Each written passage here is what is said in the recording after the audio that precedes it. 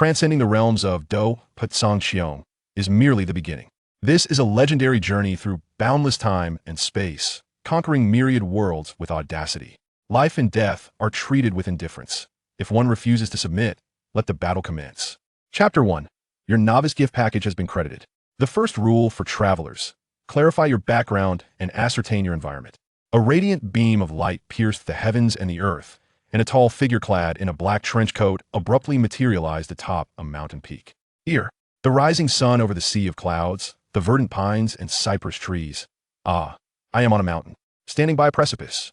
Just after being transported to the novice world, Zhou Chun surveyed his surroundings, marveling at the breathtaking scenery that encapsulated the essence of scaling the heights to survey the landscape below, when he suddenly realized that a mere 3 feet beneath him lay an abyss of unfathomable depth.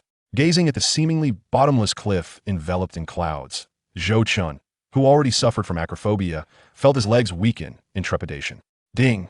A crisp voice resonated within his mind. The system's tone was devoid of emotion, stating, "Dimensional transfer completed. This system is now online to serve you. Please, host, swiftly alter the world line to acquire causal points." "Aita? What do you mean? I have no idea what world this is." Zhou Chun retorted angrily. Being abducted to a different realm to accomplish tasks was not out of the question, but one must first inform him of the novel, film, or anime world he had been thrust into. "Ding! Host, please remain calm. This system believes in your extensive experience with novels and films. Additionally, please acquire causal points within 1 month to facilitate system upgrades. What if I fail to obtain causal points within a month? The system's energy will be depleted, and the host will face termination." Zhou Chun exclaimed, "Such an ancient trope. Can you not present something more original, system?" "Ding! This system can accommodate the host's request by severing your limbs, allowing you to survive or perish in this world." Zhou Chun found himself too exhausted to voice further complaints. He knew all too well that in this world, one does not receive rewards without effort. Indeed, profound affections cannot be retained through mere sentiment. Only cunning strategies can win hearts. Initially, this wretched system had promised him grand adventures. What a facade! The result? Not only was the system a desperate energy seeker, but it also threatened him with termination at the slightest provocation. The system, officially known as the multiverse exchange system, serves as Zhou Chun's golden finger, the quintessential emblem of fortune. Currently, the system resides at the lowest tier, capable of exchanging only first-level items. Only by amassing substantial energy can the system ascend to higher levels. The means to gather energy entails the host creating disturbances within the narrative world, thereby diverting the storyline from its original trajectory and accumulating abundant causal energy points. Open the panel. After venting his frustrations, Zhou Chun recognized the necessity of focusing on the task at hand. Otherwise, as a dimensional traveler endowed with a system, he would be no different from a mere idle fish.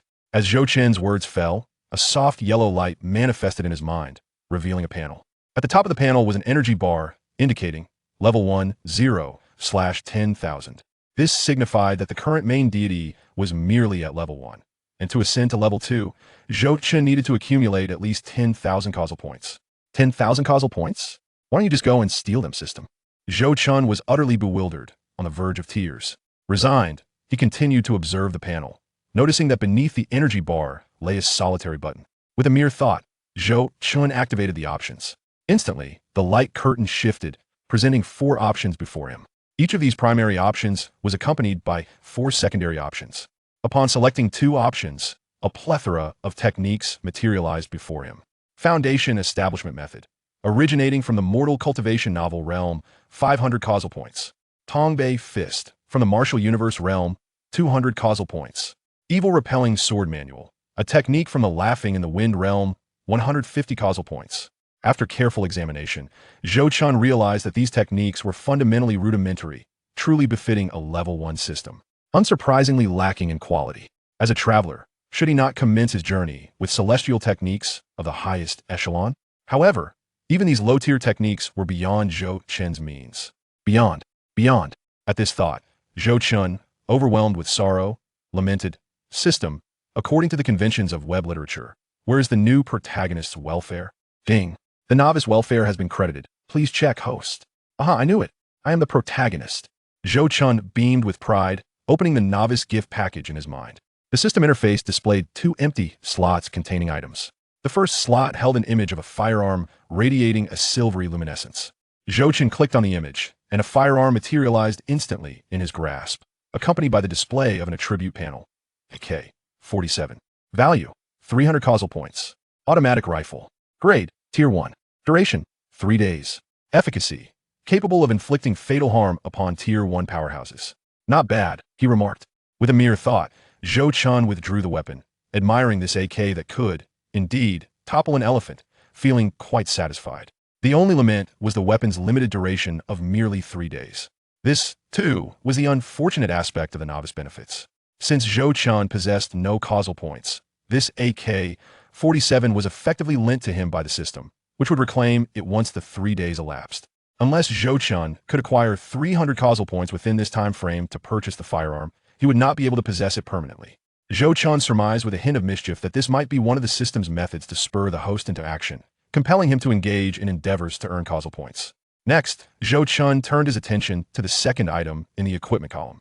There, he beheld a pair of peculiar yet exquisite orbs, within which 3 white, jade-like patterns spiraled slowly, forming an eerie vortex that seemed capable of ensnaring a person's very soul. 3 Tomo Sharingan. Zhou Chen instantly recognized this renowned bloodline limit from the famed manga, Naruto, and promptly accessed the attribute panel. Sharingan. Value: 2,000 causal points. Category: Bloodline limit. Grade: Tier 2. Efficacy: Inside Eye. The Sharingan possesses the ability to perceive the energy flow of an opponent and discern their every subtle movement and hand seal. Hypnotic Eye. Capable of hypnotizing adversaries. Duration: 3 days. Upon reading the system's introduction, Zhou Chen, beneath his seemingly calm exterior, was filled with ecstatic joy. As a descendant of Indra, the elder son of the Sage of 6 Paths from the esteemed Naruto series, the Sharingan is a highly progressive and formidable ocular technique. For Zhou Chen, whose physicality was languid and reflexes dulled, the combination of a Sharingan with the AK-47 would suffice to confront many low-level martial worlds. Even in the face of higher martial realms, he could still inflict harm upon certain lower-tier cultivators. Alas, it only lasts 3 days. It seems I must swiftly ascertain the nature of this world and promptly stir up some significant events. Zhou Chen expressed his regret, then eagerly declared, "System, implant the Sharingan for me, immediately." Even while ensconced in the depths of a perilous forest, Zhou Chen made a decisive resolution. Ding! Initiating implantation. Implantation successful. In less than 5 seconds, the Sharingan was embedded within Zhou Chen, prompting him to marvel at the system's prowess.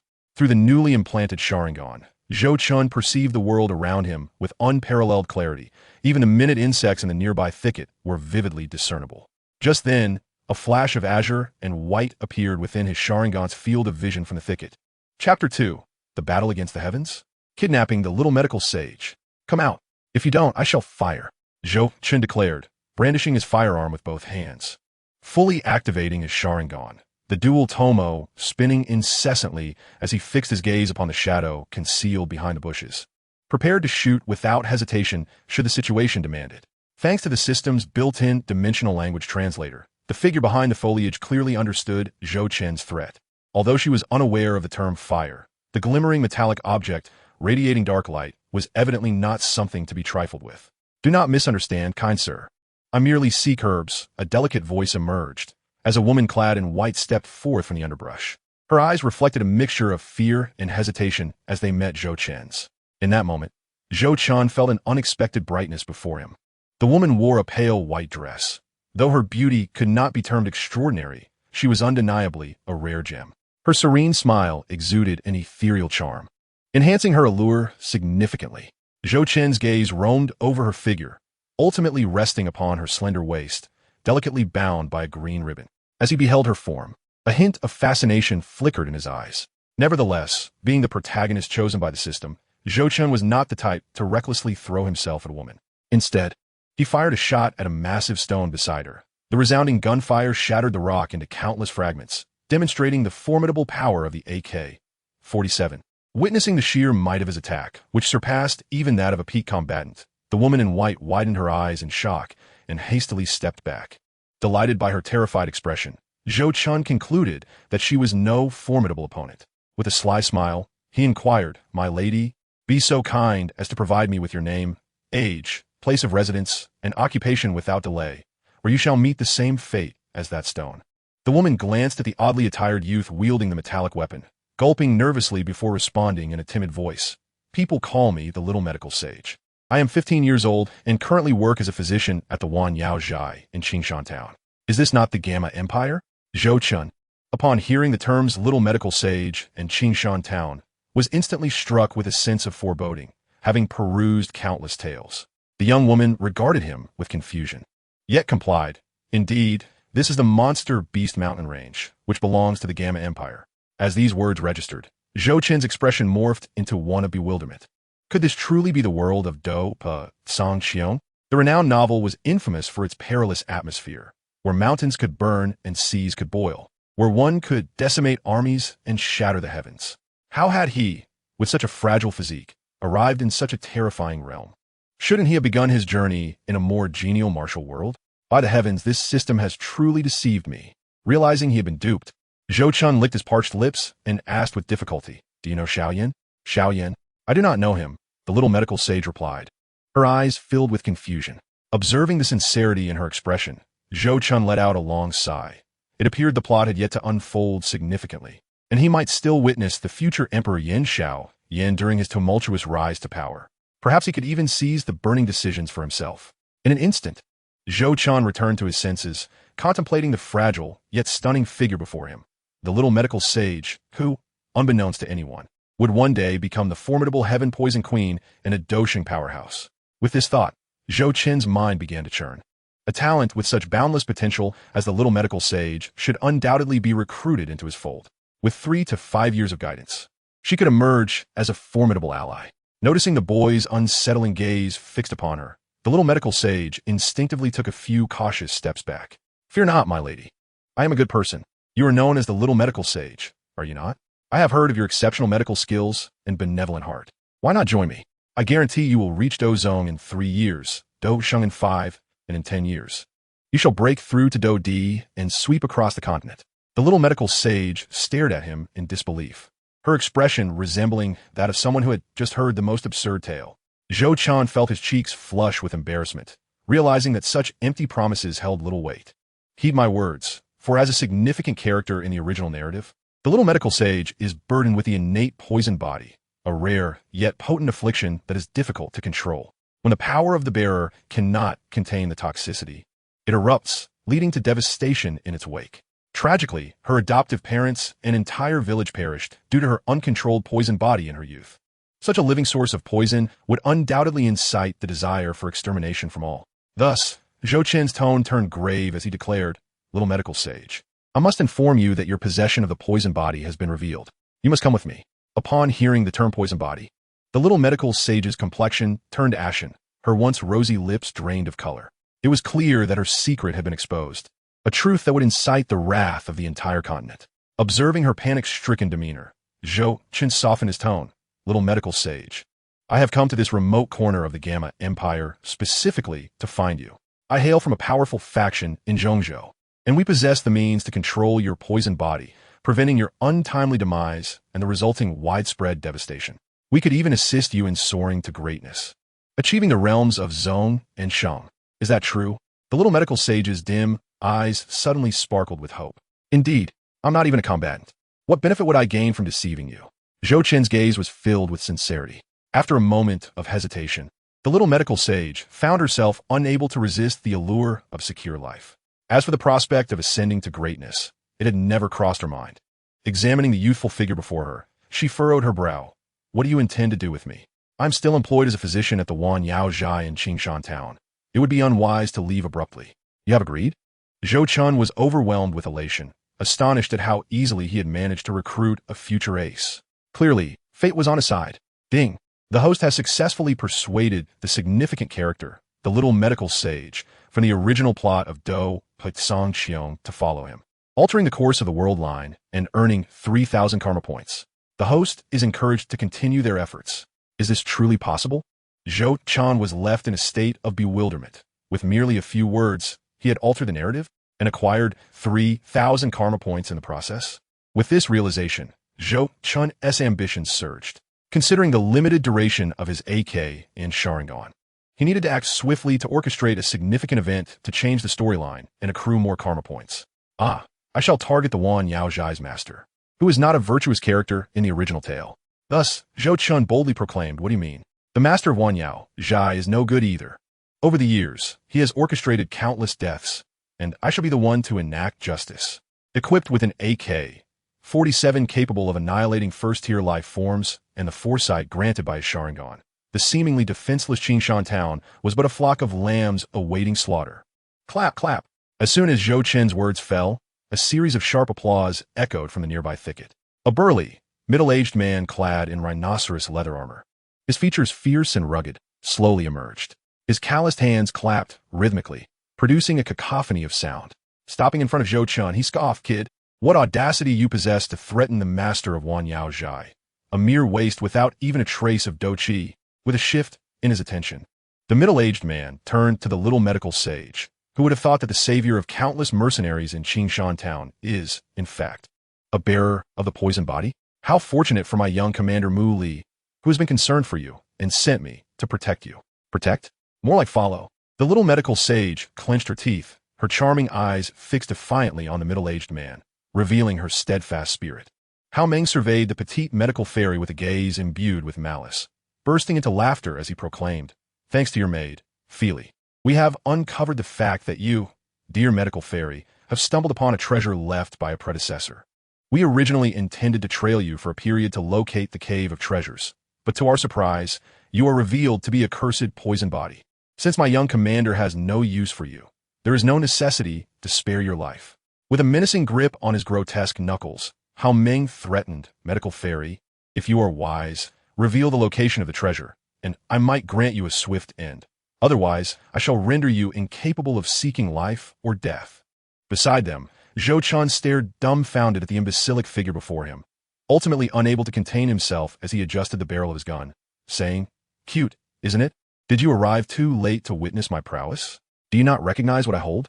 Hearing this, Hao Meng regarded Zhou Chun with a look of utter disdain, sneering, "Just a piece of scrap iron. What do you intend to use it for, a fire poker?" Then, amidst the pitying gaze of the medical fairy, a torrent of gunfire erupted. Tot, tot, tot, tot. Boom! In an instant, Hao Meng was knocked to the ground by the bullets from the AK-47. Looking down, he saw his chest riddled with numerous gaping wounds, blood gushing forth, as if it were free. "Kid, your commander will not let you off easy."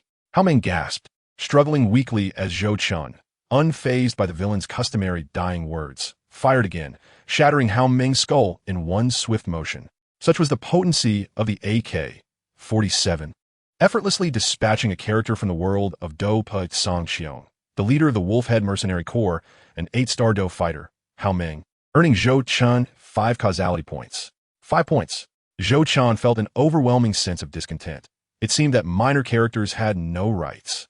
If eliminating a mere minor character like Hao Meng, who appeared only once in the original story, yielded 5 causality points, how many would he obtain for annihilating the entire Wolfhead Mercenary Corps? Zhou Chun mused, his eyes gleaming with anticipation. The discomfort of having killed someone overshadowed by the prospect of the minor characters in the Wolfhead Mercenary Corps.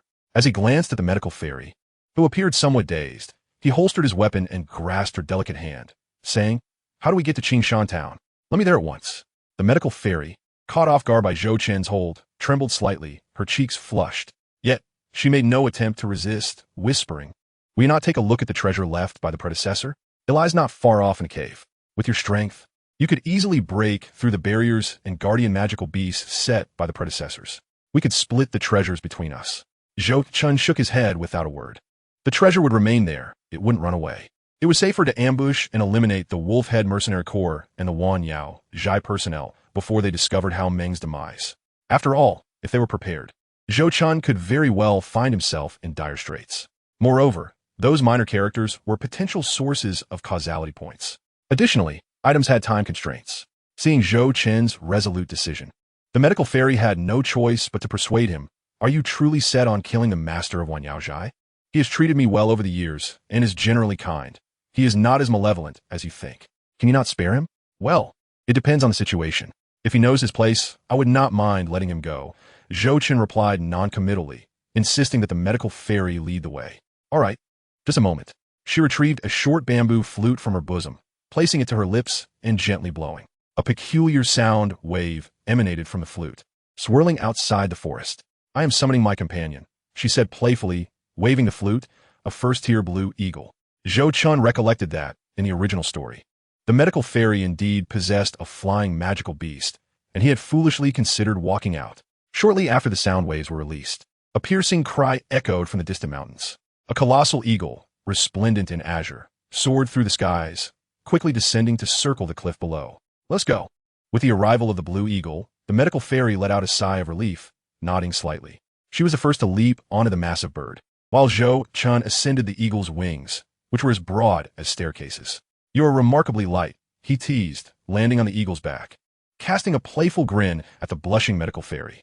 Without responding, she reached out and patted the blue eagle, which immediately flapped its wings, sending a powerful gust of wind cascading around them.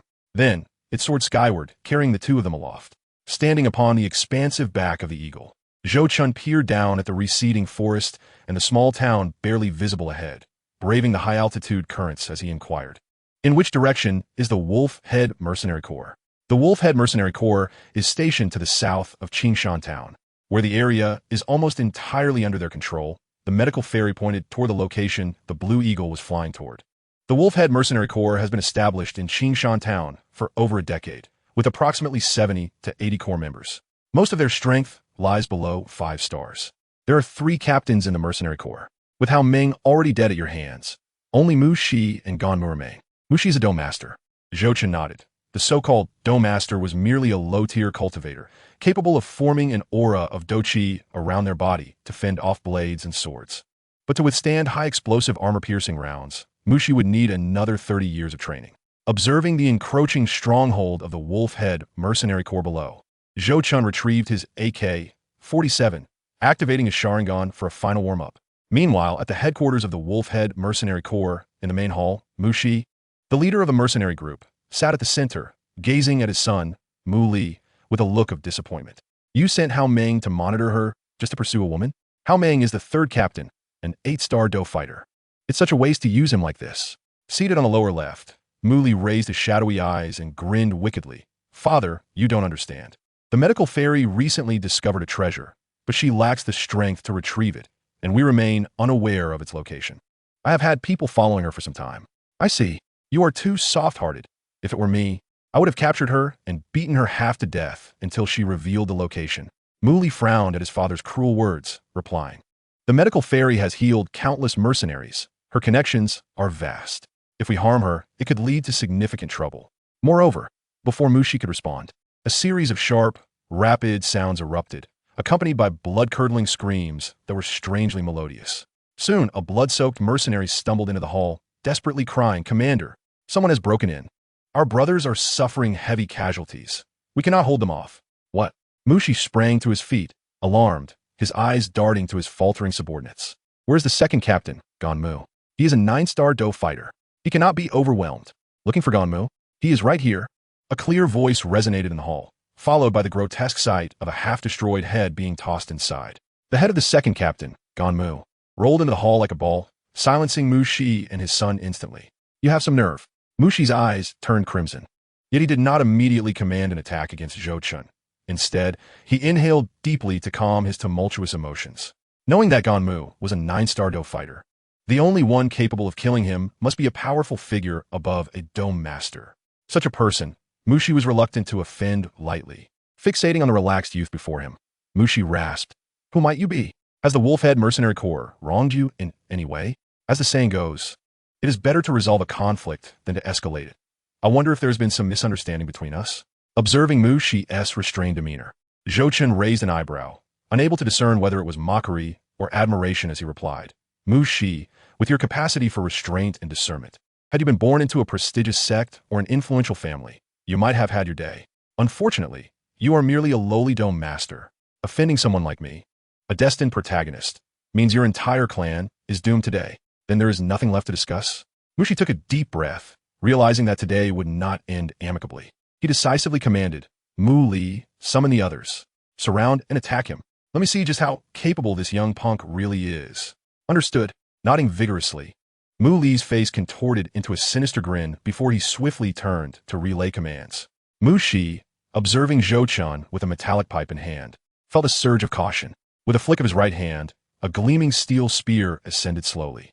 The fighting spirit within him surged vigorously under the impetus of murderous intent, manifesting as a faint azure aura that gradually erupted from his body, ultimately forming a thin, protective garment of azure fighting spirit.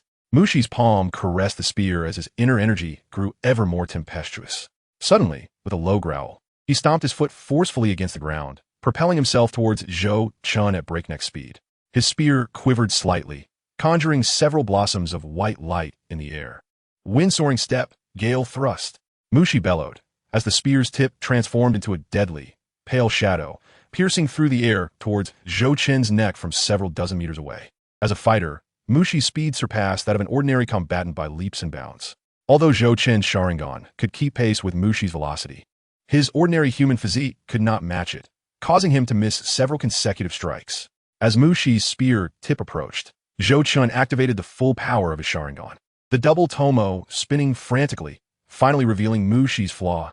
The relentless sound of gunfire erupted, and Mu Shi, who was just about to close in on Zhou Chun, was sent hurtling backward. The powerful explosive armor-piercing rounds not only repelled Mu Shi, but also brutally tore through his protective azure garment, leaving 5 vivid blossoms of blood blooming upon his body.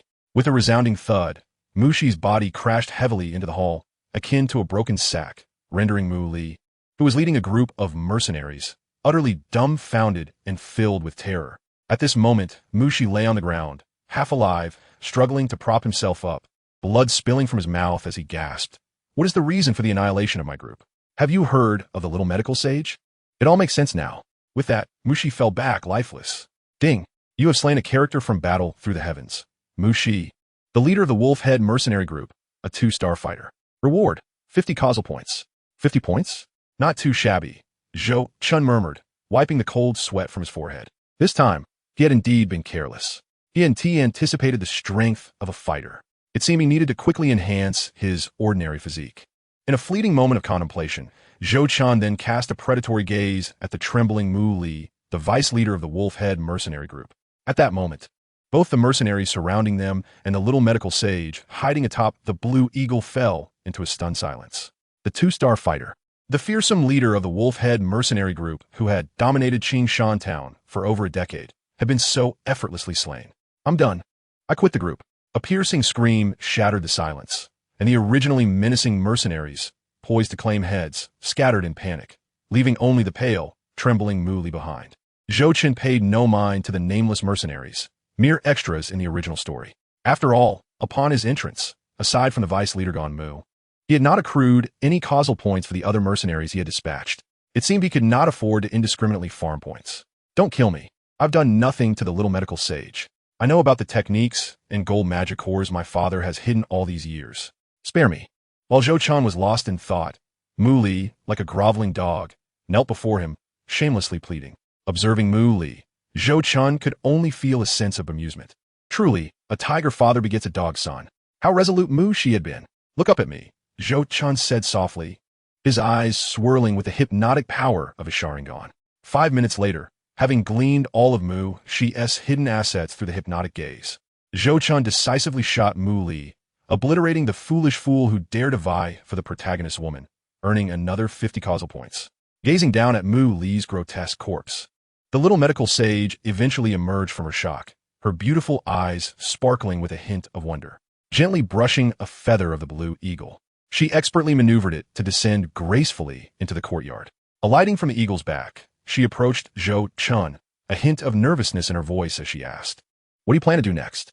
Zhou Chun glanced at her pale face and replied with a light chuckle, "Quite simply, we must be thorough in our endeavors. The owner of the Wan Yao pharmacy is connected to the Wolf Head mercenary group, and therefore, he must also perish."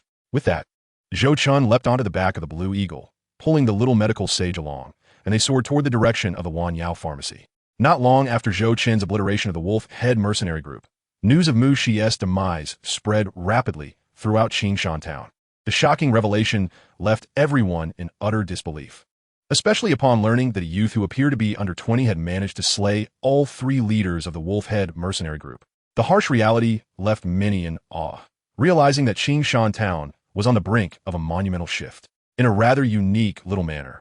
The stronghold of the Wan Yao Pharmacy, the defenses were notably severe, with more than 10 fully armed guards stationed at the entrance, indicating the wealth of the pharmacy's owner. Inside the tranquil hall, Mr. Yao, the owner of the Wan Yao Pharmacy, listened to his subordinate's report, rhythmically tapping his fingers on the table. What did you say? That boy slaughtered the wolf head due to the little medical sage? Mr. Yao was instantly engulfed in a chill. He was well aware of the plot against the little medical sage in which he had participated. This won't do. I need to find a place to hide. Mr. Yao was no fool. He was not foolish enough to stand firm when he knew death awaited him. Then, a series of muffled gunshots rang out. Under the guidance of the little medical sage, several loyal guards within the manor were swiftly eliminated. Zhou Chun strolled leisurely to confront the self-satisfied Mr. Yao, who was pale and trembling, yet still clinging to a glimmer of hope. Young sir, let us discuss this calmly, he stammered. Before he could finish, Zhou Chun activated the hypnotic skill of his Sharingan, extracting all secrets of the Wan Yao Pharmacy. After all, Zhou Chun, newly arrived in this world, required not only causal points, but also money and resources. Once he had disposed of the useless Mr. Yao, Zhou Chun turned to the little medical sage, who had just dismounted from the Blue Eagle, and smiled warmly. Help me gather the remaining guards. I intend to take over this Wan Yao Pharmacy. Chapter 5, Tiger Wolf Pill. The Power Fighters. The Wan Yao Pharmacy, within the manor, in a secret chamber. Ever since Zhou Chun had killed Mr. Yao, the Wan Yao Pharmacy had fallen into his hands. With the assistance of the little medical sage, who was familiar with the inner workings of the pharmacy, Zhou Chun easily purged Mr. Yao's loyalists. He then promoted a few honest individuals who were close to the little medical sage, through a combination of rewards and punishments. The pharmacy and manor, valued at over 100,000 gold coins, fell entirely into Zhou Chun's possession. At this moment, within the secret chamber, Zhou Chun held a green pill radiating with an ethereal aura, faintly evoking the roaring images of a tiger and a wolf. System, display panel attributes. Tiger Wolf Pill value, 3,000 causal points category, pill rank, first rank effect, enhances physical strength, granting the might of both a tiger and a wolf, capable of easily shattering stones. Due to its creation through the sacrifice of living beings to the heavens, consuming it poses no future risks, allowing the host to partake with ease. Splendid. The system has shown a modicum of conscience, not rendering my expenditure of the newly acquired 3,000 causal points in vain. Naturally, products from the system are of the highest quality. Listening to the system's self-promotion, Zhou Chun could not help but twitch his mouth, choosing not to engage in conversation. Ever since his battle with Mu Shi, he had realized that merely possessing good weaponry was insufficient. A body that did not match in quality would struggle against the formidable fighters of this world. Even a mere fighter had nearly caused him to falter. Thus, in the days that followed, he diligently sifted through the system for bloodline-enhancing pills. Cultivating techniques was far too slow and ill-suited for him. Ultimately, Zhou Chun settled on the Tiger Wolf Pill produced by the Dragon Rune World. In the realm of the Dragon Talisman, this elixir has long been renowned. The ancient emperors constructed altars using 5-colored soil, offering an array of over 10 herbs and sacrificing tigers and wolves to the heavens, thus acquiring the extraordinary Tiger Wolf Pill. Soldiers who consumed this potion became extraordinarily powerful, embodying the strength of both tiger and wolf, dominating the battlefield with unparalleled prowess.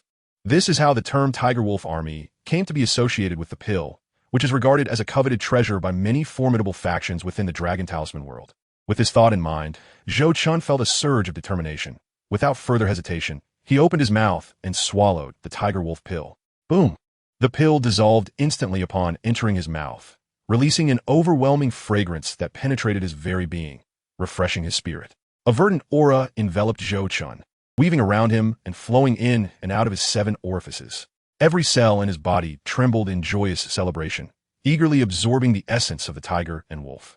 It felt as though the shackles binding his body were instantly shattered by the pill's potency, and an immense power surged through him. His physical form quaked, resonating with the might of tigers and leopards. In mere moments, the Tiger Wolf Pill reshaped Zhou Chun's physique, transforming his presence entirely. The facade of ordinariness faded, replaced by a profound depth akin to an unfathomable abyss. Faintly, the ethereal silhouettes of a tiger and a wolf circled him for quite a while. As the medicinal force subsided, Zhou Chun slowly opened his eyes, a divine light flickering across his gaze, captivating and tranquil. He felt the remarkable changes within his body, The once slack physique had become toned, with nearly perfect muscles in his arms and abdomen, exuding a rhythmic vitality. Boom! As Zhou Chun unleashed a punch, the sound of air being torn apart echoed, indicating that with just his physical form, he could stand toe-to-toe with powerful Dome Masters. Rising slowly, he couldn't help but express his admiration for the system's efficacy. System, display my personal attributes. At your command. In an instant, a luminous screen materialized in Zhou Chun's mind. Name, Zhou Chun. Occupation, Dimensional Traveler Race. Human Strength. Peak of the first stage Karma Points. 105 Equipment. None. Glancing at the empty equipment bar, Zhou Chun felt a tinge of embarrassment, realizing that his AK-47 and Sharingan had expired, and he lacked the Karma Points to redeem them. Knock knock. The sound of knocking echoed, and Zhou Chun immediately recognized it as the arrival of the little medical fairy. Kulmin. With a thunderous rumble, the stone door creaked open, revealing the little medical fairy, clad in her signature azure attire, her exquisite beauty strikingly apparent. Gazing at Zhou Chun, whose aura had drastically transformed with a sharp edge, her eyes reflected astonishment. You've broken through? Indeed. Zhou Chun nodded, unabashedly taking her delicate hand, oblivious to any sense of propriety. The little medical fairy's face flushed crimson. She attempted to withdraw her hand, but found herself unwilling to resist. Pressing her lips together, she feigned seriousness and said, "Didn't you ask me to contact some mercenaries? I've reached out to many of those I've treated before, as well as some reliable, small mercenary groups. After hearing your conditions, they are eager to join you and would like to meet you." Oh, that was quick. Zhou Chun raised his eyebrows, surprised by her promptness. After Zhou Chun annihilated the Wolf Head mercenary group a few days prior, their territory had been left vacant. Not wishing to squander the opportunity, he intended to establish his own force for intelligence gathering, overwhelming opponents, and safeguarding the burgeoning empire he was destined to build. Thus, he shared this idea with the little medical fairy, who had substantial connections and reputation in Qingshan town, and thereafter he stepped back, not paying much attention to the matter. He anticipated her enthusiasm in facilitating these connections. He was grateful. Zhou Chun grasped the little medical fairy's slightly chilled hand. Touched by her gesture, avoiding Zhou Chun's intense gaze, she blushed slightly and, with a touch of pride, said, "Don't think too much of it.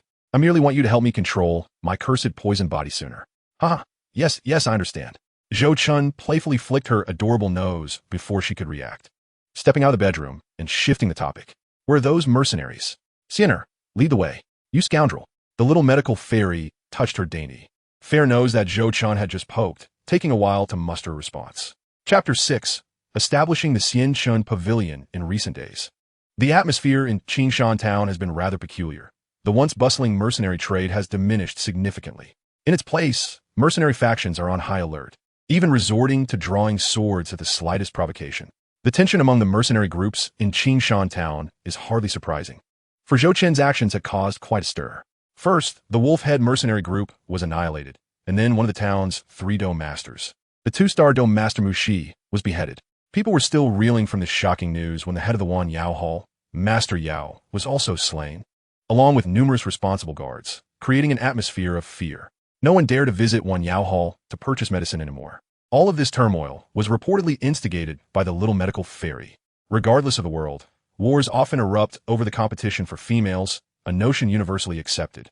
Thus, the unfortunate little medical fairy, unaware of the chaos, was unjustly blamed by the gossips in Qingshan town. As rumors spread, they grew increasingly fantastical. Zhou Chun's decisive killing of Mu Shi transformed into a tale of heroism, claiming he was saving the little medical fairy from the clutches of evil forces.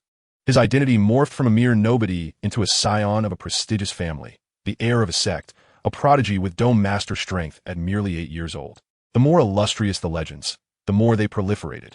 Now, in the hall of Wan Yao Hall, mercenaries summoned by the little medical fairy, eager to pledge their allegiance to Zhou Chun, whispered amongst themselves about the romantic escapades between the little medical fairy and the young powerhouse. "Father, look at this group of people. They were all saved by the little medical fairy, yet they are so ungrateful," speaking ill of her. A girl of about 12 or 13, clad in tight mercenary attire, gazed at the shameless and uncouth mercenaries with her large, dark eyes, indignant. "Indeed, Lingia, this is rather unbecoming."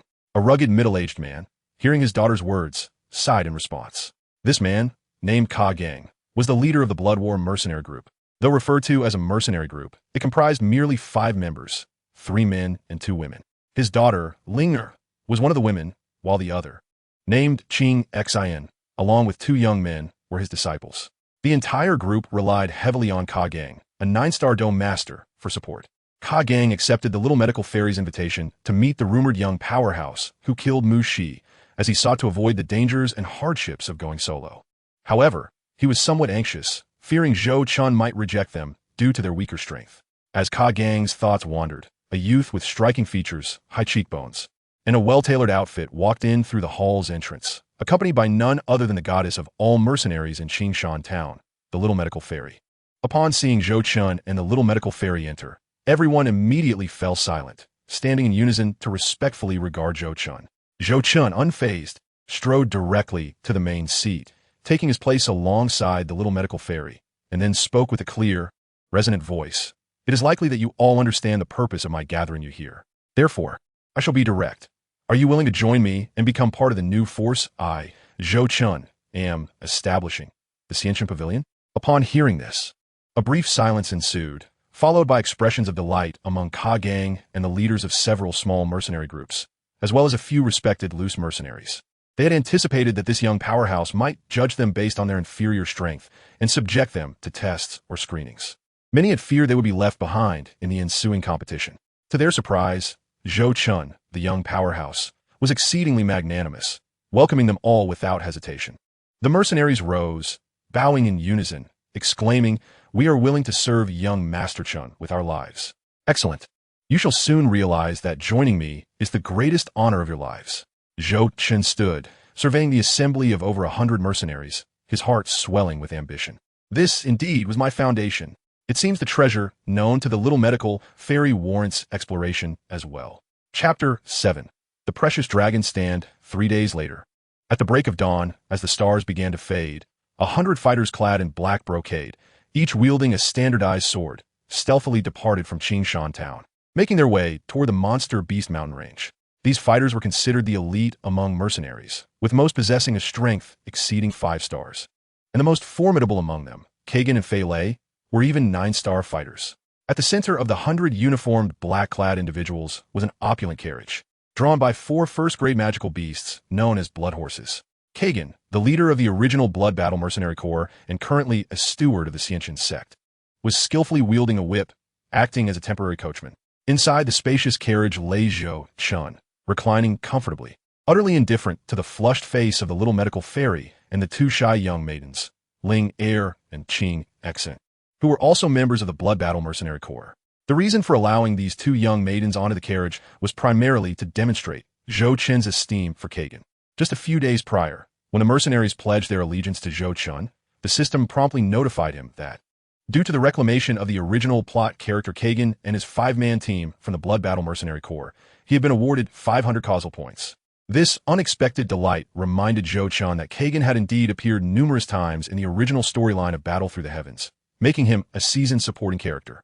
Furthermore, Kagan's prowess had already transitioned from a mere fighter to a doeling when Xiao Yan established the Flame Alliance, showcasing his exceptional cultivation talent. As a character deeply intertwined with the protagonist Xiao Yan, Kagan and his companions were inherently characterized as honest and dependable, which posed no problem for Zhou Chun. For Zhou Chun, talent was merely superficial. Equipped with the system, he could easily transform a waste into a master. In other words, while there were countless talent-laden lackeys, loyalty was a rare treasure. Establishing the Xiantian Pavilion was akin to wielding a blade that must remain loyal and obedient, lest it turn against its wielder. With such honest and talented subordinates available for cultivation, would Zhou Chun waste his efforts on potential traitors? Thus, Kagan was appointed as a steward of the Xiantian Pavilion and the leader of this treasure-seeking expedition. Kagan's daughter and disciple were also granted access to the carriage, further underscoring Zhou Chun's regard for Kagan. By the time the sun had risen high, Zhou Chun and his entourage had entered the Monster Beast Mountain Range. The terrain was rugged, prompting them to disembark and continue on foot. Outside the mountain range, everything remained relatively tranquil. However, shortly after their entry, they were besieged by numerous reckless magical beasts. The attackers were predominantly first-grade magical beasts known as red-eye snakes, common at the outskirts of the Monster Beast Mountain Range. These creatures possessed ice attributes, harboring a chilling poison that would freeze the blood of any victim who remained untreated for half a day, leading to certain death. Nonetheless, the members of the Xiantian Pavilion were all seasoned fighters above the 4-star level, and their experience made them adept at handling these 2 to 3-star serpentine beasts. Any occasional injuries would be promptly treated by the little medical fairy, who would personally expel the chilling poison. After a half-day's journey and a brief respite, Zhou Chun and his group gradually approached the cave where the ancestral treasure was rumored to be hidden. This cave was nestled within a cliff, and since none among them could fly or dared to leap down, they resorted to ropes to descend one by one. Zhou Chun furrowed his brow and instructed Kagan, "Take a few men to scout the way." "Understood," Kagan replied, retrieving a bundle of ropes and securing it to a sturdy tree. After ensuring its strength, he tossed the rope over the cliff and called upon several mercenaries with around 6-star strength to descend cautiously. Moments later, accompanied by cries of surprise and shouts of battle, Kagan and his companions emerged, marked with earthy blood stains. Kagan respectfully clasped his fists and reported, "Sect Master, we have successfully slain a first-grade rock snake guarding the cave. The area is now secure." "Excellent work. Kagan, you shall remain here with the majority of the group, keeping watch for any threats to our retreat. Sienna, you and I will descend." As he spoke, Zhou Chun wrapped an arm around the little medical fairy's slender waist and descended the thick rope. Chapter 8. The Purifying Lotus Demon Fire Fragment. Before long, Zhou Chun and the little medical fairy safely reached the somewhat dim entrance of the cave. Once they landed, the little medical fairy quickly withdrew from Zhou Chun's embrace, her eyes sparkling with excitement as she surveyed the cave entrance. "Let's proceed." Zhou Chun grasped the little medical fairy's delicate hand, leading her into the cave. As they peered into the dark abyss, the little medical fairy's cheeks flushed. Yet she did not resist, silently following in Zhou Chun's wake. Walking through the tranquil and shadowy cave, a faint chill enveloped them, and the only sound was the soft echo of their footsteps. The oppressive darkness compelled the little medical fairy to grip Zhou Chun's right hand tightly. After traversing for over 10 minutes in this eerie stillness, Zhou Chun suddenly halted. The little medical fairy, unable to brace herself in time, bumped into Zhou Chun's back. The soft contact caused her to retreat a step, her cheeks flushed with embarrassment. "What are you doing?" Feigning composure, Zhou Chun pointed to a stone door emanating a faint yellow glow. "There is no path ahead." Upon hearing this, the little medical fairy furrowed her brows and stepped closer to the stone door. "Beyond this door should be our destination. Since the ancients chose to forge a cave here, I doubt they would create an impassable barrier. Regardless, I shall break through it." With that declaration, Zhou Chun unleashed his formidable physical strength comparable to that of a Do Shi, relentlessly striking the stone door. With a series of resounding crashes, the stone door crumbled into a pile of rubble. "Let's go." Zhou Chun grasped the little medical fairy's hand and strode confidently into the chamber beyond the door. As they stepped through, their surroundings widened dramatically. Inside the stone chamber, it appeared somewhat austere and spacious. Moonlight stones adorned the walls for illumination, and in the center stood a seat upon which a skeletal figure sat, its skull sunken and resting above a pale thigh bone. This eerie sight added a sinister aura to the otherwise serene atmosphere. Before the seat lay a long stone platform, upon which 3 locked stone boxes were neatly arranged. Additionally, in the 3 corners of the chamber, a substantial pile of glistening gold coins and other precious treasures lay scattered. The sheer quantity of coins likely exceeded several 100,000. Treasures that might hold little value to protagonists like Xiao Yan, just as the original owner of these riches had carelessly displayed them. It seemed they had not placed much weight on these yellow-white items. However, for Zhou Chun, this wealth represented the means to sustain his burgeoning faction. A solitary rogue like Xiao Yan could never comprehend the plight of a player like Zhou Chun, who understood that wealth was necessary for strength. Meanwhile, the little medical fairy paid no heed to the coins. Instead, her gaze shifted to the final corner, where a slight smile graced her features. There, a small flower bed constructed from earth housed a variety of blossoms, exuding a unique fragrance. Rushing toward the flowers, the little medical fairy exclaimed, "These are all mine. You mustn't steal them." Her voice was filled with delight as she playfully pouted at Zhou Chun. "Of course, they are all yours. No one will take them from you." Zhou Chun replied, his tone indulgent. Zhou Chun nodded, a hint of amusement dancing in his eyes as he promised. The little medical sage, brimming with excitement, retrieved numerous exquisite jade vials from her spatial ring. She then produced a small jade spade, meticulously beginning to excavate the precious medicinal herbs from the flower bed, carefully placing them into the warm jade vials. Observing the little medical sage's diligent work, Zhou Chun's gaze began to wander around the stone chamber once more. However, this time, his search yielded no further discoveries. Consequently, he directed his attention toward the 3 locked stone boxes atop the azure stone platform. Approaching the stone table, Zhou Chun touched the metallic lock, which felt slightly warm to the touch. It was evident that this was no ordinary metal, thus, attempting to force the lock open would prove futile. Having extensively studied the original text, Zhou Chun wasted no time locating the skeletal forebear's hand, where 3 black keys hung precariously upon the bones. As he stepped closer and grasped the keys, a gentle tug resulted in a crack. Due to the ravages of time, the skeletal arm broke away under this slight force. Gazing at the fractured bone, Zhou Chun sighed resignedly, pondering how unfortunate his predecessor had been. Thus, he naturally discovered a small, ancient scroll concealed within the crevices of the bones, depicting 1/4 of the map leading to the Net Lotus Demon Fire's location. Chapter 9. The Little Medical Sage's touching moment. The Net Lotus Demon Fire, ranked 3rd among the extraordinary flames in the world of Do Put Song Qiong, was once possessed by an ancient pinnacle Do saint, the half-step Do Emperor, and was known to be the sole bloom of its kind in the universe. It possessed an extraordinarily high level of intelligence, capable of overwhelming 10 Do saints and even subduing 6-star Do saint titans. Upon gazing at the fragment of the Demon Fire Scroll, Zhou Chun pondered for a moment before shaking his head. It was still too early to think about the Net Lotus Demon Fire, as he had yet to obtain the burning decision. Ding! Obtained an important item from the original plot of Do Put Song Qiong. The Net Lotus Demon Fire Fragment, altering the world line, reward, 500 karma points. What? Is this even possible? Zhou Chun was momentarily taken aback, then elated. He had not anticipated that merely the fragment of the Net Lotus Demon Fire could alter the world line. Would obtaining other items also yield karma points? With 3,000 karma points in hand, Zhou Chun felt a surge of joy as he turned around and effortlessly unlocked the 3 stone boxes with the key, discovering, as expected, 3 scrolls of cultivation techniques.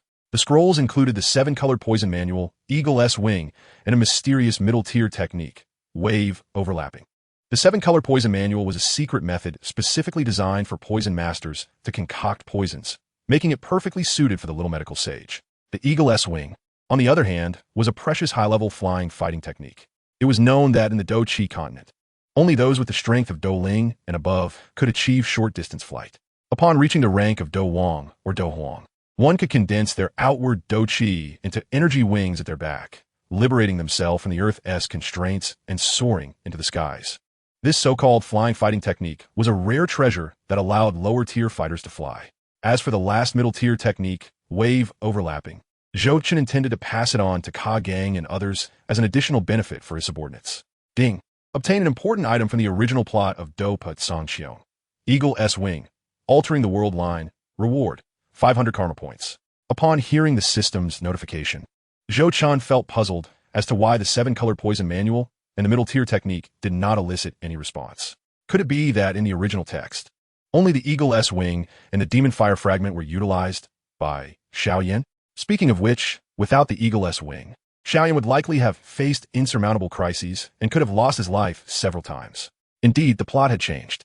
At this moment, the little medical sage, having finished digging up the medicinal herbs, hurried over, her hand reaching for the scroll that could cultivate poison techniques and concoct poisons, the 7-color poison manual. Wait! Zhou Chun grasped the little medical sage's delicate hand, while his other hand playfully tapped her smooth forehead, producing a resounding thud. Observing the little medical sage, her forehead cradled in her hands and her eyes reddened with grievance, Zhou Chun held her hands solemnly and said, "Xian, are you truly prepared to cultivate poison techniques and officially unleash that terrifying cursed poison body?" Upon hearing his words, the little medical sage fell into silence for a long moment before finally lifting her head, her bright eyes meeting Zhou Chun's as she replied, "This is my destiny. The cursed poison body will erupt regardless of whether I cultivate poison techniques or not, bringing suffering to countless lives." Biting her lip, the little medical sage expressed a glimmer of hope. "I remember you saying that you would cure my cursed poison body and help me achieve greatness." Seeing the determination in her eyes, Zhou Chun nodded and solemnly assured her, "Rest assured, I will resolve the plight that has tormented you for so many years. I promise." The little medical sage felt a wave of emotion, nestling into Zhou Chun's embrace, inhaling the comforting scent that enveloped him. Tears began to trickle down her cheeks, for it had been a long time since anyone had treated her with such kindness. Chapter 10. The Do Huang Yun Experience Card. Beautiful moments are always fleeting. Just as the little medical sage was overwhelmed with emotion, basking in the warmth shared with Zhou Chun, a cacophony of battle cries and clashing steel suddenly erupted from the cliff above. Zhou Chun's body stiffened, his expression darkening in disbelief. How could this be possible? Zhou Chen's face clouded with concern. Logically, the higher-ups of the Wolf Head mercenary group, who were privy to the treasuress' existence, should have been silenced long ago. Who dared to confront him? Zhou Chun. Was there a traitor among them? Let us go, we must ascend. We cannot allow ourselves to be cornered at the cliff's edge.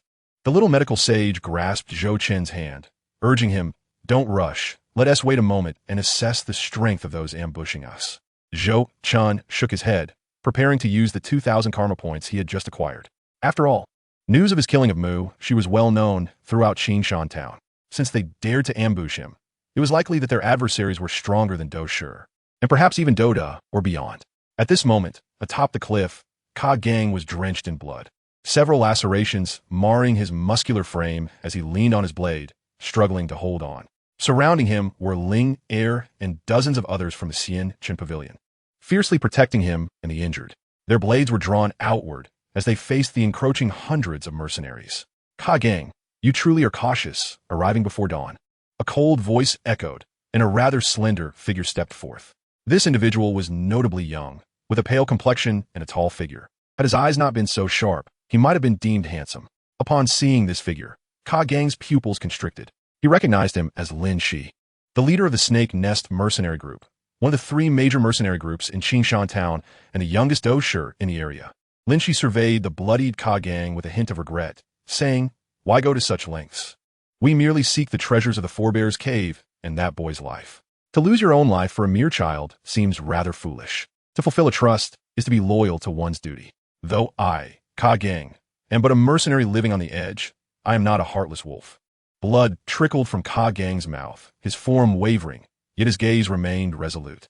Taking a deep breath, he continued to glare defiantly at Lin Shi. Lin Shi, you truly possess great courage. Do you not fear that the Pavilion Master will come and eradicate your mercenary group?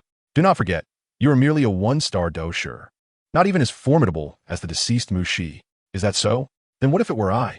Before he finished speaking, an old man in gray robes appeared silently before everyone. I am Hao Chong, a 3-star Do Ling and an elder of the Hao clan.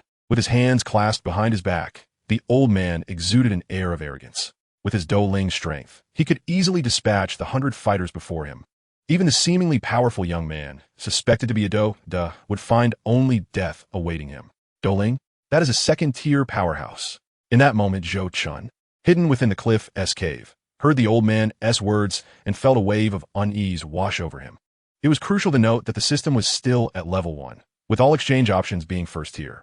Practical items like RPGs, Cultivation flying swords, Kaleidoscope Sharingan, and cruise missiles were all second or third-tier weapons or bloodlines. The system, at present, had no means to employ first-tier weapons to vanquish second-tier powerhouses. It was nearly an impossible feat. System, do you have any solutions? Without a moment's hesitation, Zhou Chun promptly sought assistance from the system. If the system were also at a loss, he would have no choice but to flee with the little medical sage on the Blue Eagle. After all, soaring through the skies, the elderly man's doling strength would surely be unable to pursue them. As for Ka Gang and the others, well, death to friends does not mean death to the Taoist. He could only hope to avenge them someday. Ding, given that the host has consistently demonstrated commendable intelligence. This system may temporarily activate the third-level function, character experience item. What is this item? Upon hearing there was still hope, Zhou Chun hastily inquired. Ding Do Huang Yin Yin experience card, a specialty of the Dopa world. Experience duration, 30 minutes.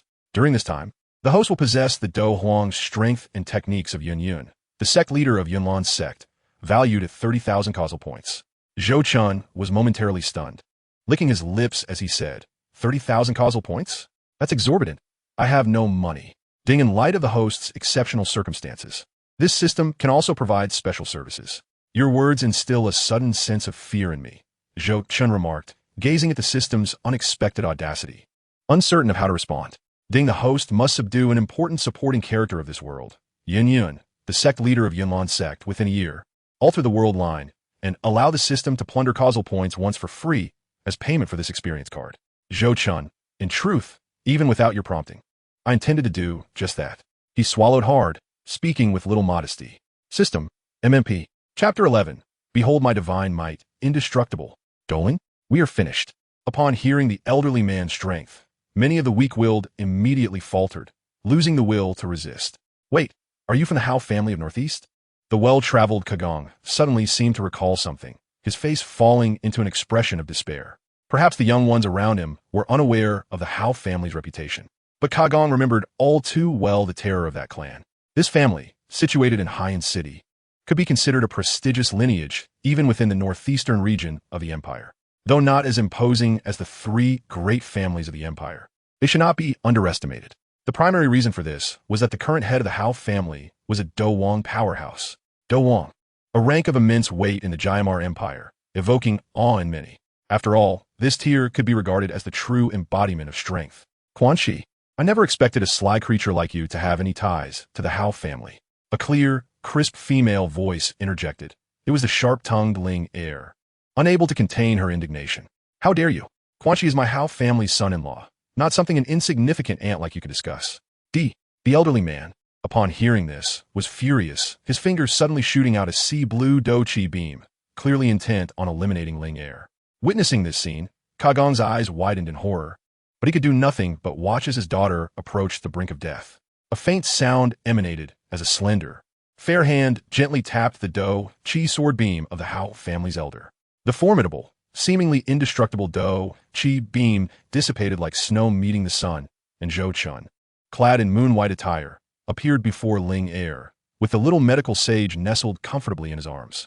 Young Master Chun, Ling exclaimed, her eyes glistening with tears of joy. Observing this scene, the elder's wrinkled face twitched, and he instinctively took a step back. The youth before him, so effortlessly dissolving his attack, was clearly not to be trifled with. Zhou Chun, satisfied with having stunned the audience with his display, surveyed the aging Doling before him with disdain, saying, "Old fool, how do you wish to meet your demise? You insolent brat." The elderly man, enraged by this remark, summoned an ancient, exquisite Do-Chi armor that enveloped him, drawing forth an 8-sided sword, ready to advance. Seeing the elder's hesitant demeanor, Zhou Chun let out a cold laugh. Retrieving a stone box from his spatial ring, weighing it in his hand, and tauntingly declared, "You Hao family seek treasures, do you not? Come, kill me. You seek death." The elder Hao Chong stammered in fury, thrusting his sword forward, the powerful Do-Chi swirling around him, forming a massive sea-blue vortex that consumed half the sky. Hurtling toward Zhou Chun, mid-level Xian, rank Do technique, glorious slash. So fond of announcing technique names, are you? In that case, I shall indulge in local customs. As the words fell, Zhou Chun radiated a blinding azure light, and in an instant, hundreds of azure beams surged forth, ruthlessly cleaving down upon the elder and the hundreds of members of the Shin Nest mercenary group. Behold my divine might, indestructible, the extreme wind, the setting sun. Chapter 12. You, the Do Wang of Yunlan sect. The endless azure brilliance collided with the ice-blue light, resembling meteors streaking across the sky, ferociously clashing in a spectacle of impending annihilation. Boom! The colossal energy unleashed by Zhou Chun surged forth like a tempest, erupting with enough force to obliterate the very heavens. Crash! The ice-blue light, under the impact of Zhou Chun's Do Huang level energy, nearly shattered upon contact. Elder Hao Chong bore the brunt of the assault, the Do-Chi armor enveloping him instantaneously torn to shreds, leaving him akin to a skinned wild boar, flesh mangled and bloodied, teetering on the verge of death.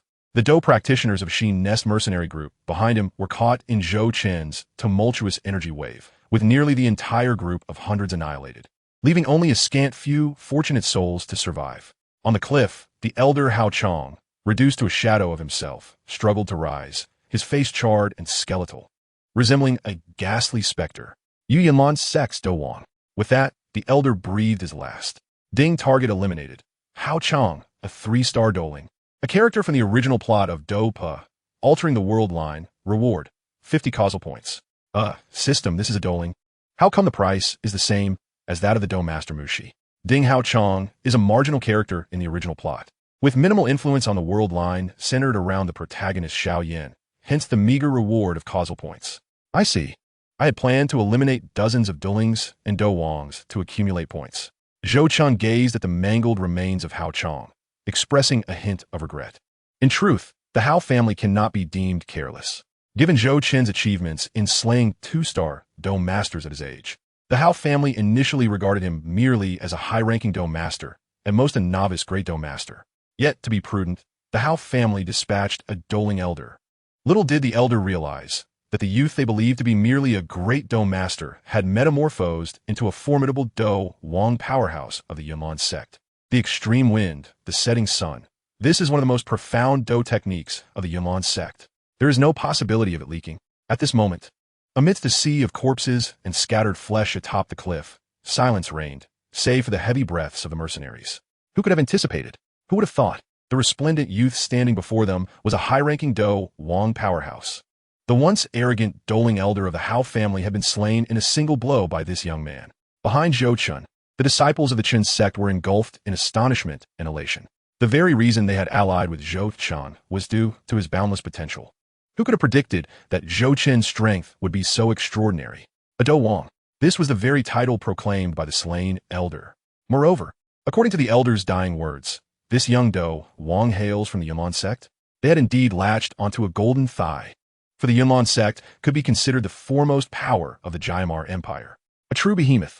After a long while, the members of the Xianxian Pavilion, still reeling from the immense shock, regained their composure. Kagong, dragging his severely injured body, personally led a team to capture the surviving members of a Xin Nest mercenary group.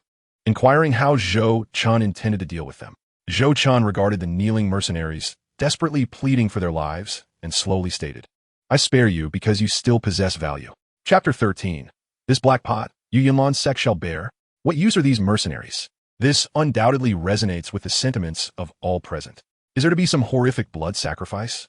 Observing the bewildered crowd, Zhou Chun shook his head, first offering an internal apology to the multitude of Yunlan's own compatriots represented by Yun Yun. Then, with an utter lack of shame, Zhou Chun boldly declared, "Relay a message to that Do Wang of the Hao family. Inform him that I am responsible for the death of his elder and his son-in-law. If he seeks vengeance, he may come to Yunlan Mountain. I shall be ready at any time." Upon uttering such provocative words, the mercenaries fell utterly silent, save for Linger, who stood beside Zhou Chun, pointing at a kneeling individual and with wide, innocent eyes feigned confusion, asking, "Young Master Chun, but isn't the Hao family's son-in-law, Lin Shi, still alive?" "Oh, he is dead now." Casting a glance at Linger, who was playing her tricks, Zhou Chun without hesitation advanced and severed the head of Lin Shi, who had narrowly escaped death. Addressing the kneeling mercenaries, Zhou Chun waved his hand dismissively, commanding, "Depart." Upon hearing this, the mercenaries felt as if a great reprieve had been granted, and they fled with remarkable speed, vanishing into the vast forest in an instant.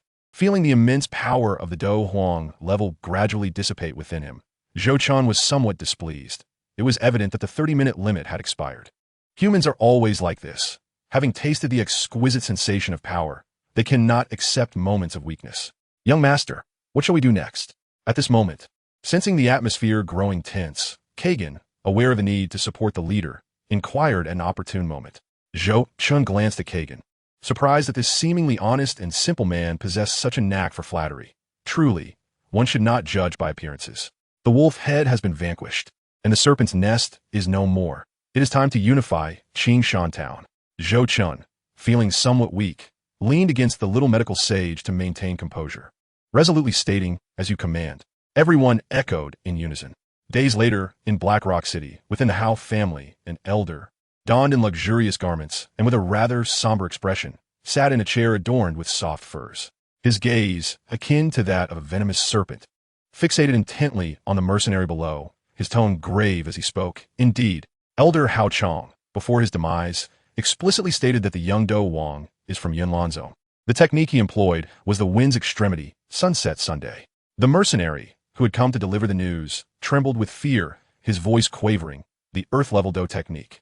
Wind's extremity is indeed a closely guarded secret of Yunlan Zone. It's true, they are from Yunlan Zone. Curse be it. The elder gritted his teeth, and with a crack, he broke the armrest of his chair. To seize a treasure from a small place like Qingshan Town, they even dispatched a Do Ling expert. This is utterly inexcusable. How could they have encountered people from Yunlan Zone? It's all that damned Lin Shi's fault. Were it not for his instigation, how would the Hao family have learned of what was in Qingshan Town? Damn it. The elder silently cursed the already departed Lin Shi, pondering the overwhelming strength of Yunlan Zone, a Do Huang and numerous Do Wangs, with Dan Wanggu, he also being an elder of Yunlan Zone. The Hao family could never contend with them. Moreover, when did Yunlan Zone acquire another young Do Wang? Could he be the heir to the sect? That also seemed incorrect, as the heir to Yunlanzong was Nalen Yunran, whom he had met during a prior visit to the imperial capital. Could this be the profound foundation of Yunlanzong? A flicker of trepidation and dread crossed the elder's gaze. Below, witnessing the elder's formidable presence, the mercenary kneeling in the hall trembled in fear, stealing a glance at the enraged elder, and continued, that young Do Wang from Yunlanzong also said, if you desire vengeance, you should go to Yunlan Mountain to find him. He is always ready. How dare they? With a thunderous roar, the elder rose, causing the chair behind him to explode into splinters. Yunlanzong, is it? I may not be able to contend with you now, but I shall settle this score with you in due time. Chapter 14. The Calamitous Poison Body, the Burning Technique. At this moment, nearly 10 days had passed since Zhou Chun had slain the elder of the Hao family. Throughout these 10 days, leveraging Zhou Chen's formidable presence and the head of the Hao family elder, all forces in Qingshan town either retreated or disbanded entirely. As an outer force of the Xianxun Pavilion, some were dealt with by Kagan's men. In a brief period, the formal members of Xianxun Pavilion had surpassed 300, all being 4-star doubters or above. When including the outer forces, the total exceeded 1,000, establishing them as a dominant power near the Monster Beast mountain range. Furthermore, to bolster the strength of Xianxun sect, Zhou Chun entrusted the Xian-level techniques he had obtained from the cave, along with the techniques from the Wolfhead Mercenary Corps and Mr. Yao's private collection, to the over 100 mercenaries who had fought alongside him on Blood Battle Cliff for their cultivation. Many beneficial pills for cultivation from the Wan Yao Zhai were also distributed to his subordinates. These seemingly casual actions from Zhou Chun profoundly won over the hearts of his men. It is noteworthy that many of these mercenaries of humble origins lacked even yellow-level techniques, practicing only rudimentary, unranked methods passed through the populace. The sudden bestowal of yellow, or even Xian-level techniques, naturally filled them with immense gratitude towards Zhou Chun. To Zhou Chen's delight, after cultivating Xian-level techniques, nearly all of the over 100 mercenaries experienced explosive breakthroughs, with Kagan and a 9-star doubter named Fei Lei achieving breakthroughs to Do Shi. 2 Do Shis represented absolute power in Qingshan town, allowing Zhou Chun to liberate himself from worries that his forces might be flattened during his absence. With 2 Do Shis managing affairs in Qingshan town, Zhou Chun found himself relieved from the burdens of the busy sect affairs, spending time in a secluded valley with the little medical sage. This valley was completely isolated from the outside world, shrouded in thick mist, rendering it exceptionally concealed. In the original narrative, this was a natural formation. Due to its extreme seclusion, it served as an ideal refuge, known only to Zhou Chun and the little medical sage. At this moment, Zhou Chun paced anxiously within a serene and elegantly arranged room in the valley. Behind a pink curtain, a blurred silhouette could be discerned, accompanied by a fragrant aroma of medicinal herbs emanating from within. In recent days, as the little medical sage was resolute in her cultivation of the 7-colored poison scripture, Zhou Chun remained by her side to prevent any unforeseen incidents. As for curing the little medical sage's calamitous poison body, a first-tier system was insufficient. After a considerable time, just as Zhou Chun was about to lift the curtain to observe the situation, the little medical sage emerged, garbed in a white gown, her complexion pale, holding a jade bottle made of sheep fat jade. Zhou Chen's gaze shifted from the bottle to the little medical sage's luscious red lips, and his pupils constricted sharply. He noticed remnants of black powder lingering at the edges of her lips. Judging by its color and scent, it was undoubtedly highly toxic. Have you lost your mind? Why have you begun consuming poison so quickly? Are you not afraid of the calamitous poison body erupting? Zhou Chun rushed forward, gripping the little medical sage's shoulders, his anxiety palpable. The little medical sage gazed at Zhou Chun, touched by his deep concern for her well-being, brushed aside a strand of hair from her forehead, and a flicker of tenderness, mingled with pain, crossed her eyes. I cannot help myself. The poison is as addictive to me as delicacies. She wiped away the toxic powder from the corner of her mouth, softly lamenting, "Ah." Zhou Chun sighed, understanding that this was an unavoidable reality. For those with a calamitous poison body, the more potent the poison, the greater its allure. Some would even go so far as to commit murder for it. In their eyes, potent poisons held the same irresistible attraction as Eva, exotic fire, does for alchemists. They would pursue it relentlessly, even if it led to their own demise. Moreover, upon ingesting the poison, individuals with a calamitous poison body would bizarrely transform the poison's inherent toxicity into a uniquely potent poison do qi. In simpler terms, the little medical sage did not need to endure harsh training. She merely needed to consume poison continuously to enhance her strength. However, the price she would ultimately pay would be the excruciating pain of 1,000 poisons consuming her, leading to a slow demise. Thinking of this, Zhou Chun felt a pang of sorrow. Caressing the little medical sage's pale yet exquisite face, he spoke earnestly, "Rest assured, I shall heal you, and it shall be soon." Zhou Chun has made up his mind to swiftly embark on a journey to the hometown of the protagonist, Shaoyan, in Wutan City, to orchestrate a series of events that will yield substantial karmic points, thus hastening the upgrade of his system to a level capable of suppressing or resolving the calamity of the poisonous body. "I believe," Xiao Yixin smiled, reminiscent of a blooming white lotus in the Wan Yao Zhai manner. At this moment, in the study, the newly ascended Dome Master, Ka Gang, was respectfully kneeling on one knee, reporting to Zhou Chun about the significant affairs of the past few days. "The traitor infiltrated by the Snake Nest mercenary group has been uncovered. Master, what shall we do? Eliminate him? No, eradicate his entire family." Zhou Chun waved his hand, uninterested in the trivialities Ka Gang was discussing, and directly inquired, "Have you gathered any information on the Xiao family in Wutan City?" Ka Gang nodded, producing a red scroll sealed with wax, and presented it to Zhou Chun for his perusal. Zhou Chun unrolled the scroll and scrutinized it for a considerable time before exhaling a sigh of relief. It appears that the plot is still within reach. According to the report from the spies sent to Wutan City, the Xiao family is currently under no unusual activity. The Shaoyan, whom Zhou Chun had specifically instructed to keep an eye on, remains an unremarkable Douqi practitioner at the third stage and has not yet been betrothed. According to the intelligence, Xiao Yin is now over 14 years old and will soon reach the age of 15. It seems that the annulment of the engagement with Nalin Yanran is imminent. Zhou Chun murmured to himself, "It seems that the medicine elder has not fully awakened yet. Seizing the burning formula may not be out of reach." The burning formula is a superlative technique passed down from the vast world, capable of being cultivated all the way to the realm of a saint-level heaven supreme or even the ruler of the world. In the system's assessment, the burning formula is rated as at least a Tier 7 technique. It is important to note that within the system's framework, the strongest heavenly tier techniques in the Dopa world are only rated as Tier 4. The burning formula, I shall cultivate it. Zhou Chun clenched his fist, reducing the intelligence scroll to mere dust. For Zhou Chun, who is well versed in the original text and the hiding places of various strange fires, the burning formula serves as a cheat that could propel him to great heights. In these times, what protagonist does not possess a few cheats, lest they feel embarrassed to venture out? Thus, acquiring the burning formula is imperative for Zhou Chun, whether through literary means or martial prowess, especially considering that obtaining the burning formula would undoubtedly yield immense karmic points. After all, this is the protagonist Xiao Yan's cheat, a peerless technique that directly influences the trajectory of the world. Perhaps, by then, the system will upgrade to a level capable of healing Xiao Yixin. Chapter 15. Visiting the Xiao family in the northeastern region of the Gamma Empire, Wutan City, though situated at the foot of the Beast Mountain Range, has risen to the status of one of the Empire's major cities, albeit at the bottom tier.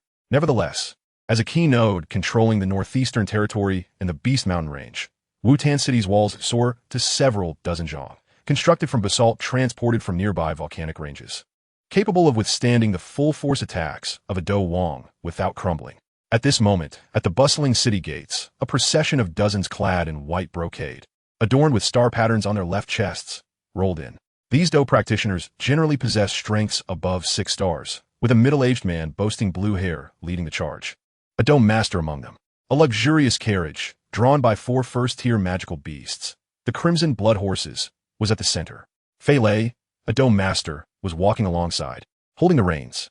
Upon witnessing the spectacle, the pedestrians preparing to enter and exit the city couldn't help but glance over, whispering amongst themselves. The soldiers guarding the city gates even dared not impede these individuals to collect entrance fees. Instead, they wore smiles that were almost servile. The group finally came to a halt in front of a grand, ancient inn with flying eaves and bracketed roofs, reputed to be the most opulent establishment in Wutan City. Fei Lei, having long since dispatched scouts, reported, "Master, we have arrived." Breaking through to the Dome Master level, Fei Lei reached out to lift the curtain of the carriage, his expression one of utmost respect as he gazed at Zhou Chun and Xiao Yixin. Just a few days prior, Zhou Chun and his entourage had flown to the nearest Feng Luo city via the Gamma Empire's first-tier flying transport magical beast. And after a long ride, they finally arrived in Wutan City at noon today. How about we rest at the inn for the night and pay a visit to the Xiao family tomorrow?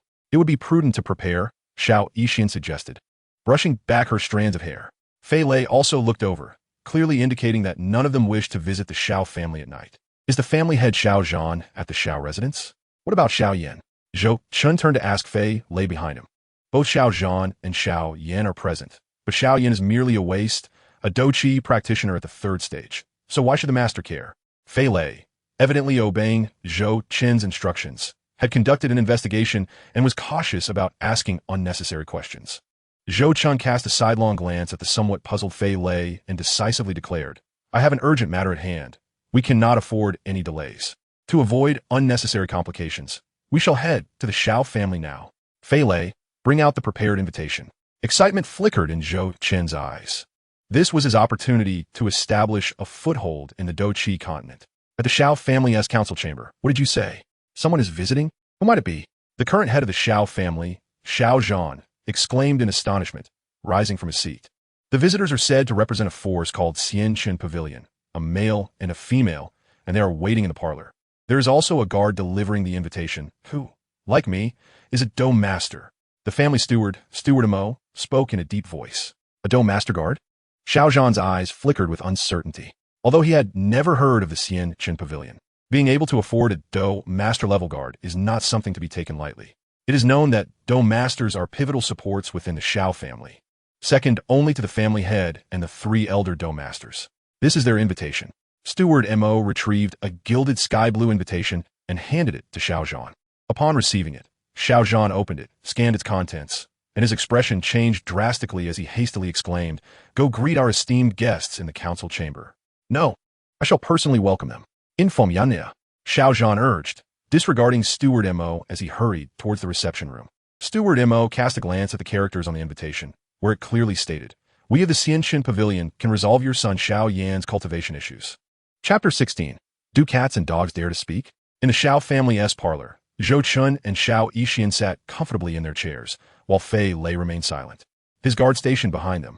At this moment, Xiao Yixian and Zhou Chun were feeding each other candied fruits, appearing entirely unconcerned despite the gravity of their mission. Much to the dismay of the Xiao family's attendants who were sweating profusely. Suddenly, Zhou Chen's expression turned serious as he fixed his gaze on the entrance, the entire hall seeming to brighten in anticipation. Sure enough, before he could finish speaking, Xiao Zhan entered with his son Xiao Yan, addressing the esteemed guests. I apologize for not welcoming you sooner. It is truly inexcusable. Before them stood a stately middle-aged man in his 40s, with prominent brows and large eyes, followed by a youth with a high nose, delicate features, and a gaze filled with despondency. Surely, this was the protagonist Xiao Yan, who had suddenly fallen from grace. No need for formalities, family head Xiao. We have come in haste and apologize for the intrusion. Zhou Chun rose and clasped his hands in greeting. Turning to indicate Xiao Yixian, he introduced, This is my friend and alchemist from the Xianqun Pavilion, Xiao Yixian. Xiao Zhan nodded, discreetly casting a glance at Xiao Yixian, instantly feeling a prickling sensation in his eyes. It seems this seemingly delicate young girl is not to be underestimated. Once they settled into the council chamber, before Zhou Chun could speak, Xiao Zhan, unable to contain his impatience, pulled his silent son Xiao Yan closer and anxiously asked, Zhou Chun, is what you mentioned in the invitation truly the case? Zhou Chun smiled serenely, toying with his teacup. Family head Xiao, did I travel all this way to Wu-Tan City merely to mock your Xiao family? What can be done? How can my cultivation talent be restored? Before Xiao Zhan could respond, Xiao Yan's youthful face was filled with excitement, his dark eyes fixated intently on Zhou Chun. Xiao Yan, my young brother, please calm down. Observing Xiao Yan's anxious demeanor, his fists tightly clenched, Zhou Chun could empathize with Xiao Yan's suffering and found it admirable. From being an unparalleled genius who broke through to the Dou practitioner stage at 11 to suddenly being reduced to a waste at the Douqi third stage, enduring countless scorn and ridicule, Xiao Yan's ability to persevere through 3 years at such a tender age is indeed a testament to his steely resolve. Zhou Chun, adhering to the principle of equivalent exchange, declared, Thus, we should first discuss what I might gain in order to restore Xiao Yan's cultivation talent. Zhou Chun turned his head, a smile that was neither here nor there gracing his lips as he regarded the father and son of the Xiao family. Upon hearing these words, Xiao Zhan nodded resolutely and declared, Indeed, as long as young Master Zhou can cure my son's persistent affliction in cultivation, I, Xiao Zhan, would not hesitate to exhaust my family's wealth. Oh, Does the clan leader intend to squander the family fortune without regard for the thousands of mouths in the Shao family? Have you even consulted the three of us elders? A sarcastic remark echoed through the hall, followed by the entrance of three elderly men, their expressions impassive and their faces lined with wrinkles, who strode into the assembly hall without a care for Xiao Zhan's dignity. The eldest elder, Xiao Shan, bowed slightly to Zhou Chun and, along with the other two elders, took their seats at the head of the table, exuding an air of disruption. Witnessing the scene, Zhou Chun shook his head. With such hindering incompetence, it was no wonder the Xiao family had been in decline for a millennium. Dwindling from the ancient 8 clans that boasted peak Dou saints to the soil-dwelling denizens of Wutan City, whose highest combat power was merely that of a great Dou master. At that moment, Xiao Zhan was seething with anger. The three elders were brazenly embarrassing the Xiao family. Just as he was about to erupt, Zhou Chun interjected. Clan leader Xiao, my request is, in fact, of little concern to the Xiao family. This matter hinges solely upon Xiao Yan's assent. Pausing for effect, Zhou Chun continued, thus, there is no need for your clan's trifling chatter. I have no time for such nonsense. Upon hearing Zhou Chun liken them to mere cats and dogs, the three elders were instantly infuriated. The hot-tempered third elder sprang to his feet, his sleeves billowing, energy surging forth. Do you not regard me as your clan leader? Xiao Zhan slammed his palm onto the table, his eyes blazing as he reprimanded. Third elder, realizing that the usually amiable Xiao Zhan had genuinely lost his temper.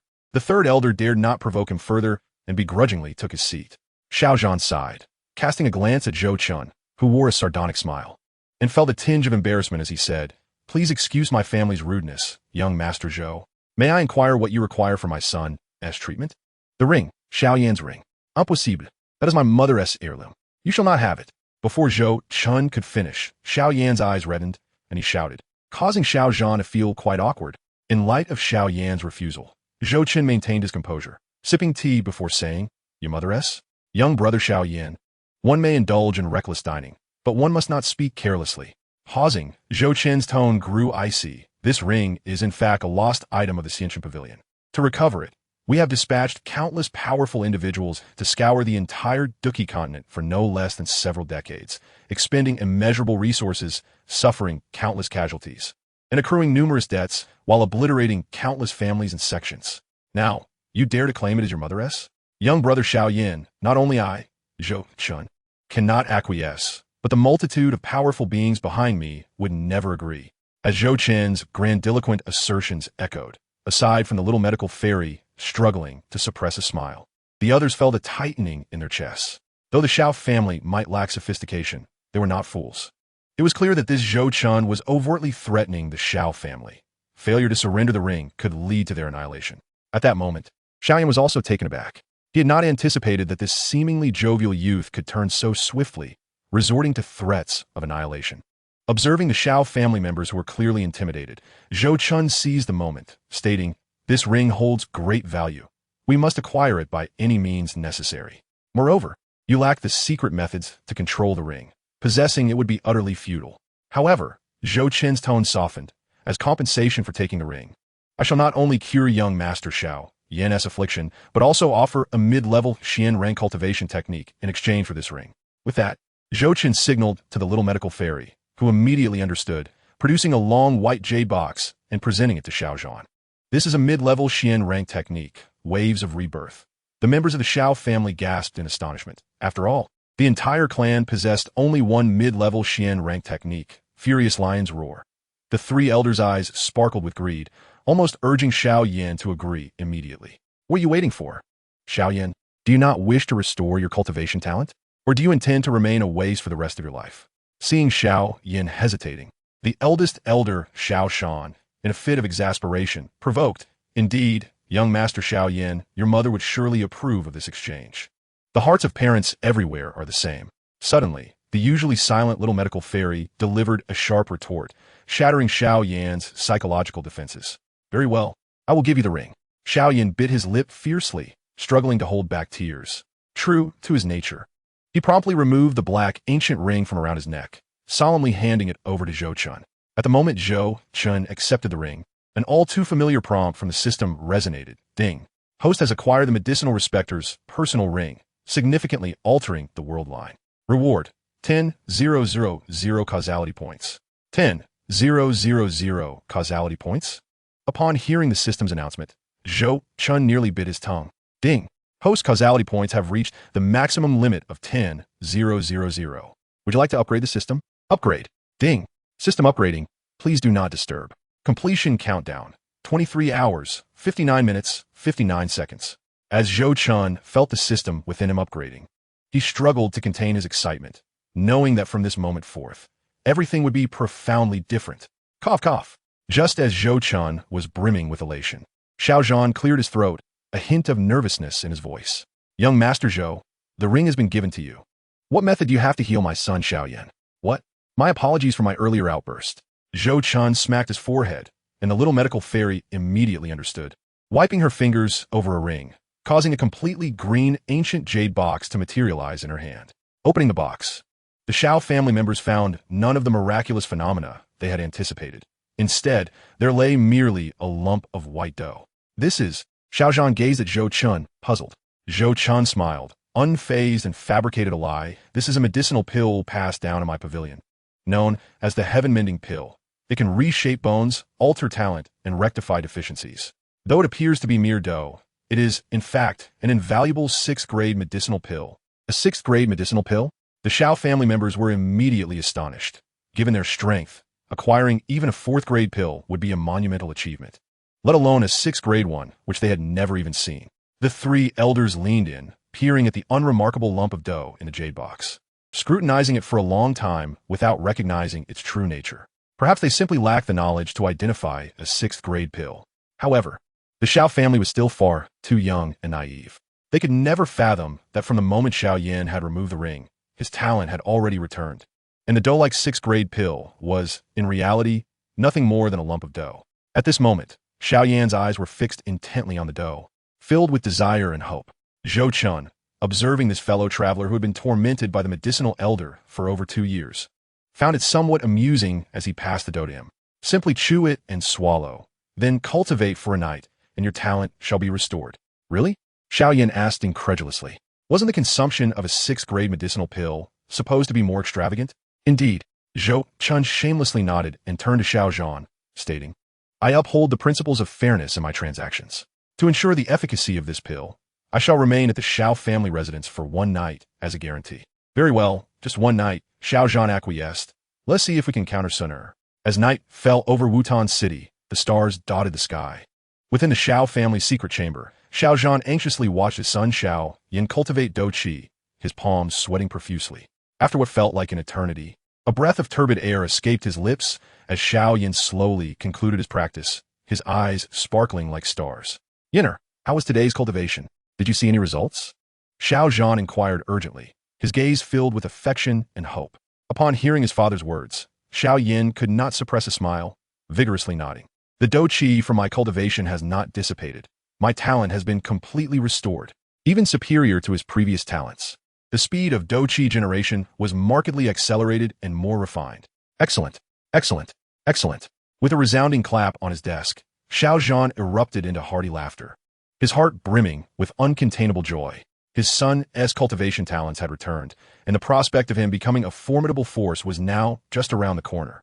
Not to mention, the Xiao clan had fortuitously acquired a profound-level cultivation method and established a connection with the incredibly mysterious Xiantian pavilion.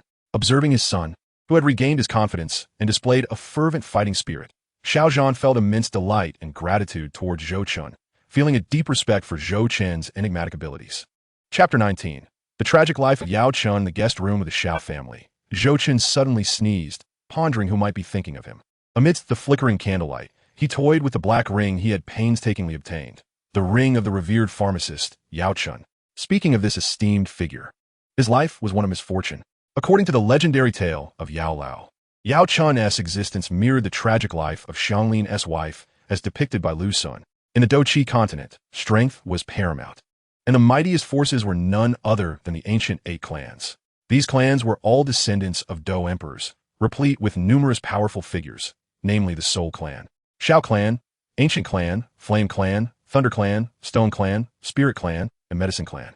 Yao Chun belonged to the Medicine Clan, and from a young age, he faced relentless adversity. His father perished in battle, And as he grew, he was betrayed by his kin, Yao Xingji, leading to his expulsion from the clan, which ultimately caused his mother's demise from grief.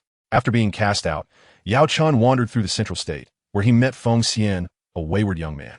Together, they traversed the continent, leveraging their talents and efforts to earn the title of the foremost alchemist in Central State, reaching the pinnacle of 9-star Dozun. During this time, he aided Feng Xian in consuming elixirs to ascend in strength, achieving Dozun status himself. Subsequently, Yao Chun experienced a series of heart-wrenching romances. With the princess of the Fox clan, his master Han Lingshan, and the unparalleled prodigy of the Dan Tower, all harboring affections for him. However, as Zhou Qin remarked, Yao Chen's life was a tragic saga.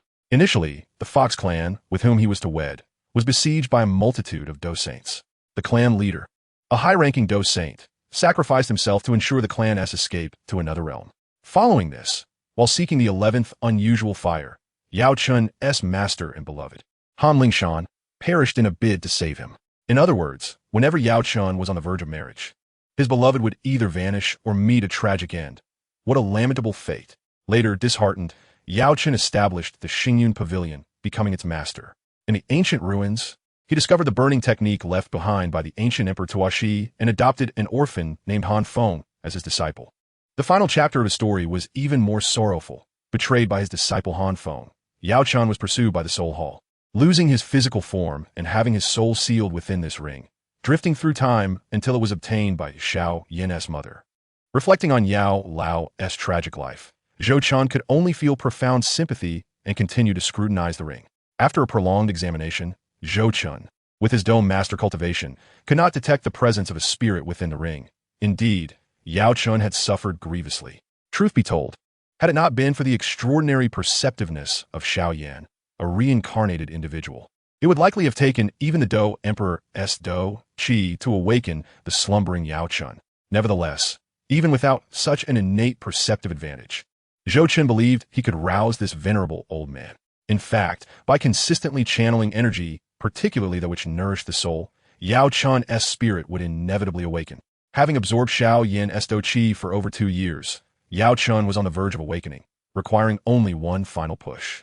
Unable to rely on conventional methods to awaken Yao Lao, Zhou Chun had his omnipotent system to assist him. With the system's aid, capturing an old alchemist would be a cinch. Suddenly, the door creaked open as Xiao Yixian entered. Observing Zhou Chun's focused demeanor, curiously, she inquired, "What is so extraordinary about this ring that it compelled you, the famed sugar rooster, to exchange it for a profound-level cultivation method?" Gazing into Xiao Yixian's eager eyes, Zhou Qin refrained from answering directly, instead asking, "Have you dispatched someone to purchase soul-repairing medicines from the Mytel auction house?" "Of course," she replied. "But what do you need soul-repairing medicines for?" "For this ring," Zhou Qin replied. Chapter 20. The invitation from Yifei. Zhou Chun paused momentarily, not wishing to conceal anything from Xiao Yixian, who was aligned with him in purpose. He candidly explained, "Within this ring lies the slumbering soul of a powerful being. If I can awaken him and provide ample soul-repairing elixirs for his recovery, it will undoubtedly be a lucrative endeavor." Zhou Chun whispered, wary of being overheard. "That's impossible. A person cannot be resurrected. How can a mere soul exist?" "Indeed," Zhou Chun nodded. Did you not once aspire to be an alchemist? The soul within this ring belongs to a superlative powerhouse, renowned across the continent decades ago as the foremost alchemist, a master of 9-tiered elixirs, a pinnacle Dozun at the 9 revolutions, and the head of the Xingyun Pavilion. Yao Chun, the legendary alchemist of decades past? Xiao Yixian's delicate face was a picture of astonishment, completely unprepared for the revelation that the spirit within the ring belonged to the illustrious Yao Chun. After a brief moment of shock, her eyes sparkled with excitement. "Once you awaken him, I must meet Yao Chun. Perhaps I could even become his disciple in alchemy." Zhou Chun nodded. "That will depend on how well you negotiate with the person in charge of the Mytel auction house. When can we expect the elixirs?" "Right now," she exclaimed, producing a storage ring with a flourish. "The person in charge agreed to your proposal of exchanging 200,000 gold coins and a profound-level Do technique for elixirs worth 1,000,000 gold coins. The ingredients are right here in this ring." However, Xiao Yixian smirked mischievously, her tone taking on a slightly teasing quality. "The head of the auction house would like to meet you because there are some issues with the source of that profound-level technique, Guanlan/. She's a stunning beauty named Yifei, and I bet you'll be quite taken with her." Upon hearing this, Zhou Chun recognized the glimmer of jealousy in Xiao Yixian's eyes. He quickly reassured her, "Rest assured, my heart belongs only to you."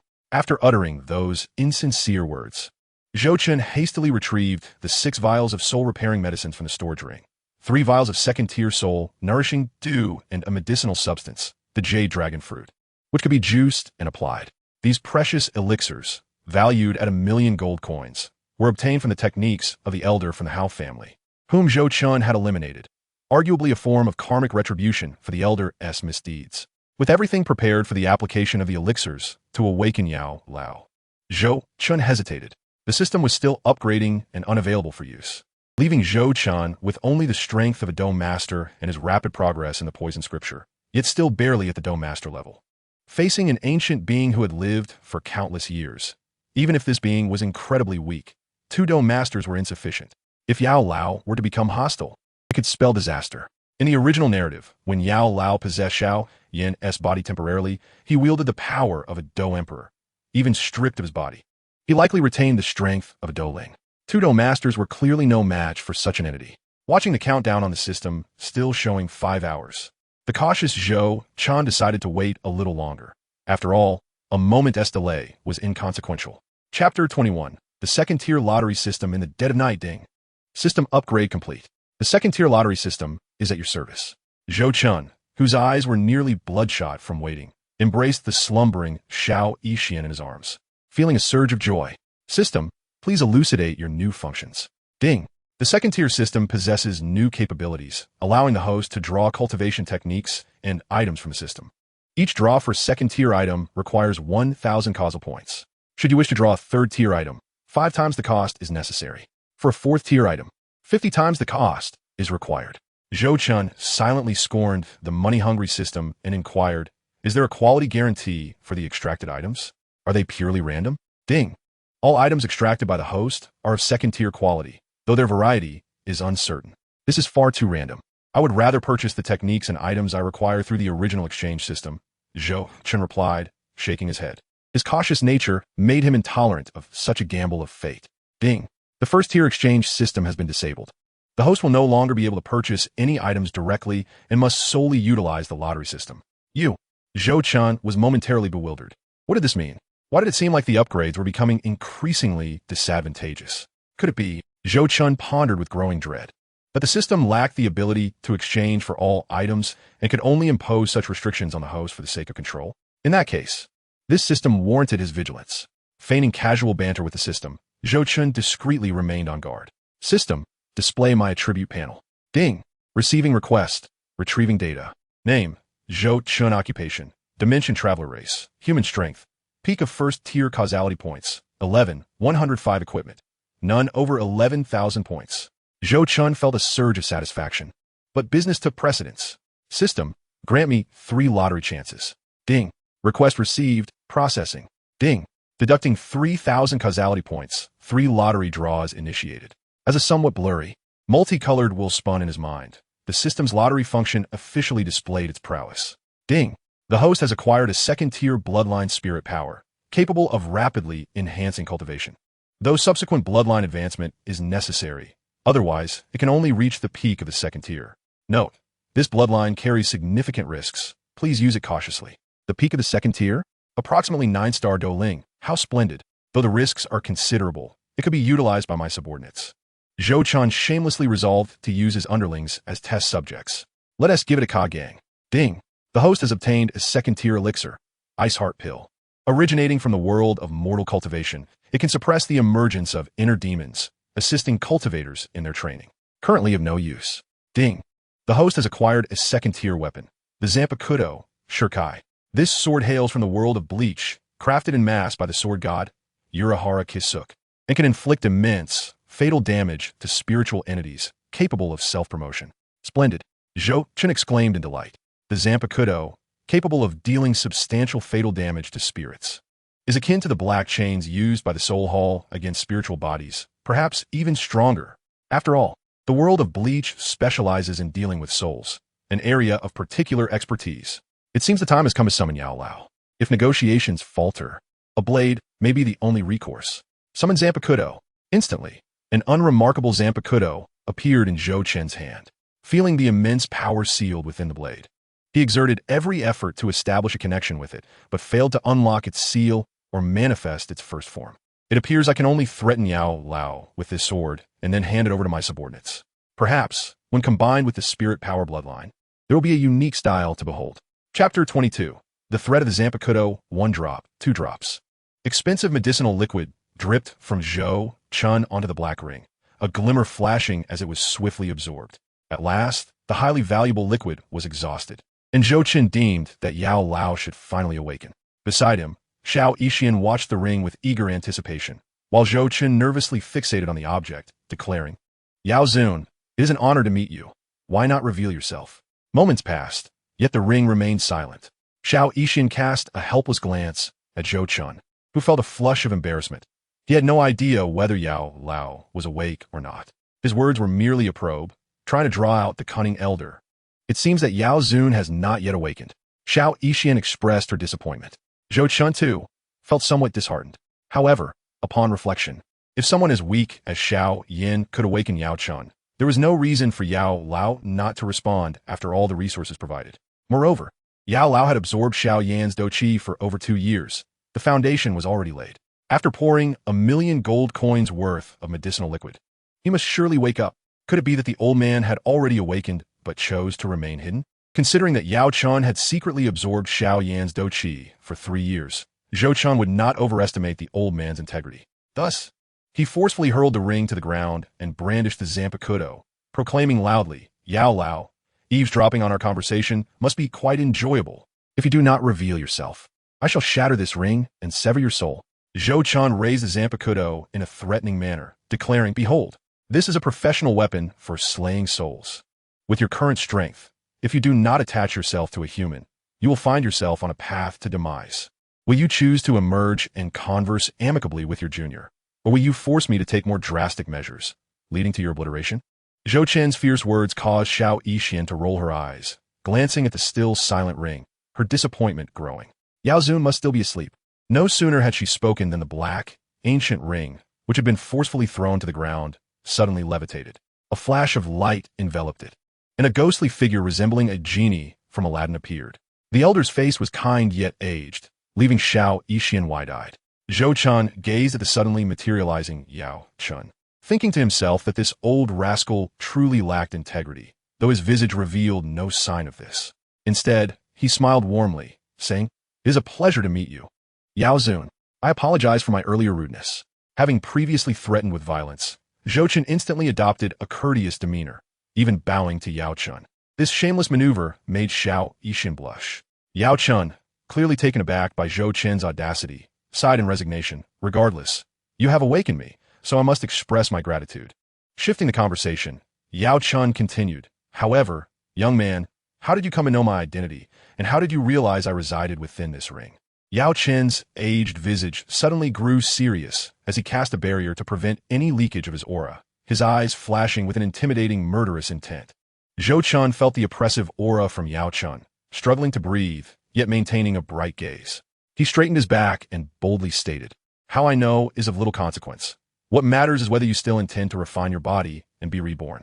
Do you seek revenge against the Soul Hall and Han Feng? Are you willing to let go of everything in this world?" Chapter 23. With a burning decision in hand, the world is mine. In the guest room of the Xiao family, an old man and a young one faced each other in silence, the air thickening with tension. Xiao Yixian stood to the side, anxiously awaiting the outcome. Ultimately, it was Zhou Chen who could not endure the silence any longer. Though his physical strength was sufficient to contend with Dou Shi, Yao Chen's aura still weighed heavily upon him, nearly suffocating him. Nevertheless, Zhou Chen gritted his teeth and held firm, tightly clutching the Zanpakuto, capable of reaping souls. Suddenly, Yao Chen's oppressive aura dissipated, causing Zhou Chen to tremble. Had Xiao Yixian not been there to support him, he would have collapsed to the ground. With a sweep of his ethereal sleeve, Yao Chen intoned, "Young man, how did you uncover this secret?" Zhou Chen exhaled, smiling. "Does that truly matter? Do you have any other choices left?" "Huh, the old man has many choices.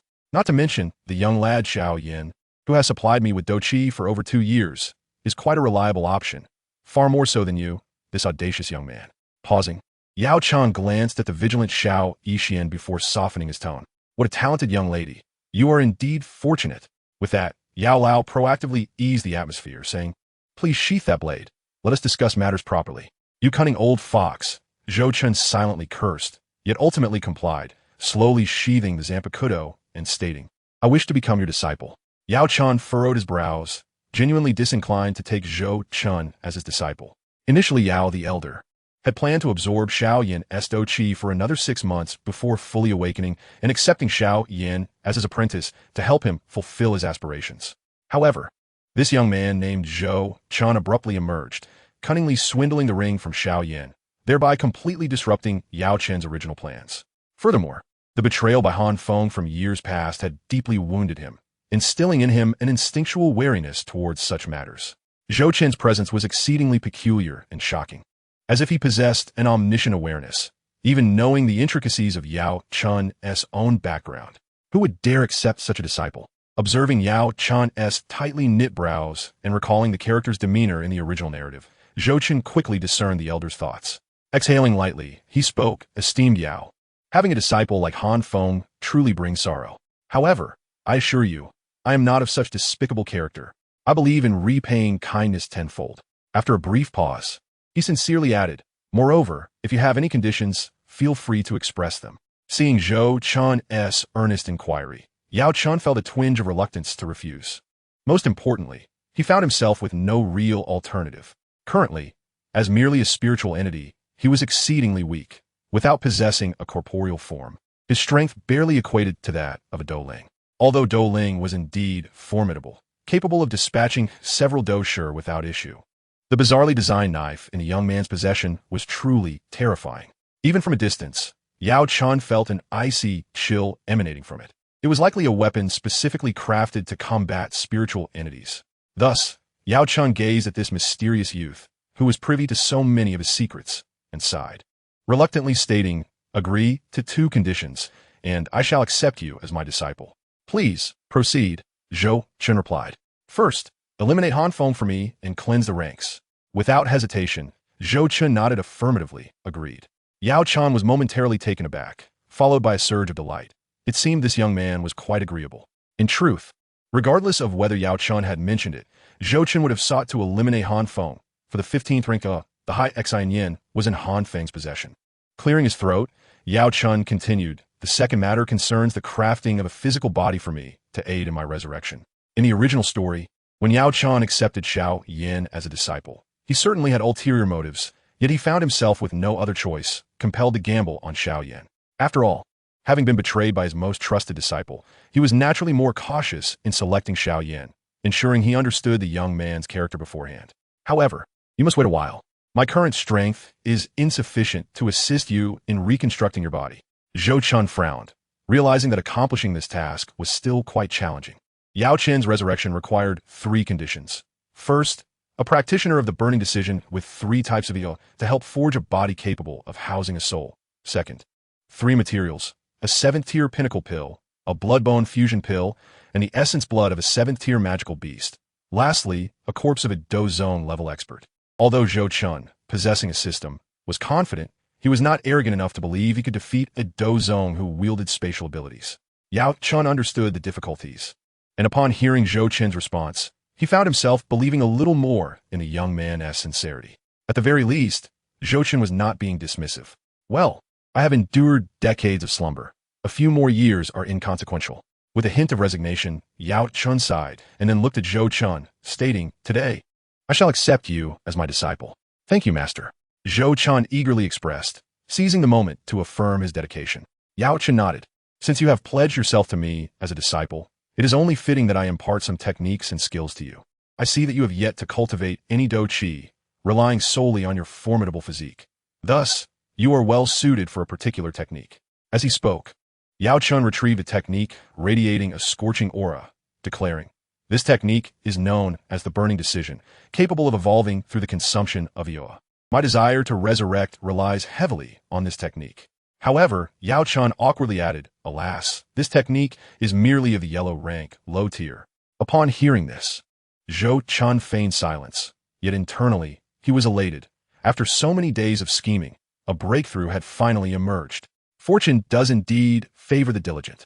Thus, Zhou Chun resolutely declared, since this will benefit my master's resurrection, how could I not learn it? Please bestow this technique upon me. Have you truly considered this? Yao Chen gently urged, even if this burning decision is of the yellow rank, I have resolved to practice it, so that I may swiftly assist my master in the reconstruction of your body and seek vengeance. Zhou Chun declared steadfastly. Very well. Then I shall impart the burning decision to you. Chapter 24. The Technique of Poison Pills Master. Wait a moment. Zhou Chun suddenly interjected, as if recalling something. What is it? Yao Chen frowned, wondering if the young man had reconsidered. Zhou Chun, however, had not wavered.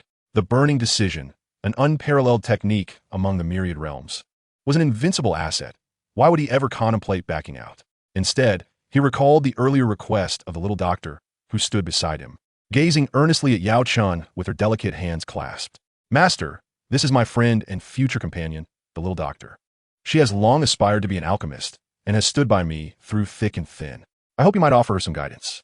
Yao Chun felt a wave of warmth at Zhou Chen's words. Someone who cherished old friendships could not be inherently bad. After a moment's contemplation, he addressed the expectant little doctor, saying, extend your hand.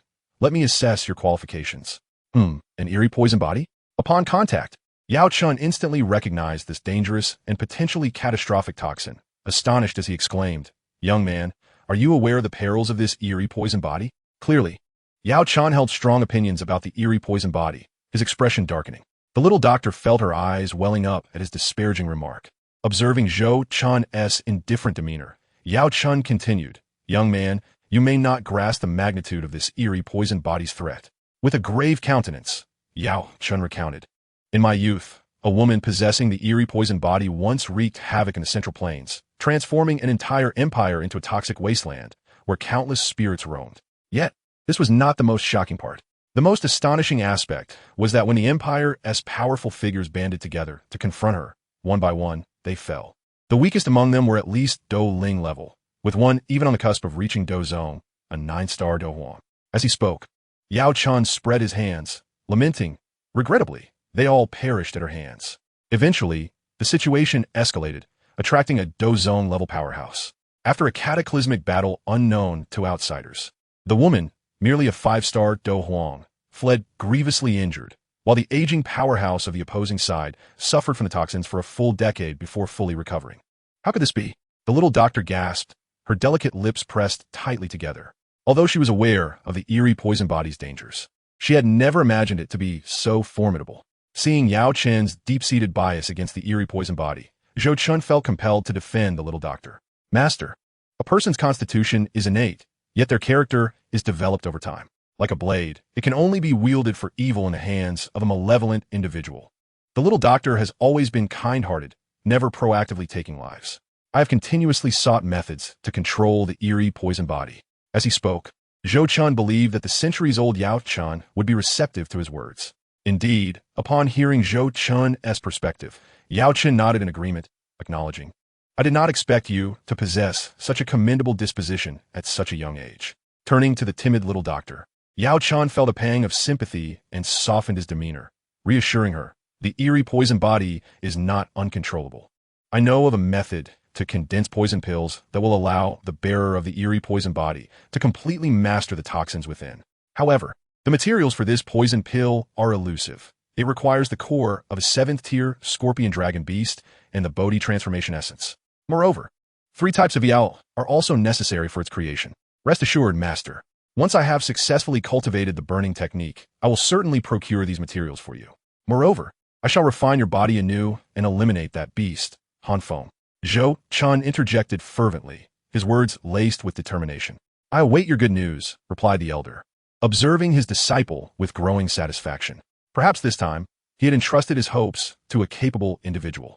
Chapter 25. The Thoughts of Xiao Mei as Dawn Broke. Zhou Chun sat cross-legged in meditation, his breath flowing rhythmically. White wisps of energy gradually coalesced in sync with the hand seals he formed, transforming into a vibrant red hue, which he inhaled deeply. This cycle continued, and soon, a brilliant red glow began to emanate from Zhou Chen's body. At that moment, the elder and the little healer stood nearby, with the elder offering guidance on the operation of the burning technique. Zhou Chen exhaled a breath of stale air, his eyes gleaming with joy. He had devoted an entire day and night to mastering this technique. When the energy of the burning technique circulated within his dantian, a wave of exhilaration surged through him. Not bad, my boy. Your talent is commendable. You've grasped the fundamentals in just one night. However, remember that the burning technique is merely a low-tier yellow-grade skill. To advance further, you will require extraordinary fire. The elder stroked his long white beard, his heart swelling with pride. You are nearly on par with that boy Xiaoyan's talent. Yet, recalling Xiaoyan, the elder felt a pang of guilt. After a moment's contemplation, he suddenly asked, "What are your thoughts on Xiaoyan, my young disciple?" At these words, Zhou Chen's heart skipped a beat. Did the elder intend to pass the burning technique to Xiaoyan as well? Zhou Chen's mood soured momentarily. After all, who wouldn't want to monopolize something precious? However, a thought crossed his mind. Why not let it be? If the elder had intentions of his own, there was little he could do to change that. Instead, it would be prudent to curry favor with the elder. Thus, Zhou Chen reluctantly remarked, "I met Xiaoyan once.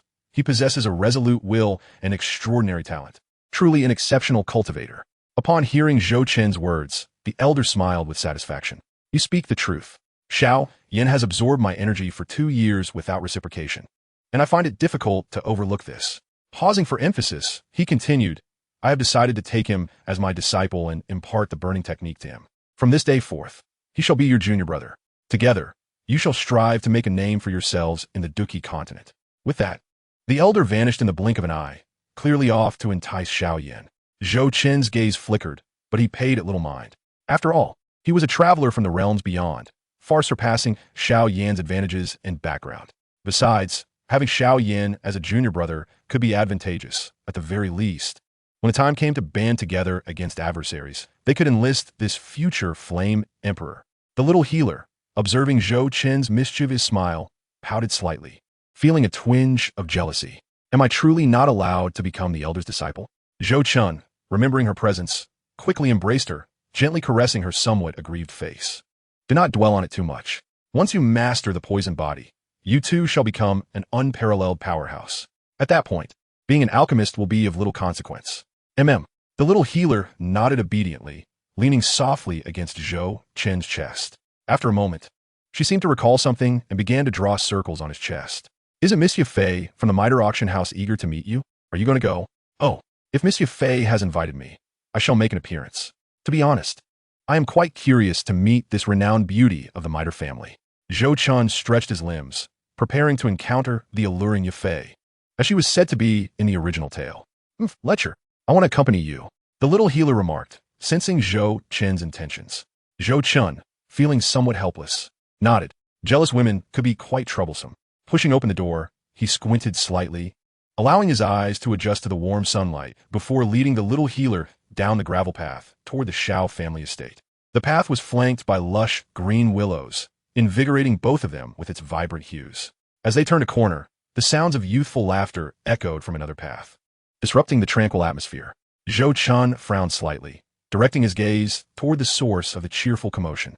A group of giggling young maidens approached, and among them was a strikingly beautiful girl, her eyes radiating innocence despite her alluring demeanor.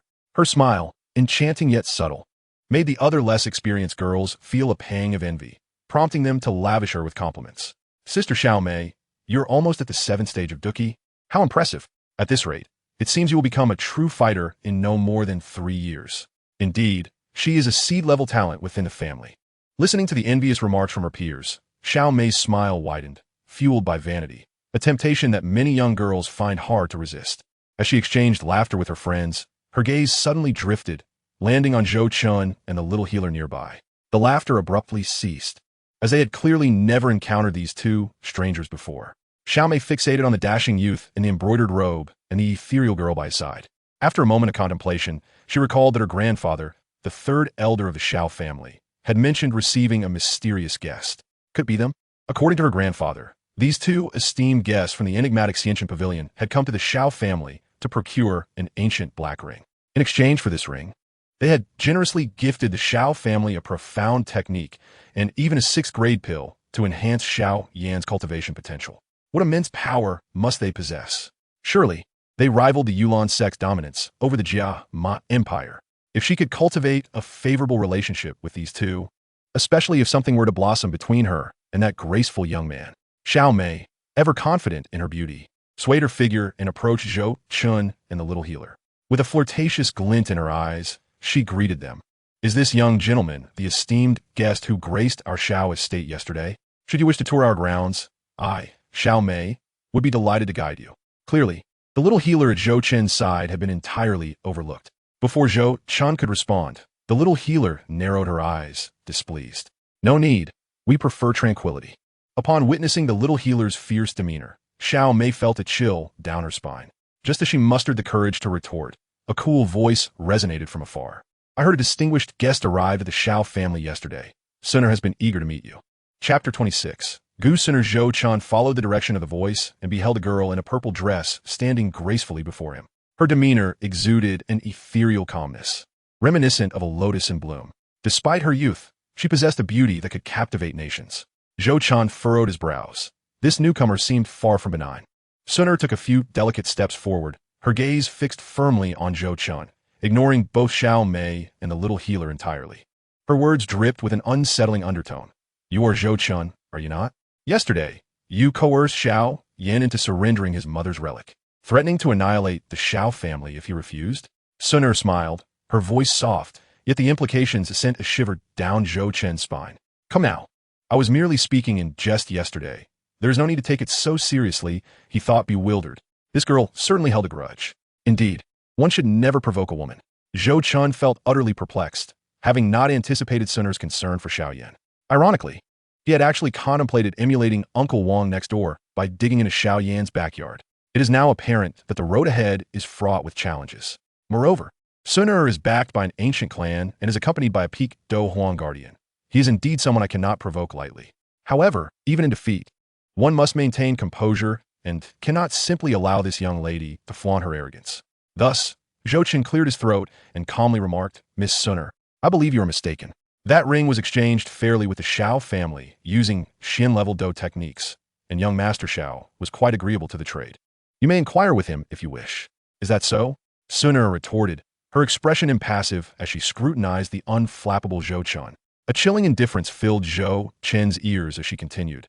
"I'm not concerned with who you are. Just know that should anything happen to the Shao family, your Xianqian pavilion will meet a similar fate."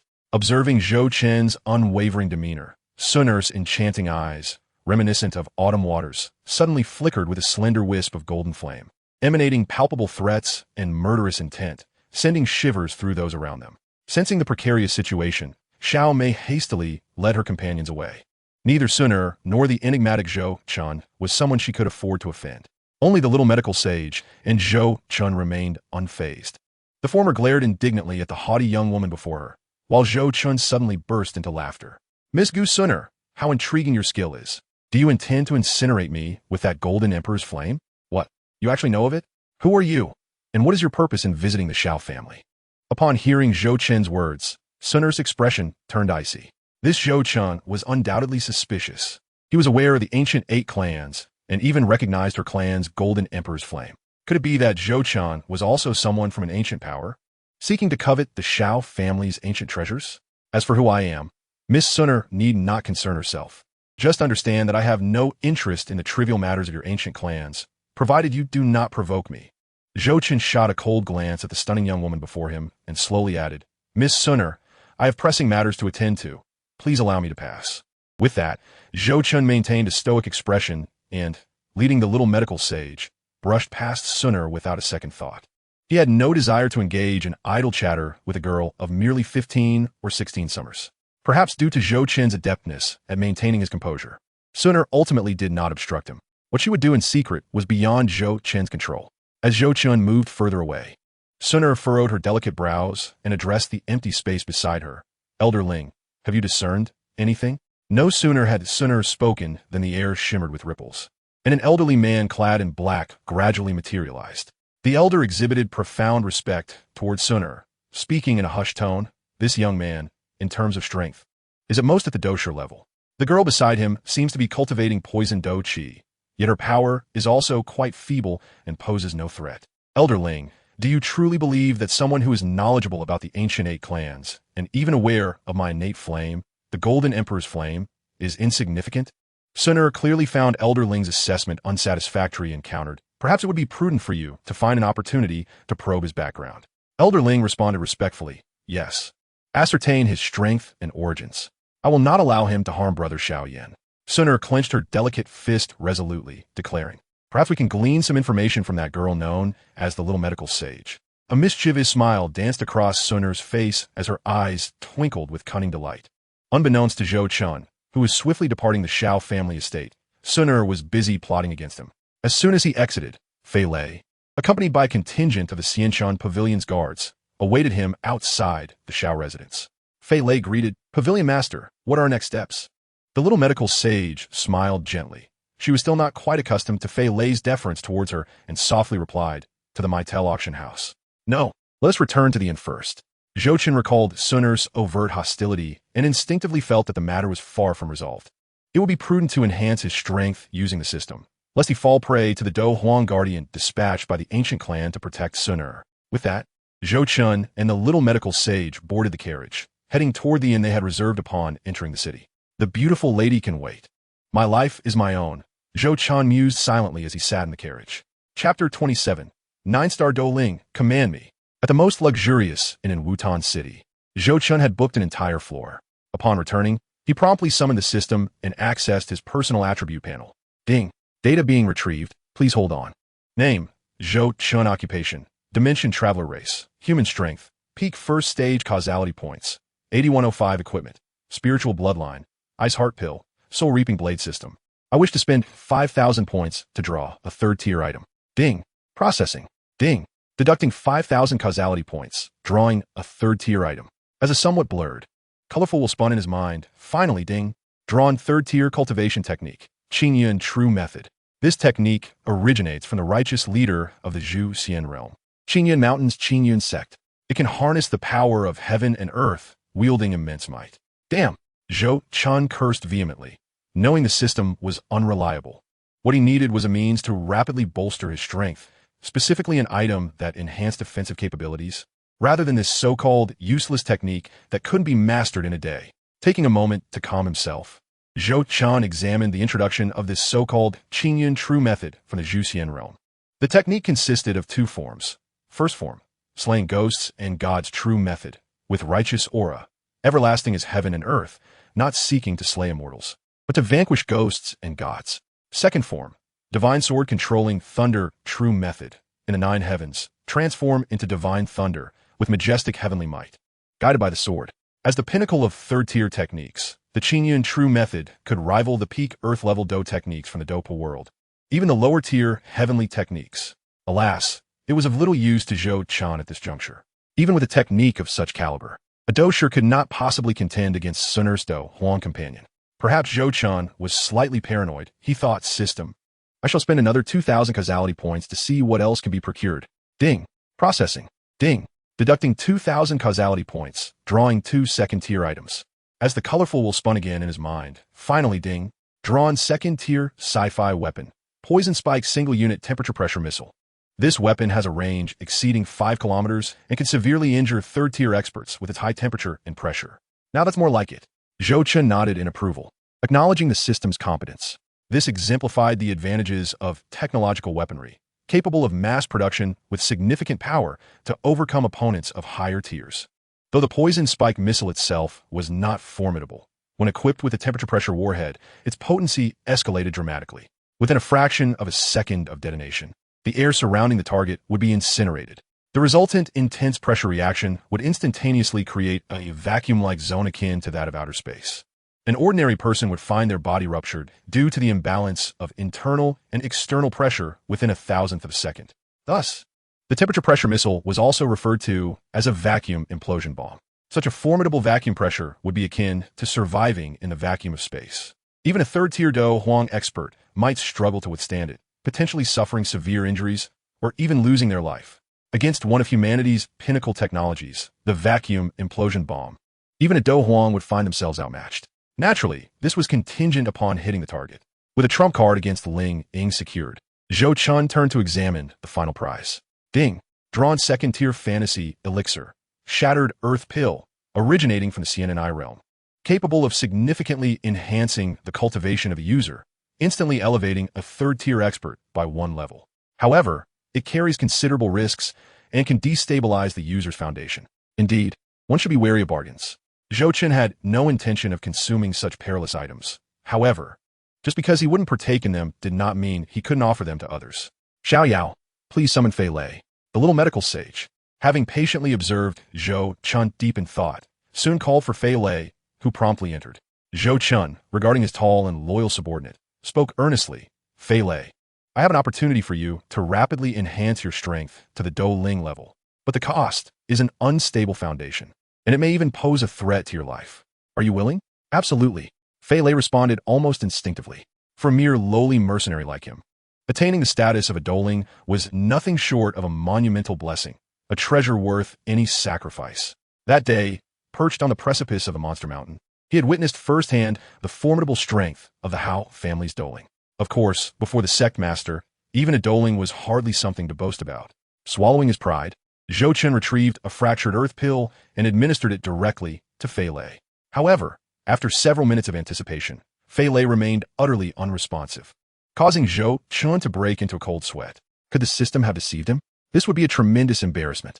In desperation, he contemplated giving the original spiritual bloodline intended for Kagang to Fei Lei instead. Suddenly, an overwhelming force erupted from within Fei Lei, causing all his capillaries to burst forth with blood. In mere moments, his skin cracked, and his clothes became drenched in crimson, transforming him into a blood-soaked figure. Surely, he would be all right. The little medical sage observed Fei Lei's dire state with concern, yet reassured him, fear not, for the system's products are always of the highest quality. Indeed, as if on cue, Fei Lei's breath began to stabilize, and the wounds across his body swiftly healed.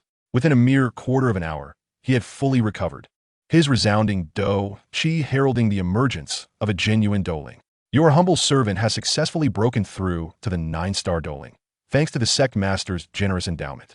Fei Lei, regaining his senses, immediately knelt on one knee, offering his utmost respect, devoid of arrogance or disrespect. Chapter 28.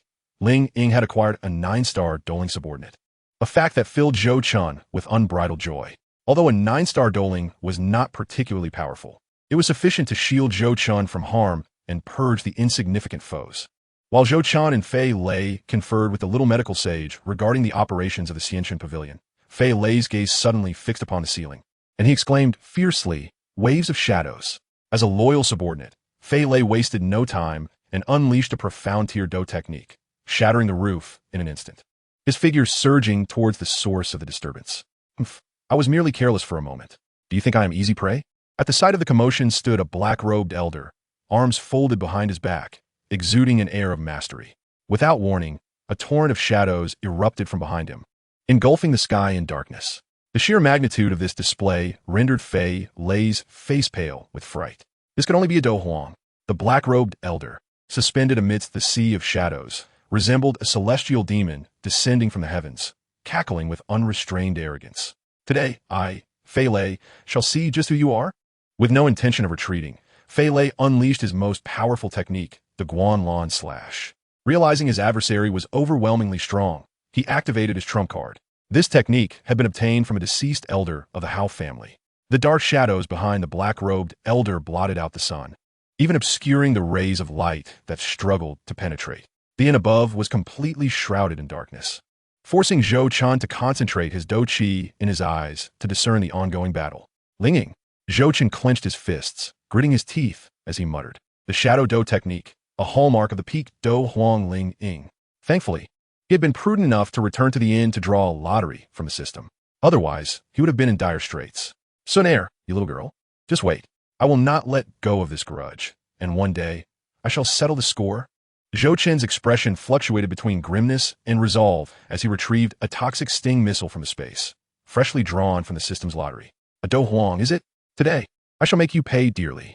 Meanwhile, observing Fei Lei recklessly charging towards him, Ling Ying could not help but admire the loyalty of his devoted subordinate. With a thunderous shout, he declared, 10,000 shadows bind.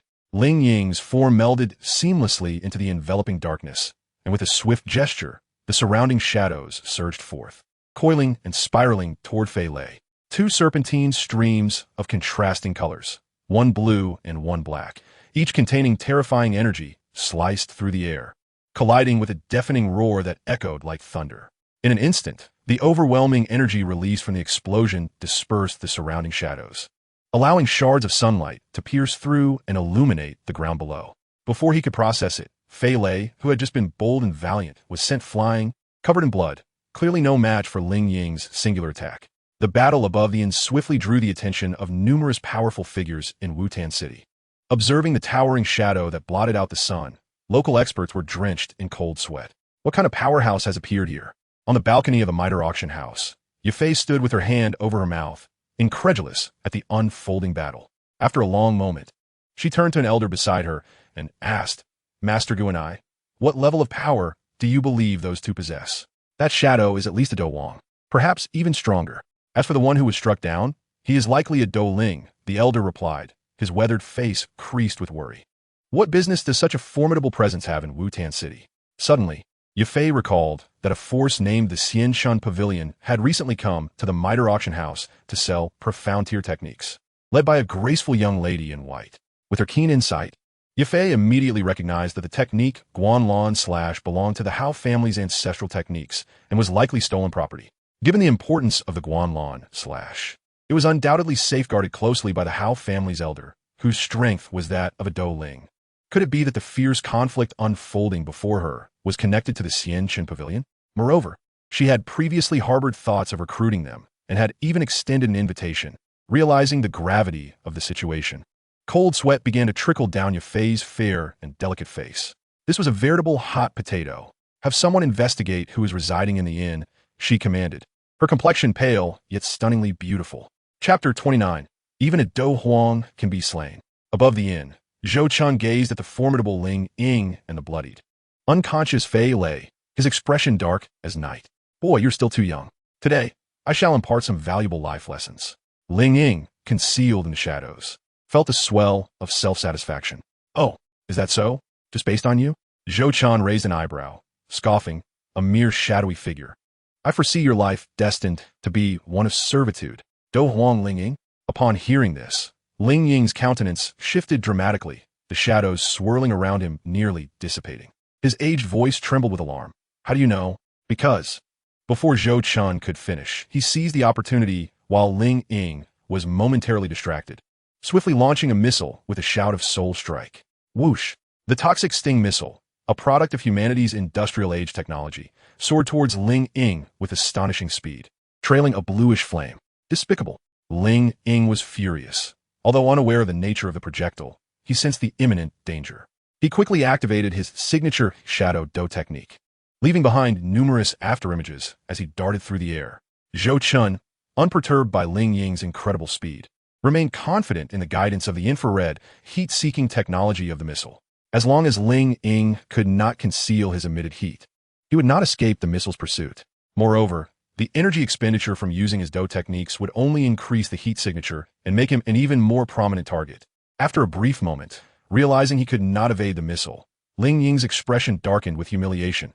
As a Do Huang, being chased like this was an affront to his dignity. Determined, Ling Ying halted, extending his palm from within his robe as dark energy coalesced in his hand with haste. In an instant, a black spear over 2 meters in length materialized, its surface adorned with intricate black patterns, while energy flowed like rippling water, emanating wisps of dark mist that lent it a sinister aura. With a firm grip on the black spear, Ling Ying cast a fleeting glance at the ominous apparatus hurtling toward him. A smirk curled at the corner of his mouth as he tightened his grasp, taking a half step back with his right foot, his body twisting into a semicircle. With his right hand clutching the spear, he momentarily stilled before suddenly twisting his body, unleashing a massive arc of energy as the spear shot forth, targeting the missile with a ferocious intent, devouring serpent. The black spear soared like a dark meteor, cleaving through the air, and amidst the swirling black mist, it subtly coalesced into the form of a colossal black serpent that roared defiantly at the sky. The very space trembled in response to the overwhelming force descending from above, causing the renowned powerhouses of Wutan City to change countenance in alarm. Under the watchful, apprehensive gazes of the onlookers, the bizarre metallic contrivance collided violently with the spear's tip. In an instant, an earth-shattering explosion erupted, compelling the spectators to cover their ears as debris flew and a tempest arose. The entire inn and the surrounding streets, within 100 meters, succumbed to the relentless energy surge, crumbling to ruin. The black radiance of Ling Ying and the fiery explosion of the missile intertwined above, where the two forces met. The very fabric of space exhibited twisting distortions and fissures, giving rise to a colossal mushroom cloud that ascended at the battlefield's heart. Such was the ferocity of the thermobaric bomb. The extreme heat and pressure inflicted instantaneous damage akin to that of a nuclear weapon. The black spear could not withstand for long. It quickly dissipated within the mushroom cloud as the overwhelming pressure surged through the heavens, bearing down upon Ling Ying, who remained oblivious to the science or the means of evasion. At a loss for better alternatives, Ling Ying bellowed, channeling his fighting spirit as a dense black mist enveloped him, expanding until it shrouded the entire sky. Upon reaching a critical mass, the mist abruptly contracted, shrinking down to a human-sized sphere, illustrating the immense density of this energy. As the black mist gradually receded, it formed a thick, dark orb encasing Ling Ying in midair. The citizens of Wutan City gazed upward, spellbound, as a visible shockwave slammed into the mist with a thunderous report. The shockwave penetrated the formidable defense of the black fog, causing the orb composed of thick mist to collapse rapidly, akin to snow melting beneath the scorching sun. Soon, the concave sphere could no longer withstand the incessant shockwaves, the rich black mist dissipating as if swept away by a violent gale. The powerful shockwave propelled Ling Ying backward like a baseball, causing him to spew forth blood in mid-flight, which scattered for dozens of meters before he crashed heavily to the ground. Not ceasing his momentum, Ling Ying carved a deep trench across the earth, uprooting buildings in his wake. The onlookers of Wutan City gasped in horror, while Yafei, situated in the loft of the middle auction house, was rendered speechless. A Dou emperor.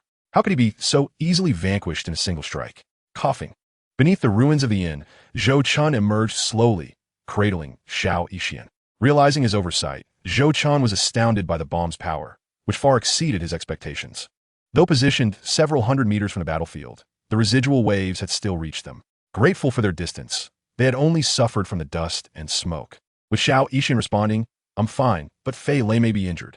I must go find him." Shaking her head, Xiao Yixian recalled the loyal Fei Lei trapped beneath the rubble, her kindness urging her to seek him out. Zhou Chen nodded gravely, casting his gaze toward the direction where Ling Ying had fallen. "Ling Ying, today you shall meet your end." Spitting out dust, he drew a gleaming long knife and strode purposefully toward the incapacitated Ling Ying, who lay on the ground, his body twitching involuntarily as he struggled to open his eyes, which suddenly gained a glimmer of awareness upon seeing Zhou Chen advance with a blade in hand. A shiver coursed through Ling Ying, though aged. He had no desire to meet his demise. Just then, a girl in purple rushed forth, her petite frame swiftly placing itself before Ling Ying. She lifted her gaze, her eyes locked onto Zhou Chen, a fleeting flicker of golden flames igniting within them. "Miss Sun Er, step aside. I am about to take a life." Zhou Chen's smile radiated with brilliance, his white teeth glimmering like that of a sunlit youth, momentarily disarming Sun Er's resolve, yet her words were laced with an unsettling urgency. "Wait, please." Sun Er's voice trembled as she witnessed Zhou Chen approach Ling Ying with the knife raised, her tone growing frantic. "I only sent someone to test the waters. I never intended to make an enemy of you. Please spare him." The usually aloof Sun Er's demeanor softened, her purple eyes wide and pleading as she turned her gaze toward Zhou Chen. Given her status and beauty, she had never humbled herself in such a manner. Yet here she was, earnestly beseeching a man. Hearing her words, Zhou Chen scrutinized Sun Er, a sardonic smile playing at his lips. "Miss Sun Er, do you truly believe that by adopting such a pitiful guise, I would be inclined to lower my weapon like some mindless fool? Do you think the world bends to your will?" Zhou Chen's laugh was cold as he plunged a knife into Ling Ying's thigh. "Sun Egaspit," her hand covering her mouth in disbelief as she stared at Zhou Chen. Conversely, Ling Ying clenched his teeth, remaining silent. A glimmer of pain flashed in Sun Er's eyes as she implored, "Please stop. Zhou Chen, it was my mistake. I should not have tested you. I beg you. Spare Elderling." "Oh," Zhou Chen shrugged, icily asserting, "those who dare strike at me must be prepared for death. Moreover, this Elderling has injured one of my subordinates and squandered an artifact of mine, all while arrogantly attempting to impart life lessons to me. If I do not kill him, my thoughts will remain unfulfilled." With that, Zhou Chen feigned a strike toward Ling Ying. "No, I will compensate for your losses, and I can heal your subordinate's injuries. Whatever else you desire, you may ask."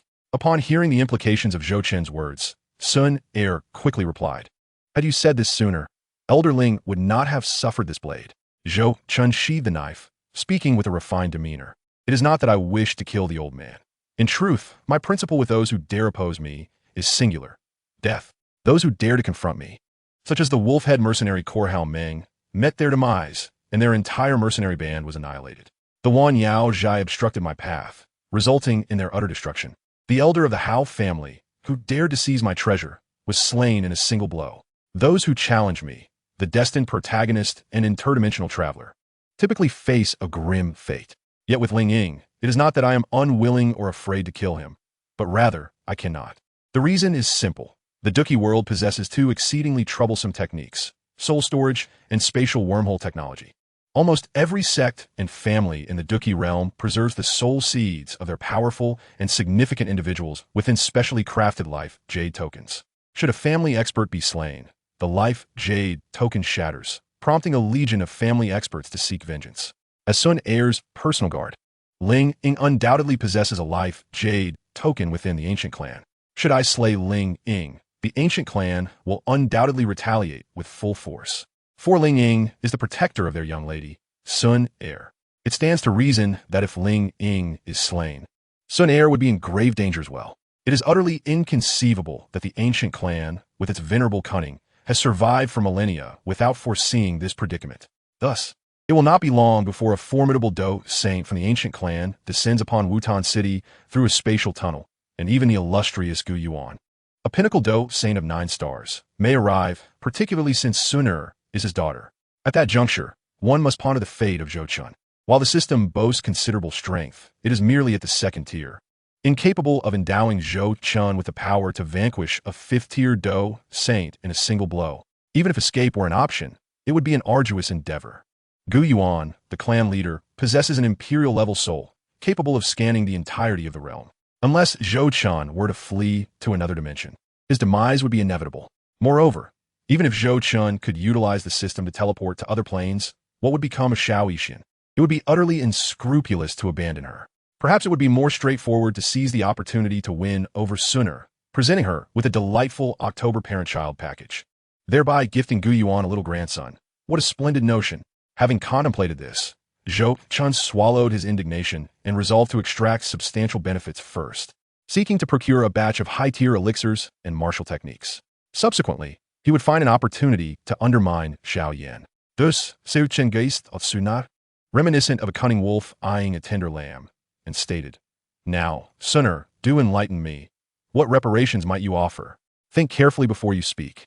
Chapter 31. The unprincipled transmigrator might a mid-tier Earth-level martial art, the awakened thunder technique, coupled with a healing Earth spirit pill for your subordinate, suffice to compensate for your losses? Sun Er pondered for a moment and replied earnestly. Zhou Chen smirked, a hint of mockery gracing his lips. "Sun Er, your ancient clan is vast and prosperous.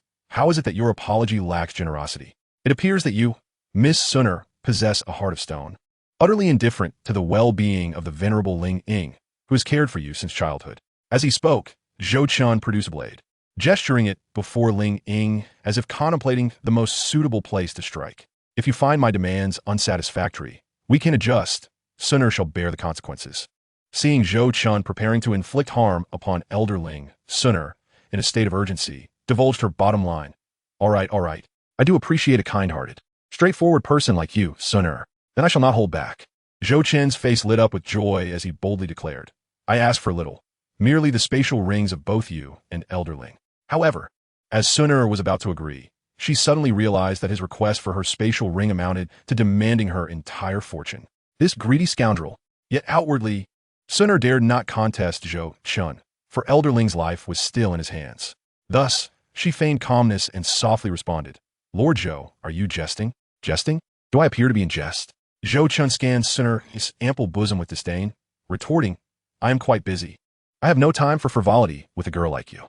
The derision in Zhou Chen's gaze left Sun Er deeply offended, inciting her ire as she retorted, "Within my spatial ring lies the ancient clan as secret technique, the imperial seal art, as well as my token. Would you dare accept them?" "I would not," Zhou Chen unabashedly replied. "The imperial seal art is one of the foundational techniques of the ancient clan. A high-tier Earth-level art comprising 5 forms: the Mountain Seal, the Ocean Seal, the Earth Seal, the Sky Seal, and the Ancient Emperor Seal. Mastery of these 5 seals rivals celestial tier martial techniques, possessing the power to upheave oceans and devour worlds. Such a clandestine treasure, Zhou Chen dared not covet. After all, he is not Xiao Yin, endowed with the protagonist's halo or Sun'er's protection. To practice the ancient clan's secret arts would likely result in being pursued by their Do Saints. However, while he dared not claim the Imperial Seal art, there was no need for civility regarding other matters. Zhou Chen adopted a righteous demeanor, stating, "The Imperial Seal art is a private inheritance of your clan. I, Zhou Chen, have not sunk so low as to covet another's legacy." With a shift in tone, he continued, "Aside from the Imperial Seal art, I presume there are no restrictions on other items. I shall graciously accept them. As for your token, I shall consider it a gift from a friend. Wouldn't you agree? Miss Suna, you are shameless." Suna was nearly apoplectic with rage at the audacity of the man before her, kidnapping a hostage for ransom, and yet articulating it so elegantly. Truly a prime example of baseness. "Miss Suna, will you acquiesce or not?" Zhou Chen, uninterested in further banter, directly inquired. "Will you comply?" Suna retrieved the scroll containing the Imperial Seal art from her spatial ring and subsequently tossed the ring, filled with an assortment of precious materials and elixirs, to Zhou Chen. As Zhou Chen accepted the ring, he was perplexed by Suna's uncharacteristic decisiveness. Her countenance bore no trace of sorrow, revealing nothing of the significant extortion she had just endured. Truly, the heiress of the ancient clan is indeed affluent. Perhaps I did not extort enough, Zhou Chen mused silently. As a transmigrator, he had no concept of integrity. Chapter 32, Mid-Tier, Earth-Level Martial Art, Awakened Thunder Technique. "Lord Zhou, having accepted your reparations, may I now release him?" Suna observed Zhou Chen, who seemed preoccupied, and furrowed her brow, nervously reminding him, fearful that he might reconsider. "Release? I have not captured anyone," Zhou Chen replied. "Miss Suna, this is merely a misunderstanding."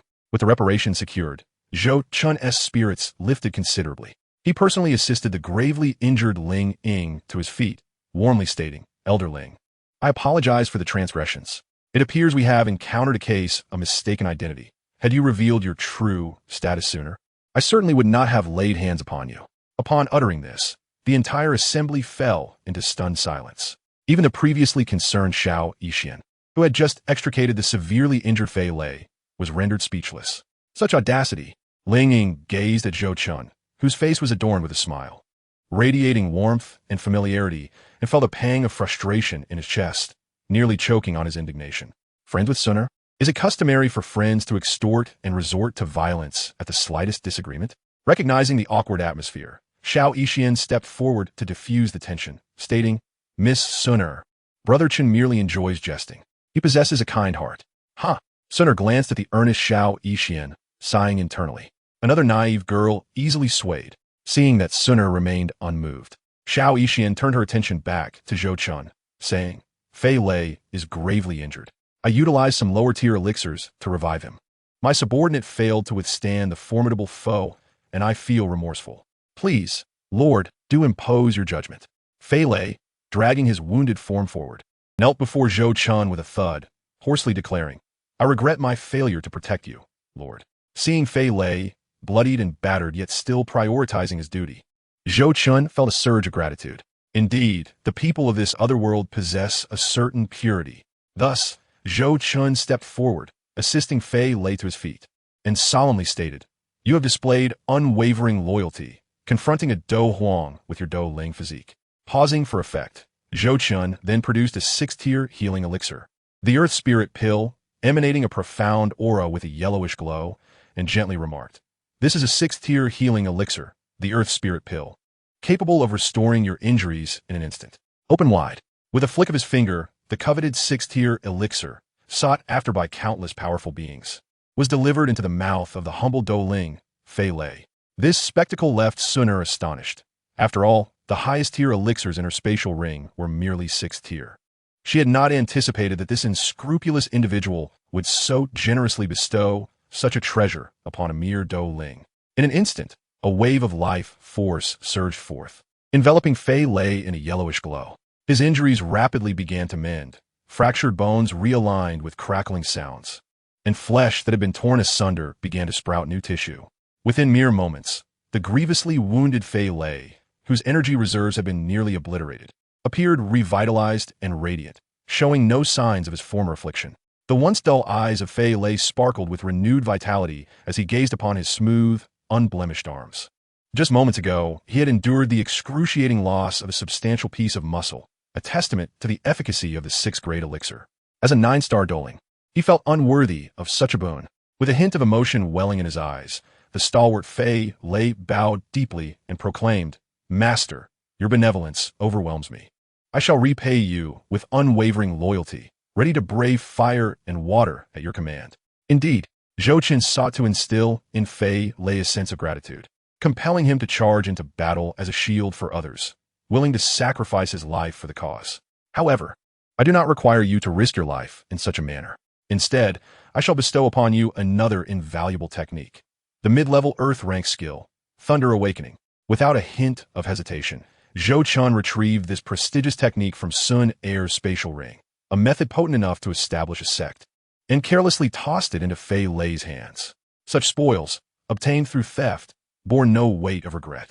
This skill, classified as mid-level Earth rank, could only be rivaled by the wind technique of the Yunlan sect within the Jiama Empire. "I hope you cherish it well and serve me faithfully." Fei Lei, cradling this life-altering technique in his hands, trembled with excitement as he vowed, "I shall defiantly face 1,000 deaths to repay your profound grace." Chapter 33.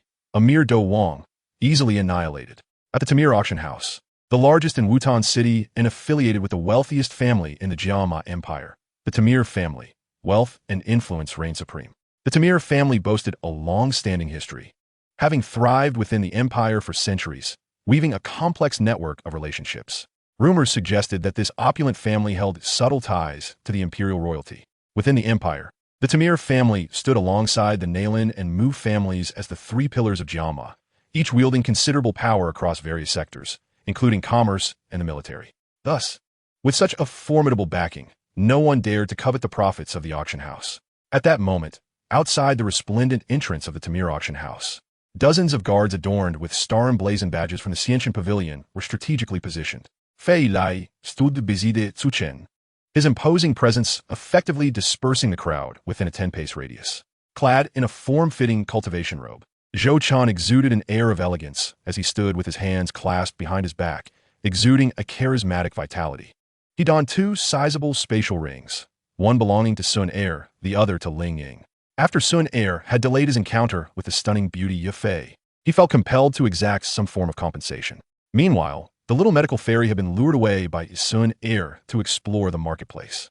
Following the earth-shattering battle that had rocked the city mere hours earlier, Zhou Chun had extorted an abundance of techniques and elixirs from Sun Air, even pilfering Ling Ying's family heirloom, the Shadow Dough technique. Normally, Sun Air would show him no kindness. Indeed, whenever she faced him, her lovely visage would contort into a chilly mask of hostility. However, her demeanor towards the little medical fairy was far warmer, having gifted her a rejuvenating elixir and inviting her to accompany her to the Xiao family market. Though Zhou Chan was aware that Sun Air likely sought to extract information from the little medical fairy, he refrained from interfering. The 2 young ladies joyfully set off together, unbothered by the vigilant stares of the armed guards at the entrance. With steadfast resolve, Zhou Chun and Fei Lei strode directly into the Tamir auction house. Upon entering, a wave of heat washed over them, only to be replaced by a refreshing coolness, creating a surreal sensation as if they had stepped from one realm into another. It seemed this world of conflict and mystique boasted a remarkably advanced air conditioning system. Zhou Qin chose not to venture further, confident that the adept Ye Fei, renowned for her charm and guile, would soon receive word of his arrival and come to greet him. True to his expectations, the sound of hurried footsteps approached, and a striking figure emerged. "Ah, you must be Master Zhou of the Xiantian Pavilion. Truly, you are a young prodigy." A sweet, melodious voice floated to his ears, accompanied by an intoxicating fragrance that sent a shiver down his spine. Cursing inwardly at the enchanting presence, Zhou Qin calmly shifted his gaze to the alluring woman in the crimson dress. Up close, he marveled once more at her mature allure. Her playful smile and shimmering eyes seemed perpetually poised to ensnare the hearts of men. With a graceful neck and a serpentine waist, she moved with an innate elegance that rendered even Zhou Chun, a seasoned veteran, momentarily flustered. Forcing himself to suppress any inappropriate thoughts, Zhou Chen nodded slightly and remarked, "I hear you wish to meet with me?" With a delicate hand covering her lips, Yafei laughed lightly before responding. I initially hesitated to trouble you. But the Earth-rank Dou technique, Spectral Slash, that you sold to the Tamir auction house is the core secret of the Hao family from the Northeast province, making it a delicate matter to handle. Oh, if it were truly so troublesome, you would not have made the purchase. After all, your Miter family is one of the three great families of the Jiama Empire. Would you truly fear the Hao family, a mere local clan? Zhou Chun raised an eyebrow, observing Yafei with an air of nonchalance. Upon meeting the gaze of this striking youth, Yafei furrowed her brows slightly, realizing that her renowned beauty had failed to impress him. With a sigh, she pouted her luscious lips and lamented, Master Zhou, you speak the truth. Ever since our family's esteemed elder, the Ice Emperor Haiba Dong, went missing, we have only Grandpa Tung Shan as our Douwang. The Hao family also has a Douwang. If they were to pursue us, we would be at a disadvantage. Seeing the feigned sorrow on Yafei's face, Zhou Chen had little patience for her cunning games. He cut to the chase, stating, Yafei, let me be frank. This Dou technique indeed belongs to the Hao family. Zhou Chen showed no inclination to conceal the truth. The Hao family, with its solitary Douwang and a handful of Dou spirits, did not pose a threat in his eyes. A wicked grin spread across his face as he continued. A Dou spirit elder from the Hao family foolishly crossed paths with the blade of my Xianchen pavilion, and I dispatched him to the dogs. That mere Douwang from the Hao family? I could easily eliminate him. Chapter 34. Já fez intentions. Já fi gaspe din astonishment. Though she had anticipated the dubious origins of the Earth-rank Dou technique, she had not expected the Hao family to sacrifice a Dou spirit elder for it. What shocked her further was that this young man spoke of slaying a Dou spirit with the same casualness one would use to describe the killing of a chicken. Such a bold proclamation was something even the Miter family, one of the three great families of the Jiama Empire, would never dare to utter. Master Zhou, you jest. Please, let us discuss this in the VIP room, Yafei stammered, her surprise causing her words to falter. It seemed that the so-called Xianshan pavilion possessed far greater strength and influence than she had ever imagined. As she reflected on the monumental battle that had transpired in Wutan City mere hours ago, she could not help but draw a connection between the two events. Perhaps this time, she had indeed hooked a great fish, or perhaps even a true dragon. The very landscape of the Jiama Empire could shift as a result. Realizing that winning over this exceptionally gifted young Master Zhou would require more than mere pleasantries, Yafei led Zhou Chun and Fei Lei up to the VIP room on the second floor.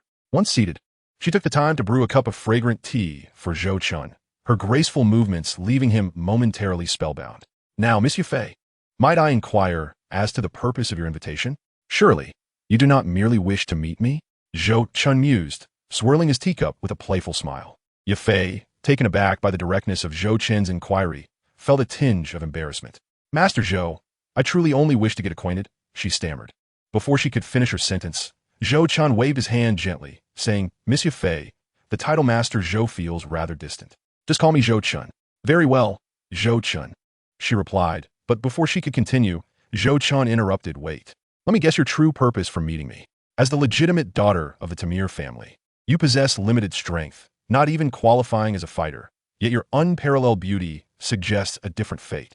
Logically, in this ruthless world where the strong prey upon the weak, you would be nothing more than a pawn, manipulated by the upper echelons of the Tamir clan and treated merely as a tool for marriage alliances. It has come to my attention that one of the three prominent families of the Jamar Empire, the Mu family, particularly Mu Zhan, has taken a keen interest in you. Setting down his teacup, Zhou Chun, enthralled by his deductions, continued, Yet your lofty aspirations drive you to carve out your own path, refusing to be a mere marionette, even aspiring to seize power within the Tamir family. However, lacking both strength and connections, you must rely solely on your beauty and cunning to navigate these treacherous waters. You would not forsake any opportunity to court external allies, which is precisely why you sought me out. Am I correct?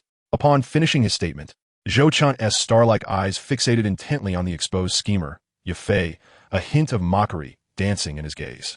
How did you know? Yafei's complexion pâle.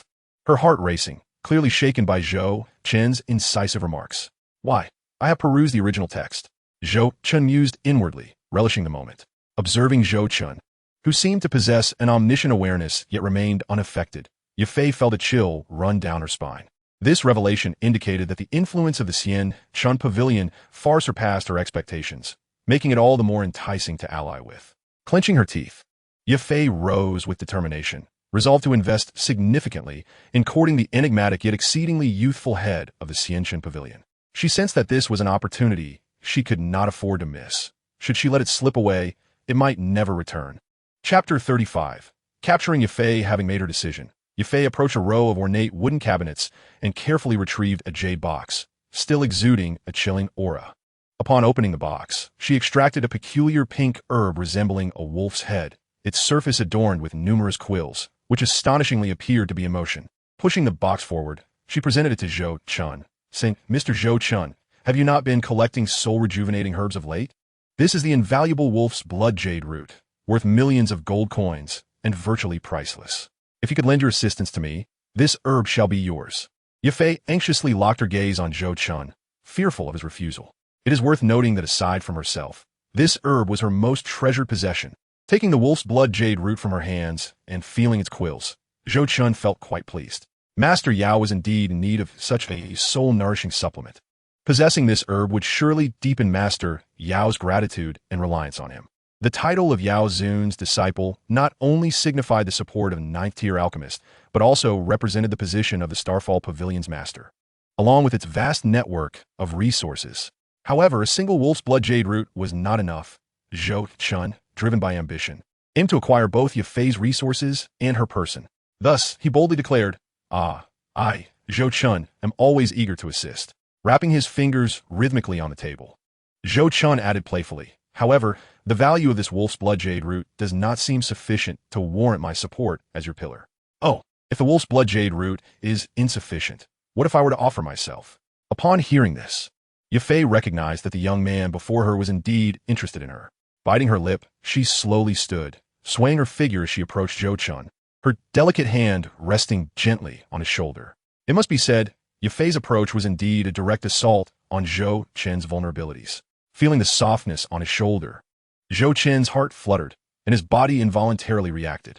Reflecting on the numerous protagonists in web novels who remained unperturbed despite being surrounded by beauty, Zhou Chun felt a twinge of embarrassment. In his mind, having a throne without using one's brain was foolish. One should seize every opportunity. "Ms. Yafei, please maintain your decorum," Zhou Chun said with a serious expression, firmly grasping her delicate hand, though his grip refused to loosen. "Giggle, young Master Zhou. Yafei is at her wit's end. Do assist me," she replied playfully, her eyes sparkling with a hint of desperation. Unable to resist any longer, Zhou Chun stood abruptly and pulled Yafei into his embrace, his hands roaming. "Sir, please maintain your decorum."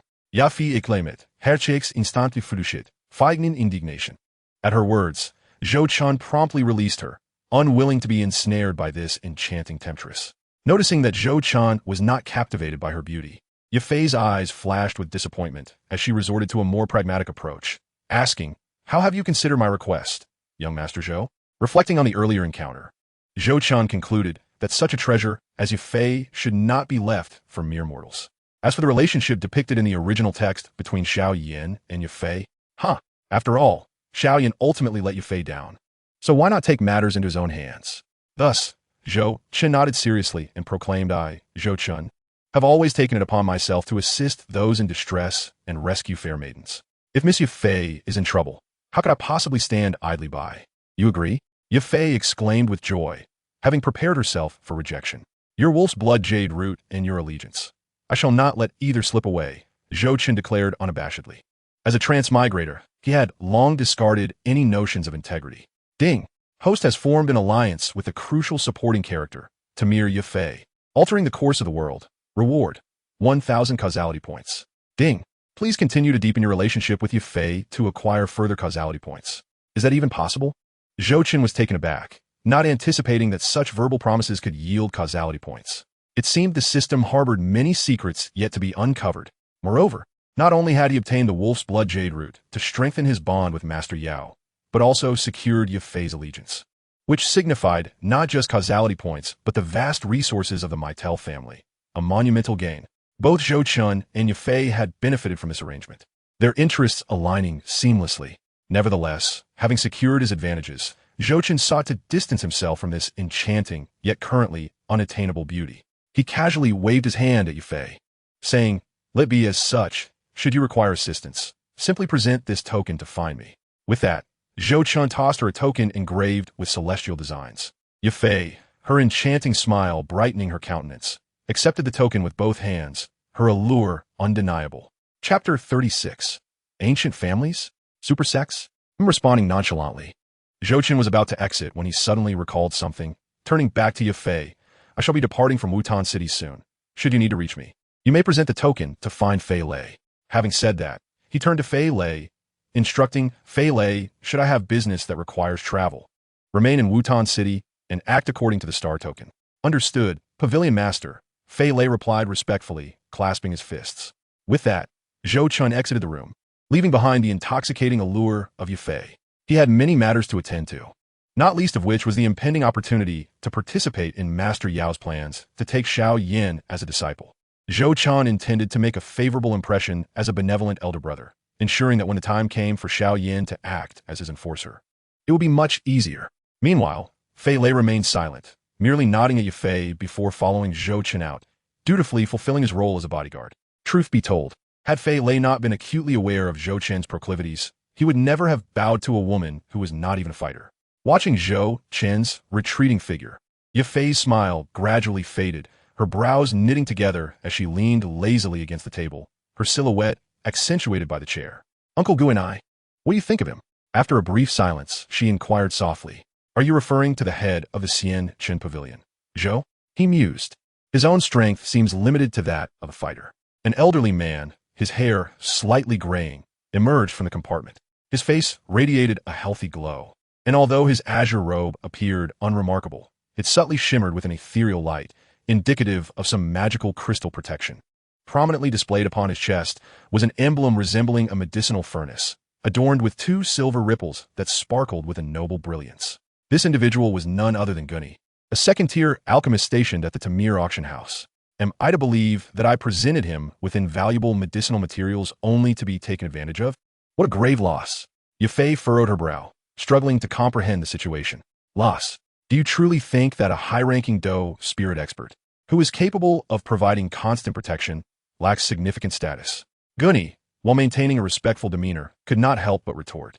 It is worth noting that besides being a second-tier alchemist, he was also a 3-star Dou master.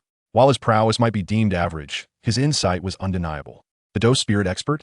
You mean the guardian who has been staunchly supporting Zhou Chun, the one tasked with aiding me? Fei Lei? Yafei clutched her delicate hand to her crimson lips, disbelief etched on her face. Gunny nodded affirmatively. Indeed, that esteemed Mr. Fei Lei is not only a Dou spirit, but is also on the cusp of breaking through to Dou Wang. He possesses an overwhelming aura of Dou Qi that he can scarcely contain. I have only encountered such a formidable presence once before, that of the then upcoming Dou Wang of the Tengshan clan. After a brief pause, Gunny continued. Moreover, the recent battle from half a day ago has been thoroughly investigated. Upon hearing this, Yafei was momentarily stunned before she grasped the gravity of the revelation. Is it truly him? Indeed, Gunny affirmed solemnly. Among the guests at the inn that day was Zhou Chun and his entourage.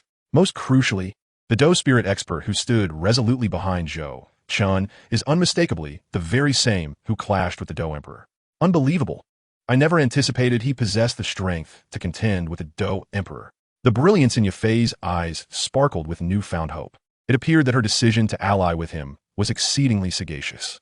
The Dou Emperor, a figure standing atop the pinnacle of the Gamma Empire, capable of directly opposing the Yunlan sect? If my conjecture holds true, this esteemed Zhou Pavilion Master may very well have vanquished that Dou Emperor, perhaps even annihilated him. Gunny shook his head and elaborated. Otherwise, do you believe that Zhou Pavilion Master could engage in light-hearted conversation with you, unscathed? Yafei murmured, but who is he truly? Could he be from the ancient families or super sex of Zhongzhou? That seems unlikely, as Zhongzhou is the heart of the world, flourishing beyond measure. Why would individuals from their venture to our remote northwestern region? Gunny shook his head, stroking his beard with a chuckle. You are mistaken. Though Zhongzhou is indeed prosperous and teeming with formidable experts, our northwestern region is not devoid of interaction with it. Take the Black Corner region, where the Canaan Academy resides. Each year, countless powerful individuals who have offended others in Zhongzhou escape to this place. Even the elite forces of Zhongzhou, such as the Xingyun Pavilion, have had their secret techniques auctioned off in the Black Corner region. Observing the puzzled expression on Yafei's face, Gunny chuckled heartily, pride evident in his tone. This is the benefit of being an alchemist. While my status as a second-tier alchemist and 7-star Do master is rather ordinary, most Do spirit experts must show me deference. Even when facing a Do Wong, my voice carries weight. Therefore, I am privy to much information. I wonder how the forces backing Zhou Chun compare to the renowned powers of Zhongzhou. Those are the 1 tower, 1 hall, 2 sects, 3 valleys, and 4 pavilions. Chapter 37. Killing the chicken to get the egg. Heavenly Retribution Thunder. Achoo! Zhou Chun, who had just redirected the carriage towards the Shao residence, suddenly sneezed. He rubbed his nose, pondering whether Yafei was perhaps thinking of him with longing. Not wishing to dwell on it, Zhou Chun, accompanied by Fei Lei, boldly entered the Shao residence. He casually intercepted a member of the Shao family and learned that Xiao Yin was currently at the back mountain. Leading him, and Fei lay directly there. After all, the main plot could not be missed. Perhaps he could even accumulate some causal points in the process. At that moment, dusk had fallen, the temperature plummeting, and a thin layer of light mist enveloped the mountaintop, lingering stubbornly. Having just been released from confinement, Yao Lao was presently ensnaring the naive Xiao Yin, who remained oblivious to the fact that it was the very elder before him who had drained his Do Qi for over 2 years, rendering him a waste. Did you witness the fierce battle in Wutan City just now? Yao Lao gazed intently at Xiao Yin, coaxing him gently. Did you see those who could soar through the skies? They are undoubtedly experts above Do Wong. Xiao Yin swallowed hard, disbelief etched across his face. One of them was your senior brother? What? Xiao Yin's mouth fell agape, astonished beyond words. Now, I pose a question to you. Do you wish to become my disciple and pursue the path of an alchemist? Yao Lao stood with his hands clasped behind his back, his white hair and beard giving him the appearance of a venerable elder, exuding the essence of a master. An alchemist? Xiao Yin was taken aback, his brow furrowing deeply. In the Do Qi continent, everyone aspires to become an alchemist. But is it something that just anyone can achieve? The stringent requirements, suddenly pausing mid-sentence. Xiao Yan's eyes widened as he realized. Have I reached the threshold? Well, barely, Yao Lao replied. Young one, will you pursue this path or not? Shaking his head in exasperation, Yao Lao's impatience began to surface. Meanwhile, Yao Chun had been observing Xiao Yan's behavior, having been alerted by the recent battle in Wutan City, where he discreetly aided Zhou Chun, all while assessing Xiao Yan's character and potential. His dwindling patience was nearing its end. Xiao Yan, no longer hesitating, nodded vigorously. To become a distinguished alchemist was a coveted aspiration, even within the grand forces like the Yunlan sect. Very well, then let us proceed with your initiation. Yao Lao perched himself cross-legged upon a stone, a sly smile gracing his lips. Is there really a need for initiation? Xiao Yan replied, exasperated. Do you expect me to forsake my dignity and beg for your teachings? Rolling his eyes, Yao Lao responded, what nonsense! Do you think I would willingly impart my knowledge without you formally becoming my disciple? Dream on. With a resigned sigh, Xiao Yan acquiesced, respectfully performing the initiation ritual before the elder. Having observed your proper etiquette, I am satisfied. Yao Lao nodded, his tone softening. I am known as Yao Lao. As for my origins, it is best not to divulge them now, lest you become distracted. Just know that in my eyes, 5th and 6th tier alchemists are but trifles. Xiao Yan's mouth twitched at Yao Lao's nonchalant demeanor, and he nearly voiced his thoughts, only to swallow them back. What on earth is this old man's background? To consider the renowned Dan Wang Guhi, who is merely a 6th tier alchemist, as insignificant, if such words were to escape, he would surely be ridiculed as a lunatic throughout the entire Gamma Empire. As Yao Lao prepared to speak, a clear voice rang out, Xiao Yin, my junior brother, do you truly believe that in the presence of a 9th tier Grandmaster alchemist, a 6th tier alchemist holds any significance? Just as the words fell, Zhou Chun strode in with an imposing presence alongside Fei Lei. He then executed a respectful 90-degree bow, saying, Master, I apologize for my tardiness. Beside him, Xiao Yin gazed at the figure who had taken his ring, yet cured his wasted condition, disbelief evident on his face. Moreover, the highest-ranked alchemist in the Do Qi continent is only a 9th tier. How can an elder who is merely a remnant of his former self be a 9th tier alchemist? Is this some sort of deception? Xiao Yin, do you know who stand before you? Yao Lao in does it. He is none other than the illustrious 9th tier alchemist, the pinnacle Do Zun, and the master of the Xingyun Pavilion. Zhou Chun had no intention of keeping Yao Lao's identity a secret, fervently conveying to Xiao Yin just how formidable and unparalleled Yao Lao was. I have taken a Do Zun expert as my master. Xiao Yin was utterly bewildered. Meanwhile, Zhou Chun relished the system's notification. Ding. Host has prematurely revealed the identity of Yao Zun, altering the world line. Reward, 1,000 causal points. Ding.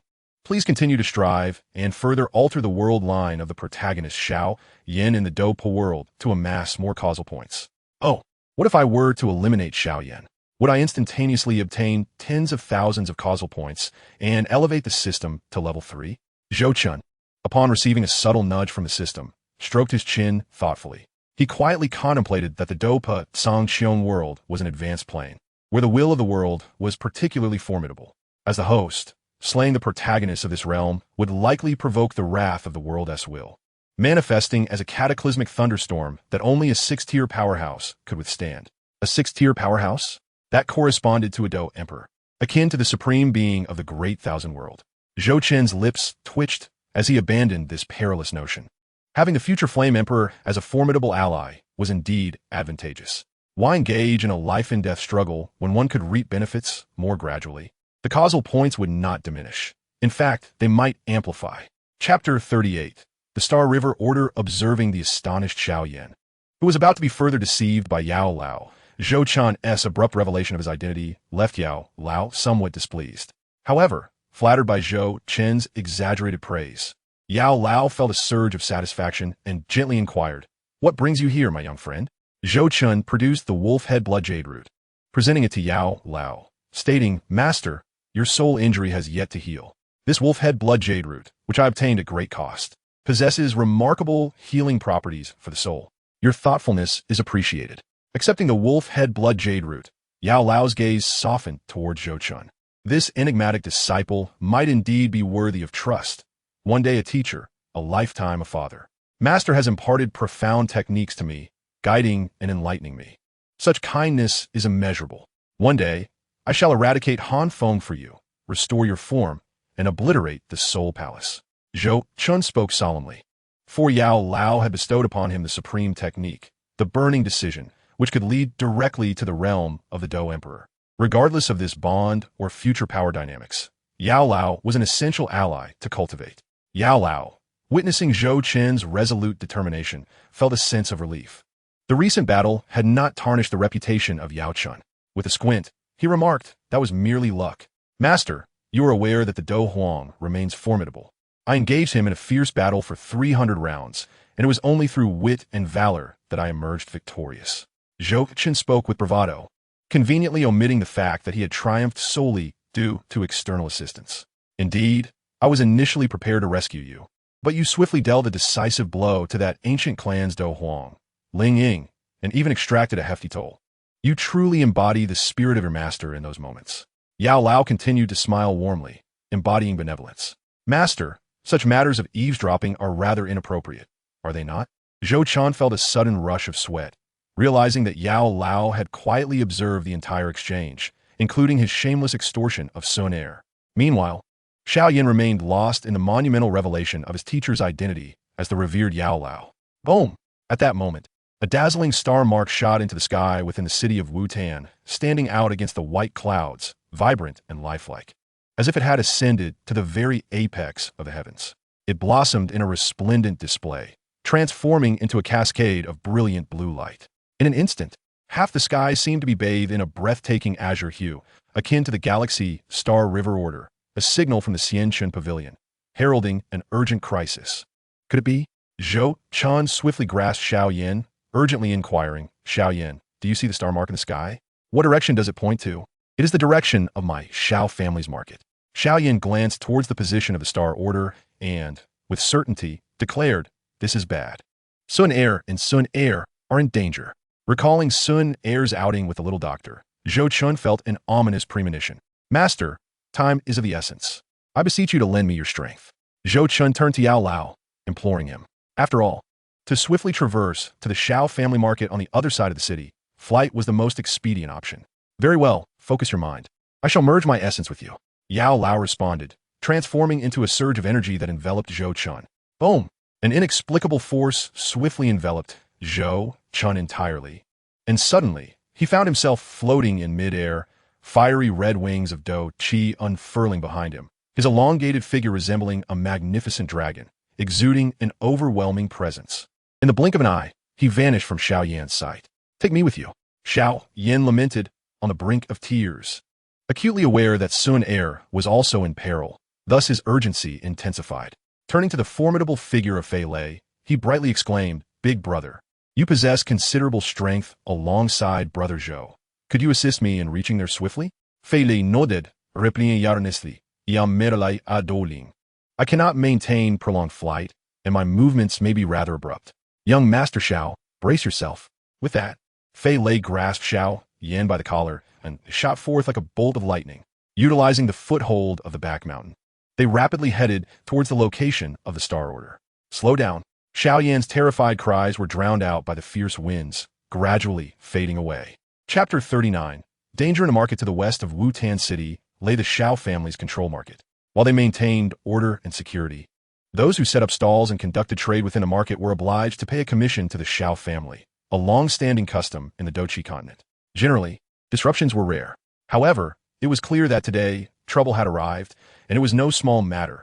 At this moment, within the market, dozens of Xiao family's protectors, all with a strength exceeding 4 stars, lay scattered on the ground, bloodied and mangled.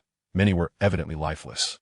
Meanwhile, the guard dispatched by Zhou Chan to protect the little doctor were also injured, brandishing their blades in defense of her and Sun Er. "Misunet, and this fair maiden, cease your futile resistance." From amidst the throng, 2 elegantly dressed youths, surrounded by a multitude like stars around the moon, were led by one of them, who belonged to the Jia Lai family, one of the 3 prominent families in Wutan City. "Do you possess an audacity beyond measure? This is the Xiao family S market. Do you not fear a conflict between our 2 families?" Suna a fool here delicatespo, gazing at the deranged Jia Lai Ao and his companions, attempting one last stand. "Ah, I do fear a conflict, but this esteemed gentleman beside me does not." Jia Lai Ao responded, his demeanor shifting from a tyrant to a sycophant as he fawned over the youth clad in luxurious garments beside him.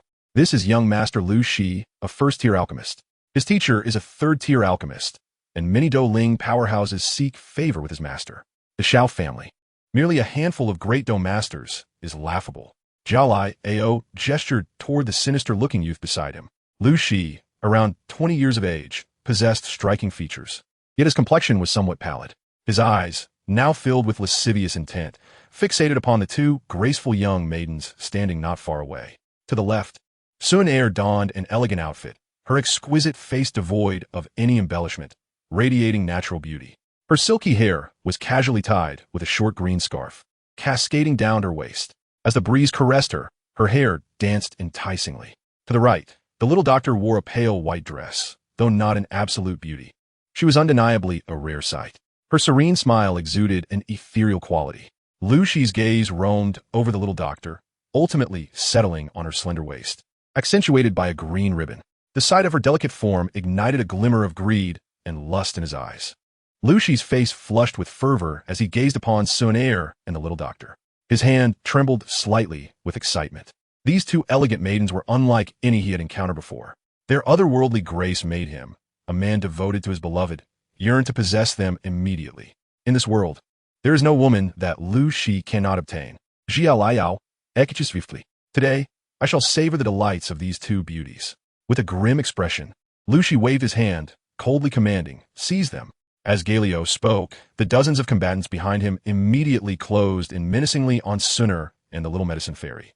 "Liushi, you must think carefully. This lady is not one of the Xiao family. She is the wife of the master of the Xiantian Pavilion. If you provoke her, the consequences are beyond your imagination." Sun Er glanced at the elite fighters of the Galio family surrounding them, her dark, glistening eyes darting as she quickly pushed the little medicine fairy forward as a shield, hoping to intimidate these lust-driven fools. The mere thought of Zhou Chun filled her with resentment. Although Old Ling had consumed the Earth Spirit pill, his injuries were too severe, necessitating a lengthy recovery, which incensed Sun Er, who had been raised by him. Liushi smirked ominously, exclaiming, "Xiantian Pavilion? I have never heard of such a force in the Gamma Empire. Huh, even if their master were present, Liushi could still make him kneel and beg for mercy." Upon speaking, Liushi waved his hand, and Galio, along with his subordinates, began to encircle Sun Er and the little medicine fairy, evidently preparing for an assault. The little medicine fairy lifted her delicate head, gazing coolly at Galio and his approaching men. Her expression remained unchanged as she spoke with a gentle voice laced with a hint of frost. "If you choose to strike, do not regret it." "Regret? My dear, I advise you to surrender quietly. It would be unfortunate if I were to harm you." Galio stepped forward, his palm clenched as a gleaming silver spear materialized, radiating a faint silvery light, clearly a weapon embedded with a magic core. Capture them, regardless of the cost. At Galio's command, a chorus of bloodthirsty shouts erupted as they charged forward, and the guards of the Xianshan pavilion found themselves on the verge of collapse. You leave me no choice.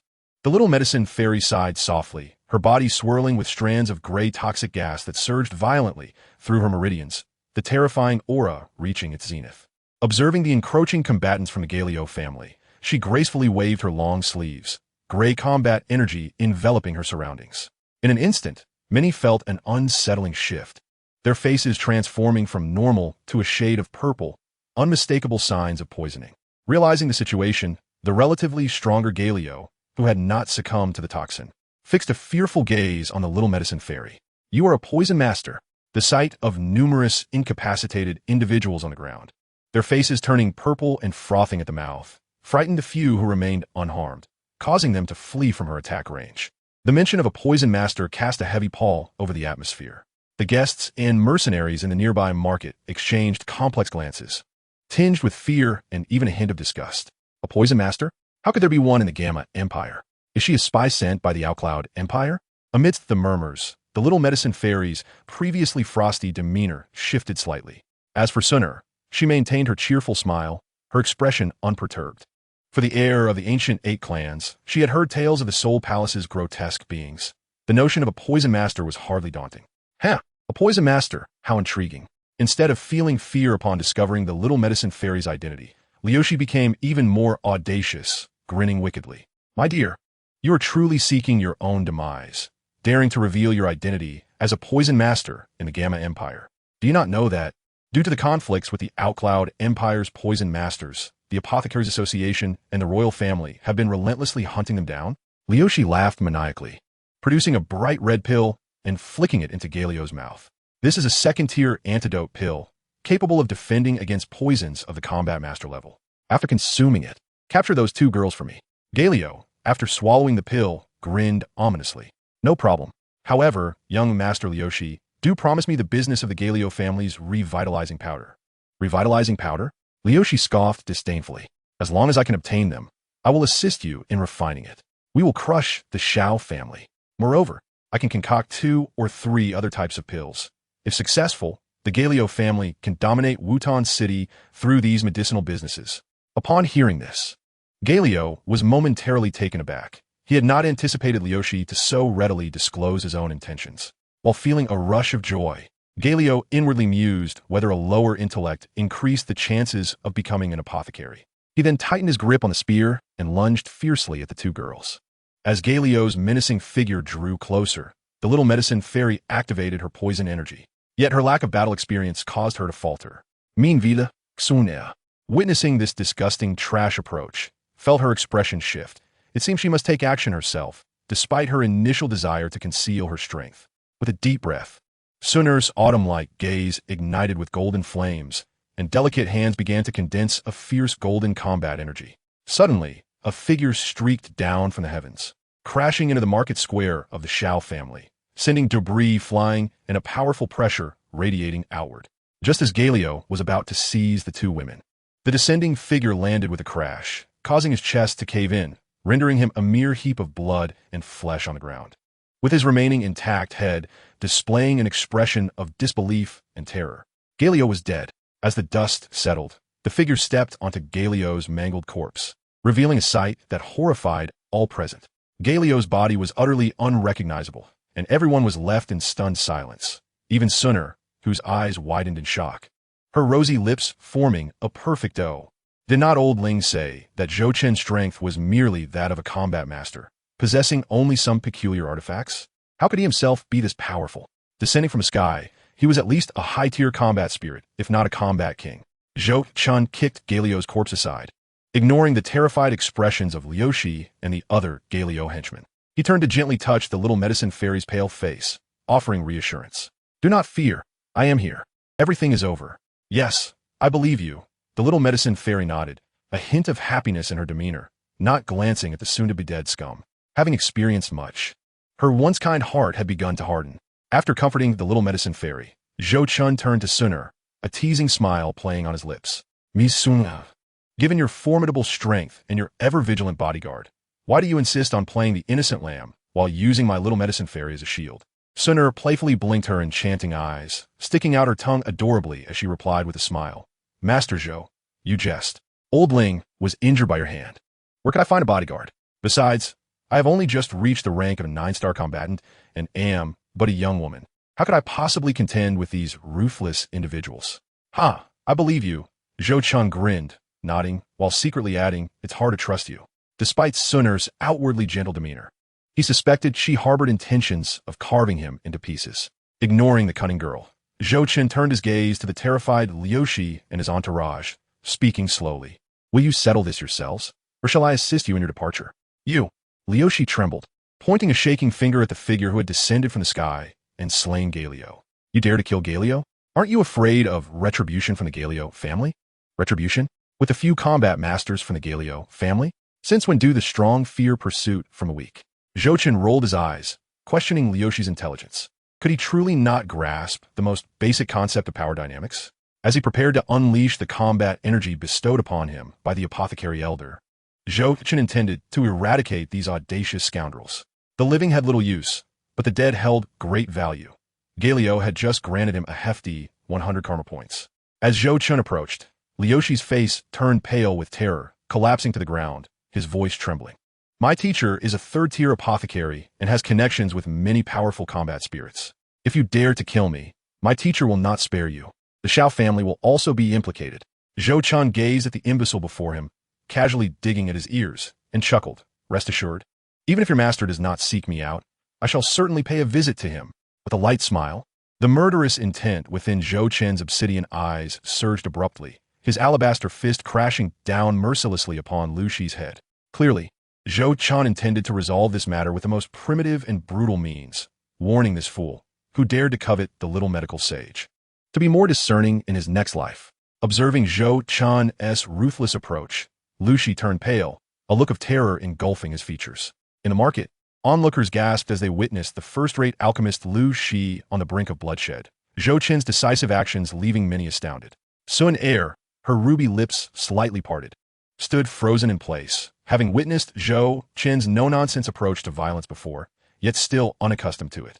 Logically, this Zhou Chen, with his fair complexion and scholarly demeanor, seemed an unlikely harbinger of such lethal intent. All eyes followed Zhou Chen's iron fist, but just as it was a mere half-meter from Liu Shi's skull, a sudden thunderous roar erupted, reverberating through the street. You dare, boy! Listening to the fury-laden shout, and seeing the glimmer of surprise in Liu Shi's eyes, Zhou Chen squinted, a cold smile gracing his lips as he intoned, Liu Shi, do you truly believe you can escape unscathed? With that, Zhou Chen's fist did not waver. Instead, it descended with even greater ferocity. His actions evidently incited the wrath of the earlier shouter. A sharp curse slicing through the air like a bolt of azure lightning, aimed straight at Zhou Chen's head, unfazed by the incoming torrent of energy. Zhou Chen's expression remained unchanged as he retaliated with a punch from above. Liu Shi, a fighter of the Dome Master rank, could not even utter a word before his head was driven deep into his chest, his spine shattered and bones protruding grotesquely from his back, flesh and blood exploding forth. Liu Shi was dead. Ding! Host has slain the supporting character Liu Shi, a first-rate alchemist from the world of Do Pa. Reward, 300 karma points. Indeed, a notable character from the original story, one whose name had graced several chapters. Bold, you wretch! A figure rushing to Liu Shi's aid bellowed in a frenzy, his hands curling into claws as he swept them before him, dense azure Do Qi coalescing into several light azure energy blades. The blades surged forward, swelling in size, forming a massive azure vortex aimed directly at the unsuspecting Zhou Chen. Get away! The little medical sage could not help but exclaim in alarm, while Sun Er surged with faint golden Do Qi, poised to assist the oblivious Zhou Chen. Boom! The azure blades sliced toward the defenseless Zhou Chen, followed by a sound akin to thunder, leaving the majority of the crowd momentarily dazed. The swirling vortex of energy obscured the scene, morphing it into a haze. Brat! You killed my son, Galio, and now you've slain my disciple Liu Shi. I shall make you pay dearly for their deaths.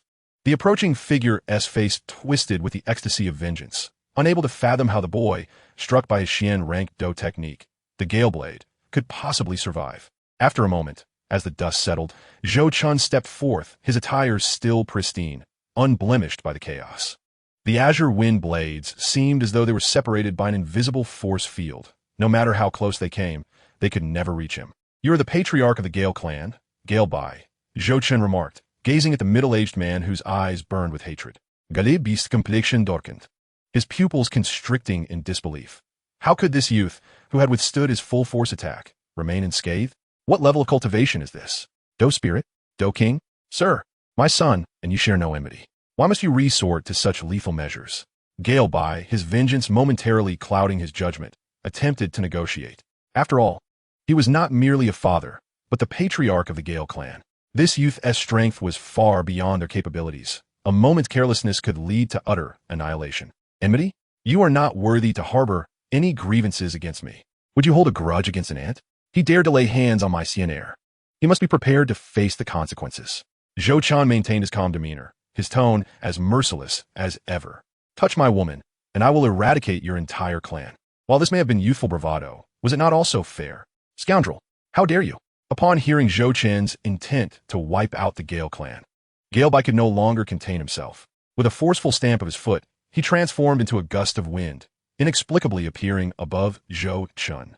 A sinister gleam flickered across Gale Bai's impassive face as he tightened his fist, surging azure, Do, Chi rapidly coalescing into a colossal whirlpool. Boom!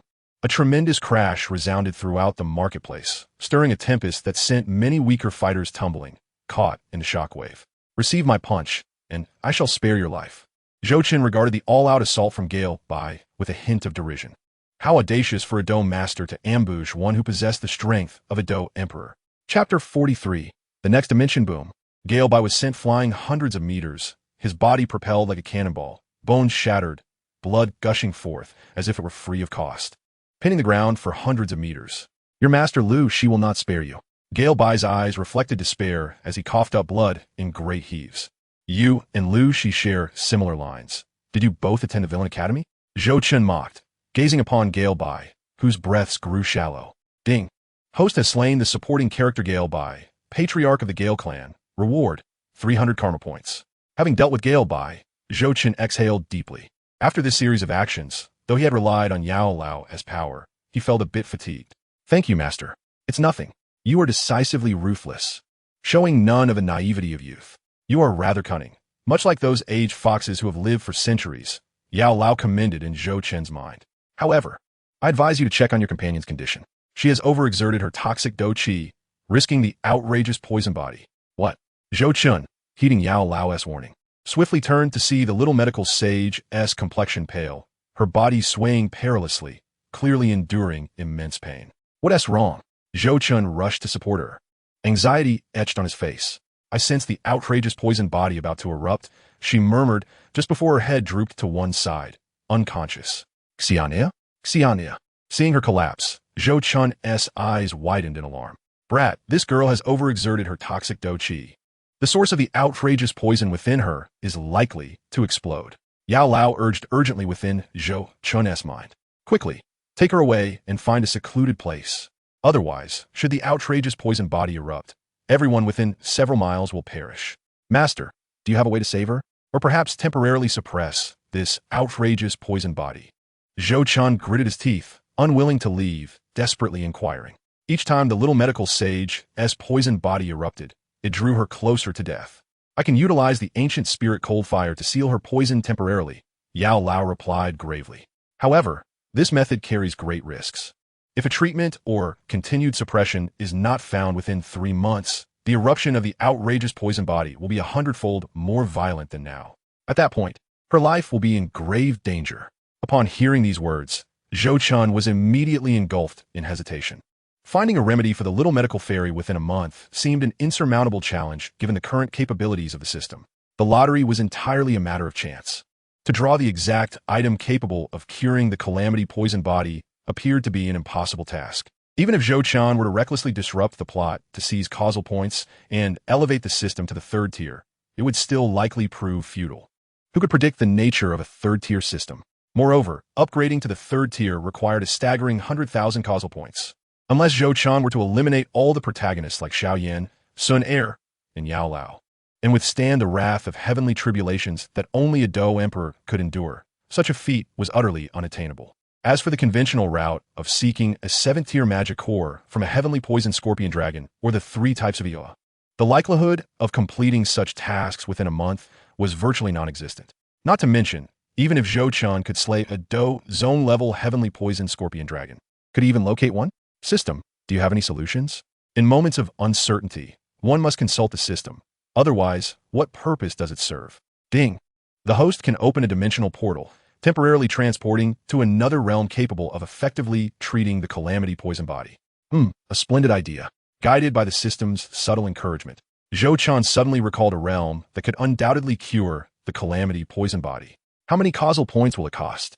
Name your price. Zhou Chen understood that given the system's insatiable appetite for resources, it would likely demand a considerable fee. Ding. According to the host's 1st-tier strength, it will require 3,000 causal points to establish the dimensional passage. That's not too steep. Zhou Chen nodded in agreement.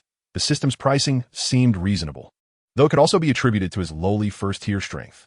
If 2nd- or 3rd-tier powerhouses sought to traverse dimensions, they would undoubtedly face far greater resistance, and the costs and causal points would likely skyrocket. Resolute in his decision to venture into a new realm in search of a remedy for the calamity poison body, Zhou Chen acted decisively. Addressing Yao Lao in his mind, "Master, please execute the seal. I shall handle the matter of healing." Chapter 44. The Sunfire Seal. Since you have made up your mind, I shall lend you my assistance. Upon speaking, Yao Lao instantly took control of Zhou Chen's body, summoning clusters of pale, bone-like flames, the bone spirit cold fire. Ranked 11th among the Yio in the Douqi world. Upon witnessing the spectacle, Sun Er's eyes widened in shock. With her background as a noble from an ancient clan, she could unmistakably identify it as Ioa. This detestable Zhou Chen truly had an abundance of hidden cards. Sunfire Gathering. Zhou Chen's hands surged with bone spirit cold fire as he rapidly formed intricate seals and a fiery totem. The Sunfire Seal gradually materialized in the void. With a powerful shout, the flame totem surged into the little medical fairy's body, immediately suppressing her impending calamity poison body, while the dark toxic energy on her face gradually receded. Zhou Chen, take her down to rest. Remember, within 3 months, you must find a solution for the calamity poison body, even if it is merely a temporary suppression. Yao Lao's somewhat feeble voice echoed in Zhou Chen's mind, causing a tightening in his heart. It seemed imperative to swiftly traverse the new realm and discover a remedy for the calamity poison body. However, which realm should he choose? Zhou Chen's expression grew grave, and his hatred for the Gailey family intensified. These beasts were the reason for the little medical fairy's plight. This time, he was determined to leave no trace of the Gailey clan. Moreover, annihilating this family, which played an active role in the early parts of the original story, would surely yield a substantial amount of causal points. Whoosh! Just as Zhou Chen's murderous intent surged, a gust of wind swept by as Fei Lei rushed over, clutching Xiao Yan. Ugh! After being jostled violently by Fei Lei, Xiao Yan felt dizzy and nauseous. Xiao Yan, you are late, Zhou Chen remarked slowly, observing Xiao Yan's pale face and incessant retching. Once Xiao Yan regained his composure, he immediately turned to Sun Er. Seeing her brother, Xiao Yan's concern for her was evident, and disregarding his earlier discomfort, he smiled sweetly and said, "Brother Xiao Yan, Master Zhou has already dispatched all the villains." All of them? Xiao Yan turned his gaze to the bodies strewn about the venue, his pupils dilating in disbelief. The father and son duo from the Gailey family lay dead on the spot, their deaths gruesome to behold. One even had his head crushed into his chest cavity. "Master Zhou, you killed them all?" Xiao Yan trembled as he pointed at the horrific scene, incredulous. "Just a bunch of ants. You'll be able to do it too." Zhou Chen waved his hand dismissively. Upon hearing this, Xiao Yan's lips twitched. He thought to himself, "You also relied on Yao Lao's power, making it sound as though it was entirely your doing." Steadying himself, Xiao Yan voiced his concern, "But the Gailey family leader is dead. They will surely go mad with rage. The Imperial City Guards of Wutan City will not stand idly by." "Oh, are you suggesting I should eradicate the Gailey family and the Gamma Empire City Guards to eliminate future threats?" Zhou Chen replied to the worried Xiao Yan with a playful tone. Xiao Yan's mouth fell agape, staring at Zhou Chen in disbelief. "Senior brother, your bloodlust is rather intense." Even Sun Er shot Zhou Chen a sideways glance, rolling her eyes. This young man, with his scholarly demeanor, seemed to swiftly resort to exterminating entire families at the drop of a hat.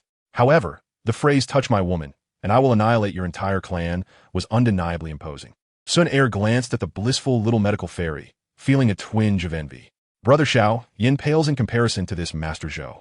Zhou Chen paid little heed to the thoughts swirling in the minds of these youngsters and commanded decisively, "Fei Lei, go and eradicate the Gailey family. Remember, I want every last one of them gone." Zhou Chen gritted his teeth, his voice icy, "Leave no trace." "Understood." Fei Lei bowed and promised, then launched himself towards the Gailey family's direction.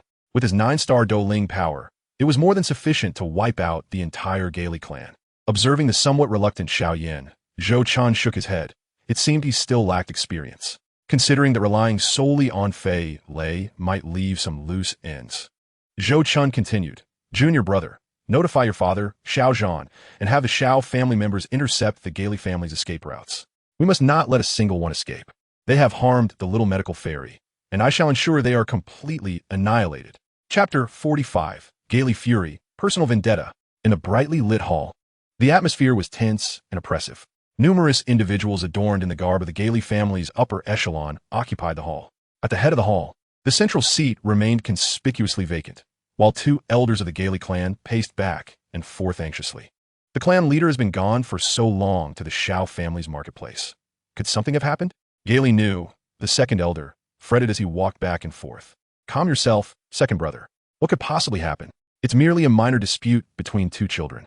The clan leader's visit is simply to ensure that Xiao Ao and that Lu Shi gentleman do not suffer any losses," a robust elder with a kind expression calmly replied. He was the first elder of the Gailey family. After hearing his brother's words, Gailey knew, weary, blinked and halted his pacing. Just as he was about to take a brief rest, he suddenly heard distant shouts and the sounds of battle emanating from the grand entrance. Furrowing his brow, Gailey knew was about to call for someone to inquire about the situation when a guard from the Gailey family rushed in, kneeling on one knee in the hall, urgently reporting, "Elder, a grave incident has occurred. We are under attack, and the guards and clansmen are suffering heavy casualties. We cannot hold them back." "What?" Upon hearing this, the entire hall erupted into chaos among the Gailey clan members. They were one of the 3 major families of Wutan City, known for their propensity to slaughter others. Who would dare attack them? The smile on the first elder's face gradually froze, and the teacup in his hand shattered into powder, which dripped from his palm, mingled with tea. Meanwhile, Gailey Nu stepped forward, his countenance icy as a violent aura surged within him, creating a gust of wind that howled through the air. "Who dares?" Realizing the clan leader had yet to return, a sense of foreboding gripped the hearts of the Gailey clan members. Could it be the Xiao family? A glint of cold light flashed in his eyes, and a furious Gailey Nu immediately rallied a large number of clan members to hasten towards the front courtyard of the Gailey estate for reinforcement. The elder of the Gailey family wore a grave expression as he summoned a group of clan members, preparing to retreat through the secret passage that had long been prepared by the Gailey clan. An unsettling intuition gripped the elder. This time, they had provoked a foe they ought not to have trifled with. The downfall of a family may not be terrifying, as long as there remains a spark of hope and living kin. What instilled true dread was the prospect of complete annihilation, which would render them utterly powerless. Upon their arrival at the front courtyard, Gailey Nu and his companions were met with a scene of utter carnage.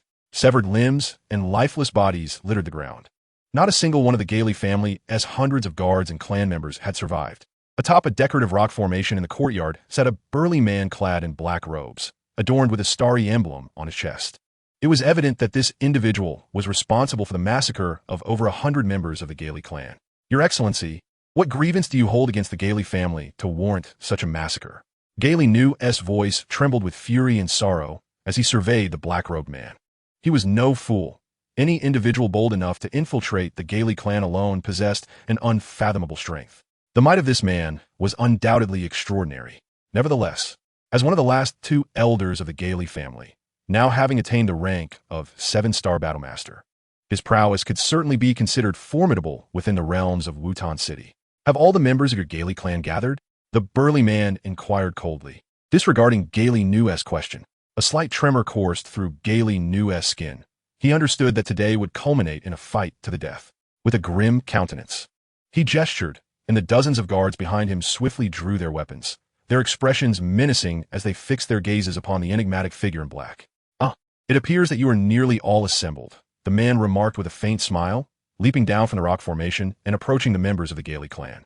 I am Fry, a guardian of the Xianxiang Pavilion. You Gaily people dared to threaten the Pavilion Master S-Lady, and thus, the Master has decreed the annihilation of your clan, leaving not a single trace behind. You esteemed, cultivating families pride yourselves on unity and kinship.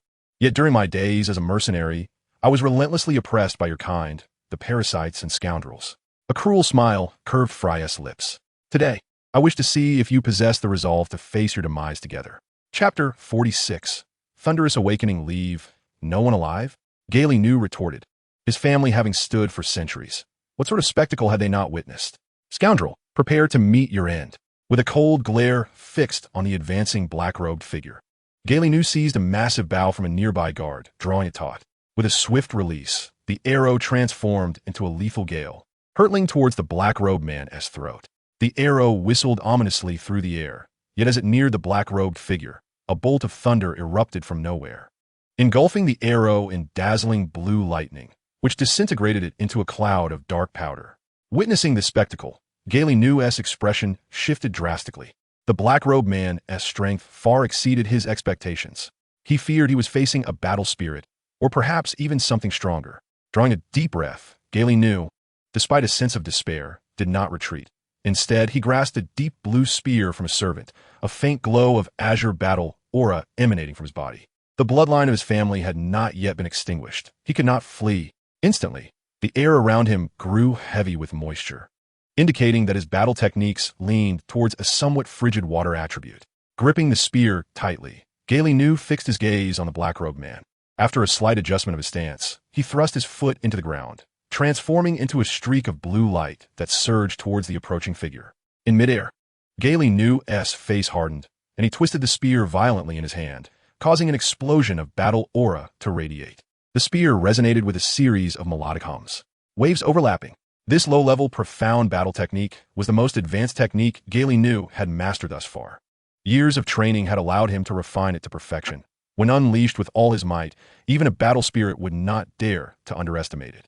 As Gaily Nu's voice echoed, a colossal wave formed from the spear, bursting forth with energy and rising skyward before crashing down upon the immobile black-robed man. Witnessing their elder's display of might, cheers of encouragement erupted from the Gaily family members. The blue wave roiled through the sky, and amidst its tumult, tiny sparks of light flared up as the spear, like a bolt of lightning, plunged towards the black-robed man's head. As the target loomed just within reach, a savage grin crossed Gaily Nu's face, a chilling smile that accompanied a surge of power from his spear. Just as the spear neared its target, the black-robed man slowly raised his head. A brilliant flash of electricity ignited in his eyes. Intermediate Earth-level battle technique. Thunderous Awakening, Thunderstrike. Before the words had fully escaped his lips, a torrent of lightning erupted from the black-robed man's body, sweeping toward Gaily Nu in a manner reminiscent of a wildfire consuming the land. Thunder crashed across the sky, and the onlookers felt the sudden chill of their skin, followed by waves of energy, the spear, and Gaily Nu himself vanishing without a trace. Inside the Gaily estate, the cheers abruptly ceased. The clan members, akin to headless chickens, gasped for breath, their expressions of triumph transforming into sheer terror. As they turned their gazes back towards the black-robed man, a sense of dread akin to encountering a demon enveloped them. It seems that your Gaily clan cannot escape this calamity today, Fry chuckled, harboring resentment from the countless times he had been bullied by such family powers during his years as a mercenary. In the past, he had lacked the strength to retaliate against the humiliation, but now, as a 9-star battle spirit wielding Earth-level techniques, he was determined to eradicate a family, such as the Gaily clan, known for their notorious reputation. Moreover, given the profound debt he owed to the Pavilion Master, he would comply with any orders, even if they involved self-sacrifice. How much easier, then, to extinguish a family? Observing the Gaily clan members, whose eyes darted with fear, yet who refused to retreat, Fry couldn't help but admire their spirit. As mere ants, you still dare to stand before me. I understand your desire to buy time for the young and the weak of your family to escape. Shaking his head, he unleashed a surge of blue arcs of electricity from his hands, his voice deepening. Alas, your Gaily clan is simply unfortunate to have drawn the ire of the Pavilion Master. With his unparalleled decisiveness, your clan is fated for extinction. My only wish is to spare you from a death too ignoble. Intermediate Earth-level battle technique. thunderous awakening, thunderblade. A bolt of azure lightning descended from the heavens, striking towards Fry, yet it perfectly avoided his body, coalescing in his hands as a divine sword forged from the very essence of lightning. Slash! With a fierce shout, the thunderblades surged in size, sweeping through the Gailey clan with the force of a mountain, sealing their fate. Chapter 47. The fox assuming the tigers might. Meanwhile, at the Shao family estate, Shao Zhan and 3 elders occupied the main seats, while a row of Shao family officials sat on either side. In the center of the hall stood Shao Yin and Sun Er, who had just returned. At that moment, all eyes of the Shao clan were fixed upon Shao Yin. "Yinner, is what you say true? Zhou Chun is truly your senior brother?" Shao Zhan's face flushed with excitement. "It is indeed true. After I regained my talents, my master took me as his disciple, and Lord Zhou Chun is my senior brother," Shao Yin replied, tilting his head slightly with pride, feeling a surge of exhilaration as he basked in the admiration and reverence of his clan members. The humiliation he had endured over the past 3 years felt like a distant memory, eclipsed by this moment of triumph. "Then why hasn't he come?" inquired the 3rd elder, his tone laced with skepticism. "Over these years, he has been the one who has oppressed Shao Yin the most," the 3rd elder sneered. "Lord Zhou Chun is a figure capable of commanding battle spirits and contending with battle emperors. What makes you think he has time to meet with you?" Beside them, Sun Er's beautiful eyes flickered, and her voice turned frigid as she mercilessly mocked. "I have long been unable to tolerate the hypocritical nature of these elders in the Shao family. Today, their blatant disregard for Shao Yin has incensed Sun Er to an extraordinary degree. Moreover, hearing them refer to Zhou Chun in such a disrespectful manner, she finds herself inexplicably unsettled. Zhou Chun is someone capable of compelling me, this lady, to yield. If there is to be hatred, it should rightfully be mine to bear. What qualifications do you, mere great doe, sure-level trash, mere ants, have to comment on Zhou Chun? Fighting emperor?" Shao Zhan stood up, incredulous, exclaiming, could it be that the battle yesterday, which shook the entire Wu-Tan city, was indeed as formidable as they say? Indeed, before Sun Er could respond, Shao Yin, brimming with excitement, interjected, "It was merely a fighting emperor. My senior brother dispatched the opponent with a single strike, or so my master himself stated." "What?" The Shao clan erupted in astonishment. The head of the Xianchun pavilion could vanquish a fighting emperor with a single blow? What realm of cultivation does he possess? Could he possibly be a Dozong? The members of the Shao clan seated in the hall widened their eyes in shock, their gazes fixed fervently on Shao Yin, who basked in their admiration. Feeling a sense of elation wash over him, despite having lived 2 lives, he remained an ordinary person at heart, unable to suppress his vanity in the face of their adulation. Beside his father, Shao Mei gently moistened her rosy lips with her delicate tongue. Recalling the moment she fortuitously encountered Zhou Chun, a twinge of excitement coursed through her. She resolved to seize the opportunity to engage with that esteemed pavilion master. On the other hand, Shao Zhan, seated at the head, contemplated further, with disciples boasting cultivation levels above that of fighting emperors. What then could be the realm of Shao Yin's mysterious mentor? The Shao clan truly struck gold this time. Was the pavilion master's assertion about annihilating the Jia Lai clan genuine? Elder Shao Shan, unable to contain his impatience, exclaimed, "Ever since the previous patriarch of our Shao clan, fighting King Shaolin, was ambushed and killed, the once mighty Shao clan in the Jiama Empire has been on a steady decline. It is worth noting that the Shao clan of your could hold its own in discourse with the Nalan clan, one of the 3 great families of the empire. And what the present Shao clan? Even the most insignificant creatures dare to bully us. And the once inconsequential Jia Lai clan and Ao Ba clan now have the audacity to confront us, pushing us further into a corner and harboring deep-seated grievances. Truly, what can be tolerated cannot be tolerated any longer." Upon hearing the news of the impending annihilation of the Jia Lai clan, Shao Shan was already sharpening his blades. The members of the Shao clan were also eager and ready, awaiting confirmation of the news' authenticity. Shao Yin, witnessing the usually stoic elder now displaying a congenial demeanor and even lowering himself to inquire about the situation, felt a swell of pride, confidently asserting, "Senior brother Zhou Chun has stated that he will handle the main combat strength of the Jia Lai clan. Our Shao clan need only send people to hunt down the remaining stragglers and clean up the aftermath." In truth, his senior brother had already dispatched a Douling expert to eradicate the Jia Lai clan. Chapter 48. Annihilation of a clan. A Douling expert? The members of the Shao clan collectively gasped in astonishment, realizing that surrendering the ring Zhou Chun requested had indeed been a wise decision. Otherwise, the first clan to be obliterated would have been the Shao clan. Shao Zhan, seated at the head, Observe his son speaking confidently, his eyes narrowing. Suddenly he stood, fixing his gaze intently on the three elders, and spoke in a low voice. I wonder if the words I utter now still hold weight in the current Shao clan? Indeed, the three elders, momentarily taken aback, hesitated but quickly responded in unison with serious expressions. At this moment, the Shao Zhan father-son duo, having firmly allied with Zhou Chun, were not opponents they could contend with. It was better to comply with their wishes. Shao Zhan then turned abruptly, addressing the gathered clan members with authority. The clan leader's commands are absolute. Understood. Nodding affirmatively, Shao Zhan ascended to the main seat, sweeping his robe aside as he sat, his gaze surveying the entire assembly. Proclaiming thunderously, "Today, I will lead our forces in cooperation with Pavilion Master Zhou to completely cleanse the Jia Lai clan." Yes. The members of the Shao clan echoed in unison. Shao Zhan coldly continued, "As per Pavilion Master Zhou's instructions, we shall leave no survivors." With Shao Zhan's orders issued, the Shao clan immediately sprang into action. In less than half an hour, 10 lightly armored squads appeared in the spacious square. Shao Zhan and Shao Yin stood atop a pavilion, surveying the vast courtyard. After a moment, Shao Yin looked up at the rising moon, a trace of coldness flashing across his face. He abruptly turned and descended the pavilion, where over 100 Shao clan warriors stood armed and ready, their fierce demeanor reminiscent of a descending tiger.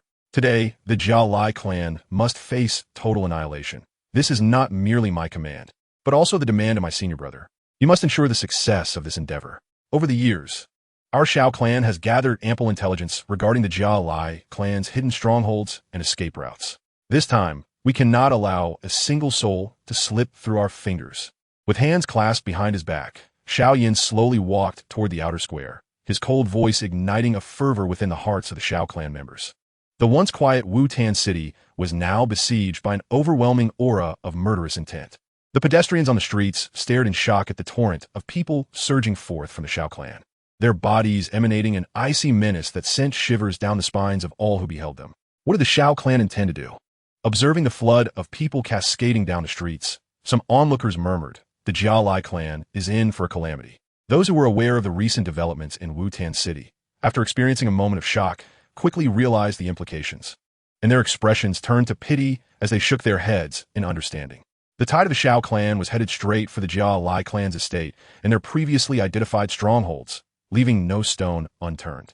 Even the Jia Lai clan's market was looted clean. All defenses were obliterated in an instant. Any who dared to resist were met with glimmering blades.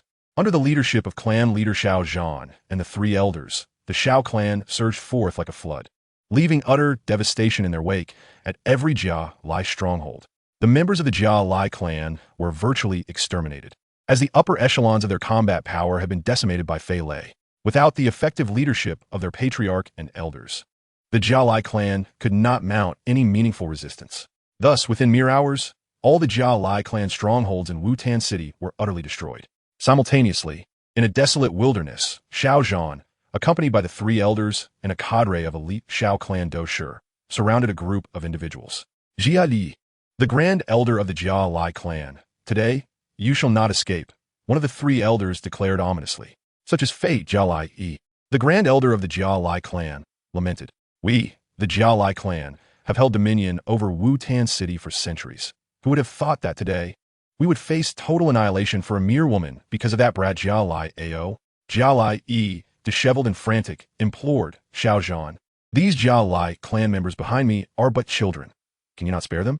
Shao Zhan shook his head, hesitant for a moment, but ultimately resolute, stating, "Pavilion Master Zhou has commanded that not a single one of your Jia Lai clan be spared. I dare not disobey." Recalling Zhou Chen's ability to command a Dou Ling and battle a fighting emperor, as well as the mysterious master behind him, Shao Zhan felt compelled to adhere to Zhou Chen's orders. "Not a single one of the Jia Lai clan shall be allowed to escape. Then come at me." Jia Lai Yi brandished a long sword, his chest swelling as all the capillaries in his body ruptured, evidently activating some forbidden technique in a desperate bid for survival. Raging waves, triple waves, trivial skills, raging lions, fury. Two figures, one clad in blue and the other in green, collided like comets. The fate of the Jia Lai clan was sealed in the cataclysmic clash of their fighting spirits. Chapter 49. When in distress, one should cultivate oneself at the break of dawn. The night-long carnage had come to a conclusive end. The Xia family, drenched in blood and exhilaration, charged back into the courtyard, sealing the gates with a resounding thud, thereby obstructing the prying gazes of onlookers. In the square, dozens of fierce members of the Xia clan sat upon the ground, their laughter echoing loudly as they celebrated the day's triumph. This day undoubtedly marked one of the most exhilarating moments they had experienced in years. Footsteps gradually approached from outside the square, and Xia Yin, clad in a pristine robe, entered with a smile. Young clan leader. Upon seeing Xia Yin, the burly men of the Xia clan sprang to their feet, their eyes alight with fervor. Today, Xia Yin had borrowed the might of Zhou Chun to completely turn the tide in their favor. After all, who among the Xia clan was unaware that Xia Yin's talent had been restored, and that he had an older brother capable of effortlessly annihilating the Gale family? With a slight nod, Zhou Chun ascended a raised platform, gazing at the tall and handsome youth with his back turned towards him. With a mix of respect and envy, he remarked, "Brother, the Gale family should be utterly eradicated. My father has intercepted the remnants led by the Gale family's elder." "I understand," Zhou Chun replied as his eyes swept over the brightly lit Xia residence. Unbeknownst to outsiders, he had already learned from the system about the Gale family's downfall, accumulating a total of 2,000 causality points. Coupled with the points he had previously obtained, he now had around 5,000 points at his disposal. It seemed that exterminating families, particularly those that played a significant role in the original plot, was quite a lucrative endeavor. Disregarding Xia Yin for the moment, Zhou Chun decisively summoned the system and brought up his personal attributes panel. Xia Yin, understanding the cue, remained silent, waiting patiently. "Loading, please hold on," the system chimed. Name: Zhou Chun. Profession: Dimensional Traveler Race. Human Strength. Peak Level 1 Causality Points. 5805 Techniques. Burning Technique. Azure Cloud True Technique. Divine Slashing Technique. Azure Cloud True Technique. Divine Sword Thunder Technique Equipment. Spiritual Bloodline. Ice Heart Pill. Soul Cutting Blade. Well, after deducting the 3,000 causality points needed for dimensional travel, I still have enough for 2 lottery draws, which is better than nothing. Regaining his focus, Zhou Chun turned to Xia Yin, who had been patiently waiting, a wicked grin spreading across his face, sending a chill down Xia Yin's spine. Fixing his gaze on Xia Yin, who appeared somewhat dazed, Zhou Chun suddenly exclaimed, "Since ancient times, who has escaped death?" Xia Yin instinctively replied, "Who does not use paper when they relieve themselves?" A towering building rises from the ground. A red apricot leaps over the wall. As Xia Yin began to comprehend the exchange, Zhou Chun posed another question. In times of poverty, one should cultivate oneself. In times of wealth, one should have many wives and concubines. Without hesitation, Xia Yin responded. The two exchanged glances, each staring blankly for a moment before bursting into laughter simultaneously. "I never expected, brother, that you too are a traveler," Xia Yin said, amusement evident in his tone. "Huh, can the pressures of this Doqi world allow only you, Xia Yin, to shine?" Zhou Chun chuckled, internally thinking, "I am here to seize your fortunes and your female companions." "Brother, did you also traverse from infancy?" Xia Yin asked, eyes glistening with camaraderie. Shaking his head, Zhou Chun replied, "No, I came over with my entire being, not like your inferior soul transfer." Unfazed by Zhou Chun's teasing, Xia Yin curiously inquired, "Brother, when did you realize I was a traveler?" "The reason I came to Wutan City was not for that ring. Rather, I came for you." "Do you believe me?" Zhou Chun casually remarked. Chapter 50. What I give, you may take. What I withhold, you cannot seize. Upon hearing this, Xia Yin nodded, understanding why Zhou Chun had been unusually enthusiastic upon their first meeting, even using a 6th grade elixir to restore his talent. It was likely the result of his older brother's recommendation that he could become a disciple of the esteemed medicine master. Indeed, having a fellow traveler was truly reliable. "My older brother is a good man." As Xia Yin indulged in this fabricated narrative, his gaze towards Zhou Chun grew more appreciative. This was precisely the effect Zhou Chun desired, to manipulate the future Flame Emperor at his fingertips, granting him immense satisfaction. Having read numerous novels about reincarnated protagonists, Zhou Chun noted that in many, the main character either acted as a caretaker for Xia Yin, groveling before him, or desperately sought to undermine him, with some even outright eliminating him or destroying the Doqi world. Zhou Chun found such extremes perplexing, either excessively compassionate or brutally violent, resembling individuals from a mental institution. If it were advantageous and low risk to eliminate someone like Xia Yin, Zhou Chun would not hesitate to do so without a second thought. However, given the current circumstances, whether it be heavenly retribution or the ancient clan behind Sun'er and Medicine Elder, they would not permit him to harm Xia Yin unless he intended to finish this job and never return. Thus, The cost of undermining and eliminating Xia Yan far outweighed the benefits of recruiting him as a subordinate and ally. Naturally, Zhou Chen opted for the path of least resistance and made the prudent choice. With this in mind, Zhou Chen patted Xia Yan's shoulder in a gesture of camaraderie. In these times, to have someone serve you, one must either rely on benefits or emotional connections. For Xia Yan, Zhou Chen planned to employ both strategies.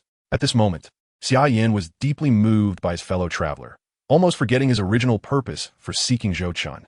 He then produced a list and cheerfully said, "Brother, the techniques, combat skills, and treasures of the Gale family have been thoroughly organized. Thanks to your influence, that elegant lady from the middle auction house, Yafei, has even lent us 8 storage rings, which has alleviated quite a bit of our trouble." "Indeed, Yafei has done well," Zhou Chen replied with satisfaction, turning to Xia Yan and stating, "I will take 7 parts of the spoils, and you shall have 3. "How can that be? The Gale family strongmen were all eliminated by you, brother. We, the Xia family, merely lent a hand. How could we dare claim 3 parts?" Xia Yan hastily shook his head, realizing that they were quite self-aware. The fact that they could annihilate the Gale family already brought immense benefits to the Xia clan. After all, with the Gale family's destruction, their former territory was now consumed by the Xia family, which was the greatest advantage. To demand a share of the Gale family's meticulously preserved techniques, combat skills, and treasures gathered over hundreds of years would be utterly foolish and reckless. Although Zhou Chen was both his fellow townsman and older brother, the wise Xia Yan would never engage in such nonsensical behavior.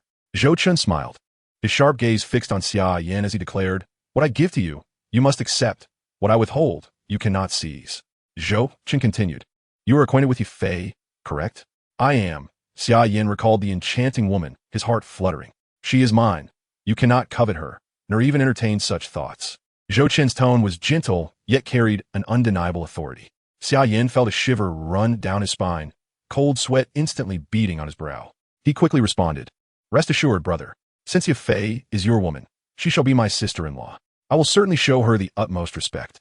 Xia Yan was acutely aware of Zhou Chen's prowess. To provoke his woman would be courting death. He had Sun'er, which was sufficient. Although Zhou Chen also had his eyes on Sun'er, the speed with which he shifted his demeanor was astounding. Could this be what is referred to as the thick black theory of wielding both grace and authority? Seeing the solemn expression on Xia Yan's face, Zhou Chen recognized that his tactic of intimidation had taken effect. He had mentioned Yafei to instill a sense of reverence in Xia Yan, ensuring he complied without question.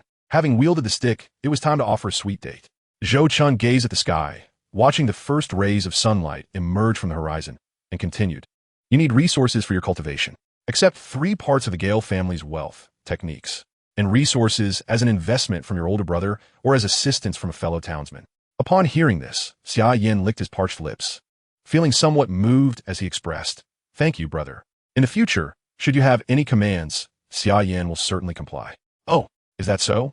A glint of cunning mischief sparkled in Zhou Chen's eyes, for he had been waiting for this very statement. Thus, Zhou Chen swiftly extracted a star token from his spatial ring and handed it to Xiao Yan, saying, "My immortal star pavilion is still in its infancy, and we are in dire need of talents like you, junior brother. How about joining my immortal star pavilion?" "Well, all right then." Xiao Yan appeared utterly bewildered, for it was his first encounter with such audacity. Just moments after receiving a benefit, this senior brother was already demanding a return favor. However, being associated with such a prominent figure seemed rather appealing. Observing Xiao Yan, who had already fallen into his trap, Zhou Chen felt elated and advised, "With my star token, you can freely mobilize the forces and resources of the immortal star pavilion." However, Zhou Chen paused, adopting a serious tone. "With power comes responsibility. Whenever I issue a command, you must comply. Whenever there is a matter within the pavilion, you must come to our aid." Upon hearing this, Xiao Yan's mind was filled with excitement at the prospect of having access to the resources of the immortal star pavilion. As for obeying Zhou Chen, he felt no resistance. After all, it was merely a matter of assisting his senior brother when needed. Thus, he patted his chest confidently, declaring, "Rest assured, senior brother. Your affairs are my affairs. Whoever you wish me to eliminate, I shall do so." Pleased with Xiao Yan's high level of awareness, Zhou Chen nodded in satisfaction. Regardless of whether Xiao Yan was genuinely sincere or merely pretending, he had already fallen into Zhou Chen's scheme and could hardly escape. He chuckled inwardly, thinking, "By joining my faction and becoming my subordinate, you have not only gained a title, but also a bond of loyalty. Let us see how you will escape from my grasp. Obediently serve as my enforcer, becoming the vanguard in my conquest across the myriad realms. That is your only path forward. Just imagine having the Flame Emperor as a subordinate. Chapter 51. Cultivation. Since Zhou Qin's resounding victory over the Battle Emperor and the annihilation of the Gali clan had spread throughout Wutan City, the entire city was thrown into a state of trepidation. In the following days, various powerful factions within the city came to offer gifts and build connections. The Shao clan, which had been gradually losing influence in Wutan City, suddenly found itself in high demand. Moreover, with the territories they had annexed from the Gali clan, the Shao clan's comprehensive strength had ascended to the status of the foremost power in Wutan City. The reason it was termed foremost was that there still existed a faction above the Shao clan, Zhou Qin's Immortal Star Pavilion. Zhou Qian was not the type to assist others selflessly without seeking recompense. After obliterating the Gali clan and seizing the power vacuum, Zhou Qian established a new branch of his pavilion in Wutan City, aiming to dominate the city and acquire more cultivation resources. During this process, both Mitre Yafei and the Shao clan were ardently assisting Zhou Qian in the establishment of the new branch. Each day, the members of the Shao clan treated Zhou Qian with utmost respect, to the point where it felt as if they were on the verge of chanting his praises. Zhou Qian himself felt a bit bashful, especially with Xiao Mei of the Shao clan. Over the past few days, he had encountered her no less than 5 times, which had begun to wear on his patience. Though Zhou Qian was open-minded and accepting of all, regardless of age or appearance, Xiao Mei's overtly opportunistic demeanor had begun to irritate him. Clearing his throat, he thought to himself, if I act now, it might come off as too desperate. Sun Air remains my primary target, but this girl seems to be deliberately avoiding me. In this not-so-large Xiao residence, she is proving hard to find. Zhou Qian had even shamelessly inquired with Xiao Zhan about Sun Air's whereabouts, and the sight of Xiao Zhan's grim expression as he forced an explanation brought Zhou Qian great amusement. After all, Xiao Zhan had long wished for Xiao Yin to secure Sun Air for the sake of elevating their status within the ancient clan. Now that Zhou Qian had emerged to covet this stunning beauty, it naturally caused Xiao Zhan considerable discomfort. Yet, he dare not confront Zhou Qian and could only awkwardly explain. This was a classic case of a powerful dragon crossing into foreign territory and turning the tables. As for Yafei, she had truly invested heavily for Zhou Qian's sake, not only providing hundreds of thousands of gold coins to construct a grand pavilion for the Immortal Star Pavilion, but also diligently gathering medicinal herbs for cultivation. This had enabled Yao Lao to concoct numerous effective 2nd and 3rd grade pills. However, given her current limitations, Yafei struggled to procure higher grade pills unless she managed to take over the entire Mitre clan, one of her long-standing goals, and one of the reasons Zhou Qian chose to accept her. Zhou Qian was immensely pleased with Yafei's efforts. Had he not been preoccupied with matters concerning the little medical sage and diligently cultivating to traverse to the next realm, he might have pursued Yafei more aggressively. During these days, the little medical sage had remained in a deep slumber. Were it not for Yao Lao's assurance that she merely lacked strength and that there was no significant issue, Zhou Qian would have had to hastily embark on a journey to the next realm. Yet, since the little medical sage was fine, he needed to prepare. Speaking of which, he had yet to properly cultivate the burning art and the azure cloud true art. In the master bedroom of the Shao residence, the gentle moonlight filtered through the gaps in the window, casting delicate specks of light that adorned the luxurious and pristine cultivation chamber. Days prior, the astute clan leader of the Shao clan, Xiao Zhan, insisted that Zhou Qian no longer stay in the guest room, but graciously offered him the master bedroom. Zhou Qian, far from being the type to feign modesty and lose his dignity, naturally accepted the offer without hesitation. Furthermore, the Shao clan prepared over 1 million gold coins worth of cultivation materials for him, along with the finest cultivation room in the Shao residence. In this room, Zhou Qian sat cross-legged in a jade pool, unclothed, with his hands in a peculiar formation before him, his eyes tightly shut and his breathing steady and powerful. The jade pool was filled with a cerulean liquid that shimmered with strange glimmers as it gently swayed, quite mesmerizing. Zhou Qian's chest rose and fell rhythmically, embodying the unique breathing technique of the burning art, which was exceedingly peculiar. With each inhalation and exhalation, he could alter his constitution and enhance his fighting spirit. As time passed during his cultivation, the cerulean liquid in the basin began to emit a faint stream of energy which gradually ascended, ultimately entering Zhou Qian's body in sync with his powerful breaths. As the energy flowed into him, Zhou Qian's youthful face seemed to emanate a lustrous glow akin to that of warm jade. Sensing the swelling fighting spirit within, Zhou Qian kept his eyes closed, his fingers maintaining the hand seal, remaining utterly focused and in the optimal state for cultivation, greedily absorbing the gentle energy from the cerulean liquid. The cerulean water, as it touched Zhou Qin's skin, seeped through his pores, nourishing his bones and cleansing his meridians. Under Zhou Qin's insatiable demand, more and more energy began to diffuse from the basin, eventually obscuring his form. Gradually, the elemental energy of the surrounding world began to converge chaotically, forming a massive vortex. Observing this astonishing scene, Yao Lao, who was guarding Zhou Qin, was left dumbfounded. Is this still cultivation? This is outright plundering the world's elemental energy. What manner of monster is this lad? Regardless of Yao Lao's astonishment, Zhou Qin continued to absorb the elemental energy of heaven and earth, immersing himself in relentless cultivation as time slipped by unnoticed. The moonlight streaming through the window gradually dimmed, and the sky deepened, only to brighten once more. Chapter 52. A breakthrough of 17 levels. Within the basin, Zhou Qin, with his eyes still closed, drew in the last trace of energy into his body, his eyelashes fluttering slightly. Moments later, his pitch-black eyes suddenly opened, and a white gleam flashed within, this time tinged with a hint of light blue. Slowly expelling a breath of turbid air from his chest, Zhou Qin's spirit was invigorated as he blinked and then sprang to his feet, allowing the cool droplets of water to cascade off him. Stretching lazily, he reveled in the fullness of his fighting spirit, feeling both intoxicated and slightly vain as he mused. Master, what do you think? Is my talent acceptable? Moderate at best. Chun, do not become complacent. In my time, I have encountered countless prodigies. Your current level of cultivation is nothing remarkable. On the surface, Yao Lao maintained an air of indifference, yet internally, he was profoundly astonished. Within just 2 to 3 days of cultivation, Zhou Qin had transformed from a mere brute relying on his physical strength to dominate, into a 7-star fighter. A leap of 17 levels in just 2 days of cultivation. In his lifetime, Elder Yao had never encountered such an exaggerated cultivator. Had he possessed such a rapid cultivation speed in his youth, he would surely have been immediately revered by the Yao clan as a divine bloodline and their holy son, rather than being expelled, which ultimately led to his mother's demise from grief. Observing Elder Yao's melancholic demeanor, Zhou Qin chose not to disturb the sorrowful elder. Instead, he continued his meditation.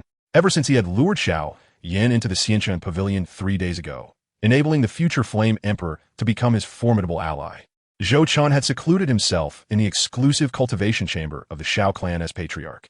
During these 3 days, apart from attending to basic needs, Zhou Qin had lived a life of profound seclusion. Although the days of cultivation were somewhat monotonous, devoid of beautiful women, video games, and all the earthly distractions, such trivialities were inconsequential to the ambitious Zhou Qin. For the lofty titles of Master of all realms, Great Transcender, Conqueror of Life, Deity, and Heavenly Emperor, he was resolute in his commitment to rigorous training. A cultivator with a clear goal and aspirations finds everything transformed. Moreover, for the sake of Xiao Yixian and ensuring his own survival in the next realm, he understood the necessity of diligent cultivation. Though the days were austere, the remarkable progress he achieved filled him with joy. He ascended 17 levels to become a 7-star Do fighter, a challenge comparable to climbing from bronze to the rank of king in a competitive game. Furthermore, in a matter of days, his Do Chi would reach a transformative saturation, allowing him to break through to the Do Master rank, a prospect that was just around the corner. However, such astonishing cultivation speed had little to do with Zhou Qin's innate talent. Rather, it was attributed to the extraordinary enhancement he received. Upon his arrival in the world of Dopa, Zhou Qin had consumed a tiger wolf pill, a renowned elixir in the dragon symbol realm. This ancient concoction, prepared with 5-colored earth and various herbs, was used by ancient emperors to create a potent altar, sacrificing tigers and wolves to the heavens to obtain this miraculous medicine. Soldiers who ingested it became extraordinarily powerful, embodying the strength of both tiger and wolf, thus earning the name Tiger Wolf Army. It was due to this pill that Zhou Qin's physical strength reached the Dome Master level. Yet, the most formidable effect of the Tiger Wolf pill was not merely enhancement of power, but the transformation of the body's meridians, allowing the user's channels to be unblocked. As a result, one could cultivate without the need to clear the meridians through Do Qi. They could directly infuse their energy to elevate their cultivation. To put it metaphorically, the cultivation speed of an ordinary person could be likened to trudging through a muddy country road at a snail's pace, while Zhou Qin's speed was akin to soaring through the skies in a supersonic jet. Moreover, the Ice Heart pill acquired through the second-tier lottery system played a significant role. This pill could suppress inner demons, enabling a state of pure focus for cultivation, thus yielding results that were twice as effective. Additionally, the third-grade foundation-building elixir concocted by Elder Yao possessed an astonishing potency that far surpassed both Zhou Qin's and even Elder Yao's expectations. It was this trifecta of advantages that enabled Zhou Qin's miraculous ascent of 17 levels in just 3 days. However, that progress was nearing its limit.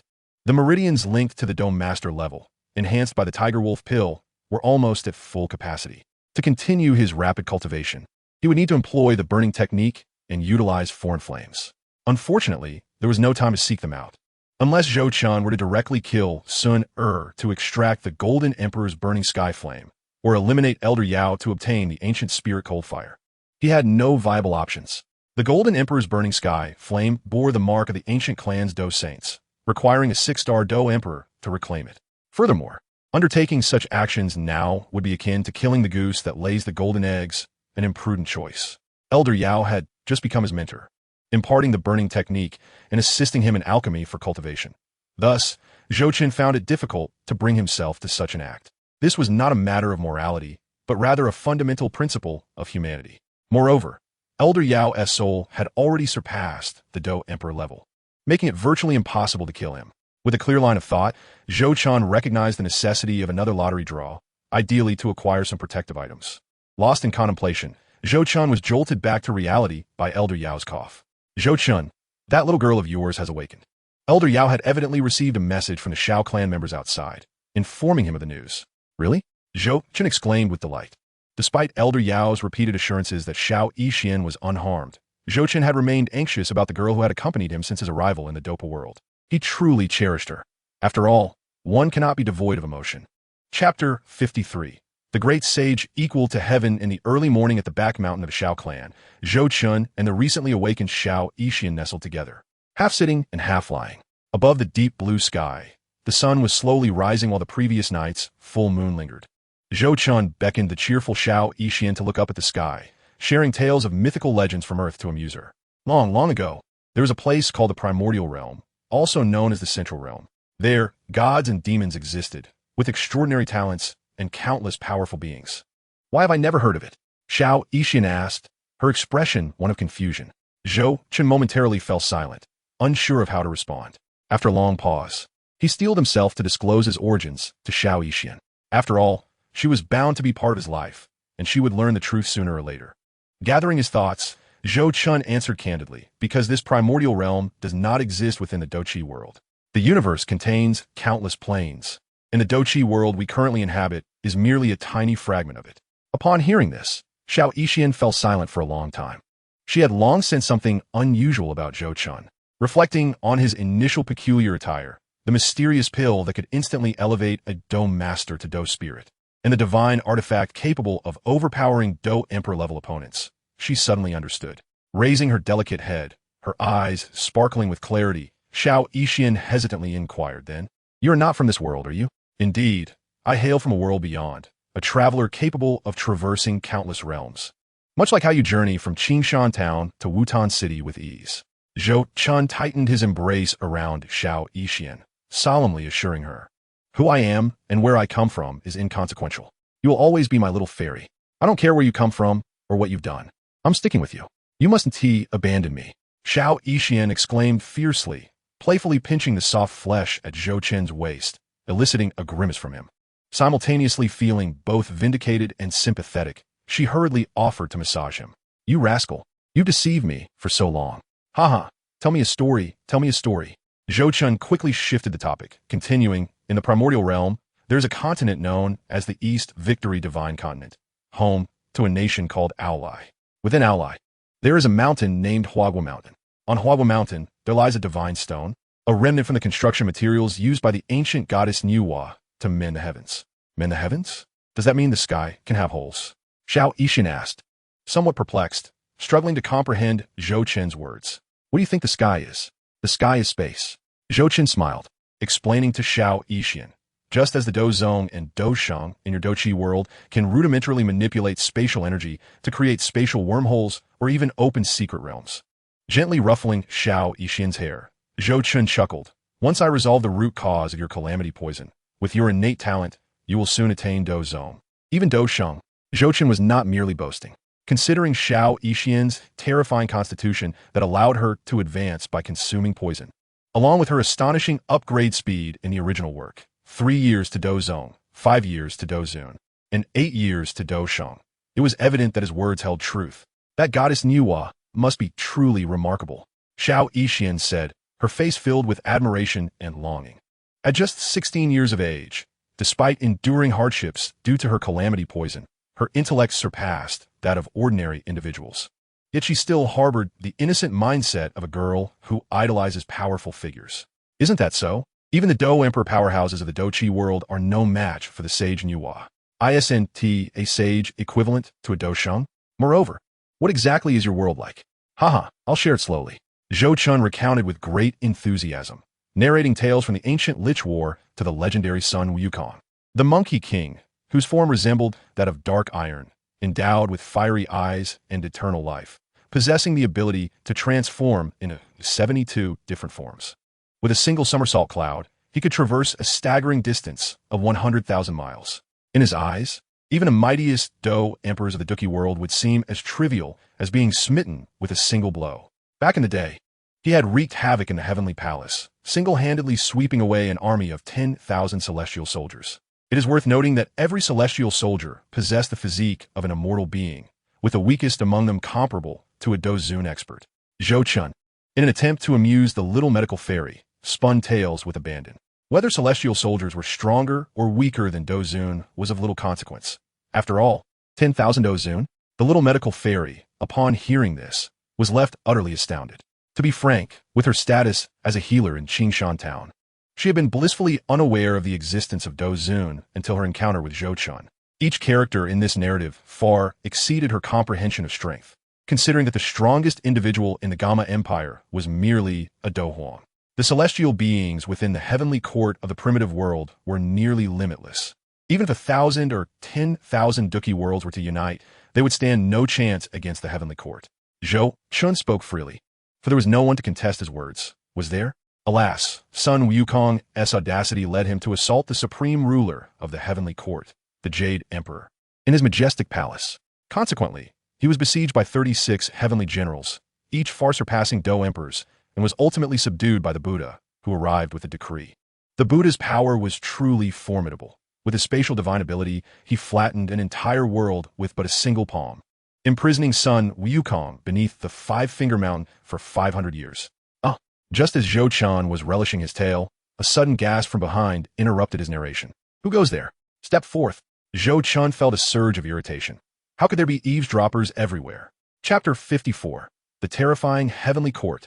Zhou Chun and the little medical fairy turned to face the disarrayed thicket on the back mountain, from whence the voice had emerged. Who goes there? Step forth. Zhou Chun silently summoned his burning decision Do Chi, and an exquisite iron-long sword materialized in his grasp. He had practiced the Qingyun True formula for several days, but had yet to find an opportunity to wield it. As he noticed the figure attempting to conceal itself awkwardly, a girl stood up, adjusting her purple dress, and with a charming smile, she said, Lord Zhou, would you believe me if I said I stumbled upon this place by chance? It was Sun'er. Zhou Chun furrowed his brow. Sun'er had been deliberately avoiding him for several days, so why was she now covertly following him? Meanwhile, the little medical fairy's thoughts were far simpler. Having developed a decent rapport with Sun'er, she readily accepted her seemingly absurd excuse. Sun'er, noticing Zhou Chen's teasing gaze, tilted her fair, jade-like face to evade his scrutiny. Her cheeks tinged with a hint of red. It appeared that Sun'er was not one to lie frequently. If there's nothing of importance, I shall return to my slumber, she remarked. Feeling uncomfortable under Zhou Chen's unabashed gaze, Sun'er awkwardly added, Miss Sun'er has rather peculiar hobbies, preferring to sleep during the day and roam about at night. Zhou Chun glanced up at the rising sun, his smile somewhat forced as he chuckled. The little medical fairy also regarded Sun'er with a hint of suspicion. Could it be that this young lady was being disingenuous, secretly stalking Zhou Chun with intentions of competing for his affections? That would simply be intolerable. As the atmosphere grew increasingly awkward, Sun'er hastily concocted an excuse and fled, resembling a startled fawn, which brought Zhou Chun great amusement, causing him to laugh uncontrollably. Observing Sun'er retreating, the little medical fairy suddenly felt a twinge of annoyance, especially seeing Zhou Chun in such high spirits. With Zhou Chen's pained cry, The little medical fairy slowly withdrew her delicate hand. A heavy door slammed shut, and Sun'er, clutching her ample chest, exhaled a long sigh of relief. It took a moment for her to regain her composure, transforming back into the graceful maiden clad in azure, exuding an ethereal elegance akin to a newly blossomed lotus. Ling Lao, do you know what I heard today? Reflecting on Zhou Qin's words, Sun'er felt her heart race. No sooner had she spoken than a void within her chamber began to shift ominously. Moments later, a figure wrapped in black material emerged. It was Ling Ying, who had recovered after consuming advanced elixirs. Observing Sun'er's apprehensive demeanor, Ling Ying lowered his head and respectfully inquired, "Miss, did Zhou Qin show you any disrespect?" Upon uttering these words, Ling Ying's aura shifted dramatically. Having watched Sun'er grow up, she was akin to a daughter to him. Should Zhou Qin dare to insult her, he would risk his very life to avenge the affront. It is not as you suspect. Watching Ling Lao's misunderstanding, Sun'er's fair face turned crimson. What are you thinking? She coughed lightly to mask her earlier embarrassment before continuing. Ling Lao, have you heard of a power known as the Heavenly Court? Recalling Zhou Qin's shocking declarations, Sun'er spoke deliberately. This entity, the Heavenly Court, boasts an army of tens of thousands, perhaps even over 1 million Dozun experts. To them, the Do Emperors are scarcely larger than ants. A being known as the Buddha possesses the power to obliterate an entire world with a single hand, to create entire realms, and even to suppress foes far exceeding the Do Emperor level. A chilling glint flickered in Sun'er's eyes as she slowly asked, Ling Lao, do you believe all of this? That is impossible. If such a formidable force truly exists, how could my clan be entirely ignorant of it? If such a power were real, how could the ancient 8 clans stand a chance against them? Ling Lao responded incredulously. For the might of the force Sun'er described surpassed his wildest imagination. A being surpassing the Do Emperor? How could that be? The Duki continent had not seen a Do Emperor in millennia. This was recorded in ancient texts. The last Do Emperor, Tuashi, had his tokens split into 8, residing in the secret domains of the 8 ancient clans. Otherwise, how could Miss Sun'er have infiltrated the Shao clan, remaining undercover for over a decade? Was it not for the legendary Tuashi token, said to aid a peak Do saint in ascending to the Do Emperor level? Thus, if there truly existed a force known as the Heavenly Court, with millions of Dozun, countless Do Emperors, and even being stronger than Do Emperors, he, Ling Ying, will be the first to disbelieve. Surely, Zhou Qin was spinning fanciful tales to deceive the young lady. Ling Lao, who told you that the Heavenly Court resides within our realm? Sun'er replied with a wry smile, shaking her head. Miss speaks the truth. In the face of Ling Ying's incredulous gaze, Sun'er nodded slowly. This force known as the Heavenly Court does not exist within this realm. I overheard Zhou Qin's words. Our Duki continent is merely a minuscule world. Beyond our realm lies countless others, infinite planes. The so-called Heavenly Court is said to be a supreme force from the central primordial realm, governing all worlds. And Zhou Qin, he hails from that central primordial realm. The more Sun'er spoke, the more fervent she became, her fear palpable. She harbored no doubt that Zhou Qin was lying. His narrative was too coherent and logical to be mere imagination. Furthermore, she had been eavesdropping, and Zhou Qin had spoken candidly to the little medical fairy without a hint of caution. How could he possibly be lying? However, Sun'er could never fathom that such an audacious and shameless individual as Zhou Qin truly existed. This was the consequence of underestimating the depths of humanity. Chapter 55, Guardian Shield. Reflecting on Zhou Qin's mention of those terrifying powerhouses, names such as the Buddha and the Monkey King, it was evident from their very titles that they were fearfully powerful. The more Sun'er pondered, the more anxious she became. She turned to the equally astonished Ling Ying and asked Ling Lao, do you think Zhou Qin has ulterior motives in coming to our Duki continent? Could it be that he has come to invade our entire Duki continent? Sun'er uttered her speculation with a thunderous intensity, causing Ling Ying to break into a cold sweat. Do you think I should report this matter to my father? Sun'er's eyes flickered as she inquired, to which the old servant hesitated to speak further. Nevertheless, this matter was of paramount importance, potentially concerning the very existence of the Duki continent, warranting the use of that spatial jade slip. Ling Ying's words were ambiguous, yet subconsciously he agreed. He had not forgotten how Zhou Qin had severely injured him, almost to the point of death.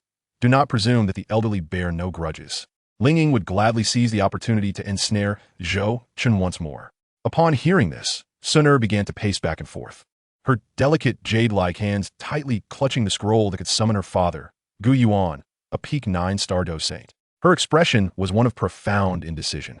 She understood that once her father, the clan leader Gu Yuan, arrived at this place, the situation would become irretrievable. If Zhou Chun were confirmed to be an outsider, regardless of whether he posed a threat to the Duki continent, the Gu clan would never let him go, for it represented boundless benefits and power. The ability to traverse time and space, along with an array of bizarre weapons and means, would serve as the perfect justification for the Gu clan to act. Moreover, it even symbolized the opportunity to ascend to the Dou Emperor. Her father, Gu Yuan, had been stuck at the peak 9-star Dou Saint level for an entire millennium. Sun was acutely aware that anyone who had the chance to break through to the Dou Emperor would not let it slip away. The reason behind the destruction of the Shao clan was precisely because of that ancient jade capable of opening the Dou Emperor's cave. Her initial mission upon arriving at the Shao family was to covet that jade, stained with the blood of countless sacrifices. After much contemplation, Sun attempted multiple times to shatter the spatial jade slip, only to repeatedly abandon the idea. For some inexplicable reason, she subconsciously refrained from contemplating the grim fate that awaited Zhou Chun if captured by the Gu clan. Although this villain had extorted her life through Ling Lao and had shamelessly teased her, every recollection filled her with a seething resentment. Yet, this hatred was not to be conflated with her current predicament. Dejectedly releasing the jade slip, Sun ultimately could not muster the resolve to act.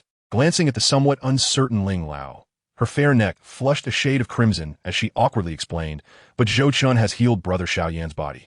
And he is also Brother Xiao, Yan's senior brother. I cannot bear to see Brother Xiao Yan saddened." After uttering these words, Sun seemed to have found justification for her actions. Yes, indeed, it is for Brother Xiao Yan, not out of sympathy for that wicked villain. Simultaneously, at the back mountain of the Xiao family, a piercing scream erupted, sending birds into a frenzy. "What did you say? You want to go to another dimension?" Tears brimmed in the eyes of the little medical fairy as she vigorously shook Zhou Chen's arm, pleadingly exclaiming, "Are you so eager to leave? What if you encounter danger?" Zhou Chen was about to explain when the little medical fairy pressed her delicate hand against his mouth, her voice choked with emotion. I know you're doing this to cure my cursed body. You're doing it for me, but I don't want to take risks. Since childhood, everyone has avoided me like the plague because of my cursed body, wishing they could kill me." With a sniffle and tears streaming down her face, the little medical fairy continued, only you have treated me well. You have worried for me, cried for me, and now you're willing to risk yourself for my sake. I truly do not want anything to happen to you." The little medical fairy cried out passionately, completely devoid of her usual gentle composure. Zhou Chun, observing her desperate grip on his arm, smiled wryly and shook his head gently, speaking softly as a man. "Sometimes one must shoulder their responsibilities. You are my responsibility. Rest assured, I never embark on ventures without certainty. Moreover, though my power is merely at the Dome Master level, my methods are numerous. Sinner, you should be most aware of that." I don't care. The little medical fairy threw a tantrum, clinging tightly to Zhou Chen's arm, shaking it like a 3-year-old child. Zhou Chen gazed at the petulant little medical fairy and affectionately stroked her smooth, fair cheek, saying with tenderness, "In a month, your cursed body will erupt. I have no other options. The medicine sovereign can only temporarily seal your cursed body. I must go. Preparations need to begin now." With that, Zhou Chun shook off the little medical fairy's hands and headed towards the cultivation chamber designated for the clan leader of the Shao family. Within the chamber, he activated the system, eager to check his personal attributes and see how many causal points remained. Ding! Retrieval in progress. Please wait a moment. Host. Name: Zhou Chun. Profession: Dimension Traveler. Race: Human. Strength: Peak first stage. Causal points: 5805. Cultivation techniques: Burning Art, True Technique of the Azure Cloud, True Technique of Slaying Gods. True Technique of the Azure Cloud, Divine Sword Controlling Thunder Technique Equipment, Spiritual Bloodline, Slashing Soul Blade. After reviewing the remaining 5,000 causal points, Zhou Chun felt a sense of satisfaction. After deducting the 3,000 points required for traversing dimensions, he could still afford 2 lottery draws. He hoped for good fortune, desiring something powerful to elevate his defense. Otherwise, relying solely on his Dome Master level strength and physical body would make survival in that perilous world, where one could obliterate planets as easily as drinking water, exceedingly difficult. There was also that troublesome, self-destructive spiritual bloodline. Perhaps it would be better to hand it over to his subordinates. He was unsure whether Kagan had arrived in Wutan City as planned. He had already dispatched someone to Qingshan Town to notify Kagan to come and collect this troublesome spiritual bloodline. Returning to his senses, Zhou Chen decisively summoned the system, System, spend 1,000 causal points to draw a second-tier item. Ding. Processing. Deducting 1,000 causal points, drawing a second-tier item. As a somewhat vague, colorful roulette continued to spin in his mind. Finally, ding.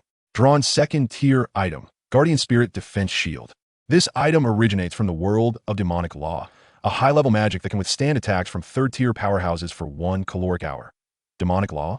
Is that a fantasy novel? Whatever. Zhou Chen didn't care about its origins. As long as it was useful, that was sufficient. However, what on earth was a caloric hour? Ding. A caloric hour is the standard measurement of time in the magical realm, approximately equivalent to 20 minutes in Earth Standard Time. Half a caloric hour? MMP, you ridiculous system. Chapter 56. The Bronze Saint Warrior. The Guardian Spirit Defense Shield? How magnificent. I hope it's not just for show.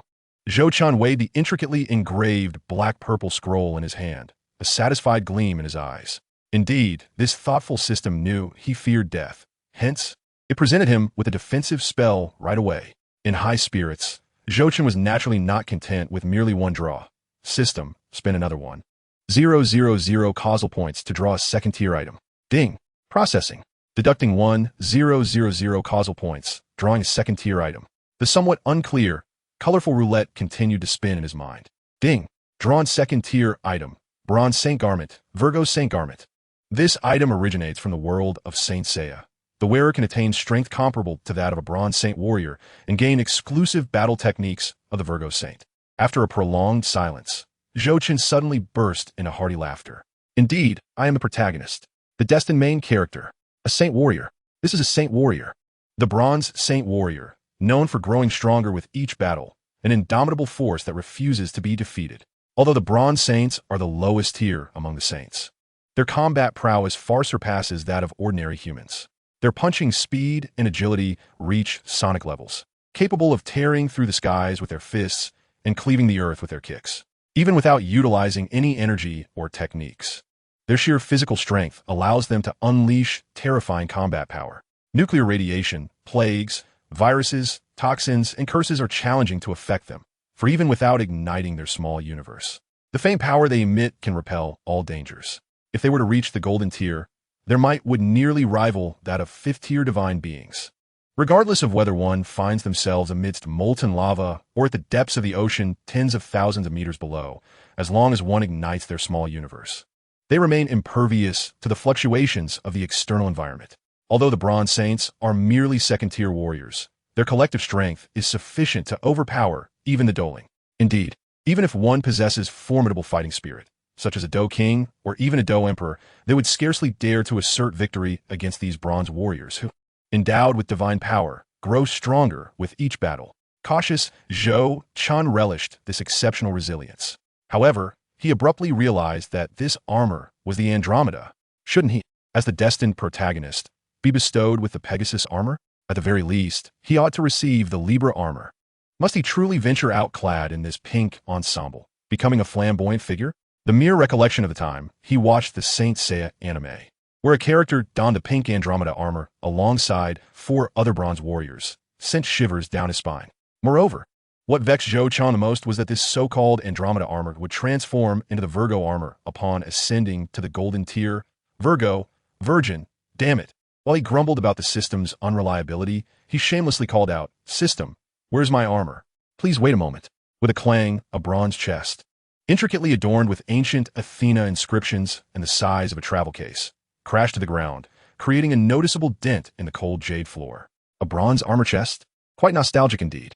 Zhou Chen approached, caressing the frigid metallic surface of the bronze chest, and slowly declared, "Activate the Andromeda armor." Boom! Suddenly, a surge of energy erupted, and a radiant light blossomed from the surface of the bronze chest. Accompanied by a series of cracking sounds, the entire chest transformed into a stream of light, as if metallic components were hurriedly assembling around Zhou Chen. As the brilliance gradually faded, a pink armor materialized around him, adorned with intricate pink patterns. Though the armor appeared unremarkable, it concealed immense power, ready to unleash a torrent of pink energy. With skin rendered fair through training, deep-set eyes, and cascading black hair, the starry chains of the nebula encircled him, shimmering brightly. Zhou Chen, taking advantage of the lustrous jade floor, scrutinized his appearance, realizing he resembled a girl. System, With such vast capabilities, could you perhaps modify the appearance of this armor? Even a mere paint job would suffice. System products are guaranteed to be exquisite. No returns or exchanges for any mishaps. Zhou Chun silently lamented the system's absurdity, resigning himself to this reality. After all, no one is perfect, and neither is any item. Feeling the overwhelming power coursing through his body, distinct from before, Zhou Chun experienced a jolt of exhilaration. He distinctly sensed that within his dantian, alongside the blazing energy of the burning technique, there lay a pool of pure power akin to ocean water. That was the power of the galaxy, the divine power belonging to the goddess of wisdom, the beautiful Athena. Cough. Why did Athena suddenly come to mind? Zhou Chun shook off his errant thoughts and focused, attempting to harness the small universe's cultivation method emanating from the armor. He concentrated, envisioning the cataclysmic explosion of the universe, conjuring the beautiful image of goddess Athena. Cough. Doing his thoughts again. After what seemed like an eternity, just as Zhou Chun believed he lacked the aptitude for the small universe's cultivation method, a subtle wave resonated from various points in space, gradually stirring the starry sea within his dantian. This elusive wave emanated from all corners of space, from the cold jade floor, from the furnishings in the training room, and even from Zhou Chun himself, gradually expanding outward. So, this is how it is. The so-called small universe cultivation method is fundamentally about wave-particle duality. Boom! Two clusters of starlight erupted from Zhou Chun's eyes, illuminating the space around him. He felt as if he could perceive the entirety of the universe. Brr, my small universe. Chapter 57, Andromeda, the fashionable hero.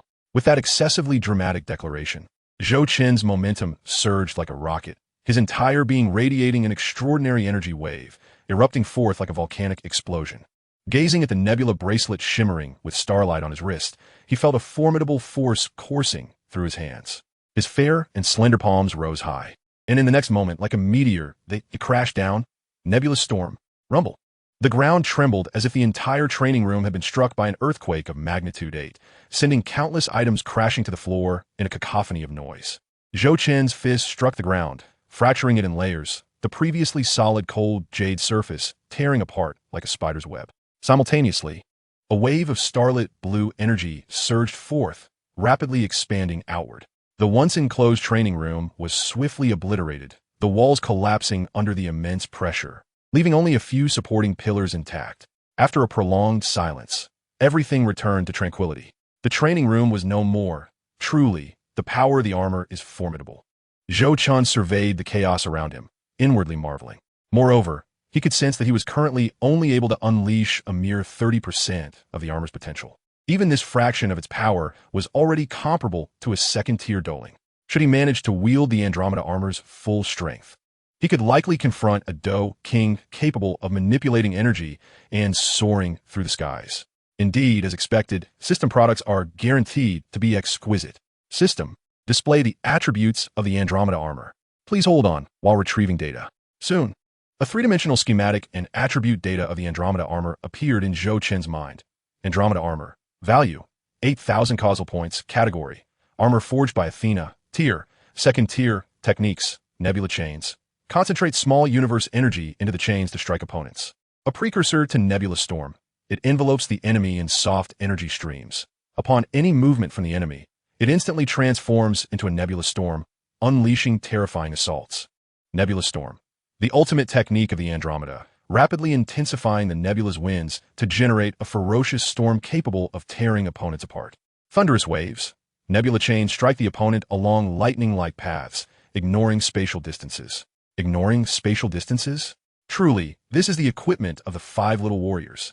Zhou Chun silently praised the system. This ability already hinted at the might of a Dou King or Dou Zong. It is crucial to note that Dou Zong is a fourth-tier warrior. However, this is merely the specialty of the Andromeda. It does not imply that all bronze saints possess such strength. It is no exaggeration to say that, in the world of Dou Pa, a Dou Zong could easily eliminate a so-called bronze saint with a single spatial lock. Just as Zhou Chun was examining the attributes of the Andromeda armor, a sound of air being sliced through resonated, and then the robust figure of Fei Lei appeared before him. Master, are you all right? Fei Lei knelt on one knee, his demeanor reverent. He had been practicing the Thunder Law when he suddenly sensed a disturbance in the training room and rushed over. Zhou Chun looked at the loyal Fei Lei and smiled, slowly responding. I am fine. just practicing a technique. That's good to hear. I shall take my leave then. Fei Lei bowed and turned to depart. However, he couldn't help but steal a glance at Zhou Qin's attire, sensing something amiss.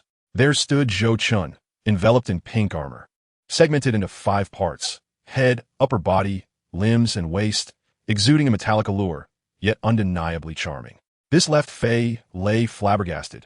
When did the master start to favor feminine attire? It was only natural that the master had always maintained a conventional preference. As this thought crossed his mind, Fei Lei felt a chill run down his spine. He quickly vanished from Zhou Qin's sight at lightning speed. Fei Lei, wait, let me explain. Zhou Qin was left bewildered, watching as Fei Lei fled in panic. Is it truly so terrifying to behold? Yet, this is merely the beginning. As the commotion escalated, more and more individuals arrived to investigate. The members of the Xiao clan maintained their decorum, refraining from openly laughing, especially with Xiao Zhan having sealed off the area to prevent outsiders from entering. However, the likes of Yao Lao, Xiao Yin, Sun Er, and the little healer, who followed closely behind, were less restrained. Xunia, in particular, could not suppress her amusement at Zhou Qin's charming appearance and approached him, playfully patting his pink armor while laughing heartily, much to the chagrin of the little healer beside her. Xiao Yin, though more reserved, could not help but inquire with a hint of curiosity, "Senior brother, is that the Saint cloth from the Saint Seiya anime?" Upon hearing this, Zhou Qin's heart soared with joy. Finally, someone recognized the value. He excitedly explained, "Behold, an authentic Saint cloth of the Virgo. Once donned, it amplifies one's strength 100-fold, powerful and invincible." Xiao Yin scratched his head, offering an awkward smile as he murmured, "Truly beautiful." Zhou Qin retorted, "Scram. Go back to where you came from." Feeling deeply insulted, Zhou Qin delivered a swift kick, sending Xiao Yin flying out of the courtyard. "Can we not maintain a decent brotherly bond? You, Xiao Yin, a time traveler, possess no sense of normal male aesthetics?" Zhou Qin glanced at the still-laughing Sun Er and the little healer, alongside the ever-curious Yao Lao, feeling utterly helpless. He could only excuse himself to make a hasty exit. Speaking of which, the loyal experiment, or rather, subordinate, Kakang, should be arriving soon. Chapter 58. Enhancing Power in the Exquisite Pavilion on the Xiao Family S Mountain. Zhou Qin sat cross-legged upon an ordinary slab of blue stone, his heart directed towards the heavens as he practiced the burning technique. A faint red flame flickered in his hands, gradually enveloping his entire being in crimson light, which ominously formed a shield reminiscent of flowing magma. The luminous barrier shifted and morphed until it ultimately manifested as an ancient battle aura robe, a clear indication of his attainment of the Battle Master realm. After a considerable duration, Zhou Qin's spirit subsided, and he opened his eyes, shimmering with red flames. "What is it? Speak," he said. Approaching quietly from a distance was Xiao Mei, clad in a delicate pink and white silk ensemble. In a soft voice, she announced, "Lord Zhou, the clan leader has asked me to inform you that your subordinate Kakang has arrived. Let him come forth," Zhou Qin replied, exhaling a sigh of relief. 5 days had passed since he had issued his command, and within that span, he had ascended to the Battle Master realm, while Kakang had only just arrived. Had it not been for his desire to leave a protective force for the little healer in Yafei, and to counterbalance the newly ascended 9-star battle spirit, Fei Lei, he would have already ventured to the new realm. With only a little over 20 days remaining before the little healer's affliction would erupt, the pressure was indeed mounting. After this lamentation, Zhou Qin caught a glimpse of Xiao Mei, who was gazing at him with fervent admiration, and he felt a rush of satisfaction. After all, Xiao Mei was a rare beauty, a coveted gem among the characters in the original narrative, akin to the elite battle masters. It was only natural for any man to experience a reaction in the presence of such beauty. However, he had to maintain a facade, especially considering Xiao Mei's overly pragmatic nature. Apart from her appearance and figure, he found little to commend. "You are Xiao Mei, are you not? I recognize you as the granddaughter of the 3rd elder of the Xiao clan. Quite beautiful." "Indeed," Zhou Qin remarked with a sly grin, laden with implications. "You're jesting," Xiao Mei replied, attempting to suppress a smile, feigning modesty. Her tactics of coyness had proven effective over the years, and as she observed the delighted expression on Zhou Qin's face, she stepped back, sensing that her relentless pursuit of his favor was nearing success. Soon after, Kakang, with a serious demeanor and a rugged appearance, approached, clearly weary from his journey. With the strength of a battle master, he had traversed 1,000 miles in just 5 days, showcasing his unwavering loyalty and diligence. Upon reaching Zhou Qin, Kakang knelt on one knee, speaking respectfully yet somewhat gruffly. "Lord, Kakang has arrived late. Please punish me." "Not a concern. A 5-day journey over thousands of miles. Your efforts are appreciated. What news from Qingshan town? Has the Hao family from the northeast province made any trouble? Zhou Chen inquired as he stood, stretching his stiff muscles. You worry too much, my lord. The Hao family not only refrained from causing us trouble, but also willingly relinquished their interests surrounding Qingshan town. After all, you're connected with the Yunlan sect. How could the Hao family dare to provoke us? At the mention of the Yunlan sect, Kakang's face reflected reverence. In his eyes, Zhou Chen was akin to a member of the Yunlan sect, and the Hao family was nothing to be feared. After gathering his thoughts, the straightforward mercenary continued. Furthermore, I have ordered the forces under the Xiancheng Pavilion to take the initiative, seizing several small towns that previously belonged to the Hao family, thereby expanding our influence severalfold. Observing Kakang's pride as he spoke animatedly, Zhou Chen thought to himself that sometimes simple-minded individuals enjoyed simple fortunes. During his treasure hunt in Qingshan town, he had utilized a character card from Yun Yun, the leader of the Yunlan sect, and had disguised himself as a member of their sect, deflecting blame onto them. Yet, after all this time, the little healer and Fei Lei had already caught on, while Kakang remained blissfully unaware, believing himself genuinely connected to the Yunlan sect. It seemed that the Hao family had indeed been intimidated by Kakang's bluff. Zhou Chen sighed, choosing not to clarify Kakang's misunderstanding. Let be. Let us see what Kakang can achieve. After clearing his throat, Zhou Chen resumed his train of thought. Kakang, have you encountered Fei Lei? Upon hearing this, Kakang nodded. I have met him.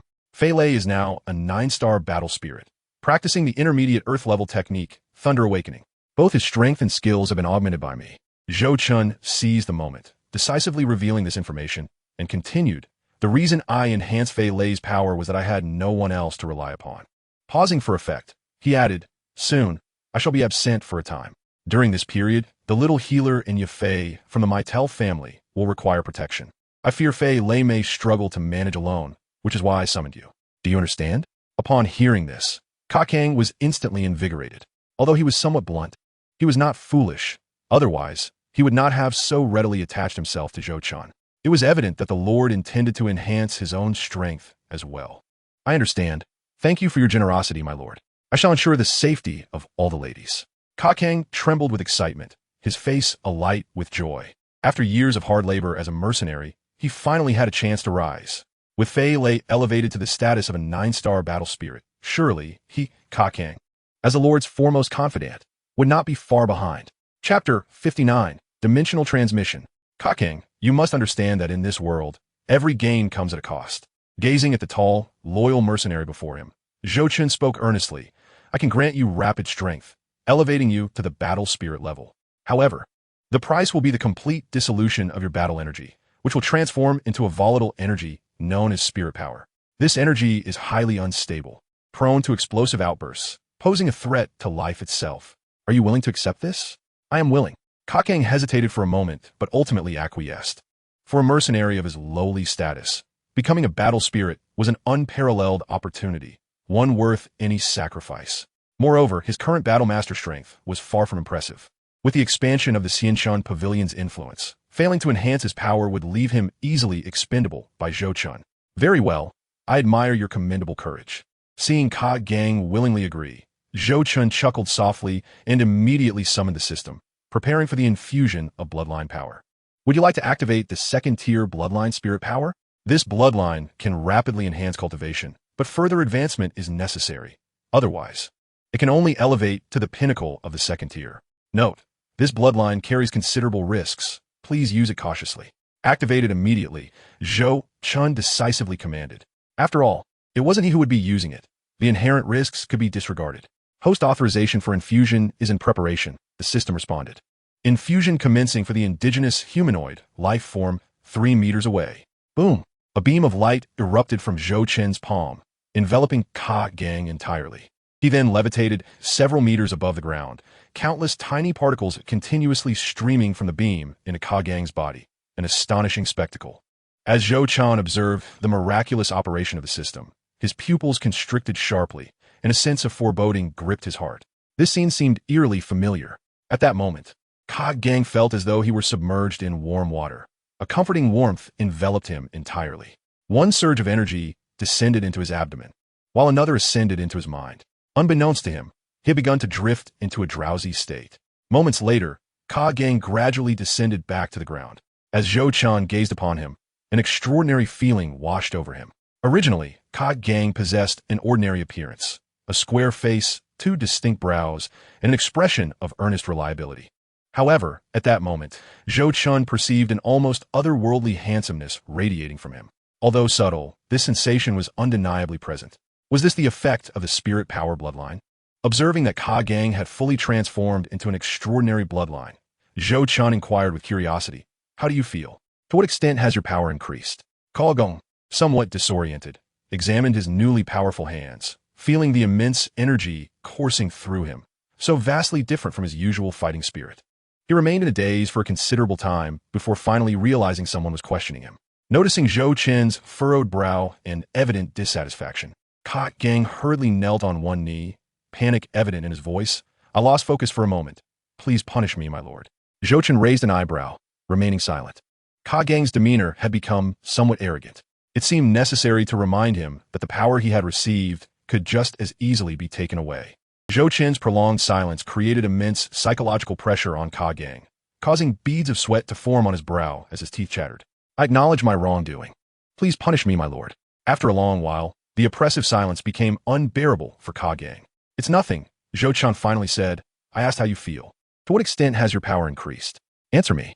Upon hearing Zhou Chun's words, Ka Gang felt a wave of relief and promptly replied respectfully, "I have broken through to the doling stage, approximately at the 2 or 3-star level." After Zhou Chun's admonishment, Ka Gang no longer exhibited any arrogance or disrespect. Moreover, he sensed that his strength was still on the rise. Zhou Chun nodded. This was as it should be. The second-tier spirit power bloodline could continuously enhance the user's strength until it reached the peak limit of the bloodline. Thus, Ka Gang could steadily ascend to the 9-star doling stage. However, without Zhou Chun's assistance in advancing his bloodline, his journey would have stagnated there for a lifetime. Waving his hand, Zhou Chun casually remarked, "Thank you, my lord." Ka Gang sighed with relief, realizing that his lord had forgiven him. "By the way, here's a sword for you to try. See if you can unlock its true power." Zhou Chun tossed the previously acquired Zanpakuto to Ka Gang, then waited quietly for the outcome. Perhaps, with the spirit power bloodline, Ka Gang could unleash the true potential of this blade. As Ka Gang grasped the cold, black long sword, he suddenly felt a ripple of spirit power surge through him. The surface of the black blade began to emanate a faint milky glow. Observing this, Zhou Chun nodded and added, "This sword is called Zanpakuto. Its shape, state, and abilities are crafted from the very essence of the user's soul." After a brief pause, Zhou Chun continued, "To wield this sword's true power, the user must know its name, its true name, through a mental dialogue with it." Upon hearing this, Ka Gang, without skepticism, released his defenses and concentrated on sensing the soul of the Zanpakuto, striving to discern its true name. After a long while, aside from a slight tremor of the blade, there was no further response. "It seems you need more time," Zhou Chun observed, not reclaiming the sword. The fact that Ka Gang could make the blade radiate was already a remarkable achievement. After all, this was a sword from the world of death, distinct from the laws of fighting spirit and magic. Perhaps, with patience, unexpected results would emerge. "Ka Gang, I entrust you with the safety of Xiao Yixian and the others. I shall return in a month. Inform them that I will not be visiting, to avoid unnecessary emotional turmoil." Zhou Chun sighed, deciding to head to a new realm immediately. If he encountered Xiao Yixian again, amidst tears and sorrow, he would undoubtedly squander precious time. The countdown to the eruption of the cursed body had only 25 days remaining. "System, initiate the transfer," Zhou Chun resolutely commanded in his mind. "Ding! Request for dimensional transfer is being processed. Deducting 3,000 causality points. Please hold on. Ding! Connecting to the dimensional barrier. Dimensional barrier successfully breached. Commencing transfer." As soon as the words left his lips, a brilliant sphere of light coalesced, radiating with the intensity of the sun. Then, a beam of light descended from the heavens. Ka Gang stared in astonishment as, upon regaining his senses, he found only an ancient, intricately patterned imprint remaining on the ground where Zhou Chun had stood. Chapter 60. The Issues in the Dragon Ball World Amidst the Vast Cosmos. The diamond-like Milky Way cascaded like a mighty river, stars shimmering and twinkling, with countless celestial bodies adorning the night sky, ceaselessly radiating their brilliant light. On the outskirts of the Milky Way, a blue planet in the northern galaxy shone with transcendent brilliance. After a flash of light, a figure appeared suspended in midair. The moment Zhou Chun was transported, he felt a darkness envelop him, instantly entering a state of weightlessness, half asleep and half awake. However, this state did not last long. In the blink of an eye, he regained freedom of movement. Yet, the rushing wind and the sensation of falling informed him that he was seemingly suspended in mid-air. System. MMP. The remainder of the words were undoubtedly swallowed by the high-velocity airflow rushing into his mouth. Under the laws of gravity, Zhou Chun plummeted at an acceleration of 9.8 meters per second and quickly shouted in his mind, Andromeda St. Cloth, activate. Boom! A surge of energy erupted. A radiant glow began to emanate from Zhou Chen's body. Accompanied by the sound of metal grinding, a pink stream of light enveloped him, as if metallic components were rapidly assembling around him. As the brilliance gradually faded, pink armor materialized around Zhou Chun, adorned with intricate pink designs. The armor was segmented into 5 parts: helmet, breastplate, arm guards, and leg armor, resembling a deity descending from myth. With a thunderous crash, Zhou Chen's figure plummeted like a meteorite, crashing into the riverbank below. The ground within a radius of several miles shattered, dirt and sand soaring dozens of meters into the air as a massive shockwave spread outward, creating a crater with a diameter of 100 meters. Coughing amidst the swirling dust, a figure emerged, radiating immense pressure that spread outward. The previously curious birds and insects immediately took flight, sensing something amiss. Breathing in the overly rich elemental energy in the air and feeling the somewhat low gravity surrounding him, Zhou Chun pondered, sensing the peculiarities of this realm. He resolved to take matters into his own hands and test the strength of this dimension. With a casual gesture, he unleashed a specialized energy attack of the Saint Seiya, as an enormous wave of energy suddenly converged, forming a funnel of elemental energy within a 10-kilometer radius, violently compressing towards Zhou Chun. Startled by the frenzied accumulation of energy, Zhou Chun hastily hurled the uncontrollable force into the distance, resulting in a cataclysmic explosion.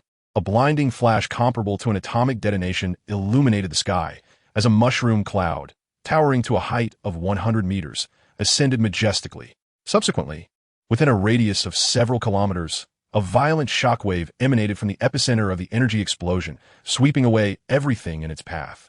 Hills were razed to the ground. Rivers evaporated, and all life caught in the shockwave's fury, save for Zhou Chun, vanished without a trace. Faced with such a formidable onslaught, Zhou Chun had no choice but to activate his nebula defense, barely managing to withstand the sheer might of his unleashed attack. The magnitude of this power was utterly astounding. Zhou Chun found himself utterly dumbfounded. In the world of Do Pa Tsang Xiong, a nebula storm could only obliterate a single dwelling, yet in this realm of Dragon Ball, it was akin to a miniature nuclear weapon.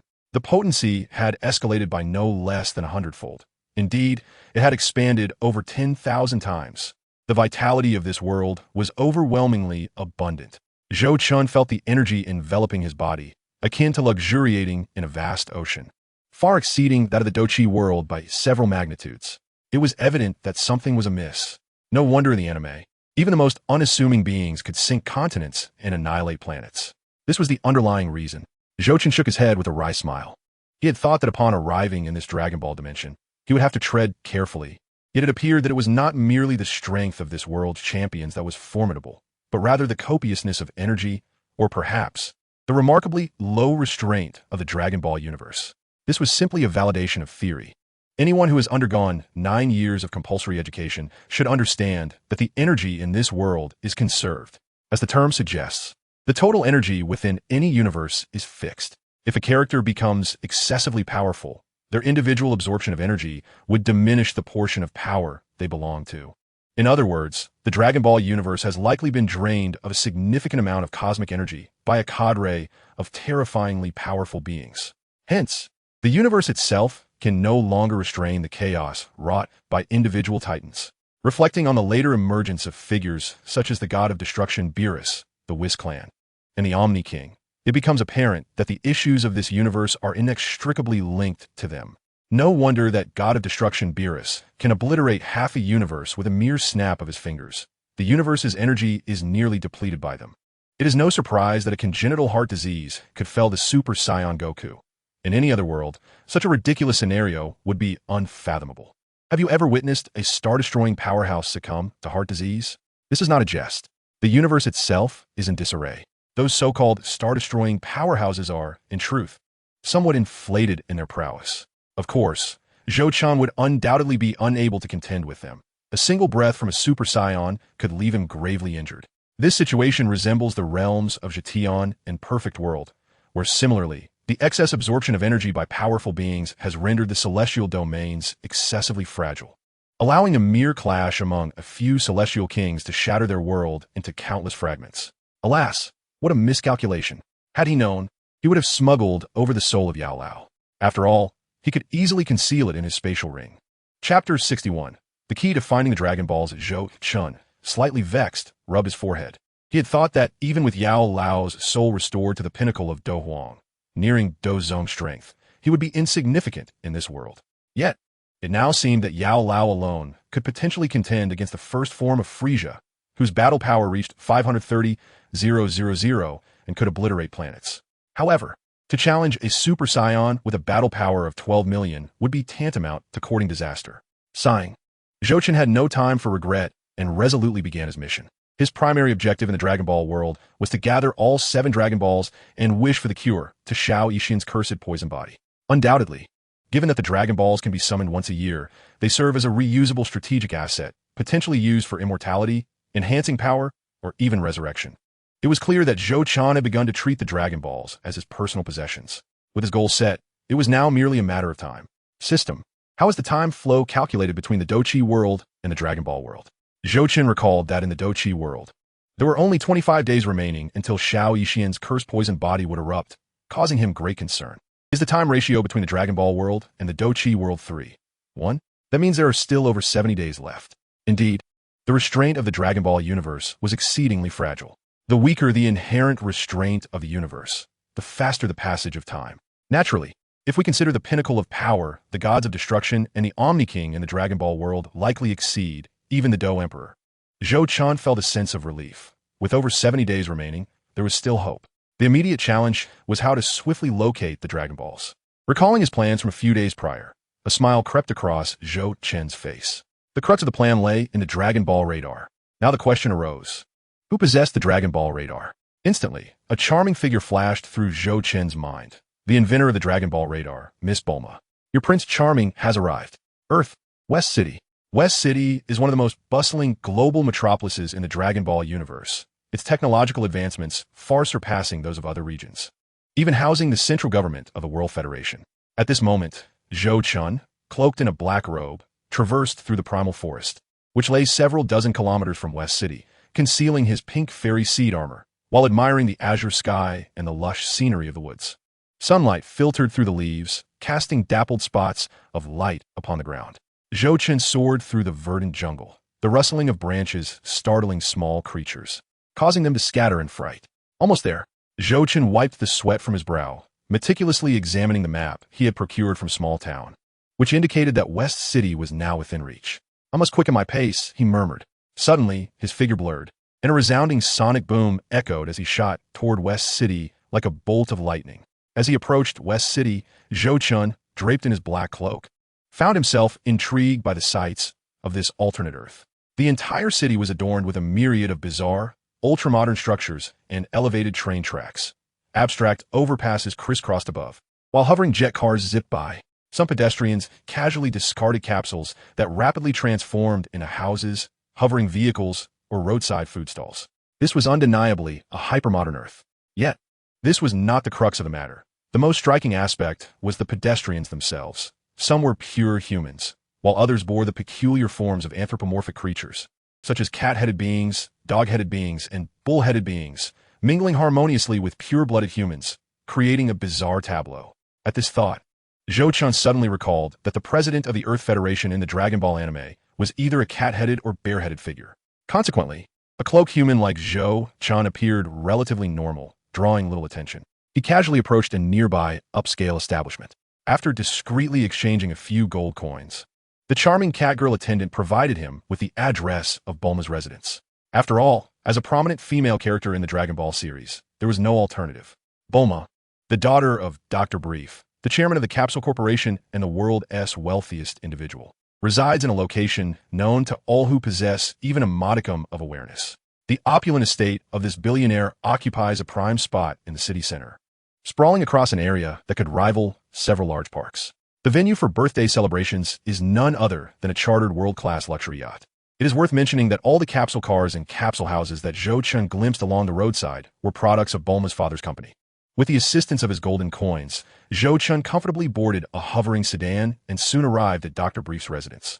As the home of the world's richest man, it naturally boasts an expansive area featuring dozens of independent villas, gardens that stretch over 1,000 acres, hundreds of servants, and a multitude of formidable bodyguards. However, when Zhou Chun sought to visit the Bulma family, he was promptly intercepted by these vigilant guards. "Sir, this is private property. We kindly ask you to leave," stated a bodyguard clad in dark attire, sporting sunglasses, as he regarded the elegantly dressed Zhou Chun, who wore a moon-white martial arts outfit, with a newfound respect. "Indeed, I have changed my attire.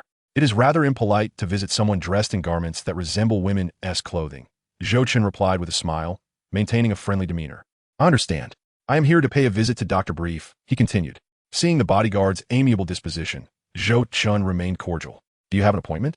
the head bodyguard inquired, somewhat taken aback yet still gentle in his approach. Despite having never encountered the striking young man before, years of etiquette training and his honed martial arts instincts informed him that this young gentleman was likely not someone to be trifled with. Zhou Chun scrutinized the bodyguard with interest, not merely due to his perceptiveness, but because he sensed a subtle yet potent energy emanating from within the guard, an essence distinct from martial energy in a small universe, pure yet chaotic. "You're a martial artist, are you not?" Zhou Chun inquired, countering the bodyguard's question. How do you know? Are you also a martial artist?" The head bodyguard replied, his surprise evident. He had served Dr. Brief for many years, and apart from the doctor himself, no one had ever recognized him as a participant in the World Martial Arts Tournament. Could this young gentleman also be a martial artist? Yet, he exhibited no signs of martial energy. Observing the bodyguard's bewilderment, Zhou Chun decided to employ a ruse. "Do you know Master Roshi?" "Of course. He is the legendary god of martial arts." "Are you perhaps a disciple of Master Roshi?" the bodyguard exclaimed, suddenly enlightened. "Not quite," Zhou Chun replied nonchalantly. "I am the disciple of Master Matedo, who sealed King Piccolo." "Have you heard of him? King Piccolo? Master Matedo? They seem to be figures from centuries past," the head bodyguard remarked, a look of newfound understanding crossing his face. To him, King Piccolo was merely a fictitious monster his mother had frightened him with in childhood, while Master Matedo and Master Roshi were far more renowned. Yet, he soon found himself puzzled again. What connection could there be between Master Matedo and the young man before him? Seeing the bodyguard's confusion, Zhou Chun decided to amplify his claims. "Master Matedo is my disciple, while Master Roshi is my grand disciple." "What?" The head bodyguard's demeanor shifted dramatically, a look of hostility replacing his initial surprise. "Sir, such statements are an affront to the god of martial arts and to all martial artists. I implore you to retract your words." The bodyguard's seriousness was palpable, his body language radiating strong animosity. "Do you not believe me? Do you see the moon in the sky?" Zhou Chun pointed toward the luminous orb in the night sky, expressing a hint of regret. The head bodyguard, now visibly exasperated by the young man's theatrics, promptly summoned a battalion of armed guards through his earpiece, preparing to expel this seemingly delusional youth. Zhou Chun surveyed the foolishness before him and sighed. "My power is sufficient to serve as a teacher to the earth god residing in that tower. Do you not believe me?"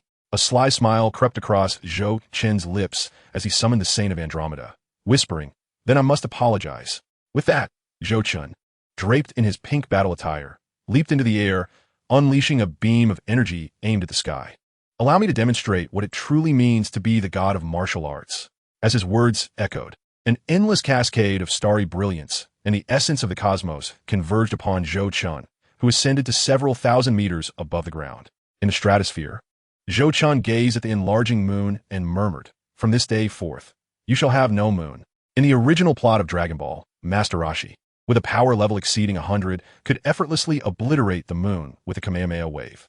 It was absurd to think that Zhou Chun, clad in his battle attire and possessing greater strength, could not do the same. Star cloud storm, thunder crash wave. Zhou Chun, nearly bursting with the gathered energy, spread his arms wide and forcefully propelled a massive energy beam, over 100 meters in diameter, toward the moon. As the energy beam traveled, it absorbed the essence of the cosmos, expanding until it shrouded the entire moon. Boom! The colossal energy beam collided with the lunar surface, and in an instant, the moon was perforated like a candied hawthorn. Crack! Cracks began to emerge on the moon's surface, rapidly expanding and crisscrossing for miles, until finally, it exploded into fragments. The moon was no more. The bodyguards on the ground stared in disbelief. Had that young man truly obliterated the moon? Could he genuinely be the teacher of Master Mateto? The head bodyguard, recalling his earlier audacity in doubting a true god of martial arts, felt his knees weaken as he collapsed to the ground. The other bodyguards quickly followed suit, kneeling and bowing in fervent supplication, seeking forgiveness from this genuine deity of martial arts. At that moment, the entire West City erupted in excitement. Zhou Qin's declaration, carried forth by the energy of the cosmos, reverberated throughout the city, and nearly all of its inhabitants heard the proclamation of the one who claimed he would obliterate the moon and soared thousands of meters into the sky. He had indeed accomplished it. The moon was gone. This was the power of a divine being. In that instant, countless witnesses in West City regarded Zhou Qin as a deity, bowing and prostrating themselves before him. Zhou Qin, somewhat bewildered, received a notification from the system. Ding. The host has destroyed the moon in the Dragon Ball world prior to Master Roshi's ascension, altering the timeline. Reward: 1,000 causality points. Zhou Qin slowly descended to the ground, the metallic armor producing a crisp sound as it scraped against the surface. Observing the quaking bodyguards before him, Zhou Qin shook his head. Humanity always bows before power. However, Zhou Qin, relish this sensation. Come at me if you dare. Approaching the trembling head bodyguard, Zhou Qin gently inquired, "What is your name?" "My lord, no, divine one. Please call me Jappa," the head bodyguard stammered, repeatedly bowing, his heart racing with disbelief. Who would have imagined that the young man he had dismissed as a delusional fool could truly be a god of martial arts capable of destroying the moon? "Do not worry, I'm not so petty." Zhou Qin lifted his hands, an invisible force raising Jappa to his feet. Patting Jappa's shoulder, he spoke kindly, "Do not be anxious. I'm not a monster that devours people. Now, please take me to see Dr. Brief, and also summon his daughter, Bulma." "Yes, divine one. I shall attend to it at once." Jappa, possessing a keen sense of propriety, personally guided Zhou Qin to the residence of Dr. Briefs, also dispatching someone to summon Miss Bulma. He no longer dared to inquire whether Zhou Qin had made an appointment, nor was it his place to question Zhou Qin's intentions in seeking Bulma. Before long, they arrived at a two-story building with a semicircular design, from which dark smoke billowed. Zhou Qin raised an eyebrow and inquired, "Is this where the doctor resides?" Jappa nodded vigorously and explained, "This is the laboratory. The doctor typically spends his time here, developing new products. Quite the dedicated professional." Taking a step forward, Zhou Qin pressed the doorbell.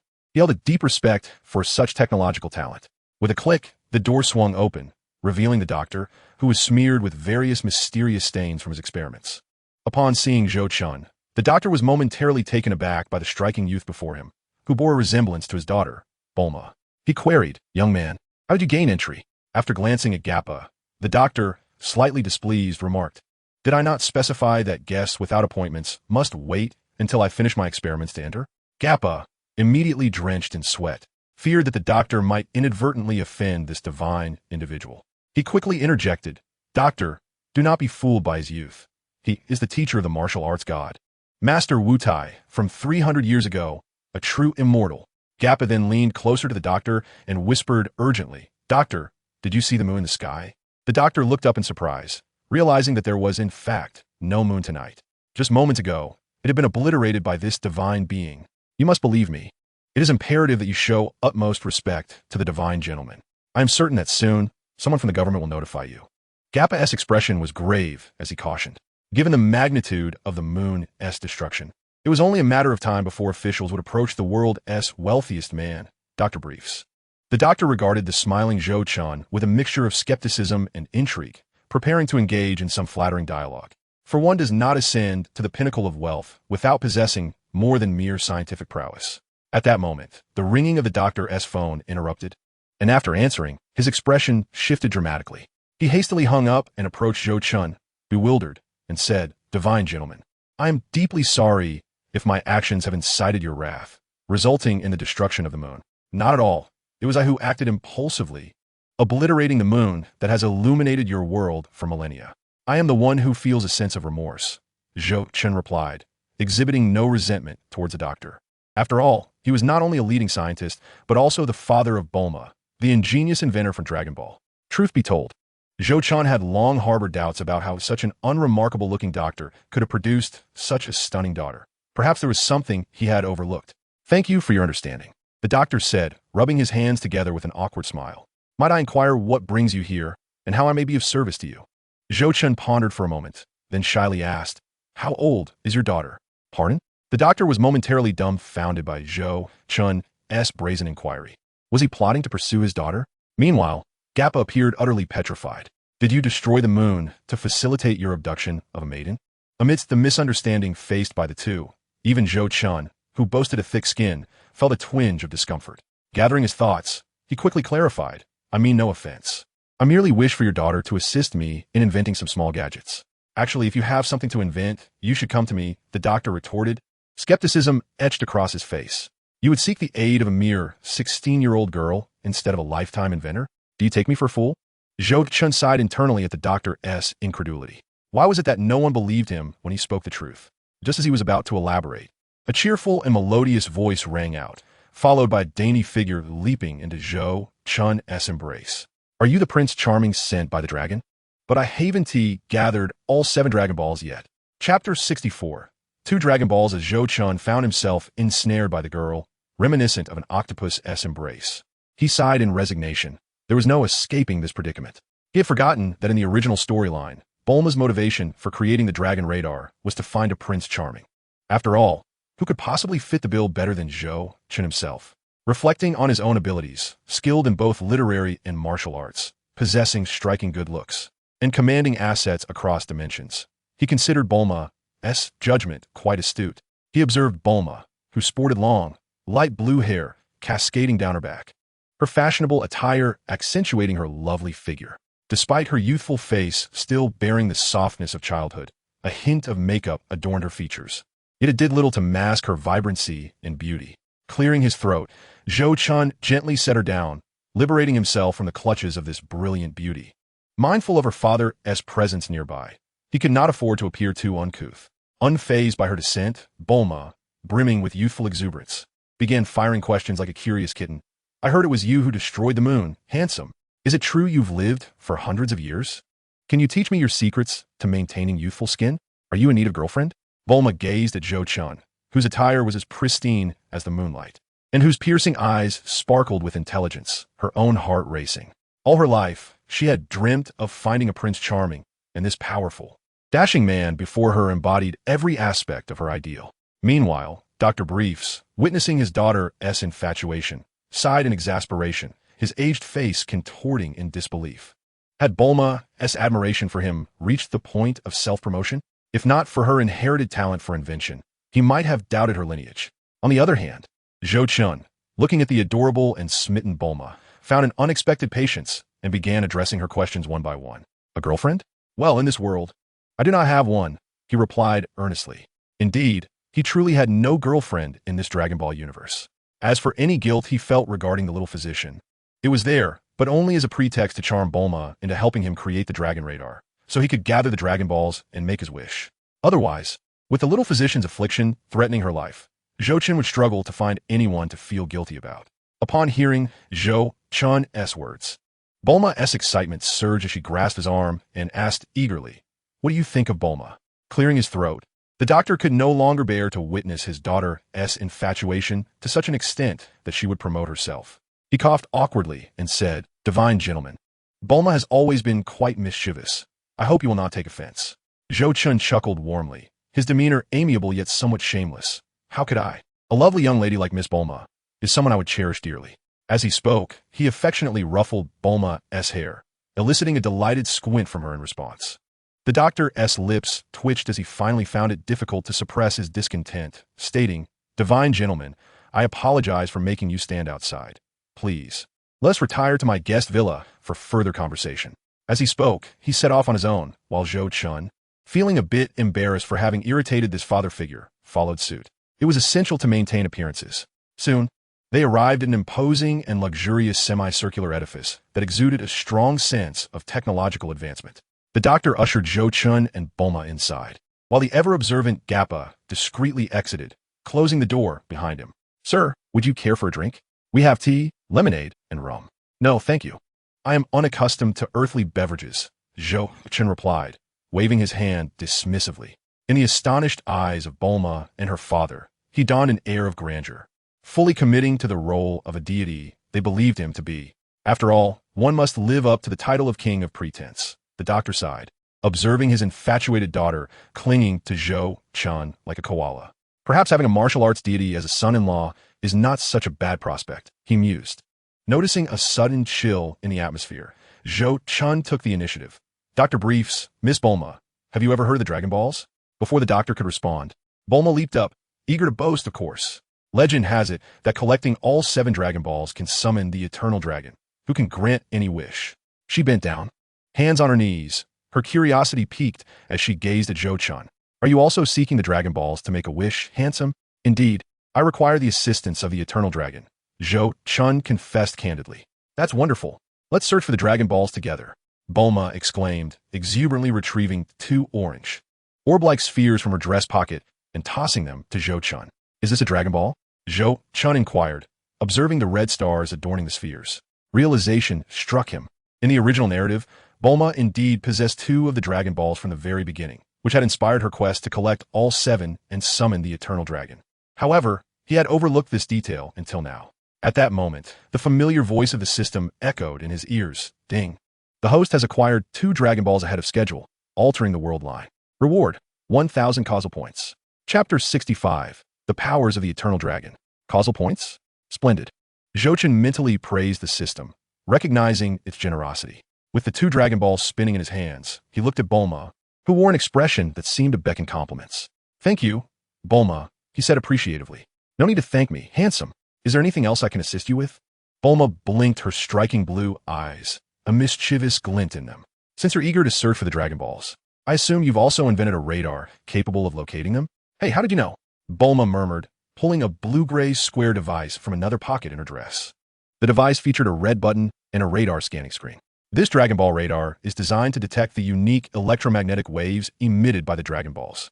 As she pressed the button, a soft light flashed, and the radar screen displayed scanning patterns. Suddenly, it emitted a series of beeping sounds, illuminating to reveal the location of the 2 Dragon Balls.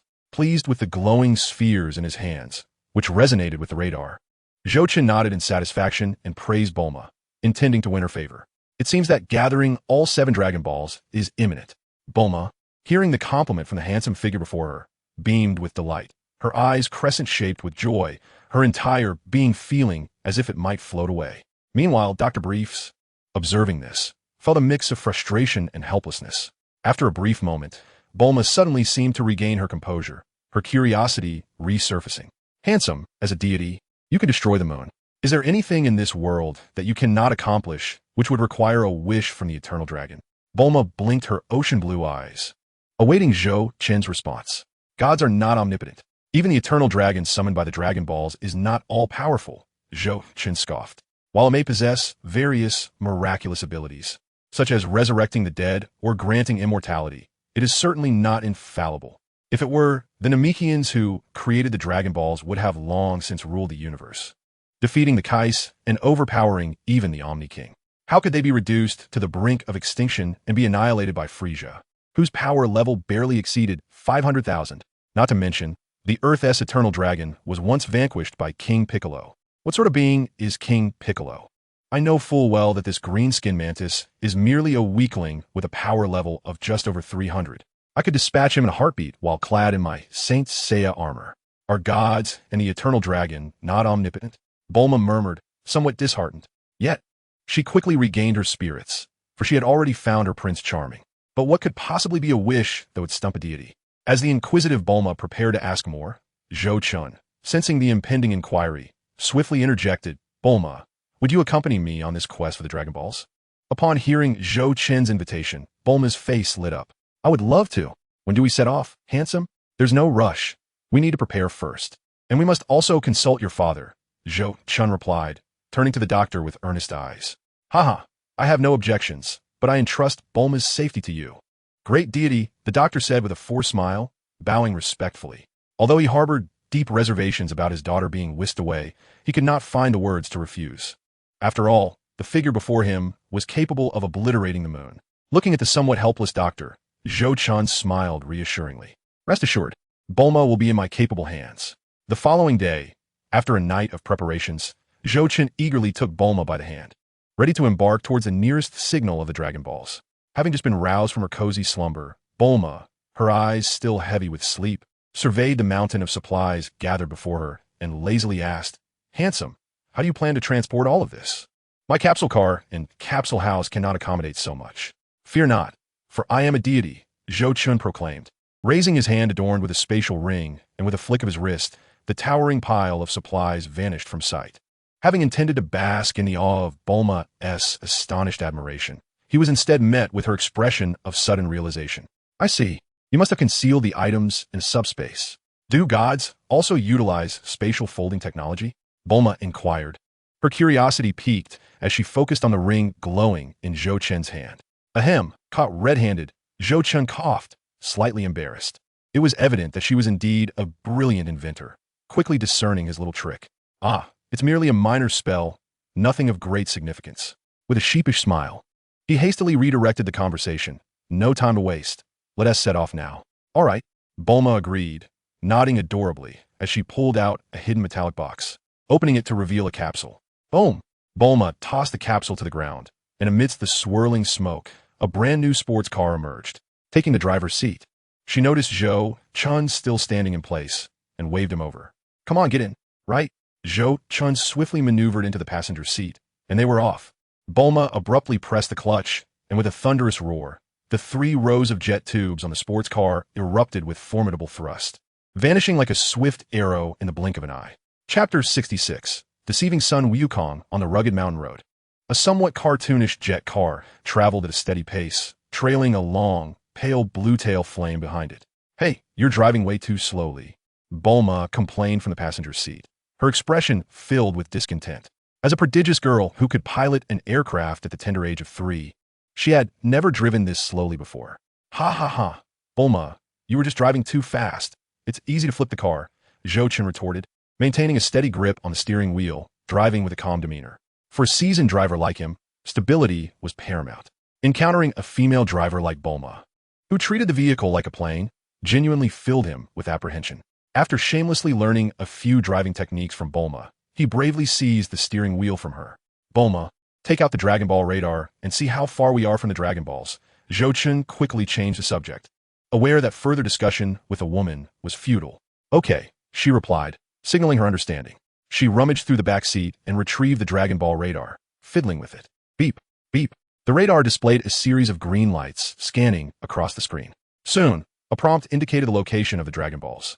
After checking the position, Bulma opened the positioning map and instructed Zhou Chun with a serious demeanor. "We have 70 kilometers to go. Turn left. It seems we're headed to a place called Baozi Mountain." "Baozi Mountain?" Zhou Chun pondered, struggling to recall any details about it from the original storyline. Regardless of its significance, he thought, "Whoever stands in my way shall be vanquished." He confidently touched the ring that contained the bronze Saint cloth. Baozi Mountain was situated within a mountainous region over 1,000 miles from West City, surrounded by steep, perilous peaks. Due to its remote location, the area was sparsely populated, and the roads were narrow and treacherous. However, Bulma's advanced jet car navigated through many hazardous spots with ease. Gradually, as time passed, a mountain range loomed closer. Suddenly, at a bend in the mountain road, a short boy appeared. Zhou Chun narrowed his eyes and slammed on the brakes. "Hey kid, watch where you're walking, or you might get hurt." Zhou Chun opened the car door, stepping out with Bulma to confront the obstructive boy. Thankfully, as an experienced driver, Zhou Chun avoided adding another casualty to his record that day. Once around the bend, with no obstructions, Zhou Chun took a closer look at the boy blocking their path. The child was very small, appearing no older than 7 or 8, with a head of spiky black hair reminiscent of the Sydney Opera House. He wore a simple red training outfit and carried a long red staff on his back. Most astonishingly, he sported a tail reminiscent of a monkey. At that moment, this boy with a monkey's tail was effortlessly dragging a huge, bizarre fish many times his size. Upon seeing Zhou Chun and Bulma approaching, he displayed a look of surprise. "Rui Bang, Sun Wukong," Zhou Chun murmured, recognizing the familiar character before him. He recalled that the name Baozi Mountain was indeed familiar, as it was the original residence of Sun Wukong, the future Super Saiyan protagonist of Dragon Ball. Zhou Chun vaguely remembered that the 4-star ball was hidden in little Wukong's home, a relic left behind by his grandfather, Sun Wukong. "Who are you?" A soft voice inquired as the little Wukong blinked his big, round eyes, his tail swaying behind him with a hint of wariness. What a charmingly innocent boy he was. Seeing the adorable little Wukong, Bulma reached out to pat his head, but he recoiled. "Get away, monster!" Wukong exclaimed, startled by Bulma's advancing figure. He quickly stepped back, unfastened the Rui Bang from his back, and assumed a defensive stance, demonstrating the martial arts moves his grandfather had taught him. Having never encountered anyone other than his grandfather before, Wukong was unfamiliar with women's appearances, and upon seeing Bulma, he mistook her for a monster. What a letdown. Bulma pouted, stepping back, thinking this child would be more understanding and charming. Zhou Chun smirked at Bulma's dismay and stepped closer to little Wukong, speaking gently. "Wukong, where's your grandfather, son Wukong?" "You know my grandfather?" Wukong asked, his eyes widening with curiosity as he regarded Zhou Chun, who had called his grandfather by name. Zhou Chun nodded, fabricating a story, "Of course. I am your grandfather's master. You can call me master too. A few years ago, when you were just a baby, I even held you." "Really?" Wukong's eyes sparkled with belief, and he lowered his staff. "Of course it's true. By the way, where is your grandfather?" Zhou Chun inquired. "Grandfather." Wukong's expression dimmed, and he lowered his head, speaking softly. "He passed away a year ago." "Passed away?" Zhou Chun feigned ignorance, letting out a sigh of regret. Ah, the vicissitudes of life. 300 years ago, Wu Tai Do could not withstand the passage of time, and your grandfather was no exception. Having established rapport with little Wukong, Zhou Chun pulled Bulma closer and introduced her. "She is not a monster, but rather a woman, a rather troublesome creature. You should keep your distance from her." "Nonsense. I'm not troublesome," Bulma protested, but Zhou Chun quickly placed a warm hand over her mouth. "Troublesome, indeed," he replied. "Yes, master, I understand," Wukong said, scratching his head while observing Bulma, who was now silent and flailing her arms in protest. He nodded. "You're right. Women are indeed troublesome." "Haha, that is absolutely true." Zhou Chun feigned seriousness, then couldn't he help but reveal his ulterior motives. "Wukong, have you ever seen a ball like this?" As he spoke, Zhou Chun retrieved a dragon ball from his ring, shaking it enticingly before little Wukong. Chapter 67. The world government, isn't this the relic my grandfather left for me? Wukong exclaimed upon seeing the dragon ball in Zhou Chun's hand. Bulma glanced skeptically at the dragon ball in Zhou Chun's possession and then at the radar displaying their location. Her excitement surged as she exclaimed, "Are you saying you have another dragon ball?" "This ball is called a dragon ball?" Wukong asked, pointing at the yellow sphere adorned with red stars. His curiosity piqued. "Indeed, this is the dragon ball. Your grandfather found the 4-star ball under my guidance." Zhou Chun fabricated effortlessly, knowing full well that son Wukong was no longer around to contest his claims. "Oh, I forgot. Son Wukong's spirit still lingers," he thought awkwardly. However, even if he encountered son Wukong again, he would deal with that when the time came. "Wukong, your grandfather's relic is called the Dragon Ball, and there are a total of 7. If you gather them all, you can summon the Eternal Dragon to grant you one wish."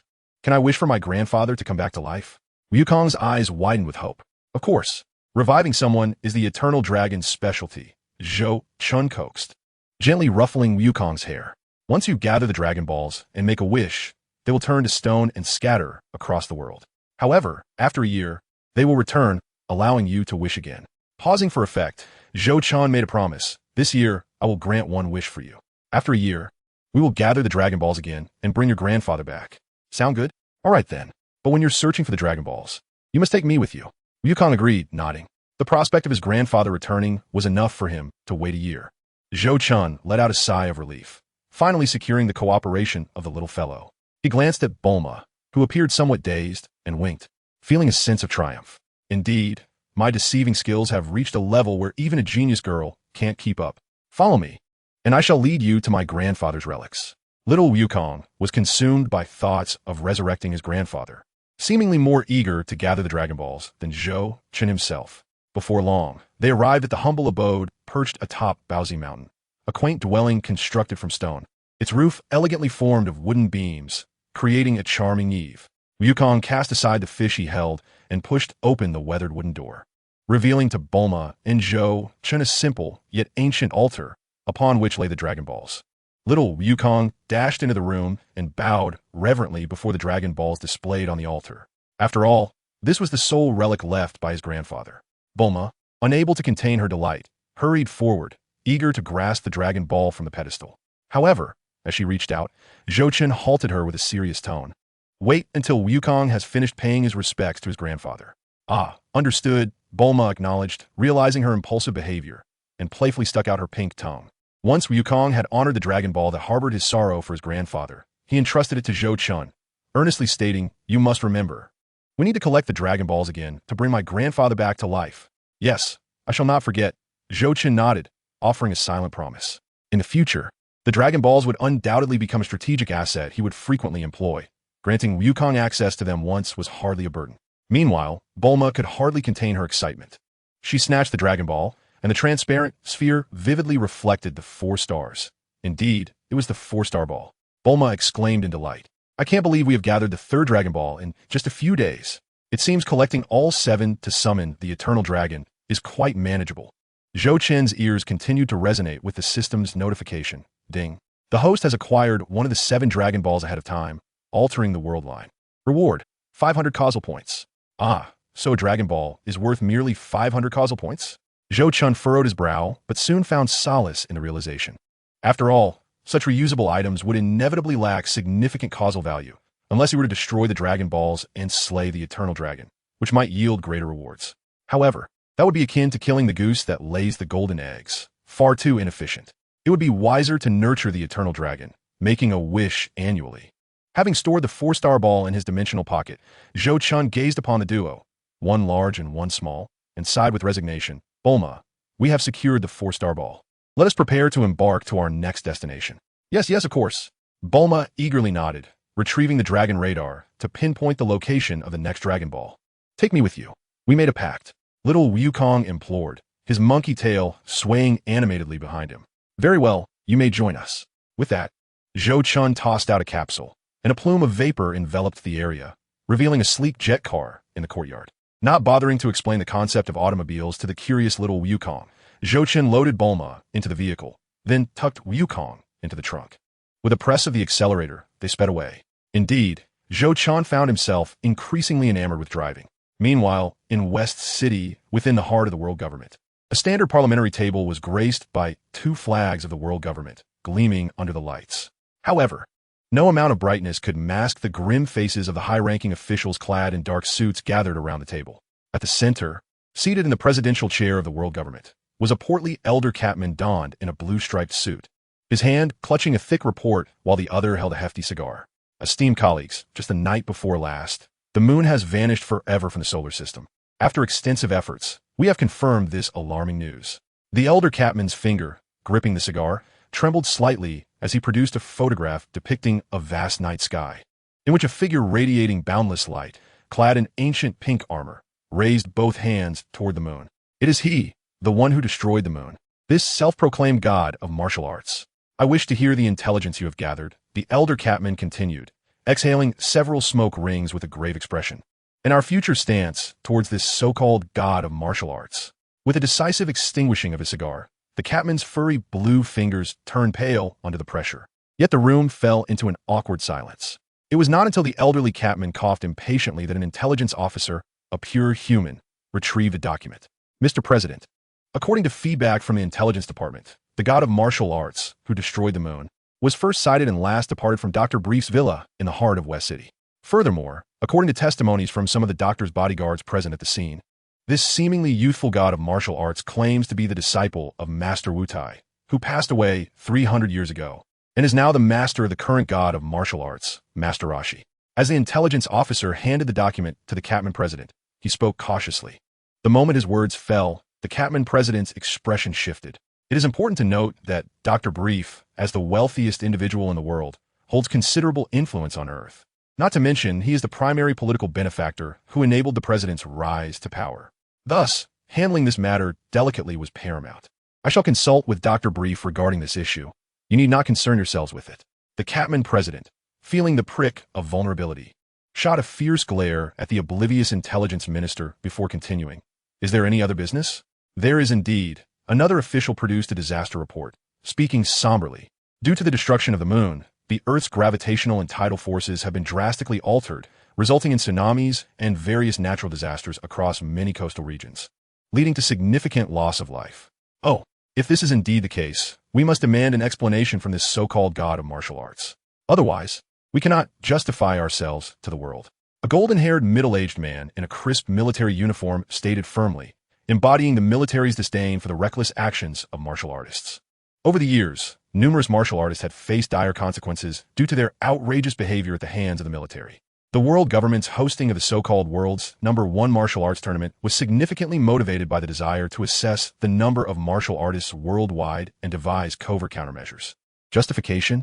How do you propose we explain this? Do you intend to provoke this powerful being further, after he has already destroyed the moon, only to bring about the destruction of Earth? The Catman president slammed his hand on the conference table, rising to his feet, coldly declaring, "This matter ends here. None of you shall provoke that god of martial arts. I will personally consult with Dr. Brief in the Central District. You may treat him as if he does not exist, just as you have disregarded that troublemaker, Master Crane, and the assassin, Tao Pai Pai, in the past." Casting a glance at the military officer who had called for force, the Catman president turned on his heel and exited the conference room. Meanwhile, in a desolate desert, Zhou Chun continued his promising career as a seasoned driver. Bulma sat beside him, while little Wukong was crammed into the trunk, now accompanied by another unexpected passenger, a pig-headed creature named Oolong, known for his lewdness and shape-shifting abilities, though he could only maintain his transformations for 5 minutes and had poor combat prowess. As they passed through a small town, Zhou Chun casually captured Oolong and stuffed him into the trunk, inadvertently earning 500 causal points. Zhou Chun lamented briefly, wishing he had eliminated the pig-headed creature earlier. Perhaps it would have yielded even more causal points. Now, with Oolong in tow, he felt it inappropriate to act against him in front of little Wukong and Bulma. According to the Dragon Radar's readings, a Dragon Ball was indeed hidden within this desert. Bulma, holding the radar, glanced at the screen and declared, "Let's make haste." Zhou Chun suddenly accelerated, taking advantage of the ample flatness of the desert. At this moment in the trunk, Oolong hesitated with a somewhat muffled voice after hearing Bulma's words. "This desert doesn't seem so easy to traverse." "Why?" Bulma inquired, puzzled. "Because there is a notorious bandit in this desert named Yamcha. It is said that he robs all travelers daring enough to pass through, and he even kills." Oolong, round and plump, squeezed in the trunk alongside little Goku, managed to speak with difficulty. "Haha, does anyone dare to rob the god of martial arts?" Bulma pointed at Zhou Chun with a hint of pride and said, "My boyfriend is a deity who can obliterate the moon. What is a desert bandit to him? Once we encounter this Yamcha, I shall reduce him to ashes." Zhou Chun smirked coldly, fully aware of Yamcha's background. In the original storyline, Yamcha, also known as Lepin, was an exceedingly handsome desert bandit who later became a disciple of Master Roshi. Most importantly, he had been Bulma's boyfriend and was eventually discarded by her due to his infidelity. A man devoid of strength yet prone to betrayal was, quite frankly, inviting his own demise.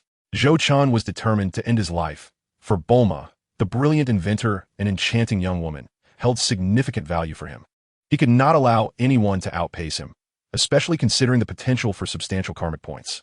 For both personal and practical reasons, Yamcha must perish. Thus, Zhou Chun drove even more ostentatiously, cranking up the car's music to full volume. He intended to lure the desert bandit to his demise. Indeed, it wasn't long before a motorcycle approached, chasing after Bulma's jet car. The rider was a handsome young man with a striking face and dark hair. Yamcha. Beside him floated a peculiar blue creature in midair. Chapter 69, 8 Extremes Collapse. Tot. Following a volley of gunfire directed skyward by Yamcha, Zhou Chun brought the vehicle to a halt. Yamcha aimed his gun at Zhou Chun and his companions, laughing arrogantly. "Get out of the car immediately and hand over your valuables and women." Afterward, his gaze gleamed as he looked at Bulma, "Beautiful lady. Would you be interested in getting to know me?" "Scram." Bulma retorted disdainfully, barely glancing at the dashing desert bandit. Seeing Zhou Chun, a gentleman of high caliber and divine prowess, she was entirely unfazed by someone of Yamcha's non-mainstream bandit status. "You dare to insult the great Yamcha? You are truly seeking death." Before Yamcha could respond, the blue creature floating nearby began to chatter incessantly. "How dare you?" Zhou Chun coldly mocked, raising a hand as a swirling aura of fighting spirit gathered at his fingertip, ready to send this short-sighted blue creature to its end. "Hey, aren't you poor?" Oolong exclaimed in surprise upon rolling out of the trunk with Goku. The blue creature, identified as Poir, floated in mid-air, fixing its gaze on Oolong and sneering. "So it's the one expelled for stealing from the teacher. You're still alive? Do you know him?" Zhou Chun inquired, slightly taken aback, as he had indeed forgotten many details of the original plot. Thankfully, the basic narrative remained clear. Oolong, somewhat embarrassed, lowered his head. His name is Poir. Like me, he was a student at the Transformation Kindergarten. Transformation Kindergarten? Zhou Qin's eyes flickered. He recalled such a peculiar educational institution from the original work. It seemed the depths of the Dragon Ball world ran quite deep, even encompassing shape-shifting mages. Perhaps it would be worthwhile to gather knowledge and talent in this area. In this age, knowledge is power and talent is hope. Hey, pretty boy, lift your head. How dare you look down on Yamcha and Poir? The blue creature, Poir, noticing Zhou Qin deep in thought, felt its dignity slipping away and shouted without hesitation, "Are you talking to me?"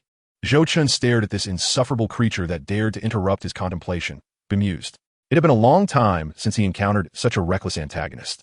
Whoosh! Before Poir could finish its sentence, a sharp beam of fighting spirit pierced through its body, violently exploding within. Poir's blue form shattered like a crushed blueberry. Blue blood and flesh splattering everywhere, drenching Yamcha, who stood closest to the grotesque scene. Host has slain the narrative character Poir, altering the timeline. Reward, 300 karmic points. As expected, Zhou Qin raised an eyebrow. It seemed there were plenty of monsters to slay in the Dragon Ball world. Had he not wished to recruit Sun Wukong and could not predict the risks of eliminating him, killing Sun Wukong would yield the greatest benefit. However, those who govern this universe, or rather, those who resided parasitically within it, might not be keen on Zhou Qin disrupting their plans. For instance, the Kaioshin, who could create planets, the Destroyer God, who could annihilate universes, and the Omni King and Grand Minister, who controlled the 12 universes of the Dragon Ball world. At the same time, as blue viscous blood and flesh approached, Bulma quickly covered her face and shut her eyes.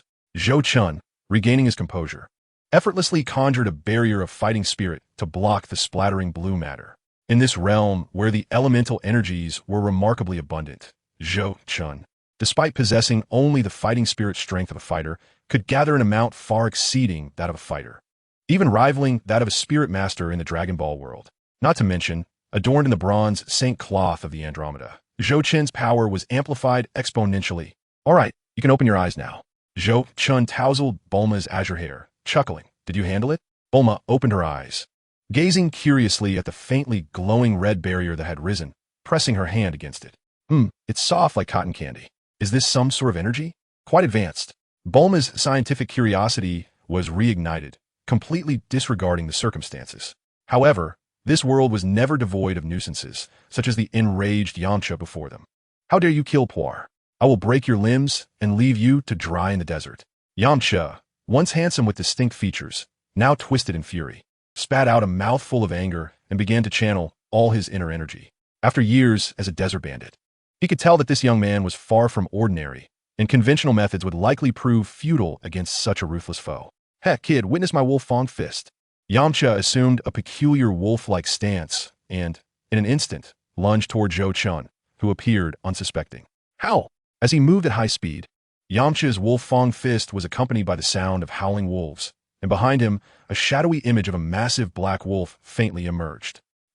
Yamcha mimicked a wolf's howl, roaring as he closed in on Zhou Qin in the blink of an eye. Naively, Zhou Qin's lips curled into a slight smirk as he vanished from his spot in a blur, appearing behind Yamcha faster than anyone could comprehend. Only Sun Wukong, able to perceive Zhou Qin's movements, gasped in astonishment. Is this the power of my master?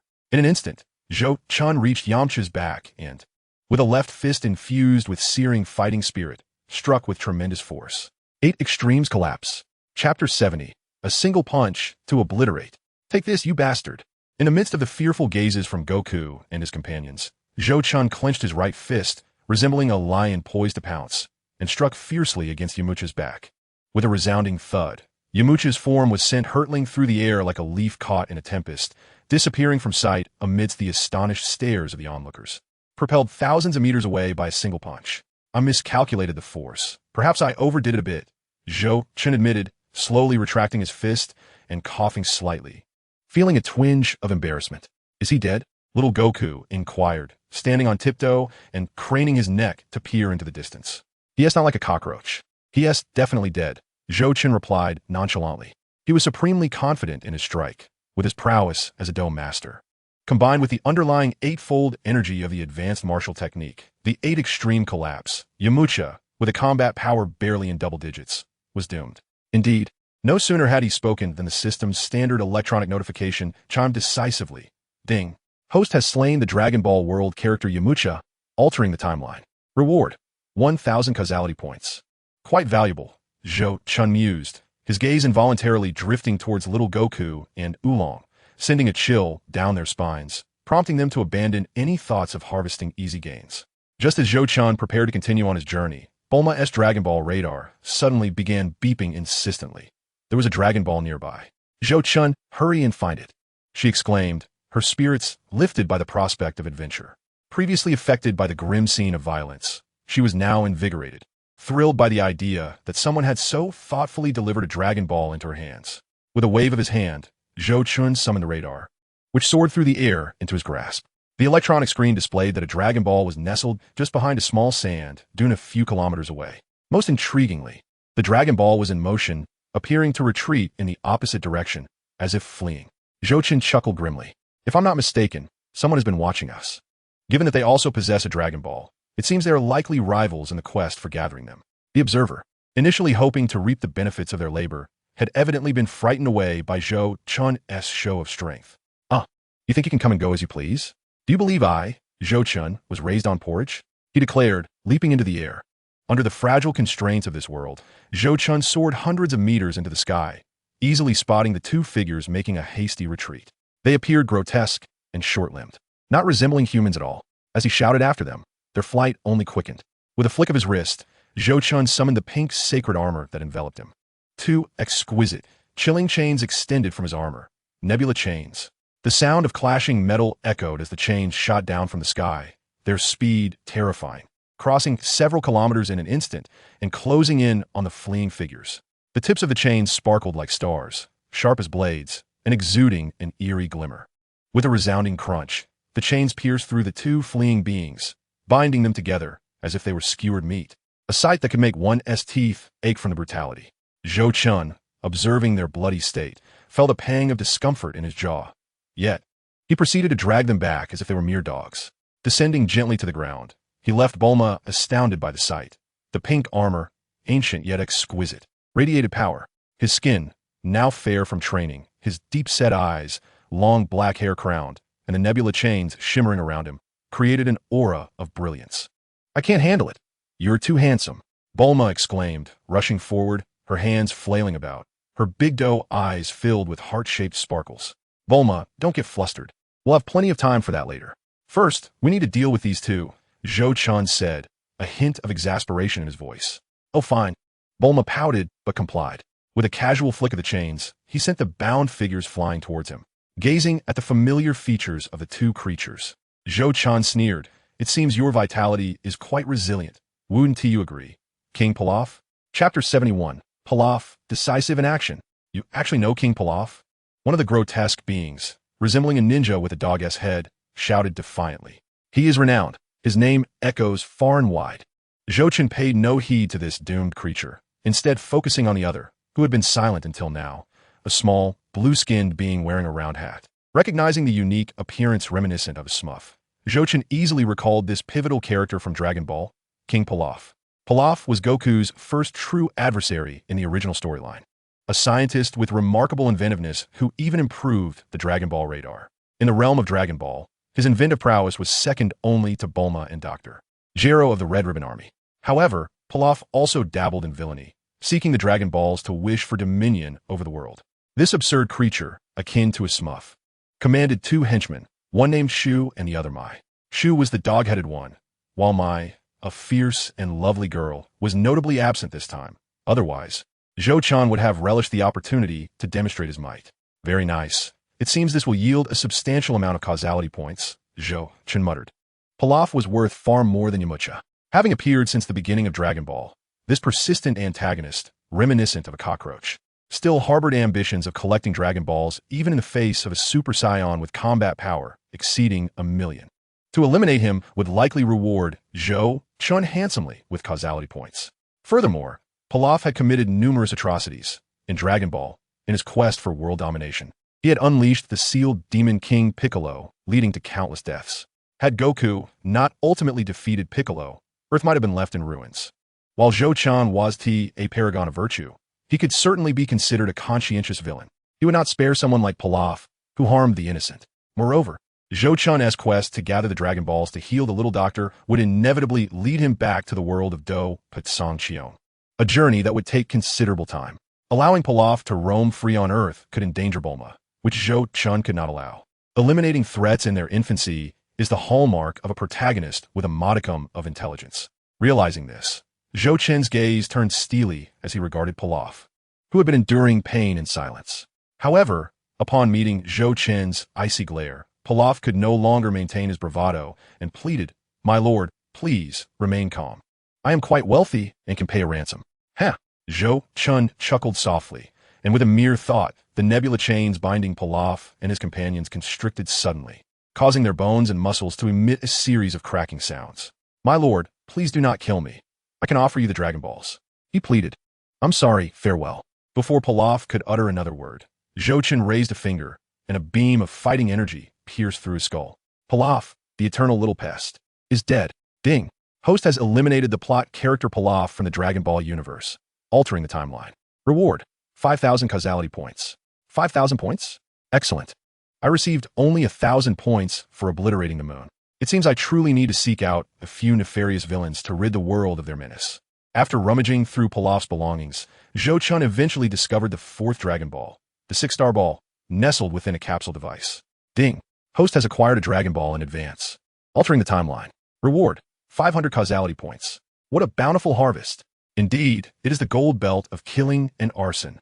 Zhou Chun smirked with a mischievous grin, sending a chill down the spines of Bulma, Goku, and the others.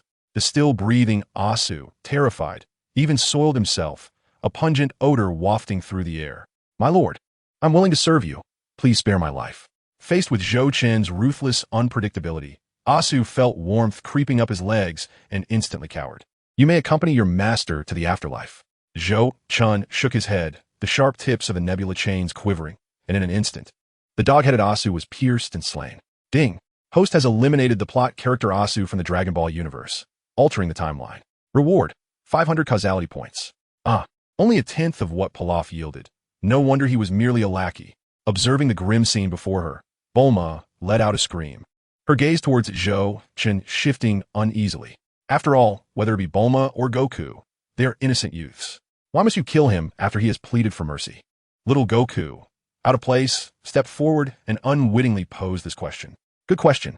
Zhou Chun regarded the confused and indignant little Goku and explained. "Do you know who these two are?" "I don't know." Little Goku shook his head earnestly. "Do you have any idea how many innocents they have slain and the cruel deeds they have committed?" "I don't know." Little Goku continued to shake his head, his tail swaying along. "Then tell me, why do murderers deserve the death penalty?" Zhou Chun pressed on. "Because they broke the law." "No, it is because they took lives." Bulma interjected, her response swift. "Correct. Pilaf has committed heinous acts and senselessly murdered the innocent. As a deity, the god of martial arts, I have sentenced him to death. Is there a problem with that?" Bulma shook her head, her eyes gradually brightening as she spoke with a sense of relief. "Of course not." Little Goku scratched his head, hesitating as he remarked, "Grandmaster, you make a compelling point, but there are no buts. Goku, remember this. Eradicate evil thoroughly. Each time you spare a villain, countless good people may suffer as a result. A great poet once said, 'Mercy towards enemies is cruelty towards one's own.'" Zhou Chun tousled Goku's spiky hair, earnestly imparting these twisted philosophies. Beside him, Bulma, already entranced by Zhou Chun's words and charm, chimed in exactly. "Our handsome hero is right. Little Goku, you cannot afford to be so kind-hearted in the future." Only Oolong, understanding the situation, remained silent. "All right, I will heed the Grandmaster's words." Little Goku thought carefully with his not-so-bright mind, and suddenly felt Zhou Chun's words held profound wisdom. Truly, he was the Grandmaster's Grandmaster. Chapter 72. The Flame Mountain Bulma. Is that Dragon Ball in this desert the one we seek? Having schooled little Goku, Zhou Chun idly toyed with the 6-star ball in his hand, casually inquiring. Bulma shook her head, glancing at the radar displaying the Dragon Ball's location, her expression brightening as she replied, "Not at all. There's another one to the northwest, about 80 kilometers away. Then let us set off." Zhou Chun concealed his Saint Cloth of Andromeda and once again stuffed Oolong and little Goku into the trunk. With a roar, the jet car surged into the sky. However, unbeknownst to Zhou Chun and his companions, Not far behind them, a woman clad in a jacket with long black hair was holding her mouth tightly, concealing herself behind a small sand dune. She fixed her gaze on the departing vehicle, her expression twisted with hatred. She was the sole survivor of Pilaf's trio. I will make you all pay for this, she hissed, gripping the sand so tightly that blood trickled down her fingers. Zhou Chun, completely oblivious to the fact that someone was watching him, sat in the passenger seat, contemplating how to utilize the wealth of causality points he had amassed. Ding. Accessing. Please wait. Name. Zhou Chun. Occupation. Dimension Traveler Race. Human Strength. Peak Level 1. Peak Level 2 Causality Points. 10605 Techniques. Flame Technique. Azure Cloud True Technique. Slaying Gods True Technique. Azure Cloud True Sword Thunder Technique Equipment. Guardian Shield. Saint Cloth of Andromeda. Over 10,000 points? Zhou Chun felt an immense joy wash over him. This Dragon Ball world seems far more accommodating than the Dopa world. It is time for a lottery draw. Just as Zhou Chun was about to invoke the system for a draw, a sudden scream pierced the air. Look, the sky is turning red over there. Bulma's shriek snapped Zhou Chun from his thoughts, causing even little Goku and Oolong, cramped in the trunk, to peek through the gaps of the sky. Zhou Chun gazed into the distant crimson glow, and indeed, as Bulma had said, the fiery clouds had stained half the sky. Beneath the burning clouds, a peculiar mountain was faintly visible, resembling a castle of flame. This place feels somewhat familiar. Reflecting on the original plot, Zhou Chun suddenly realized, isn't that the flame mountain of the Bull Demon King? He swiftly turned to Bulma and inquired, is the name of the land ahead called Frying Pan Mountain? Yes, is indeed Frying Pan Mountain ahead. How did you know, handsome? Bulma replied, her eyes scanning the radar's landmarks, as Zhou Chun couldn't help but feel anxious for the female driver. Ah, that is a long story. Zhou Chun smiled subtly. Concocting a tale, this Frying Pan Mountain is the territory of the Bull Demon King, and the Bull Demon King is the second disciple of the Turtle Hermit. Also my grand disciple. I have heard of him, but have had little interaction. Now it seems my grand disciple is in trouble. That fiery sky must be the flames raging from the mountain. Just how intense must the fire be to scorch half the sky? Bulma, upon hearing this, gasped in disbelief. You might not know this, but this place is now called Flame Mountain. The Bull Demon King has hired numerous people to extinguish the flames, but all in vain. He even sought my help. At this moment, Oolong, unable to contain his chatter, boastfully chimed in, is the Bull Demon King blind? Would he enlist the help of a shapeshifter like you? Bulma rolled her eyes, not buying it. As the group continued their drive, they soon entered the realm of Frying Pan Mountain, now known as Flame Mountain. Upon entering, they were immediately hit by a wave of scorching heat, causing everyone except for Zhou Chun, who was protected by his fighting aura, to become drenched in sweat as if they had just emerged from a steam room. This is Flame Mountain? It's so hot, Bulma exclaimed, her face flushed, drenched in sweat, her speech stumbling as she pleaded, hand me your hand. As Bulma, overcome by the heat, fainted, Zhou Chun grasped her hand, gradually channeling his fighting spirit into her. Soon, a protective aura enveloped Bulma's entire body, resembling a delicate garment. This was indeed the technique of a dome master, the Duki robe. Oh, how refreshing. Handsome sir, is this how your divine beings protect against sunburn? No wonder your skin is so fair, Bulma remarked, poking the shimmering Duki robe with her soft fingers, relishing the rare coolness.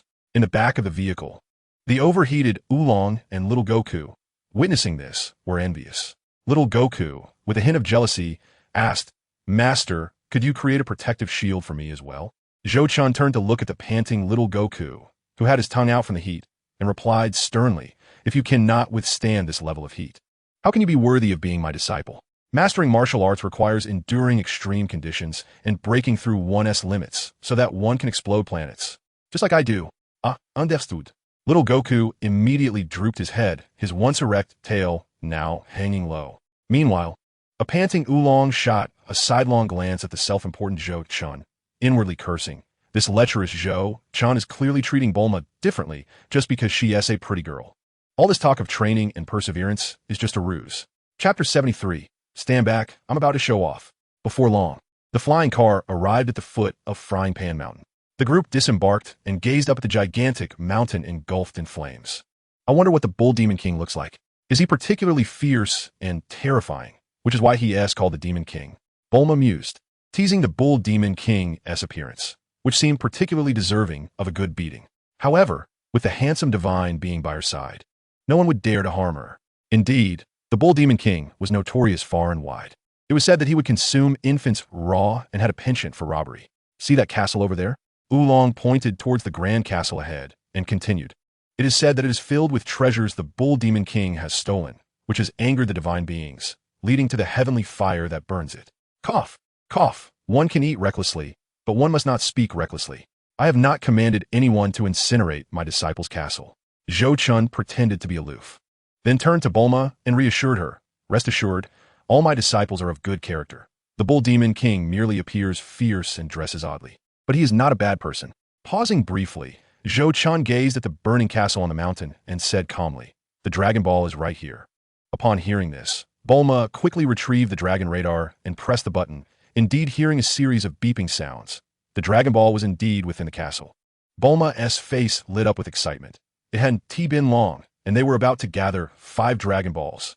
Suddenly, a deep, thunderous voice interrupted Bulma, causing the ground to tremble. A massive middle-aged man, clad in a metallic horn helmet and sporting a full beard, approached slowly, wielding an enormous axe. You are my disciple, the Bull Demon King? Come, pay your respects to your master. Zhou Chun beckoned to the Bull Demon King with interest. What did you say? Seeking death? The Bull Demon King glared down at Zhou Chun, his towering figure casting a shadow over the seemingly youthful boy, filled with rage. Had it not been for his improved temperament after becoming a disciple of the Turtle Hermit, he would have cleaved Zhou Chun in two with a single swing. Disrespecting one's elders deserves punishment. A cold glint flashed in Zhou Chun's eyes, and before the Bull Demon King could react, he unleashed a punch from afar, creating a ripple in the air. The Bull Demon King was sent flying several meters, crashing against the mountainside. Bad guy, don't hit my daddy. A clear, fragile voice rang out as a little girl, wearing a metal helmet shaped like a rooster comb, bounced out from a pile of rocks. With her eyes closed, she suddenly launched a pink laser beam from her helmet towards Zhou Chun. Bang! The laser collided with Zhou Chun's hastily erected Dookie barrier, sizzling and emitting a plume of smoke. Zhou Chun broke out in a cold sweat. Thankfully, he had reacted quickly, or he would have met his demise at the hands of this little girl. Observing that her laser had been blocked, the little girl hurried to her father, the Bull Demon King, who was groaning in pain. How powerful! Who exactly are you? The Bull Demon King struggled to stand, somewhat laboriously responding, I've already told you. I'm your master, Zhou Chun. The Turtle Hermit, Wu Tian's teacher, Taitu, is my disciple. What? You are Tata's master? How is that possible? Wu Tian is already over 200 years old, yet you look even younger than I am. The Bull Demon King adjusted his crooked horn helmet, astonished. Huh. Had Tata not expended so much life force sealing the Demon King Piccolo, he would likely still be alive today. Zhou Chun feigned sorrow. Alas, I left on my cosmic travels too hastily back then. Otherwise, a being like Piccolo would have been obliterated with a single strike. Upon hearing this, the Bull Demon King began to believe. Very few knew of Taitu sealing the Demon King Piccolo. He had only learned of it by chance from the Turtle Hermit. Seeing he had temporarily convinced the Bull Demon King, Zhou Chun waved his hand and continued, I have come to Frying Pan Mountain to seek a Dragon Ball. After a brief pause, Zhou Chun added, by the way, I had previously sent your senior brother, Sun Wukong, to find a 4-star ball. Here, this is his grandson, Sun Wukong, senior brother's grandson. The Bull Demon King followed Zhou Chun's gesture and spotted the little Goku, who was carrying the Rui Jingu Bang and swinging his monkey tail. The Rui Jingu Bang? It truly belongs to senior brother. The Bull Demon King's eyes brightened with anticipation.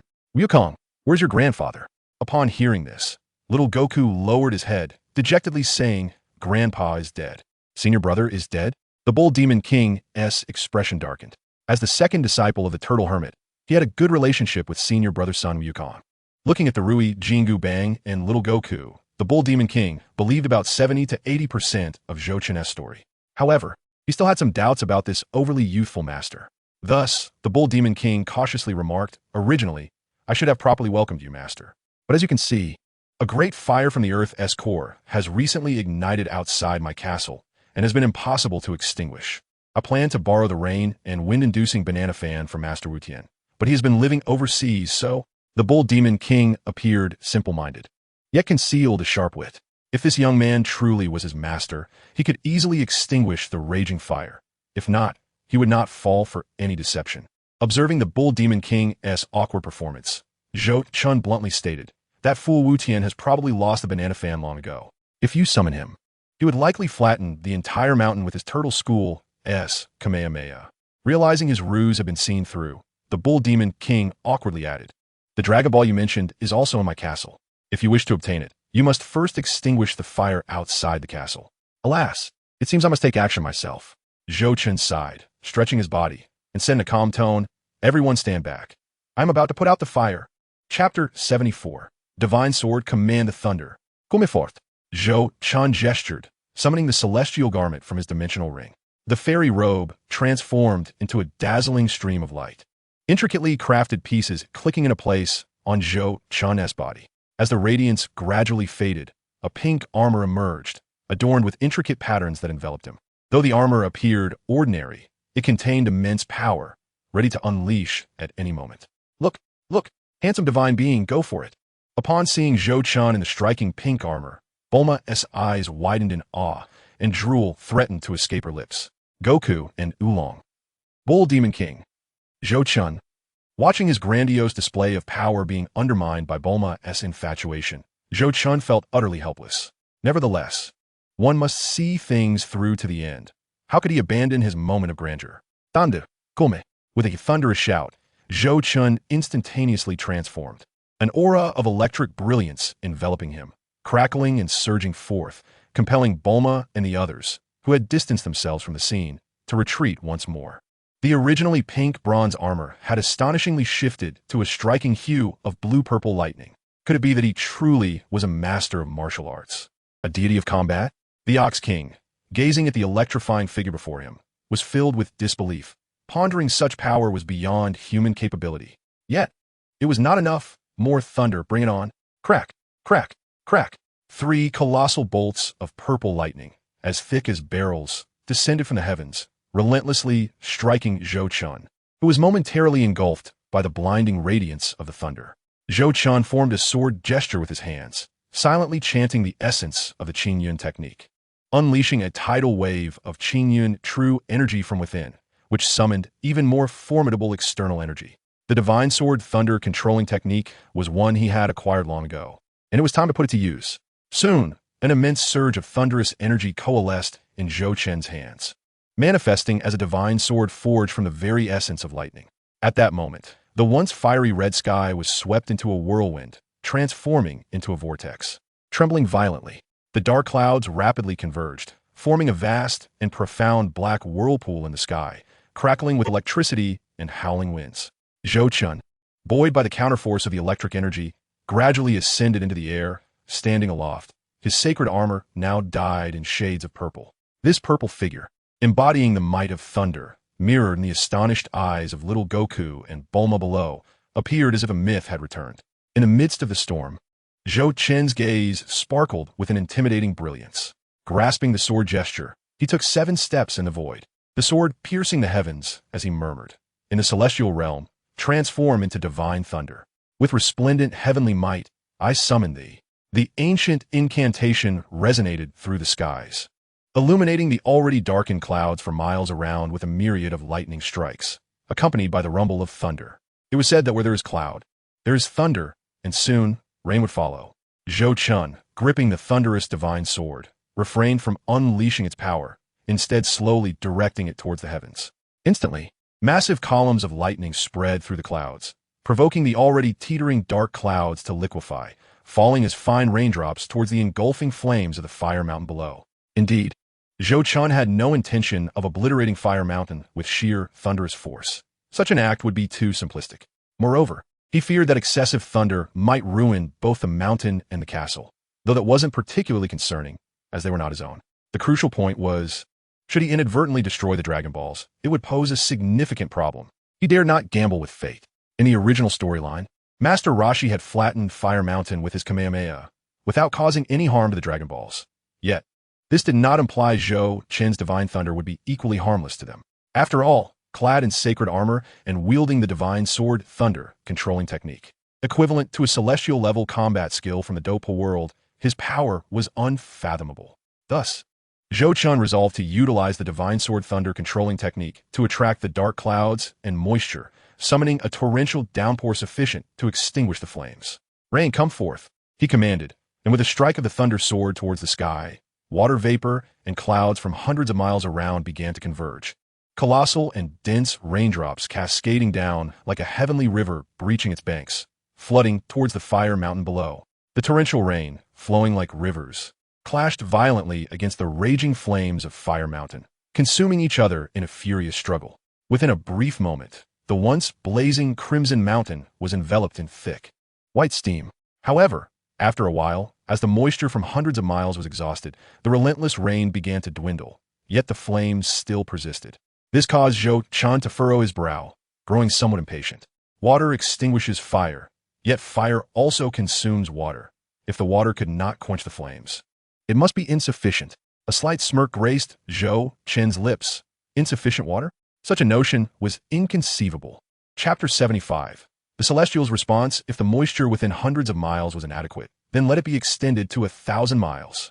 If the water on land was scarce, there was still the ocean. Zhou Chen observed the flames rising once more atop the mountain, a cold smile creeping across his face. Equipped with sacred armor, his strength had reached the pinnacle of the second tier.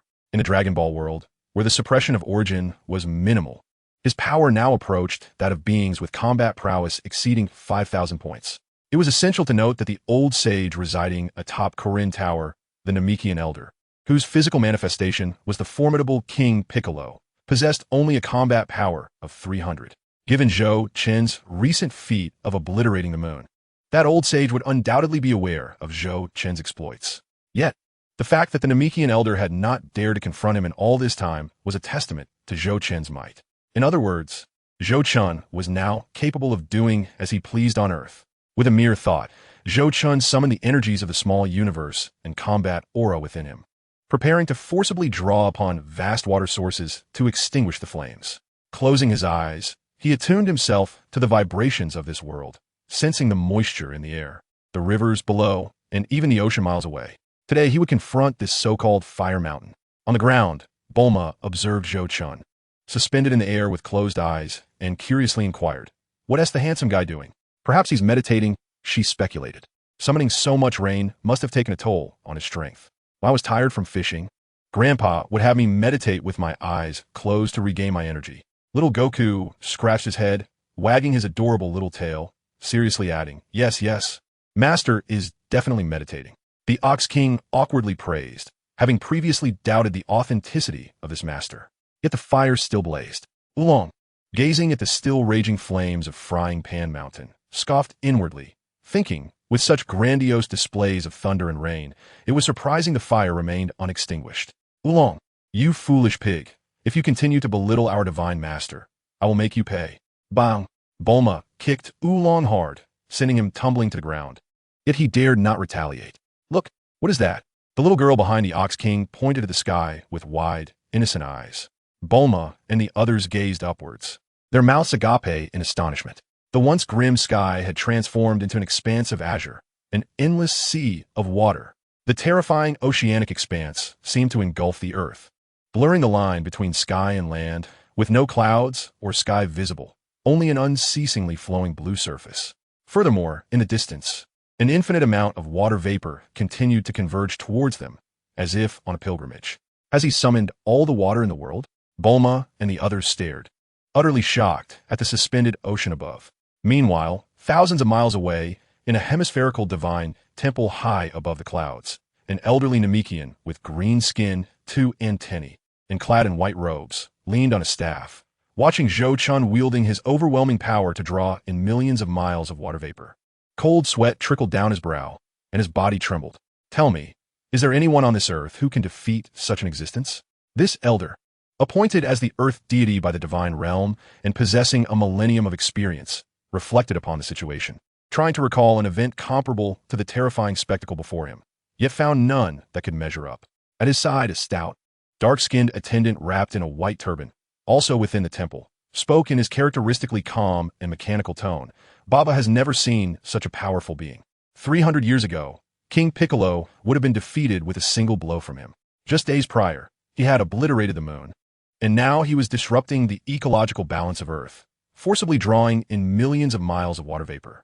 The old sage gazed at Zhou Chen's actions from thousands of miles away, sensing only profundity, suffocation, and unparalleled might emanating from the oceanic expanse above.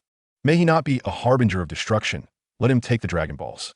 The old sage is well aware of his own affairs. The Dragon Balls on Earth, crafted by his own hand, possess power significantly diminished compared to those from Namek, rendered little more than mere imitations.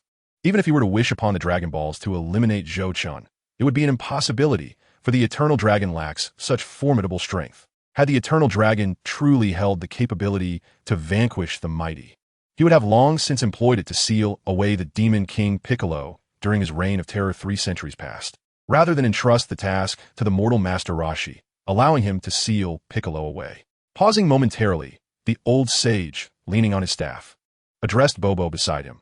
That formidable being has already gathered 5 Dragon Balls. The 6th is with Master Rashi, and the 7th rests with the Fortune Teller. Master Rashi's gentle demeanor poses no concern, yet the Fortune Teller's eccentricity could provoke that powerful individual, leading to grave troubles for Earth. With a note of worry, the old sage instructed, Bobo, go to the Fortune Teller and retrieve her Dragon Ball to present to that powerful being. Our best course of action is to cultivate goodwill with him. I trust he is not entirely unreasonable. Sighing deeply, his antennae swaying with a sense of helplessness, he continued. Chapter 76, The Ocean's Wrath. In the desert, the once scorching Pan-Fry Mountain, heated by the Earth's core, is now awash with a refreshing vitality. Though the desert remains parched, the pervasive humidity has begun to alter its character. The previously clear sky has vanished, replaced by an endless cascade of water. Millions of tons of fresh water or seawater, summoned from distant realms by Zhou-Chun's command. In this mythic spectacle, Zhou-Chun stands amidst the surging waves, striving with all his might to control the deluge capable of filling an expansive river. Bulma, take them away from the surface using your hovercar, Zhou-Chun communicated to the awestruck onlookers below. Okay. Bulma snapped back to reality, tossing out a capsule and swiftly boarding the hovercar. The handsome guy is about to completely submerge this place with seawater. She beckoned to the young Goku and the Ox King, who obediently climbed aboard. In an instant, the hovercar's thrusters erupted with flames, propelling it skyward at a remarkable speed. Soaring towards the horizon. It is time to act. Zhou-Chun inhaled deeply, his muscles tensing as his energy radiated like the blazing sun above. Divine Sword of Thunder. Conquer the sea. In a heartbeat, an unending torrent of seawater descended from the heavens, crashing down upon the fiery Pan-Fry Mountain. Under the immense weight of billions of tons of water, the flames that had once surged were finally subdued, vanquished in the face of such overwhelming force. Boom!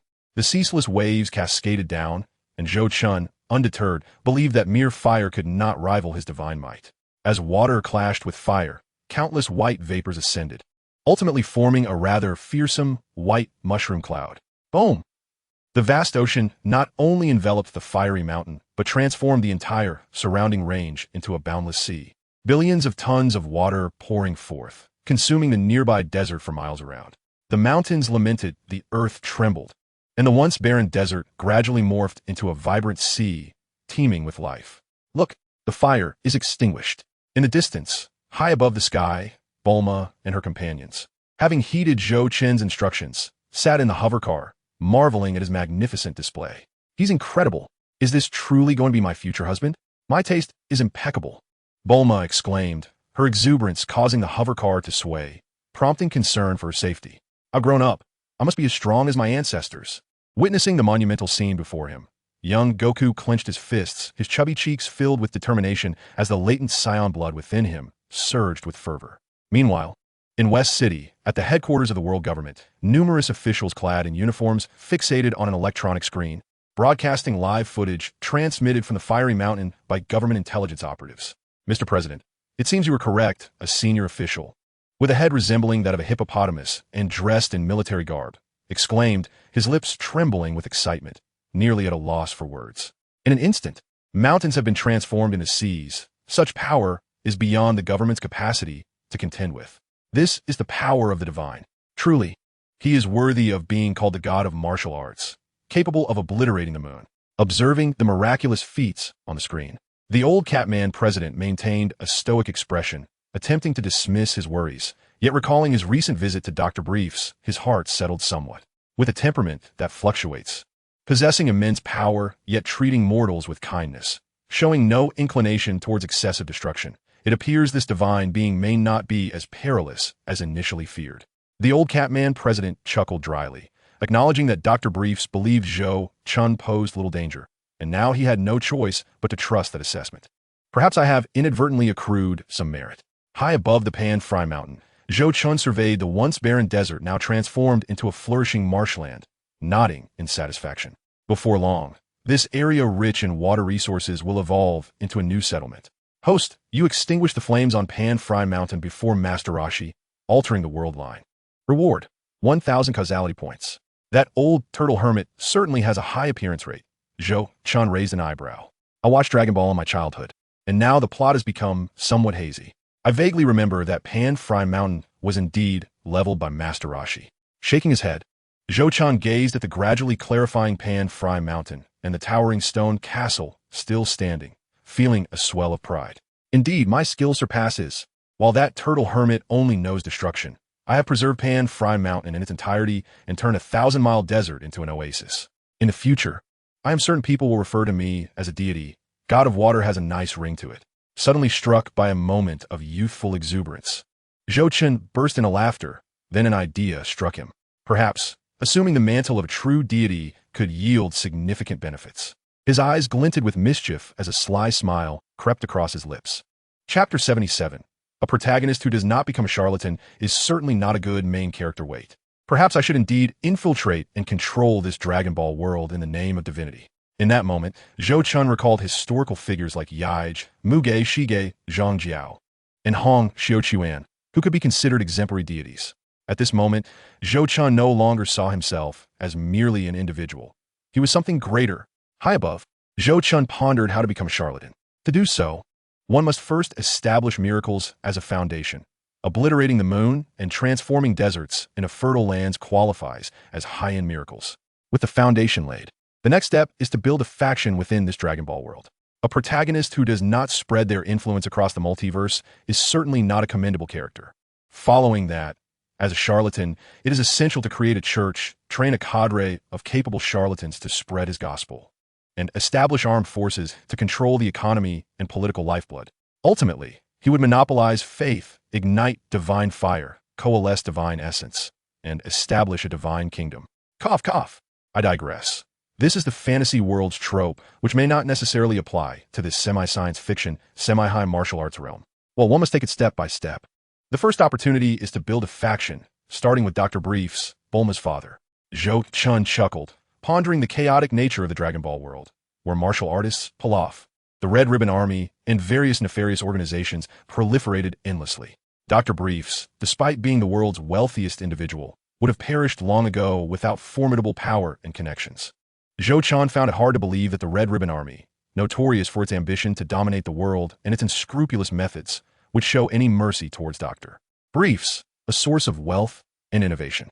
It was evident that a cadre of influential figures from the world government stood behind Dr. Briefs, safeguarding him. Perhaps the Cat President, from the original storyline, was among them. Securing Dr. Briefs would be tantamount to assimilating a vast consortium of interests. For Zhou Chun, who felt pressed for time, it was indeed a prudent strategy. As for whether the doctor would refuse, Zhou Chun had not entertained such a possibility. Let's not forget that Dr. Brief's only daughter, Bulma, had already been won over by Zhou Chun. Just as Zhou Chun contemplated his next move, he suddenly sensed a living being hurtling towards him. Moments later, he heard Bulma's delightful exclamation, "I'm coming, catch me." Reacting swiftly, Zhou Chun caught Bulma as she leaped from her flying car into his arms, instantly enveloped by her fragrant warmth and the soft texture of her form. "Haha, I knew you would catch me."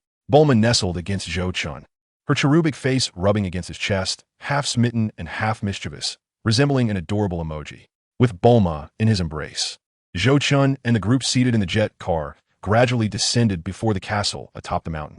Despite Zhou Chun's diligent efforts to control his strength, portions of the sturdy stone fortress crumbled under the relentless flow of water.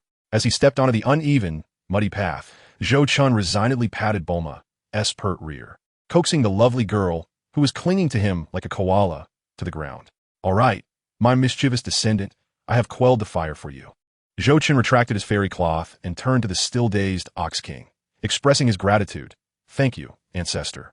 Your power is truly formidable." The Ox King, feeling somewhat awkward and unsure of what to say, stammered, "Are my Dragon Balls?" Bulma queried anxiously, her purpose for coming to Fire Mountain still fresh in her mind. Don't fret, Zhou-Chun replied with a smile, retrieving the dragon radar from his storage ring and tossing it to Goku. Goku, go find the Dragon Balls. Sure thing, Ancestor.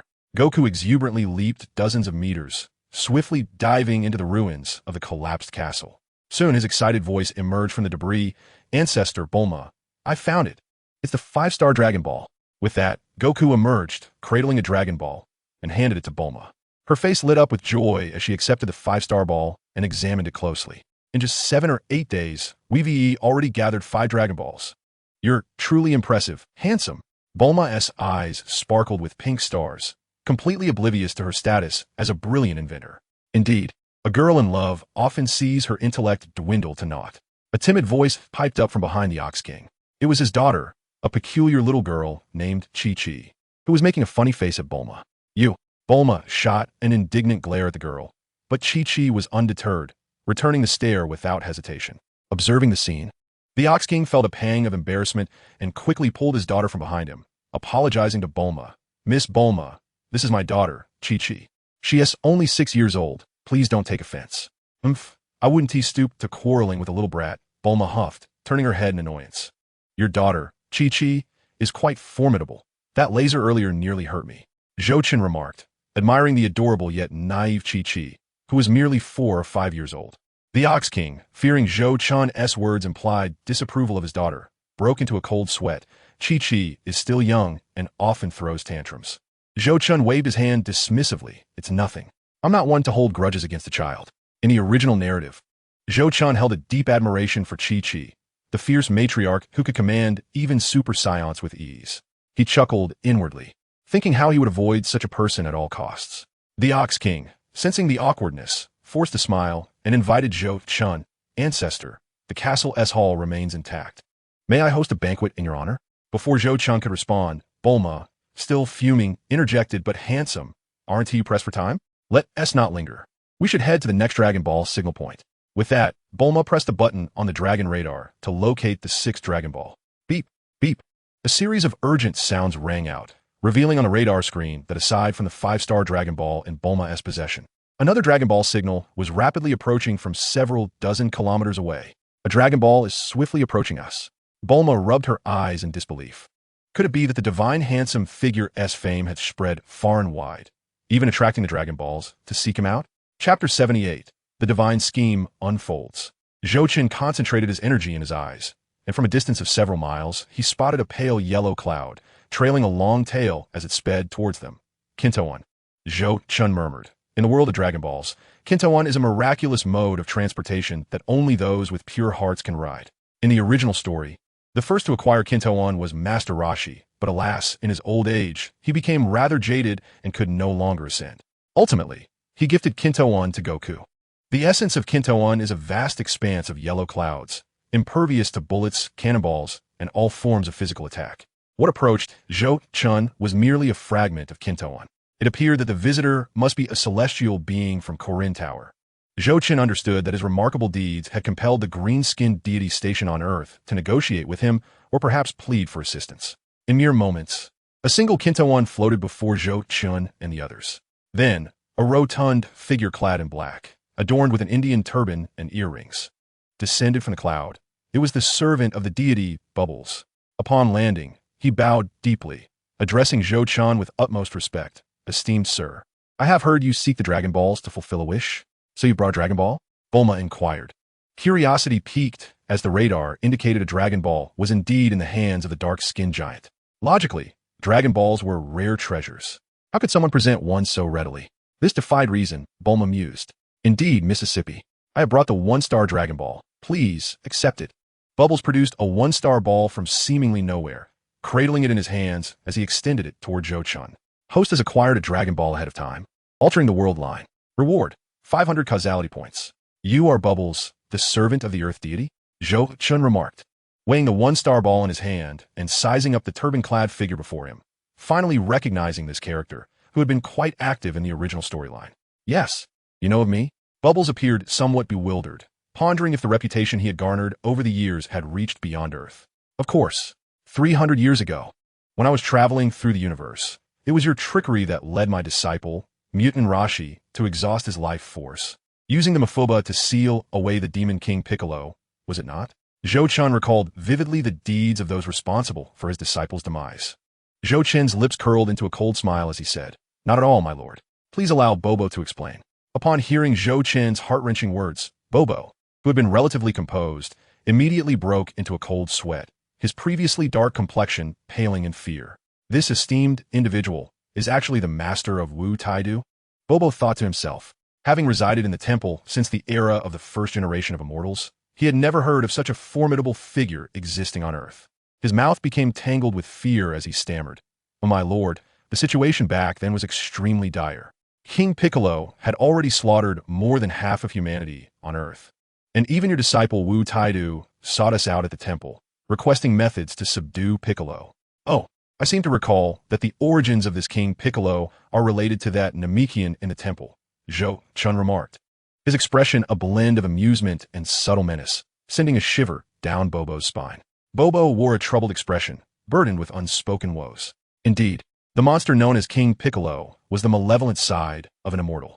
Many years ago, a Namekian arrived on Earth via spaceship to participate in the selection trials for immortals. However, due to his impure nature, he was rejected. Disheartened, he utilized the unique Namekian ability to divide himself into two, separating his good and evil sides. The good side became an immortal, while the evil side transformed into King Piccolo. Though the immortals were significantly stronger than King Piccolo, they were still vulnerable. Killing Piccolo would also lead to their demise, and using the Demon Seal Wave would drain their life force. Thus, the immortals had treated Wu Taidu as expendable, a fact Bobo was acutely aware of. Initially, he believed this plan to be flawless, but who would have anticipated that Wu Taidu had a teacher capable of obliterating moons? Bobo's mind was flooded with a torrent of exasperation. If your teacher is so powerful, why not enlist his help directly instead of coming to the sacred land of Karen? However, since events had already transpired, the best course was to salvage the situation. "I hope this esteemed individual will not be angered," Bobo said, his voice tinged with anxiety. While the immortals may have acted out of self-interest, it was also for the sake of all humanity. Since you are also a native of Earth, I trust you can empathize with their plight. Upon hearing this, Zhou Chun flicked the Dragon Ball on his finger and replied coolly, "It is precisely because I empathize with his predicament that I did not eradicate him at the temple. Regardless, you have contributed to the salvation of humanity and delivered the Dragon Balls. Thus, I shall not hold it against you. Thank you for your understanding." Bobo exhaled in relief, performing a deep bow. "But hold on, do not bow just yet. I have not finished speaking," Zhou Chun interjected, recalling the myriad treasures within the sacred land of Karen and the temple. He smiled enigmatically. "Once I summon the dragon and fulfill my wish, I shall pay a visit to both the sacred land and the temple." "Your welcome is most appreciated," Bobo quickly added. "Now, you already possess 6 Dragon Balls. You only require 1 more to complete the set. The 7th Dragon Ball is in the possession of Master Rashi." "Rashi? It is indeed time for me to meet my disciple, who has outlived even the tortoise," Zhou Chun mused, realizing that Master Rashi's abode also served as a treasure trove. Chapter 79. The scientific principle of the flight technique. The vast expanse of the East Sea shimmered like the clear blue sky, reflecting a silvery luster akin to satin. The brilliance of the sky and sea melded seamlessly, exuding a radiant glow. Suddenly, a dark silhouette emerged from the distant horizon, rapidly expanding. It was a pale yellow nimbus cloud. As the nimbus skimmed close to the ocean's surface, it sliced through the tranquil waters, creating a cascade of frothy white waves. Upon the nimbus, Zhou Chun floated, holding the radiant and blissful Bulma, while Goku stood firmly on the cloud, his feet securely planted upon the cotton candy-like surface, defying gravity.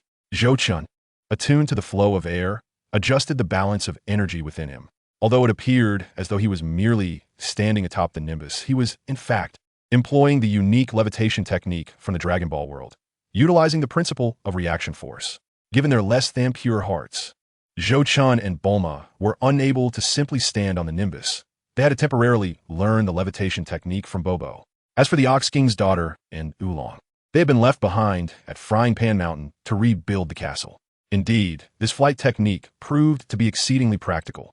Zhou Chun nodded at Bobo and expressed, "You flatter me. For someone of your caliber, this levitation technique is merely a trick." With a serious demeanor, Bobo respectfully praised, his words carrying weight. Initially bewildered by Zhou Chun's desire to learn the flight technique, Bobo found it hard to fathom that this formidable being, capable of shattering planets and transforming deserts into seas, could not fly normally. Indeed, Zhou could not fly. While clad in the saint cloth, he could momentarily leap to great heights or hover briefly. But sustained flight was out of the question. Having been exposed to advanced cultivation systems like Duki, he was well aware that in the relatively low gravity of Earth, learning the levitation technique from Bobo was a walk in the park. In just a few dozen minutes atop Frying Pan Mountain, Zhou grasped the essence of the flight technique. It turned out that this so-called levitation technique was fundamentally magnetic levitation technology. Being an educated young man from Earth, Zhou understood that like poles repel and opposite poles attract. In essence, the levitation technique involved adjusting one's internal energy to create a magnetic field that counteracted the Earth's magnetic field, allowing one to fly. Zhou rapid learning pace reassured Bobo. Perhaps this esteemed individual had previously deemed such methods beneath him. Bulma, are we nearly there? Zhou inquired, looking down at Bulma, who was enjoying the warmth of his embrace. Upon hearing Zhou question, Bulma yawned and lazily checked the signal on her dragon radar, replying, "We should be close." The radar indicates we're less than 10 kilometers away from the 7th Dragon Ball.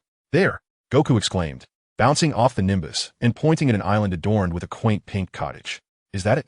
I see an old man with a bald head and a turtle shell. He must be Master Roshi." Following Goku's gaze, Zhou and Bobo exchanged glances, and Zhou, still cradling Bulma, vanished in a flash toward the island. At that moment, Master Roshi lay on a beach chair, clad in his usual pink garb and sunglasses, perusing a magazine featuring a stunning blonde on the cover. Suddenly, a gust of wind swept through, knocking the magazine from Master Roshi's hands and causing him to tumble awkwardly. Boom! With a thud, Zhou landed heavily on the beach, creating a sizable crater. This flight technique still needs some refinement, Zhou lamented, shaking his head as he set down a startled Bulma.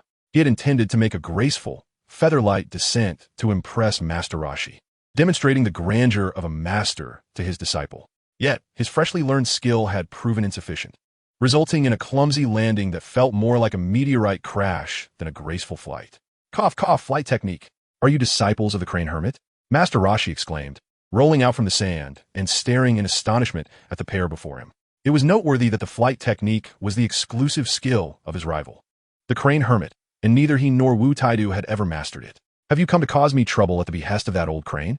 Observing the remarkably youthful and handsome young man before him, along with the stunning girl with azure hair, whose physique was simply captivating as she leaned against Zhou, the Turtle Hermit raised his pristine white eyebrows and paused, gripping his cane. In the Turtle Hermit's perception, the young man possessed an immense reservoir of energy within him. Yet the self-assured Turtle Hermit deemed it inconsequential. After all, how could a lad who seemed to be under 20 possibly rival the prowess of his own Turtle School martial arts honed over centuries? As for the comely girl, she appeared devoid of any notable power. A lecherous grin instantly spread across the Turtle Hermit's face, only to be abruptly interrupted as a crimson stream of nosebleed erupted from his nostrils, splattering directly onto Zhou and Bulma. Just then, Bobo, who had hurriedly arrived, was taken aback by the Turtle Hermit's audacious disrespect toward the figure who was, after all, his ancestral master.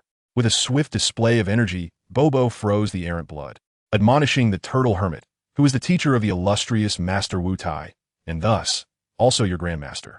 Descending gracefully on the Nimbus cloud, Bobo spoke with a hint of exasperation. "Lord Bobo, what brings you here?"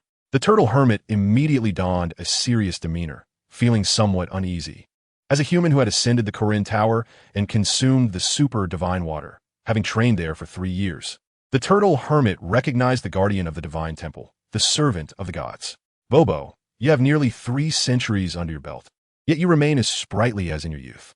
Bobo sternly chastised the impetuous Turtle Hermit, then added, "Wu Tian, this is your Grandmaster.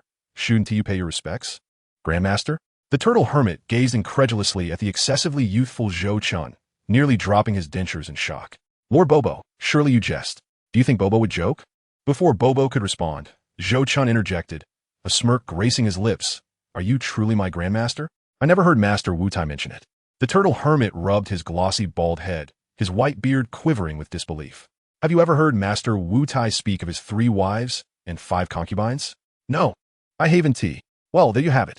Does Wu Tai need to divulge every detail, even the embarrassing ones from his childhood?"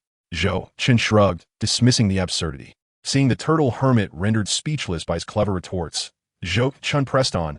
Wu Tian, I traversed the ocean to see you today, and I suddenly felt inspired. Would you like to hear my thoughts? What thoughts? The turtle hermit queried, increasingly perplexed. Zhou Chun chuckled and recited, the rivers flow east to the sea. Will they return westward? The young must strive, or the old shall only lament. What does that mean? Bulma asked, bewildered by the clearly archaic verse. While the turtle hermit, Bobo, and even little Goku awaited an explanation with keen interest. It simply implies that if one fails to cultivate diligently in their youth, they may find themselves weak and regrettable after centuries of existence, bringing disgrace upon themselves. Zhou Chun cast a pointed glance at the turtle hermit, whose expression darkened with indignation. Infuriated, the turtle hermit shouted, You little rascal! I might have tolerated your pretense of being my grandmaster out of respect for Lord Bobo, but how dare you insult the martial arts of the turtle school? Today, I shall teach you a lesson. Wu Tian, what do you intend to do? Bobo exclaimed, alarmed by the turtle hermit's sudden aggression, beads of cold sweat forming on his brow. No worries. This unworthy disciple needs a firm hand of guidance, the turtle hermit declared. Undeterred, Zhou Chun raised a hand to halt Bobo, then beckoned to the turtle hermit with a mocking grin. Come, my obedient disciple, strike me. Use your turtle school martial arts. You asked for it. The turtle hermit, having lived for over 2 centuries, was not one to shy away from challenge, readily accepting the duel while instructing the girl and the little monkey to step back, not wishing to harm the innocent.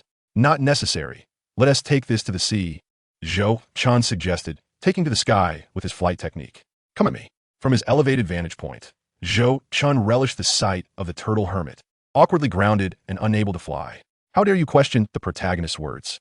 Today, I shall show you what true prowess looks like. Zhou Chun had not intended for things to escalate this way, but the turtle hermit's cunning nature made it impossible to deceive him otherwise. On the ground, the turtle hermit, incensed by Zhou Chun's taunts, assumed his fighting stance and began to execute the turtle school's signature technique. He focused intently on Zhou Chun, his hands forming the necessary gestures as a formidable energy coalesced, bathing his hands in a brilliant azure light, causing the surrounding air to shimmer and warp. Turtle School Energy Wave. The turtle hermit unleashed a powerful energy wave skyward, enveloping the island in a dazzling blue glow. The energy beam surged toward Zhou Chun, expanding as it approached, transforming into a colossal blue sphere with a diameter of several dozen meters. Guardian Shield activate. Unfazed by the approaching onslaught, Zhou Chun retrieved a pre-prepared magical scroll, shattering it with a flick of his wrist. The scroll erupted into a burst of white light, forming a protective barrier around him. Boom! The forceful energy wave collided with the Guardian Shield, unleashing a tremendous explosion that sent a massive mushroom cloud spiraling into the sky. The turtle hermit, witnessing the spectacle, wore a smug expression. Still think you can deceive this old man? You can't even withstand a single energy wave. Turning to the ever-serious Bobo, he remarked, Lord Bobo, this lad must be gravely injured. Do you have any senza beans on you? You might need one shortly. Bobo stared at the turtle hermit as if he were a fool, sighed, and produced a senza bean, tossing it to the turtle hermit. What are you doing? Because you'll soon be in dire need of it. Bulma interjected coldly, her disdain for the lecherous old man palpable. Indeed, you'll find it quite useful soon, came Zhou Chun's voice, echoing ominously from the dissipating smoke above. How is this possible? The turtle hermit gaped in shock, his mouth agape, his few remaining teeth on full display. His energy wave had proven utterly ineffective.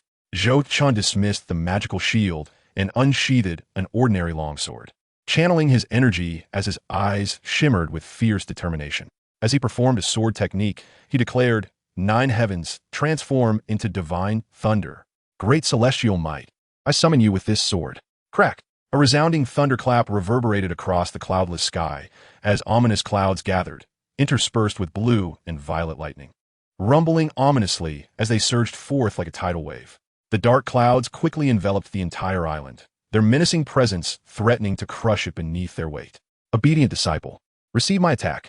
Zhou Chun hurled his sword, entwined with the raging lightning, hurtling towards the turtle hermit, accompanied by a streak of purple lightning from a stormy sky, aimed directly at him. As he gazed up at the descending purple lightning, Master Roshi's expression grew grave. With a thunderous roar, an astonishing aura emanated from him, causing his body to swell with muscle mass, veins protruding prominently, and his tattered garments bursting apart. In an instant, the frail old man transformed into a towering figure, Nearly 2 meters tall, a veritable colossus of muscle. Master Rashi assumed a peculiar stance, and as the air surged around him, he became enveloped in a formidable current of electricity, radiating shimmering arcs of lightning. All the energy within him was transmuted into the power of thunder. Two brilliant electrical currents converging in his palms aimed fiercely at Zhou Chun in the sky. "Youngster, taste the might of my universal thunder palm." The bolts of lightning in Master Rashi's hands darted forth like swift silver serpents, twisting and turning, emitting blinding flashes as they shattered the sound barrier, colliding violently with the oncoming purple lightning. Boom! The blue and purple flashes collided with ferocious speed, resulting in a cataclysmic annihilation effect amidst the clash of energy molecules. A scene reminiscent of a nuclear explosion unfolded in the sky, while Bulma and little Goku, shielded by Bobo, barely weathered the storm. As the energy gradually subsided, Zhou Chen's summoned lightning was neutralized by Master Rashi's technique, leaving no trace behind except for the ominous clouds still shrouding the sky. "Ha ha! With such feeble prowess! How dare you impersonate my master?" Master Rashi bellowed, panting heavily, his muscles beginning to deflate. The Universal Thunder Palm was his ultimate technique, honed over many years. Yet due to its immense energy consumption and uncontrollable power, he had seldom employed it. This time, compelled by the colossal energy of the thunder, he had no choice but to unleash his trump card. Amidst the still overcast skies, Zhou Chun wore a smile, applauding Master Rashi's impressive display. "Well done, my diligent disciple. You're the first in this world to withstand my attack." Zhou Chun vaguely recalled that the Universal Thunder Palm was an ultimate move that Master Rashi had reserved for the World Martial Arts Tournament, previously used only to defeat little Goku. Surveying the exhausted Master Rashi, drenched in sweat upon the ground, Zhou Chun smirked enigmatically. "To withstand one of my lightning strikes. It seems you have indeed inherited the true teachings of the martial arts sage. But can you withstand a second? Lightning, divine sword of thunder." Zhou Chen's voice echoed, causing the heavens to fall silent for a moment, before a deluge of lightning cascaded down like a collapsing galaxy. Within this river of thunder, countless thunder dragons roared and clawed their way toward Master Rashi. Boom! Boom! The relentless strikes of lightning bore down upon him. After narrowly evading several bolts, the unfortunate Master Rashi was soon engulfed by the purple tempest. The fierce currents ravaged the island's terrain, energy surging forth, igniting deep blue arcs of electricity, and creating a vast crater spanning hundreds of meters, with countless spiderweb-like fissures spreading outwards. The sea, seizing the opportunity, rushed in to fill the void. "Master, please cease this. The martial sage may not endure much longer." Bobo ascended into the sky, beseeching Zhou Chun. I want to hear him plead for mercy in his own words. Zhou Chun flicked his fair knuckles, producing a resonant thud in the air. "It seems the martial sage is not so easily subdued." Bobo, filled with concern, replied, "Oh, really? I do not share your opinion." Zhou Chun, observing the convergence of lightning at the ground, anticipated that given Master Rashi's unpredictable nature, he would soon beg for mercy. Sure enough, just moments later, amidst the rumble of thunder, Master Rashi's intermittent pleas echoed. "Master, I yield. You are indeed my master. Please, cease your onslaught." Amidst the booming thunder, Master Rashi's wavering voice of surrender even caused the typically stoic Bobo to blush slightly. Very well. Zhou Chun was not one to be unreasonable, promptly withdrawing the torrent of lightning and descending to the ground. He gazed into the pit where Master Rashi lay in a pitiful state, devoid of unscathed flesh, his skin charred beyond recognition. In Zhou Chen's perception, Master Rashi's aura was nearly extinguished. "Quickly, consume a senza bean." Bobo, witnessing Master Rashi's dire condition, urgently commanded. "I wish to partake as well, but my hands one team move." Master Rashi, lying in the pit, mumbled indistinctly, "I will feed you." Zhou Chun leaped into the pit, retrieving the senzu beans that Master Rashi had clutched tightly in his hand, administering them to him. For those who obediently complied, Zhou Chun exhibited a gentleness, personally feeding him the beans, a gesture reminiscent of the age-old trope of loyalty and gratitude he had learned from the tales of the Three Kingdoms. Though Master Rashi did not weep with overwhelming emotion as one might find in novels, the act of Zhou Chun feeding him the senzu beans conveyed a sense of goodwill. Softening his gaze towards Zhou Chun, as soon as the beans entered his mouth, their remarkable efficacy took effect, revitalizing his severely injured body. As the charred skin began to shed, revealing fresh, tender flesh beneath, a powerful aura surged within Master Rashi, rapidly replenishing his strength. Zhou Chun grasped the now rejuvenated Master Rashi by the shoulder, affectionately patting him, causing the still-dazed Master Rashi to shudder. "Master, you don't have any peculiar proclivities, do you?" Master Rashi's white eyebrows twitched, taking a step back, clearing his throat. Zhou Chun shook his head, uninterested in quarreling with the lecherous old man. He directly inquired, "I have recently been collecting Dragon Balls. I heard you possess one?" Chapter 82. Gathering the 7 Dragon Balls? Master Rashi scratched his shiny bald head, pondering for a moment before suddenly turning around and shouting towards his small pink wooden house. "Sea Turtle, wake up! Where are my Dragon Balls?" Cleat! Bang! Though the little wooden house was situated far from the battlefield, it still bore the brunt of the commotion. The once sturdy wooden door collapsed with a mere push, and the supporting walls buckled under the strain, causing the entire structure to come crashing down. Emerging from the ruins was a drowsy, giant sea turtle, yawning as it slowly crawled out. Evidently, the earlier epic battle had not disturbed its slumber. The giant sea turtle surveyed the devastation as if a cannon had plowed through the earth, then quickly glanced at the gathered individuals, particularly the beautiful Bulma, before turning back to glare at Master Rashi with a mix of frustration and anger. "Rashi, this conflict was undoubtedly sparked by your attempts to flirt with girls. I've told you countless times, a woman's heart is a double-edged sword. Why one till you listen?" The giant sea turtle sighed, reproaching Master Rashi with a maternal tone. "Enough with the excuses, old turtle. Where are my Dragon Balls? My master requires them." Master Rashi pointed at Zhou Chun, a hint of embarrassment rising within him. After all, despite his lecherous tendencies, he did not wish to be humiliated in front of the crowd, especially before his master and Lord Bobo. "Is he truly your master?" The giant sea turtle looked at the youthful and handsome Zhou Chun, then at the elderly Master Rashi, who could hardly stand straight, visibly astonished. "Rashi, have you lost your mind? I've heard that some elderly folk, when they age, start treating their grandchildren as if they were their own grandparents." "Mr. Sea Turtle, please refrain from making such absurd assertions," Bobo interjected, unable to bear the absurdity of the exchange. The old sea turtle glanced at Bobo, nearly retracting into its shell in shock. Stammering, it said, "Bobo, what brings you here?" "I am here to ensure that this Mr. Zhou Chun can peacefully acquire the Dragon Balls, preventing any unnecessary conflict or casualties." "Mr. Sea Turtle, for the safety of Earth, please retrieve the Dragon Balls at once." "Oh yes, of course. Please wait a moment, Lord Bobo." The old sea turtle dared not oppose the servant of this earthly deity, nor did it question the request.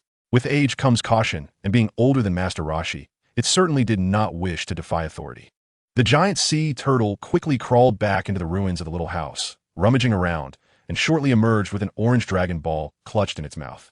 "Ha ha! Splendid! We have gathered all the Dragon Balls." Excited, Bulma did not wait for Master Rashi to approach, but joyfully ran over to seize the Dragon Ball from the turtle's mouth. Closely examining this final orb, the 3-star ball, with a triumphant grin, she presented the Dragon Ball before Zhou Chun, her face radiating joy. "Thank you, Bulma," Zhou Chun replied, gently brushing Bulma's smooth, delicate nose, a spark of electricity coursing through her, instantly turning her cheeks crimson. "Ding! The host has acquired a Dragon Ball ahead of time, altering the world line. Reward, 500 karma points." "Ding! The host has gathered all 7 Dragon Balls, resulting in a significant alteration of the world line. Reward 5,000 karma points." Upon hearing the system's encouraging notification, Zhou Chun raised an eyebrow, a flicker of excitement igniting within him. After all, 5,000 karma points were at stake, coupled with the 500 karma points earned from collecting the 7 Dragon Balls, along with those accrued from his exploits along the way. His journey in the Dragon Ball world had been akin to a leisurely tour, netting him over 10,000 karma points. Even after deducting the costs of traversing dimensions, he could undoubtedly procure numerous valuable items from the system. With this thought, Zhou Chun's mood brightened significantly, and he found Master Rashi's presence considerably more agreeable. Perhaps he could offer him some benefits. Zhou Chun was not the kind of person to take without giving back. Fair trade and gratitude were principles he lived by. Moreover, Master Rashi was technically his disciple in name. This old man had devoted his life to martial arts, earning the title of God of Martial Arts, and was undoubtedly a martial arts enthusiast. Thus, it was only fitting to reward him with some benefits in the realm of martial arts. Having resolved to treat Master Rashi, Zhou Chun recalled his plans to establish a force and secure a long-term hold over the Dragon Balls, his eyes suddenly sparkling with inspiration. Perhaps he could kill 2 birds with 1 stone and effectively bind Master Rashi to his advancing chariot of progress. Immediately, Zhou Chun's consciousness delved into his spatial ring, searching for a moment before the ring glimmered faintly. He retrieved a collection of scrolls depicting ancient runes, several techniques from the Duki world. Wu Qian, come here, he called, cradling the scrolls in one hand while gesturing to Master Rashi with the other. Master, do you have any advice? Master Rashi bowed respectfully, having been chastised by Zhou Chun. He chose to accept his claim of being his master. Zhou Chun was pleased with Master Rashi's attitude, nodding as he handed over the scrolls. Master Rashi, bewildered, held the bundle of scrolls, questioning what their purpose was. Wu Qian, your Dragon Ball is of utmost significance.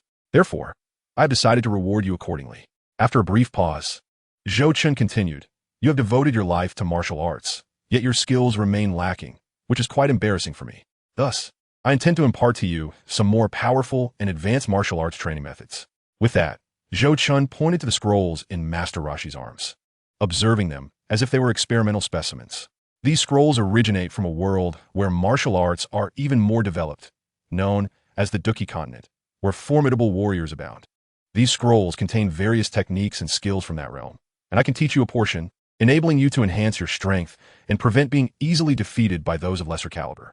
These scrolls contain techniques from another world? Master Rashi exclaimed, astonished. Could it be that beyond Earth, there are other forms of life in the universe? Zhou Chun nodded, affirming, indeed, you may understand that these techniques are of extraterrestrial origin. Centuries ago, out of boredom, I traversed the cosmos and encountered numerous peculiar civilizations, some of which, like the Duki world, had highly advanced martial arts, while others were as savage as beasts. 300 years ago, the demon king Piccolo, sealed by your master, my disciple Tedu, hailed from a place called Namek. Namek? Master Rashi could hardly believe it. Master, that green-skinned monster is actually an alien? What do you think? Zhou Chun replied with a smile. That Piccolo is not only an alien, but also a rather weak one. On Namek, beings like him are hardly noteworthy. Master Rashi felt a wave of disappointment wash over him. The monster his master had sacrificed his life to seal was merely an inconsequential alien. Zhou Chun, observing Master Rashi's downcast expression, mused, if I were to inform you that that deity is also a Namekian and shares the same entity as Piccolo, would you feel that the calamities of the past were merely a duet performed by one individual? Perhaps, given Master Rashi's character, he would seek out the deity atop Korin Tower for a confrontation. Despite his usual timid demeanor, he was courageous in times of crisis. In the original storyline, Master Rashi willingly expended his life force to launch the evil containment wave to protect humanity, which, despite its failure, was admirable. Shaking his head, Zhou Chun dismissed these futile thoughts. With him supporting Master Rashi, even the demon king Piccolo, a name reminiscent of potato chips, was nothing more than a trivial nuisance. Wu Qian, calm your mind and do not resist my will. I will impart to you the language of the Duki world. With that, Zhou Chun pressed his hand to Master Rashi's forehead, instantly transferring the language and script of the Duki continent to him. After all, not everyone possessed a dimensional language translator like him that enabled them to comprehend the techniques inscribed on the scrolls. Thank you, Master. Master Rashi sincerely bowed at a 90-degree angle, understanding that imparting knowledge and resolving doubts was a universally appreciated act. There's no need, Zhou Chun replied. Since you acknowledge me as your master, this is only deserved. However, Zhou Chun's tone shifted. There is one more matter I would like to ask of you. Zhou Chun abruptly pulled over the exuberant little Goku, who was tussling with Bulma over the Dragon Ball, grabbing him by the tail. Wu Qian, do you recognize this child? He is the grandson of her disciple, Son Gohan. Son Goku, grandson of Gohan? Master Rashi nodded upon hearing Zhou Chun's words and turned to little Goku, asking, kid, how is Gohan doing? It's been so many years, and he hasn't come to visit me. He has passed away, Son Goku replied, his voice low and tinged with sorrow. Passed away? Master Rashi was taken aback, then sighed, feeling a pang of sadness. After all, Gohan was his devoted disciple for many years. Master, do you wish for me to take him under my wing? Master Rashi, being a man of several centuries, quickly grasped Zhou Chun's intent. Precisely. Teach him martial arts diligently. The techniques from the Duki world that I have entrusted to you should be shared in their entirety with Goku, aside from your own training. Master Rashi nodded, suddenly comprehending something. Then you, after granting my wishes, I will temporarily depart to traverse various worlds and planets. However, I shall return to see you all, Zhou Chun said, displaying a warm smile that made both Master Rashi and little Goku feel a chill. What? You're going to other planets? What will happen to me? A sharp, incredulous cry pierced Zhou Chun's ears, followed by Bulma, once again leaping into his arms, clinging to him tightly. Woo! Divine handsome man. The last time you left Earth, You were gone for centuries, and your disciple was killed. You had no idea. By the time you return, my ashes might be all that remains." Bulma wept, her face streaked with tears, resembling an octopus entangled around him. "Bulma, dear, don't be so dramatic. I promise I will return within 3 years." Zhou-Chun gently tousled Bulma's long hair, offering her comfort.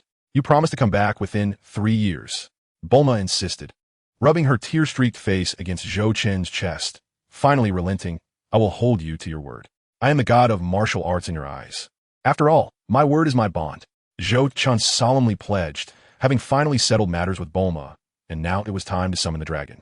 The thought of Xiao Yixian's imminent eruption of her cursed poison body gave Zhou-Chun a headache. He hoped that the dragon of this Dragon Ball world would be somewhat more competent. However, the most pressing matter at hand was to summon Xiao Yixian from the Duki world.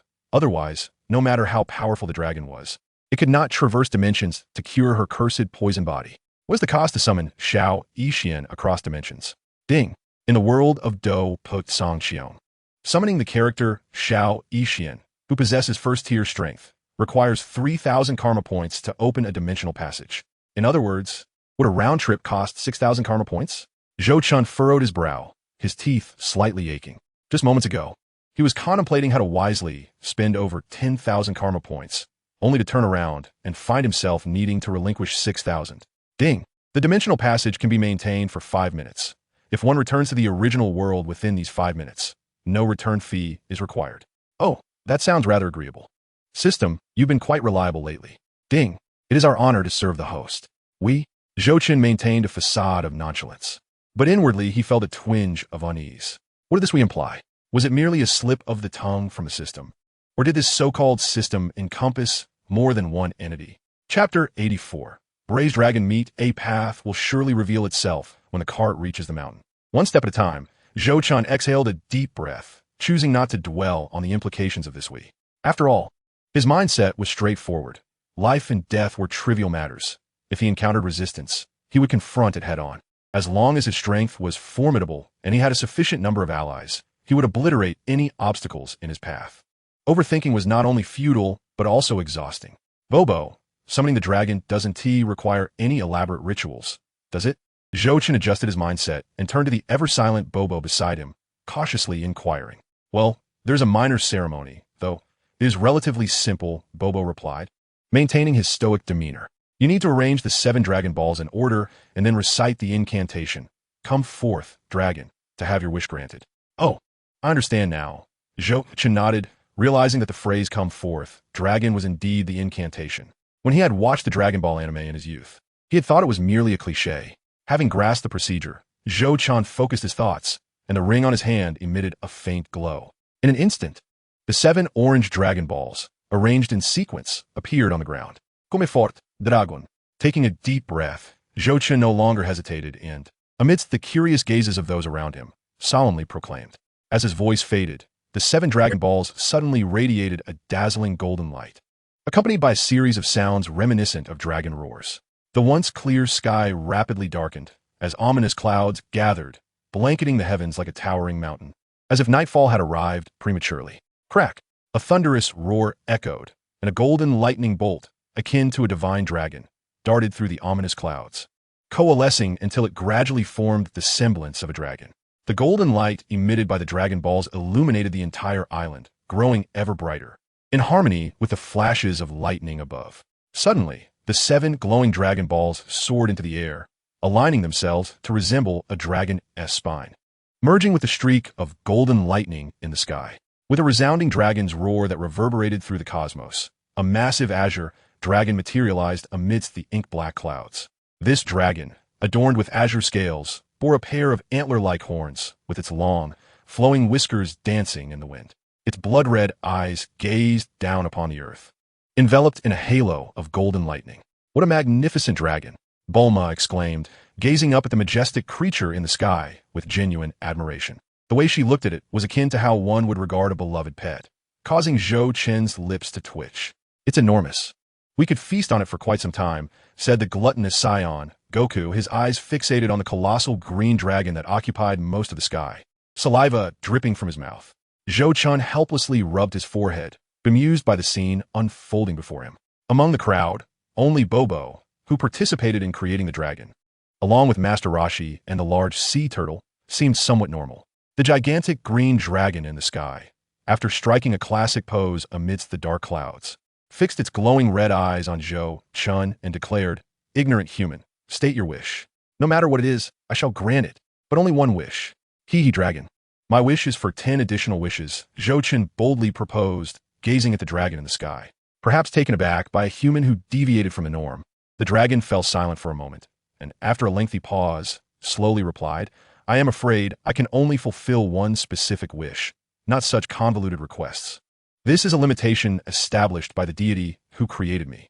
"Oh, I see." Zhou Chun seemed to understand something and suddenly turned to Bobo, asking, "Do you or the deity possess the ability to have the dragon grant me multiple wishes at once?"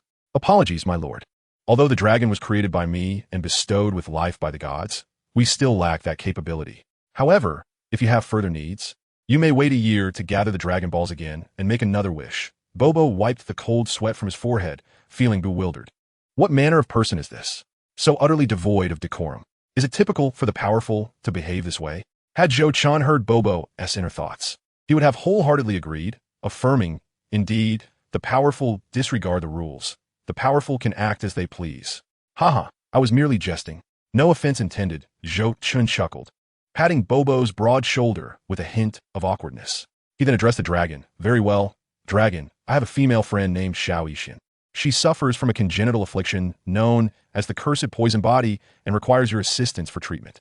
"Xiao Yixin? Pray tell, where is she?" the dragon inquired, searching for any trace of this woman in the universe.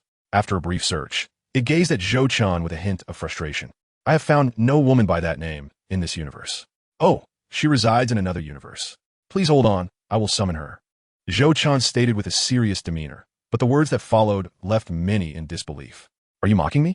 The dragon in the sky felt a surge of anger. For countless years, it had been summoned numerous times, yet it had never encountered such a disrespectful human. This being appeared utterly indifferent to the reverence due to a dragon. Had it not been for Bobo's presence, it would have departed long ago. "Mocking you? What of it? Behave yourself and wait patiently, lest I turn you into braised dragon meat to feed my disciples." "What do you say, Goku?" Zhou Chun teased, ruffling the hair of the drooling Goku beside him, who cheerfully replied, "Yes, yes. A dragon this large could feed us for half a year." Upon hearing Zhou Chun's words, Goku's eyes curved into crescent moons, his drool flowing more freely than ever. Chapter 85. Sooner, Yafei, Xiao Yixin, such a delightful dragon. It would be splendid to capture it for research rather than slay it. Bulma interjected, displeased. Such a valuable and beautiful creature. Killing it would be a waste. Keeping it as a pet is the rightful path. The dragon in the sky was thoroughly incensed by the humans below, deciding it was time to teach them a lesson. However, just as it prepared to reprimand them, it noticed Bobo's gestured signal, which indicated it should comply.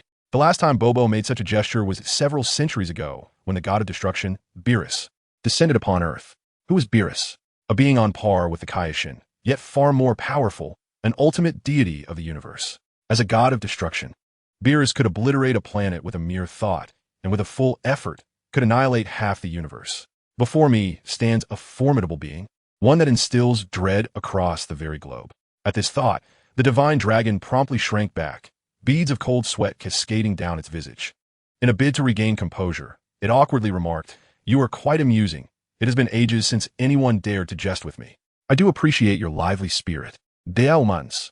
The dragon managed a forced smile, yet the grimace upon its draconic countenance resembled sorrow more than mirth. Moreover, it decisively assumed the role of a timid turtle, patiently awaiting Zhou Chun to summon the lady known as Xiao Yixin. Zhou Chun cast a glance at the submissive dragon overhead and then at the seemingly indifferent Bobo beside him, pondering that undoubtedly these two old fellows were exchanging unspoken sentiments. However, given their mutual understanding, he felt no need to apply undue pressure. "System, please summon Xiao Yixin for me." Ding. Dimension transfer request initiated, deducting 3,000 karma points. "As this is a task for another, please be patient, host." Meanwhile, within the serene pavilion of the Mitre auction house in the Do Sangqiong realm, Xiao Yixin and Yafei were intently holding their jade cards, quietly awaiting the turn of the contemplative Suner, who also held a hand of cards. After a lengthy pause, Suner dramatically flung 2 cards onto the table, exclaiming with triumph, "A royal flush." "Not again." Sooner, are you cheating? Xiao Yixian huffed, tossing her cards aside in frustration, exchanging a knowing glance with Yufei, both on the brink of despair.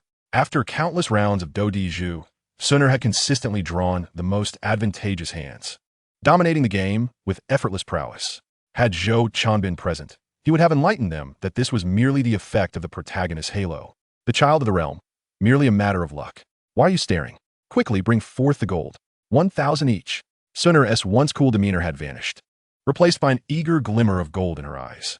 Before her lay several purple gold cards, containing tens of thousands of gold coins.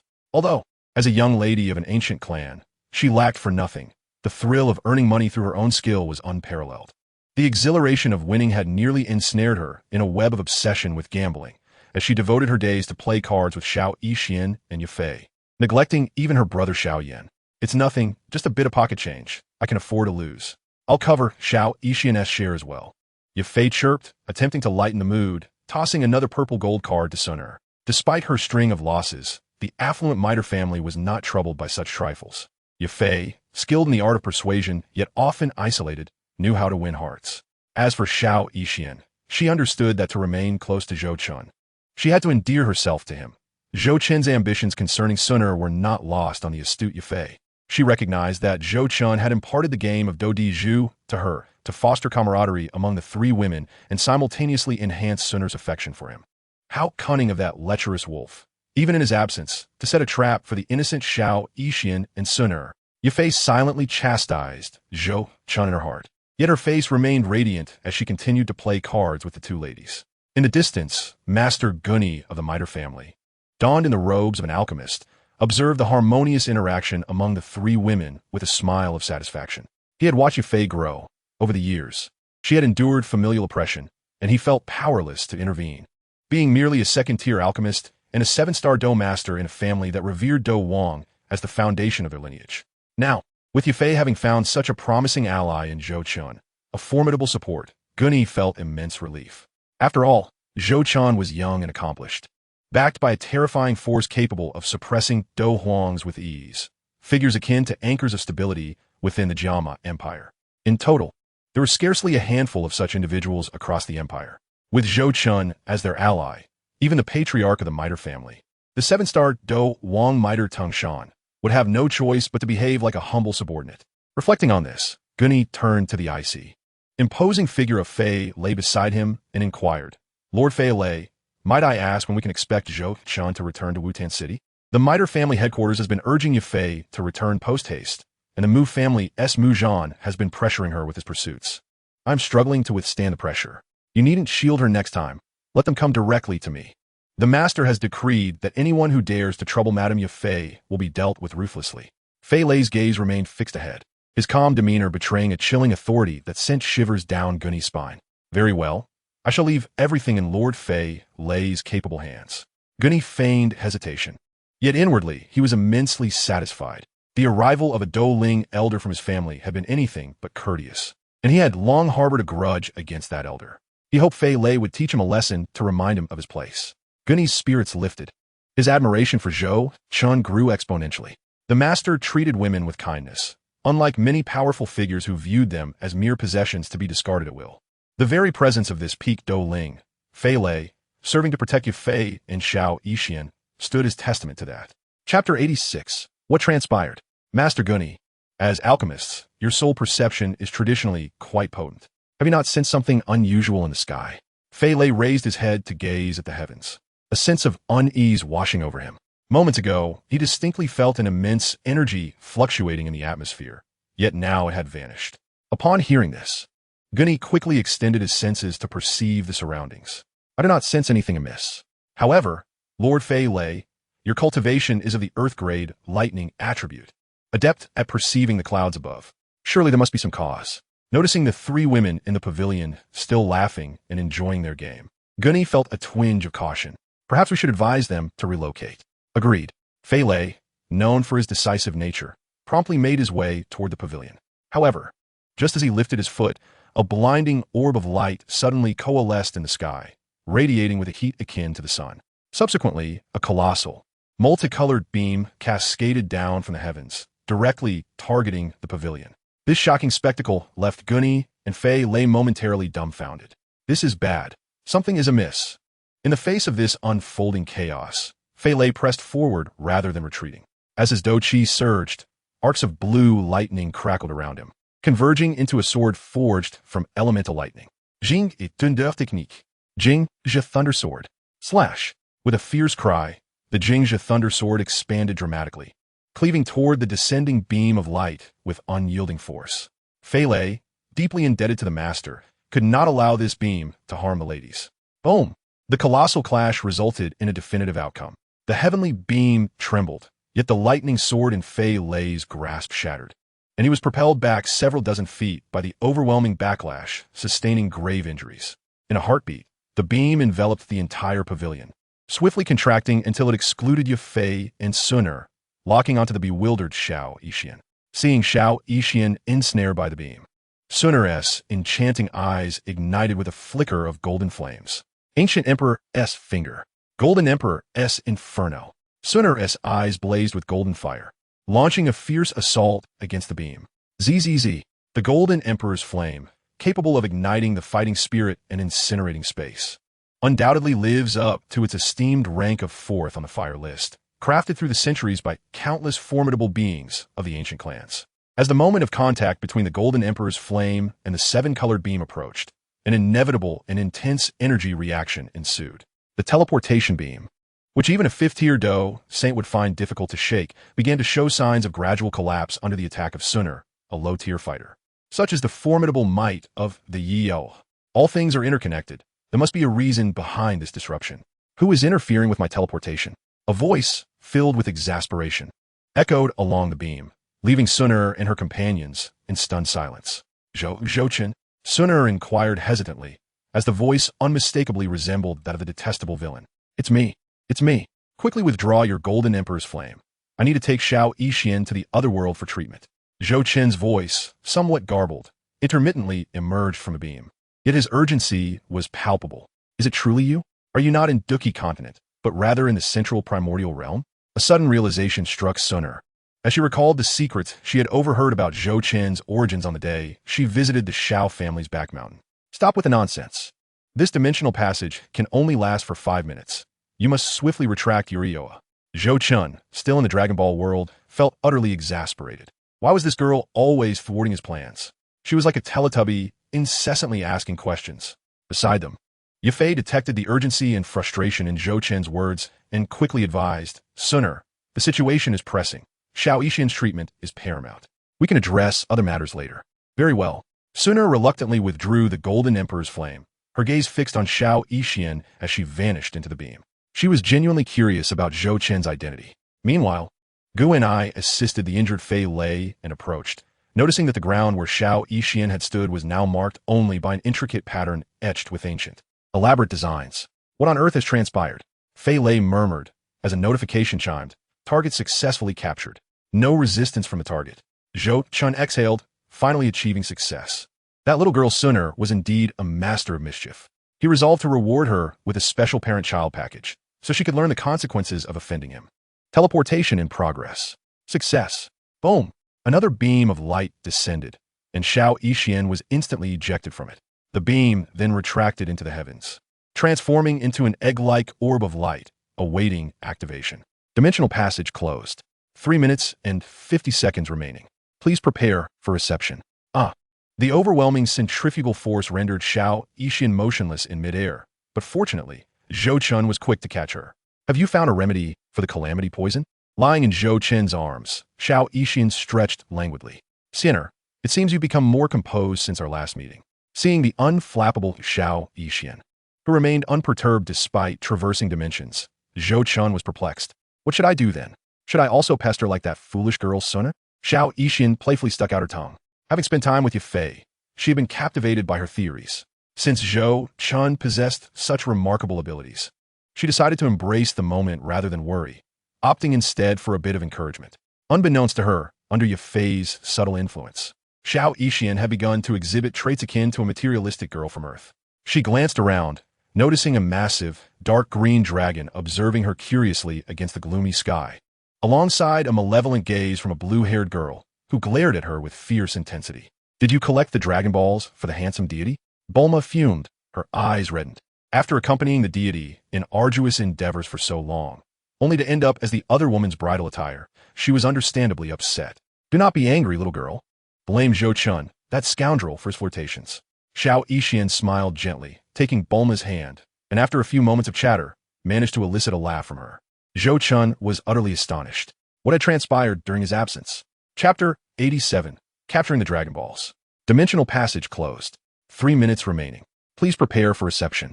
The system's notification jolted Zhou Chun back to reality as he anxiously called out to the dragon in the sky. Dragon, heal Xiao Yixian immediately. Cure her calamity poison. As you wish, the dragon nodded readily, though it felt an overwhelming sense of embarrassment and dissatisfaction from the recent events. Completing the human's wish and hastily retreating had become its sole impulse. The dragon's eyes radiated a golden-red glow, and it opened its mouth wide, unleashing a brilliant golden beam directly onto Xiao Yixian. Boom! Xiao Yixian was engulfed in the golden light, ascending several meters into the air, as innumerable tiny particles streamed from the beam into her body, creating a wondrous spectacle. As the golden particles were absorbed by Xiao Yixian, wisps of gray-black miasma gradually detached from her body, evaporating into the atmosphere. It was indeed effective. Zhou Chun sighed in relief. His greatest fear was that the dragon would be unable to heal Xiao Yixian due to her otherworldly ailment. It seemed his worries had been unfounded. Soon, under the golden glow, no more gray-black toxins emerged from Xiao Yixian's body. The dragon, witnessing the scene, retracted the beam used for healing. Did it succeed? Zhou Chun had yet to speak when Bulma eagerly inquired. Having learned from Xiao Yixian the art of interaction from Yufei, the young Bulma was quickly charmed by the amiable older sister. Zhou Chun looked expectantly at the dragon, hoping for a positive response. Feeling the weight of Zhou Chun's hopeful gaze, the dragon's back grew cold with sweat. After circling the air several times, it stammered. Miss Xiao Yixian's ailment has been temporarily cured. Temporarily? What does that mean? Zhou Chun raised an eyebrow, his gaze piercing as he scrutinized the dragon in the sky. Due to the differing cosmic rules, I am unable to analyze this calamity poison from another universe. My capabilities are limited. I apologize, my lord, the dragon confessed, somewhat sheepishly. For centuries, it had been summoned countless times, yet this was the first time it encountered an insurmountable wish. Zhou Chun snorted, startling the dragon, which almost tumbled from the sky. Beside them, Bobo panicked, pleading, my lord, please allow me to explain. Enough with the explanations. I am not unreasonable enough to shift blame onto you, Zhou Chun replied, his expression stern. Dragon, what duration do you mean by temporarily cured? 10 years, my lord. Within 10 years, Miss Xiao Yixian will not experience any issues, the dragon hurriedly clarified, sensing Zhou Chun's intent to let the matter rest. This treatment can accumulate. If, after 10 years, Miss Xiao Yixian's ailment resurfaces, you may summon me again. 10 years? By then, our children will be old enough to run errands. We still need you? Zhou Chun retorted, unabashedly mocking the dragon, which caused Xiao Yixian to blush furiously. Ugh, this scoundrel speaks without thought, she exclaimed, mortified, as she pinched Zhou Chun's side. Ouch! Zhou Chun cried out in pain, preparing to explain himself when the system's notification chimed again. Dimensional passage closing in 30 seconds. Please prepare for reception. 30 seconds? Zhou Chun was taken aback, quickly grasping Xiao Yixian's hand. You should return first. I still have matters to attend to in this world. If you encounter any difficulties, seek out that little girl sooner. The Do Huang Ling Ying should be healed by now. Make sure to return soon. The young healer nodded obediently, a hint of reluctance in her demeanor, as she replied, All right. Zhou Chun, resolute, promptly declared, System, initiate immediate transportation. A notification chimed. Request for dimensional transmission detected. The transport channel is still open. No fees required. Commencing transmission. A brilliant beam of light erupted from the celestial orb resembling a colossal egg. In an instant, the young healer managed only to wave farewell to Zhou Chun before vanishing within the radiant column, returning to the world of Do Patsongxiong. Zhou Chun, feeling a twinge of melancholy as he watched her departure, lingered in silence for a moment before he heaved a sigh and waved his hand dismissively, as if shooing away a fly. Shenlong, your business here is concluded. You may depart. Understood. Thank you, my lord. Shenlong replied with an unabashed nod, and in a flash of green light, he reformed into 7 Dragon Balls. After circling the sky a few times, they shot off in various directions like lightning. Trying to run? Come back. As the 7 Dragon Balls were on the verge of vanishing from sight, Zhou Chun extended his hands, unleashing a powerful gravitational force from his palms.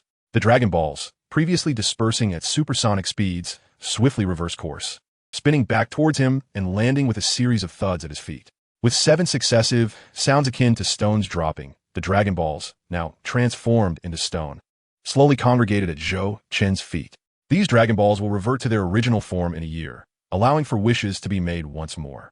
Lord, this action of yours seems rather unorthodox, Bobo remarked, staring in disbelief at Zhou Chen's audacious maneuver.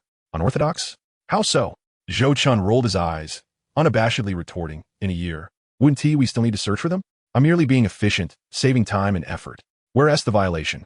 Bobo, you remain too young and naive. I'm here to impart some life wisdom today, Zhou Chun said, patting Bobo's broad shoulders with a nurturing expression. Chapter 88. Could you procure a ton of senza beans for me?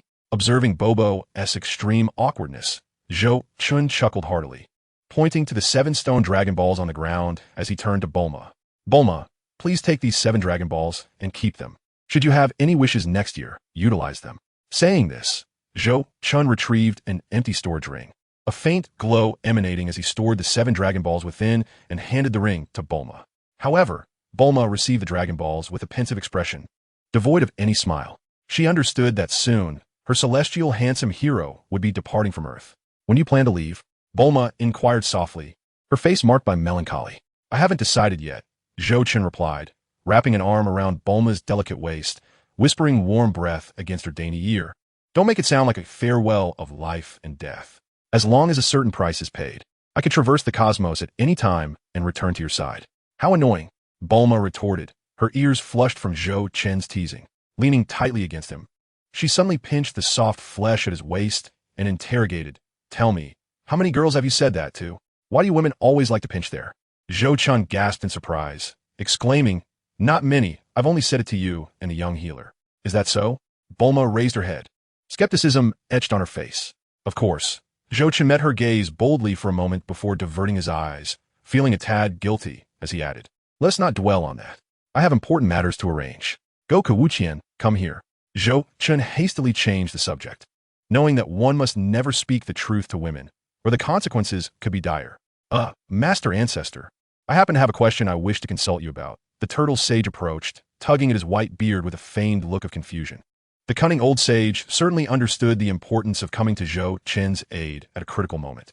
Have you noticed that Goku possesses an extraordinary power within him? Zhou Chun, fully aware of the turtle sage's intentions, seized the opportunity. Indeed, that's because Goku is not of Earth. He did not shy away from little Goku, knowing he would find out eventually. I'm not an Earthling. Master Ancestor, then what am I? Little Goku, unperturbed by Zhou Chen's words, wagged his monkey tail and sat on the ground with an adorably curious expression. You were born on planet Vegeta, a Scion. Scions are a renowned warrior race in the universe, possessing immense power from birth. If an Earth adult has a power level of 5, a Scion infant boasts a staggering power level of 50. Zhou Chun ruffled little Goku's perpetually messy hair, pointing at his tail. Your monkey tail is one of the defining traits of Scion. Goku scratched his head, a hopeful glint in his eyes. Scions are that strong? Will I one day be as powerful as you, Master Ancestor? Perhaps, who knows? Zhou Chun replied with a mysterious smile, recalling the original plot where a Super Scion exceeded a power level of 100 million, capable of obliterating planets with a single hand. Hell, what a Super Scion! I possess the system that makes me superior to the protagonist. Goku, I hope you won't lag too far behind me. Zhou Chun turned to the turtle sage beside him, urging, make sure to guide him well. His potential is nearly limitless, far beyond your imagination. I will not fail your trust. The turtle sage replied earnestly. Also you, Goku, and this large turtle should not hide away on this desolate island any longer. Move to West City with Bulma. Seeing the turtle sage's trepidation, Zhou Chun continued, Bulma's father is the wealthiest man in the world, inevitably attracting some troublesome figures. Her family requires formidable martial artists to guard them, and you are perfectly suited for the role. Well, if the Master Ancestor commands it. The turtle sage acquiesced, feeling utterly resigned. When did this martial arts deity become a caretaker? Noticing the turtle sage's reluctance, Bulma seized the opportunity to persuade Master Wutian. West City has many beautiful women. With your status as a martial arts deity, you will surely be pursued by the ladies there. Is that so? Then let us hurry and set off. Upon hearing Bulma's enticing description, The turtle sage's nose bled slightly from excitement. He was filled with fervor and wished to depart for West City immediately. Not in a rush, Bulma said with a cheerful facade. Though secretly, she was disdainful of this lecherous old man, pondering where he had acquired such behavior. A glance at Zhou Chun, who was equally lecherous, made her realize the connection. Truly, the master and disciple were cut from the same cloth. Nonetheless, this old rogue was indeed powerful, far superior to the guards of her family. No wonder the celestial handsome hero wished for him to reside at her home. Zhou Chun cast a sidelong glance at Bulma, who was lost in thought, and cleared his throat awkwardly. This turtle sage was truly unreliable. At several hundred years old, he remained so lecherous, making it quite difficult for Zhou Chun as his master. However, having already taken on this apprentice, Zhou Chun could only shoulder the burden. He sighed and turned to the silent Bobo beside him. Bobo, next I intend to visit the Corinne Tower in your Earth-S shrine. You would deny me a warm welcome, would you? What? Bobo was taken aback, quickly suppressing his impulse to refuse and forcing a smile. No. How can we not welcome you? It is our honor that you would visit the shrine. Oh, is that so? I'm truly flattered. Zhou Chun nodded in satisfaction, then wrapped an arm tightly around Bobo's shoulders, grinning warmly. I've heard that the Corinne Tower and the shrine have many wonderful items, such as senza beans and ultra-divine water. Could you procure a ton for me? Chapter 89. The Height of Corinne Tower. On the Indian Plains coast, the Corinne Tower stands as a sacred abode for the Earth-S deities, soaring into the heavens to signify the exalted nature of the divine. For millennia, Corinne has been revered as a sanctuary for martial artists, echoing tales of those who, through sheer strength, ascend from its base to its pinnacle, where they encounter an immortal sage. Should they partake of the miraculous holy water bestowed by this sage, their powers would multiply exponentially. Consequently, countless martial artists have attempted to conquer this tower, yet nearly all have met with failure. Some have even resorted to flying an aircraft, striving for a swift ascent. But to no avail, those unwilling to rely on their own strength shall forever remain blind to the tower summit. At this moment, as the sun rises, a radiant orb resembling an undercooked yolk ascends from the tranquil, deep blue ocean. With a thunderous sound that pierces the sound barrier, two figures streak through the sky like lightning. Zhou Chun, seeking fortune, and the hapless, rotund Bobo. Hovering in the air, Zhou Chun gazes into the distance, where a slender white tower rises majestically, vanishing into the sea of clouds. What a magnificent height! Zhou Chun exclaims, marveling at Corinne's towering stature, which he estimates to be several hundred kilometers high, surpassing even the stratosphere. Such an exaggerated construction is unparalleled in both the real world and the realm of Do Pa Song Xiong. A building of this height would take a plane a good half hour to ascend, given that a Boeing 747 travels at a mere 800 kilometers per hour. For the fragile martial artists of Earth, scaling Corinne by hand seems utterly impossible. I recall that Wu Tian once climbed Corinne, did he not? Zhou Chun muses, remembering the turtle hermit, Wu Tian, whom he had dispatched to West City as a guardian treasure for Bulma's family. Suddenly, he realizes that this old fellow possesses remarkable potential and deserves focused cultivation. Indeed, Wu Tian is the first human to have reached the summit in 3 centuries. That's only natural. After all, he is my disciple. Zhou Chun boasts unabashedly, causing Bobo to break into a cold sweat. Does this man even know the meaning of humility? Ignoring Bobo's reaction, Zhou Chun gazes at the tower's seemingly endless form disappearing into the clouds and suddenly inquires, how was Corinne constructed? After a moment's contemplation, Bobo uncertainly replies, this tower has existed since I began serving as a temple attendant, having endured several generations of deities.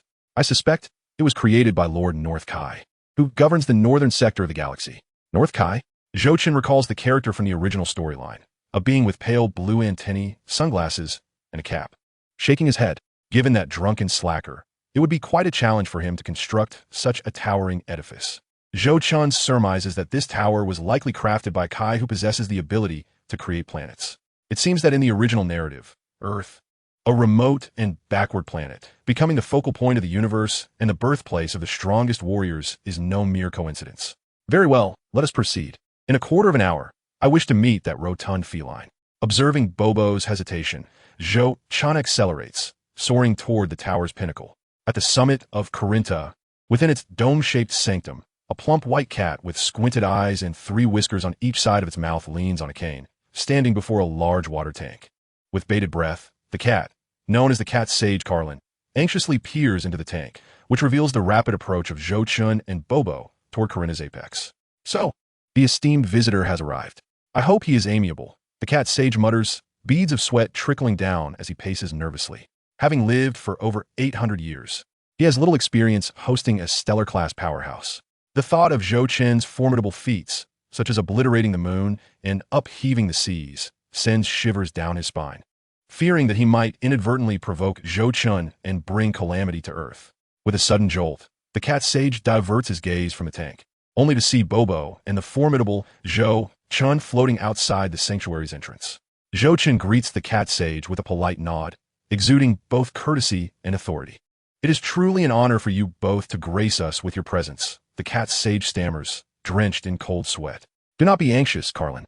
Display the poise befitting your 800 years. Zhou Chun encourages with a gentle smile. The cat sage, trembling slightly, hesitantly approaches Zhou Chun, inquiring, "Might I assist you with something, esteemed one?" "There are indeed matters I wish to discuss," Zhou Chun replies, still smiling, which unnerves the cat sage. "I have heard that within your Karina Tower, there exists a crop known as the sacred bean. Might I trouble you for some?" "Sacred beans?" The cat sage's perpetually squinted eyes widened slightly in surprise. "You merely seek some sacred beans?" Consuming one allows one to go 10 days without food and facilitates rapid recovery from severe injuries and exhaustion. Beyond that, they seem rather unremarkable. Unremarkable? Huh. Zhou Chun internally scoffs. Your kind has grown complacent and lacks ambition. Moreover, Earth is so isolated that it has faced little danger. The only crisis arose from the villainous King Piccolo, which you sealed away using human pawns. Hence, you believe them to be of little use. When Prince Vegeta of the Scions invades Earth, you will understand the true value of the sacred beans. Without them, Son Goku, this Super Saiyan, would have perished long ago. Observing Zhou Chen's dismissive demeanor, the cat sage adjusts his cane, refraining from questioning further. "If you desire sacred beans, I can indeed provide you with some. Please, follow me." The cat sage, wiggling his tail, leads Zhou Chun and Bobo to a storeroom. "Where do I put them?" The cat sage scratches his furry head and turns to Zhou Chun, speaking cautiously. "Please, wait a moment. I recall the sacred beans were right here. Take your time." "There's no rush," Zhou Chun replies with a faint smile, unconcerned about the delay. Having come this far, he is not bothered by a moment's wait. After rummaging through an array of miscellaneous items, the cat sage finally uncovers 3 sealed jars, exclaiming, "These must be them." Wiping the sweat from his brow, the cat sage opens the jars, revealing them brimming with vibrant green sacred beans. Judging by their size, each jar could hold dozens of liters of beans. "Esteemed one, would you care to sample one?" The cat sage offers, cradling a jar of sacred beans. "Let me try one," Zhou Chun responds, intrigued by the sacred beans. Using his internal energy, he levitates a bean from the jar and tosses it into his mouth, chewing it into a pulp. The bean is soft and fluffy, devoid of any toughness, reminiscent of something steamed. Yet, as he bites into it, a surge of life energy envelopes him, releasing a fragrant aroma that invigorates the senses. This energy flows through him, awakening every cell, which trembles with joy, as if reborn. Even the fatigue from 2 days of relentless flight dissipates, leaving him feeling as if under the influence of a stimulant.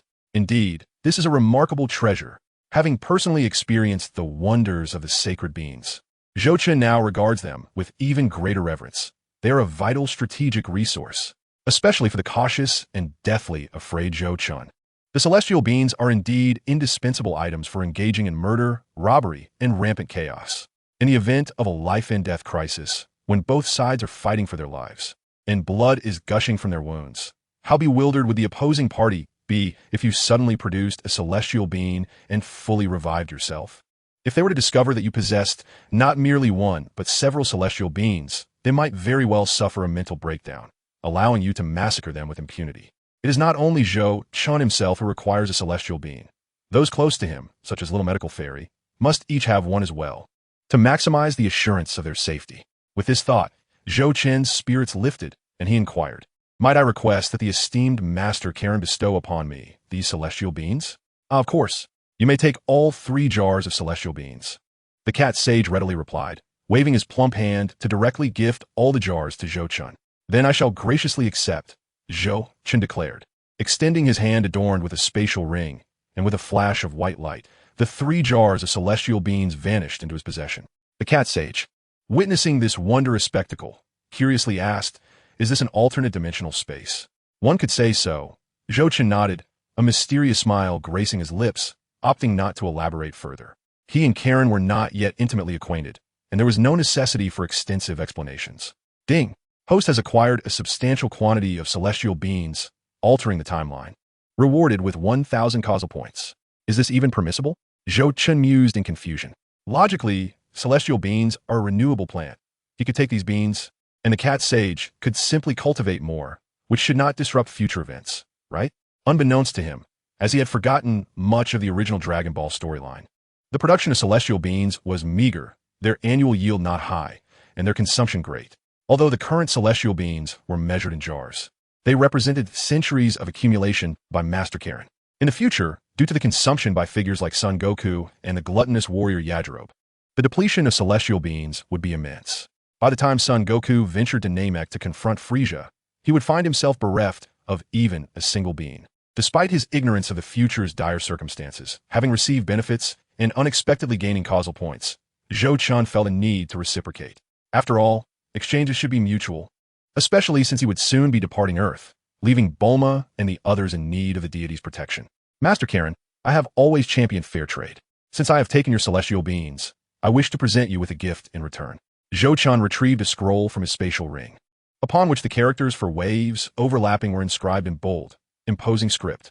Indeed, as one of the earliest profound techniques Zhou Chen had acquired, waves overlapping had been replicated by him countless times and distributed among his subordinates for cultivation, becoming as commonplace as middle school textbooks on Earth. This is a cultivation method from another world. It may prove beneficial to you.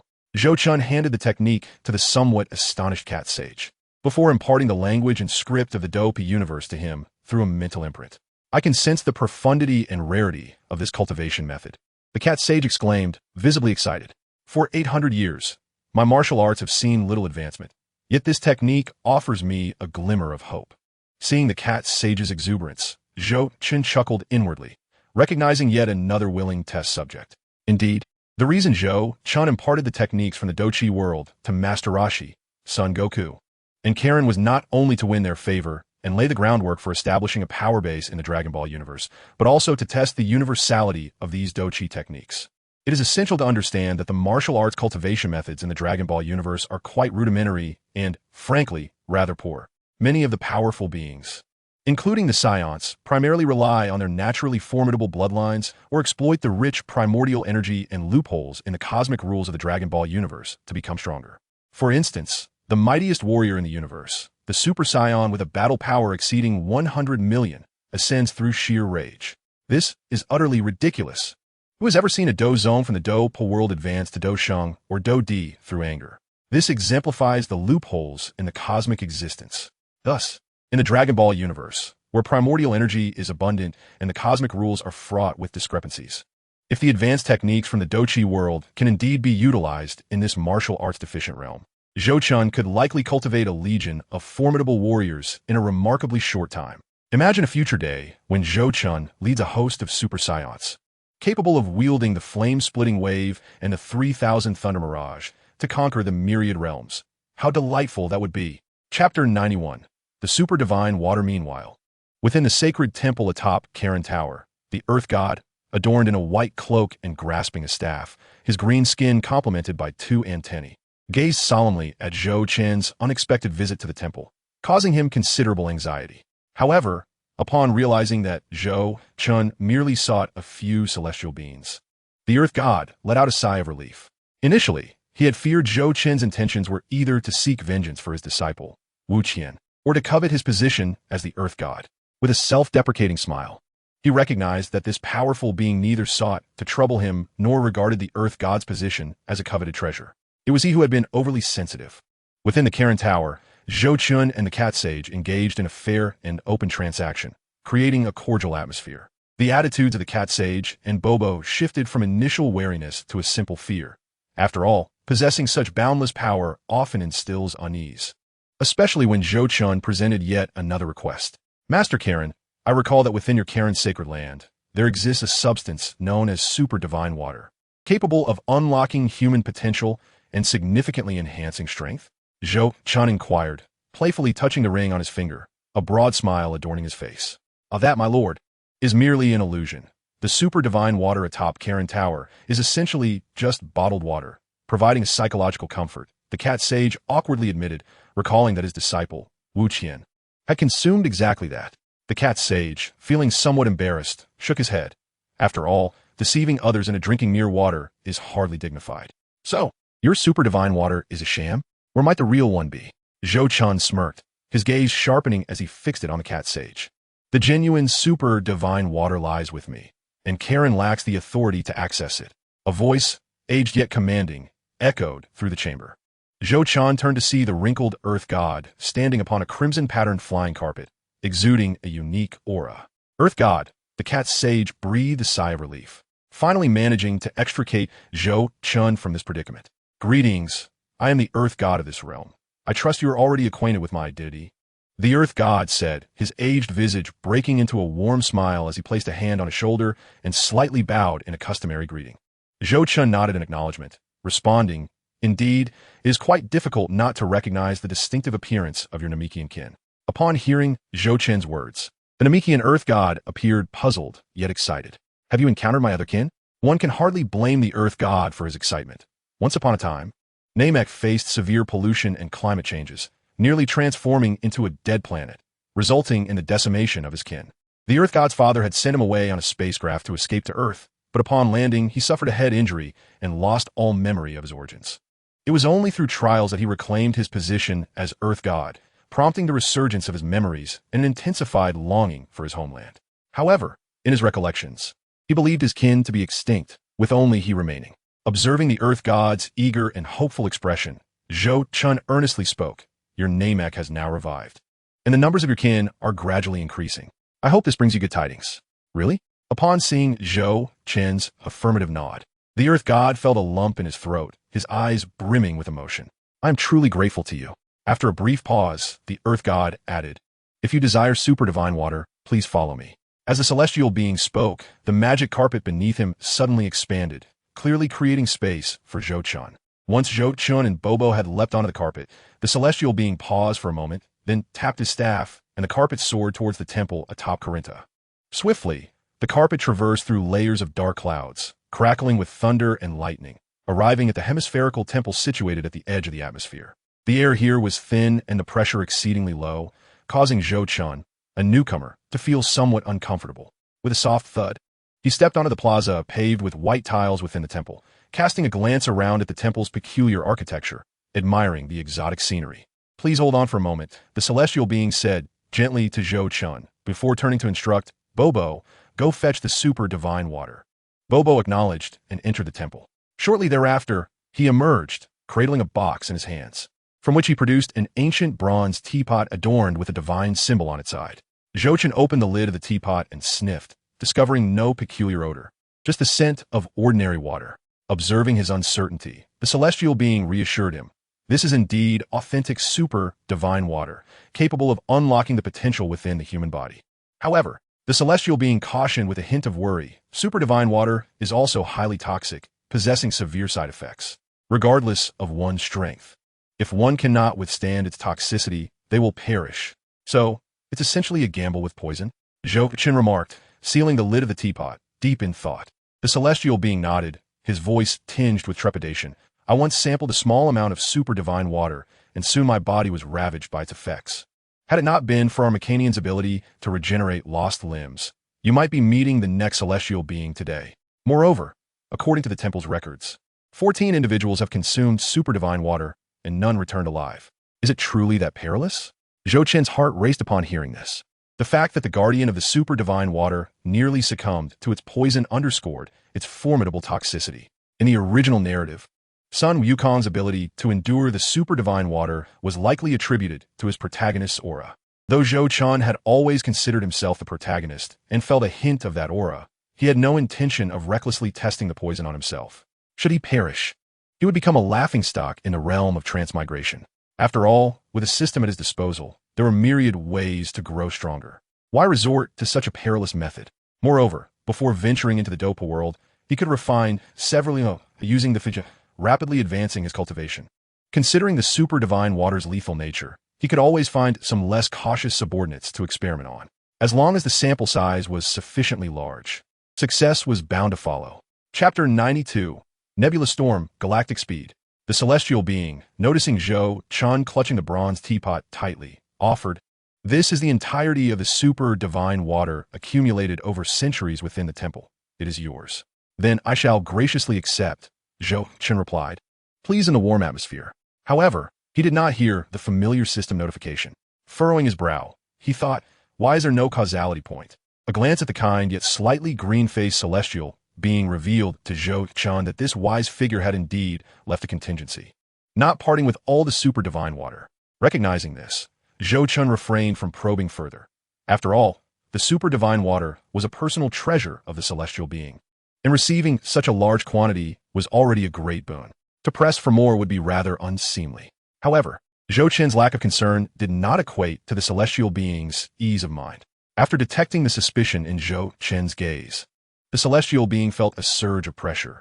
He had, indeed, withheld some of the super divine water. After all, it was among the most precious treasures in the temple. How could he possibly give it all to one individual? Thus, to alleviate Zhou Chun's potential discontent, the celestial being elaborated. "My lord, within my temple lies something even more valuable than the super divine water. It is the room of spirit and time." Seeing Zhou Chun's growing interest, the celestial being sighed in relief and continued, "The room of spirit and time has thin air, yet gravity is tenfold that of Earth. Most importantly, 1 year spent inside equates to merely 1 day outside." Upon hearing this, Zhou Chun racked his memory and vaguely recalled this concept from the original narrative. Indeed, there was a place known as the room of spirit and time, where 1 year inside equated to a mere day outside. Such a miraculous treasure surely came with numerous restrictions. He cautiously inquired, if the room of spirit and time has no limitations, one could easily assemble hundreds of individuals to train within, creating a multitude of powerful warriors. There are some limitations," the celestial being replied, a bit awkwardly. "Only 2 individuals may enter at a time, and each person can only spend 2 days inside their entire life, which translates to 2 years in the real world. Additionally, due to the thin air and the gravity, which is 10 times that of Earth, one may easily experience hallucinations, and those with weak wills may find it challenging to exit. That is indeed an extraordinary secret realm," Zhou Chun praised. "Such a place that manipulated time would be a supreme treasure in any world. Once its existence became known, countless powerful beings would inevitably vie for control. Much like the Do Chi continent's heavenly tomb, a semi-plane constructed by Do emperors that also possessed the ability to slow the passage of time. It had endured its fair share of bloodshed and turmoil, claiming the lives of many strong warriors before its ownership was firmly held by the ancient 8 clans. Furthermore, the heavenly tomb's effects paled in comparison to the room of spirit and time. 5 days within the tomb only equated to a single day outside. Resolute, Zhou Chun decided he must seize control of this room of spirit and time. Just then, the sound of a communicator ringing interrupted his thoughts. Picking up the device Bulma had given him, he pressed a button, and Bulma's panicked voice burst through, "Celestial being, my home is under attack by the Red Ribbon Army. Many have already perished. You must come to our rescue." Upon hearing Bulma's distress, Zhou Chun furrowed his brow, recalling the origins of the Red Ribbon Army. Realization dawned upon him. Was this not the tragic faction from the original narrative that sought to gather the Dragon Balls to dominate the world, only to be slaughtered by a mere 7- or 8-year-old Goku? It seemed they had targeted Bulma's home for the Dragon Radar, perhaps even for the 7 Dragon Balls, which were still in stone form. "Bulma, do not cry. Calm yourself. Where is Master Roshi? With his strength, can he not handle the adversaries?" On the communicator, Bulma's voice quivered with sobs. "Master Roshi initially took down many foes and destroyed the Red Ribbon Army's androids and tanks. But then, an enigmatic General Blue appeared, possessing the ability to immobilize anyone who meets his gaze. Woe is me, Master Roshi was caught off guard and fell victim, and Goku is the same. Thankfully, my father's security chief, Mr. Chappa, managed to save them. Damn, I knew those 2 lacked intelligence." Zhou Chun concluded without needing to ask for further details. It was evident that the boastful Master Roshi had been showing off before the enemy and had been ambushed by the ability of General Blue. As for Goku, Zhou Chun held no expectations of his intellect. "Bulma, what is your current situation? How long can you hold out?" Zhou Chun queried, calculating the time it would take to reach West City. "Ugh, we are currently defending at the center of the villa. Many of the security personnel have perished, and Mr. Chappa is injured. He said we can hold out for at most half an hour. That will suffice." Zhou Chun scoffed. "The Red Ribbon Army? They dare to stir trouble in my presence, clearly unaware of the meaning of death. Moreover, The world government has stationed a significant number of elite troops in such an important region as West City, yet they have not come to assist for so long. There must be something amiss. Come forth, Zhou Chan commanded, and instantly, the Saint Cloth of Andromeda enveloped him like a streak of light. To the celestial being and Bobo, a tremendous energy began to emanate from Zhou Chen's being. Until next time, Zhou Chan ascended into the air with the art of skyward dance. Addressing the deity and Bobo in the plaza of the temple, might I suggest that Bobo transport you with his nimbus cloud? The deity inquired with a hint of concern. Yet, his worry was not for Bulma's safety, but rather for the fate of West City and indeed all of humanity, should anything befall Bulma. No one could predict the actions of this formidable being. The nimbus cloud is far too slow. Zhou Chan retorted with a cold smirk, and in an instant, he vanished from the deity's sight like a fleeting shadow. Stellar Tempest, Galactic Light Speed. Chapter 93. Essential Skills of the Protagonist. The Final Blow. West City, headquarters of Universal Capsule Corporation. As the heart of West City, the vast expanse of the corporation housed the residence and office of the world's wealthiest man, Dr. Briefs. Typically bustling with life and prosperity. Today, however, the center lay in ruins, echoing with the thunderous sounds of gunfire and the piercing cries of the afflicted. The once vibrant area had transformed into a desolate wasteland, littered with mangled corpses and wrecked automobiles. Particularly, the villa complex where Dr. Briefs resided was engulfed in flames, with structures collapsing under the barrage of rocket fire and armored vehicles. The once smooth roads were now riddled with craters, and the decorative trees lining the streets were largely ablaze.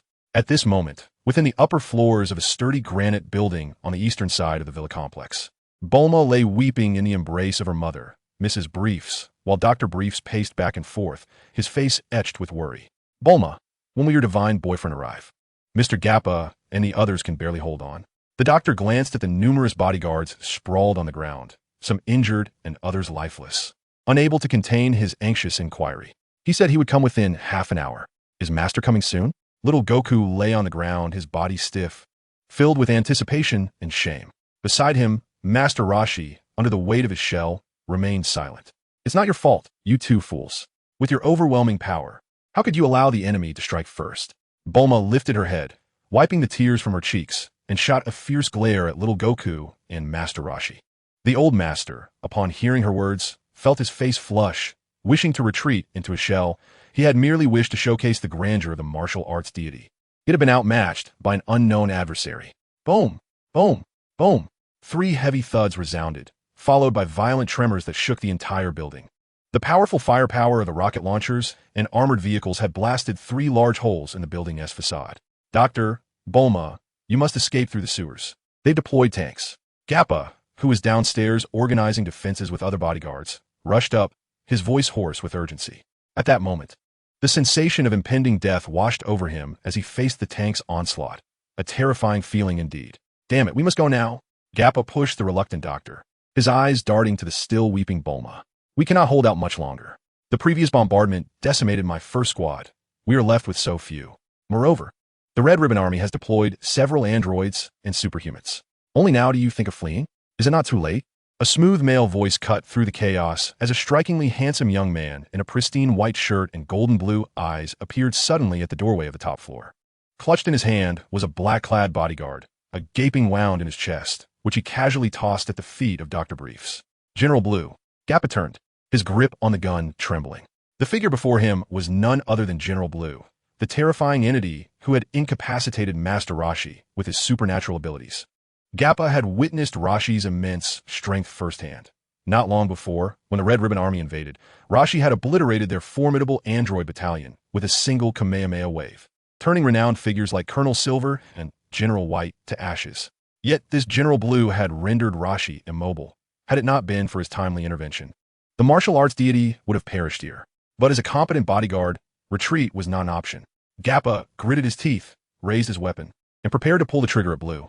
A flash of blue light sparkled in Blue's eyes, and in an instant, Gappa's body stiffened, collapsing backward. Such commendable bravery. Blue smirked, a hint of color rising to his handsome visage. He then produced an exquisite handgun, aiming it at Gappa. General Blue, please stand down.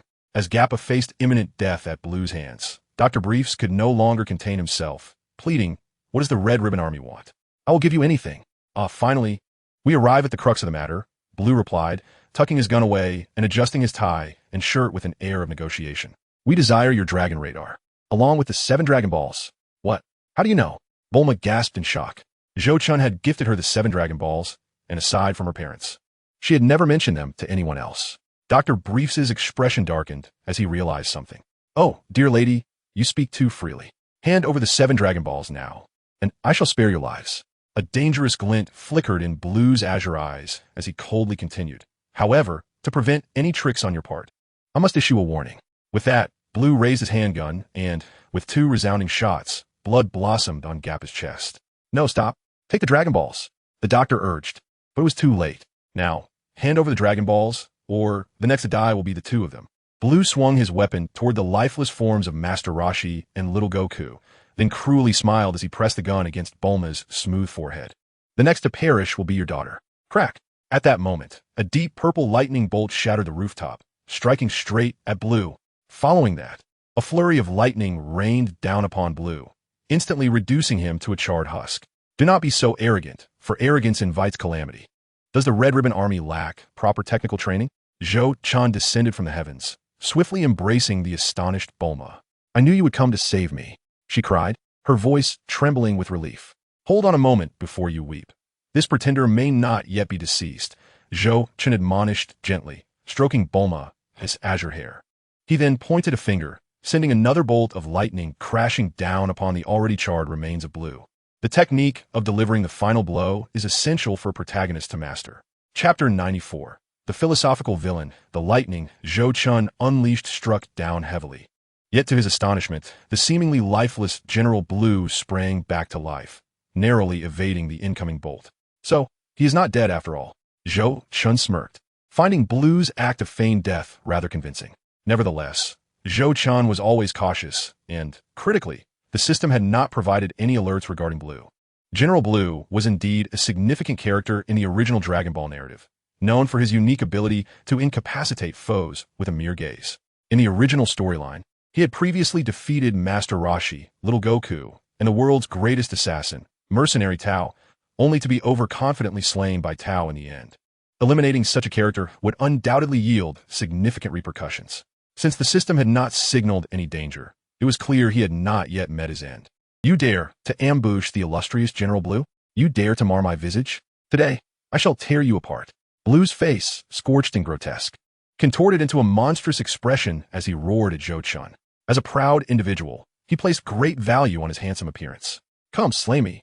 Zhou Chun glanced at Blue, who had been singed to a crisp, with only 2 blackened holes where his nose had been, and even his eyelids reduced to ash, and chuckled derisively.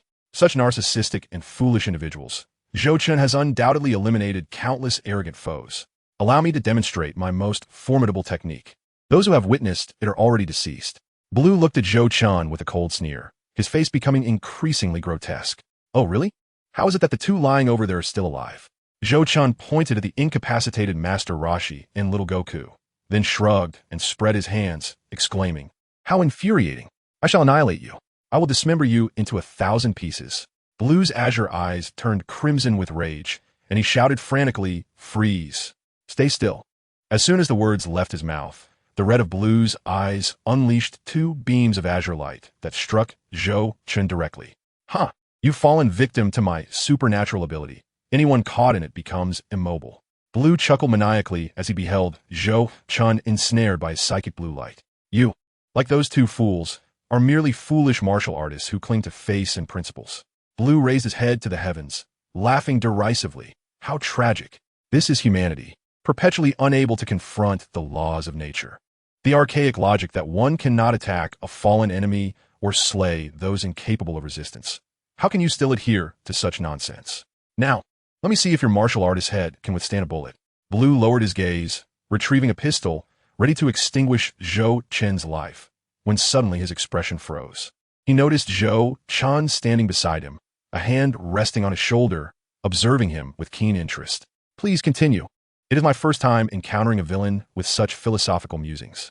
Zhou Chun wore a gentle smile, yet the hand on Blue's shoulder exerted relentless pressure, causing Blue's skin to tear and his joints to crack. How can this be ineffective? Why does my ultimate technique not work on you? Blue's face twisted in disbelief as sweat cascaded from his forehead like a waterfall. For years, the azure light in his gaze had rendered even the mightiest adversaries motionless and resigned to their fate. None had ever escaped its grasp. Why was this young man immune to his powers? Have you ever heard of an ant's technique being effective against an elephant? Zhou Qin chuckled, clad in sacred attire. His combat prowess likely surpassed 5,000 points, marking him as an elite warrior in the cosmos. To put it into perspective, the Scion Nappa, who invaded Earth alongside Vegeta, boasted a mere 4,000 combat points. Blue's minuscule psychic ability might affect someone like Master Roshi, with a power level of 1 or 200, but against Zhou Qin, it was nothing short of jest. Feeling the pressure on his shoulder, Blue turned to stare at Zhou Qin for several seconds before suddenly collapsing to his knees, bowing his head in supplication. My lord, please spare me. I am of great use. I possess many secrets of the Red Ribbon Army and know where their assets are hidden. Boom! Zhou Qin, uninterested in his ramblings, forcefully pressed Blue into the ground. Then, as a faint glow emanated from his palm, it coalesced into a fist, striking towards Blue's head with the speed of lightning. Shut your mouth. Here is a taste of 8 extremes burst. Bang! With a resounding explosion, Blue's head shattered like a watermelon. The red and white matter barely had time to escape before being vaporized by Zhou Qin's overwhelming energy. Casting aside Blue's headless body, Zhou Qin sneered. How audacious of you to engage in philosophy at my expense. Truly, you are oblivious to your own demise. Ding! Host has slain General Blue, altering the world line.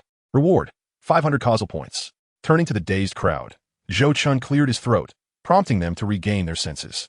I appreciate your assistance, esteemed deity. Doctor. Briefs bowed deeply to Zhou Qin, his voice filled with sincerity. No need for formalities. I had to come due to Bulma's situation. Zhou Qin wiped the dust from Bulma's face, smiling as he replied.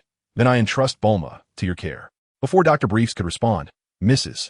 Briefs decisively offered her daughter up, leaving Bulma blushing furiously, her head bowed to her ample bosom.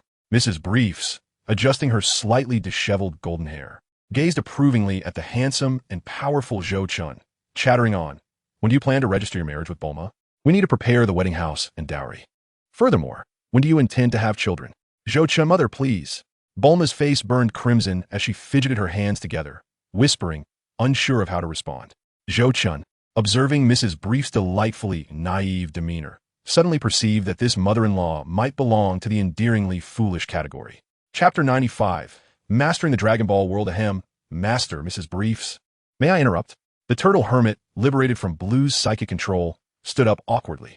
Master, it seems Mr. Gappa is still alive. I can sense a faint energy within him. Alive? Zhou Qin swiftly approached Gappa, who had taken 2 shots to the chest, extending his spirit to sense Gappa's life force. Indeed, he is alive. Nodding, Zhou Qin acknowledged Gappa's resilience as a martial artist who had participated in the World Martial Arts Tournament. Though his strength was lacking, he possessed valuable survival skills. Luckily, Zhou Qin had brought back some senza beans from the Korin Sacred Land. Zhou Qin retrieved a senza bean from his dimensional ring and placed it in Gappa's mouth. Soon, a green energy filled with life enveloped Gappa, revitalizing his severely injured body. The bullets lodged in his chest were expelled by newly formed muscle, and his wounds began to heal. However, given Gappa's near-fatal injuries and his weak constitution, although his physical injuries were mending, he remained unconscious. Let him rest for now. Find a suitable place for him. Zhou Qin waved his hand and then turned to the turtle hermit and little Goku, who had faltered at a critical moment. Martial arts master, Goku, go eliminate the nearby Red Ribbon Army members. Remember, kill without mercy, leave no one alive. A fierce glint flashed in Zhou Qin's eyes. These audacious individuals needed a proper lesson, especially those within the world government. Without their complicity, how could the Red Ribbon Army possibly have emerged in the heart of West City? In the capital of the world government, Kaislujin, distinct from the governmental center of West City, this was the homeland of the Cat People President and the stronghold of the Cat People family, which had been passed down through generations. Indeed, in the Dragon Ball universe, the position of president or king had always been held by the Cat People family. In the original storyline, the ancestors of the Cat People President used the power of the Dragon Balls to attain dominion over Earth. Consequently, for centuries, the Cat People family had endeavored to conceal the truth about the Dragon Ball's existence and had actively sought to eliminate those who sought them. After all, those who seized power using the Dragon Balls were bound to be wary of them. Thus, upon learning from the doctor that Bulma possessed all 7 Dragon Balls, the Cat People President could not suppress his inner trepidation and greed. Yet he feared the power of Zhou Chun, the god of martial arts. Hence, a plan to manipulate events from the shadows was conceived. The Cat People president deliberately leaked information to the Red Ribbon Army and ordered the government forces in West City to remain inactive, hoping to seize the Dragon Balls through the Red Ribbon Army, then reclaim them for himself. Initially, this plan appeared flawless. After all, among the characters in the Dragon Ball universe, few possessed high intelligence. Most were merely muscle-bound simpletons. Unfortunately, Zhou Chun was not a native of the Dragon Ball world. For one well-versed in the art of war and the romance of the Three Kingdoms, the Cat People president's scheme was laughably inept. Thus, Zhou Chun arrived at the gates of the Kaiserlichen presidential palace. Guards, armed and vigilant, focused on a young man clad in peculiar armor who had appeared without warning. Halt! What? Before the guard could finish his warning, Zhou Chun pointed and killed him, his head exploding. Red and white matter splattering against the pristine palace walls in a horrifying display. Open fire. Kill him. Tot tot tot tot. Boom.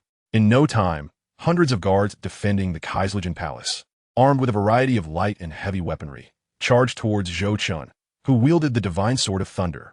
A flicker of lightning flashed in his eyes, and countless bolts of electricity streaked across the sky, decimating the approaching guards. Step by step, Zhou Chun trod upon the viscous blood and corpses, gradually entering the Golden Palace. Inside, seated upon a leather chair, the feline president, with trembling hands clutching a cigar, took a deep drag. From the moment the gunfire erupted outside, he understood that his plans had unraveled. Divine Lord, how do you intend to deal with me? The old Catman inhaled from his cigar, feigning calmness. If you kill me, the world government will collapse into chaos. Surely, that is not what you desire. Are you attempting to coerce me? Zhou Chun regarded the self-important Catman before him, stepping closer to pat his broad shoulder, and jested, "Rest assured, I have everything planned. From this moment forth, Dr. Brivis will ascend as the new president, and the earth shall fall under my dominion.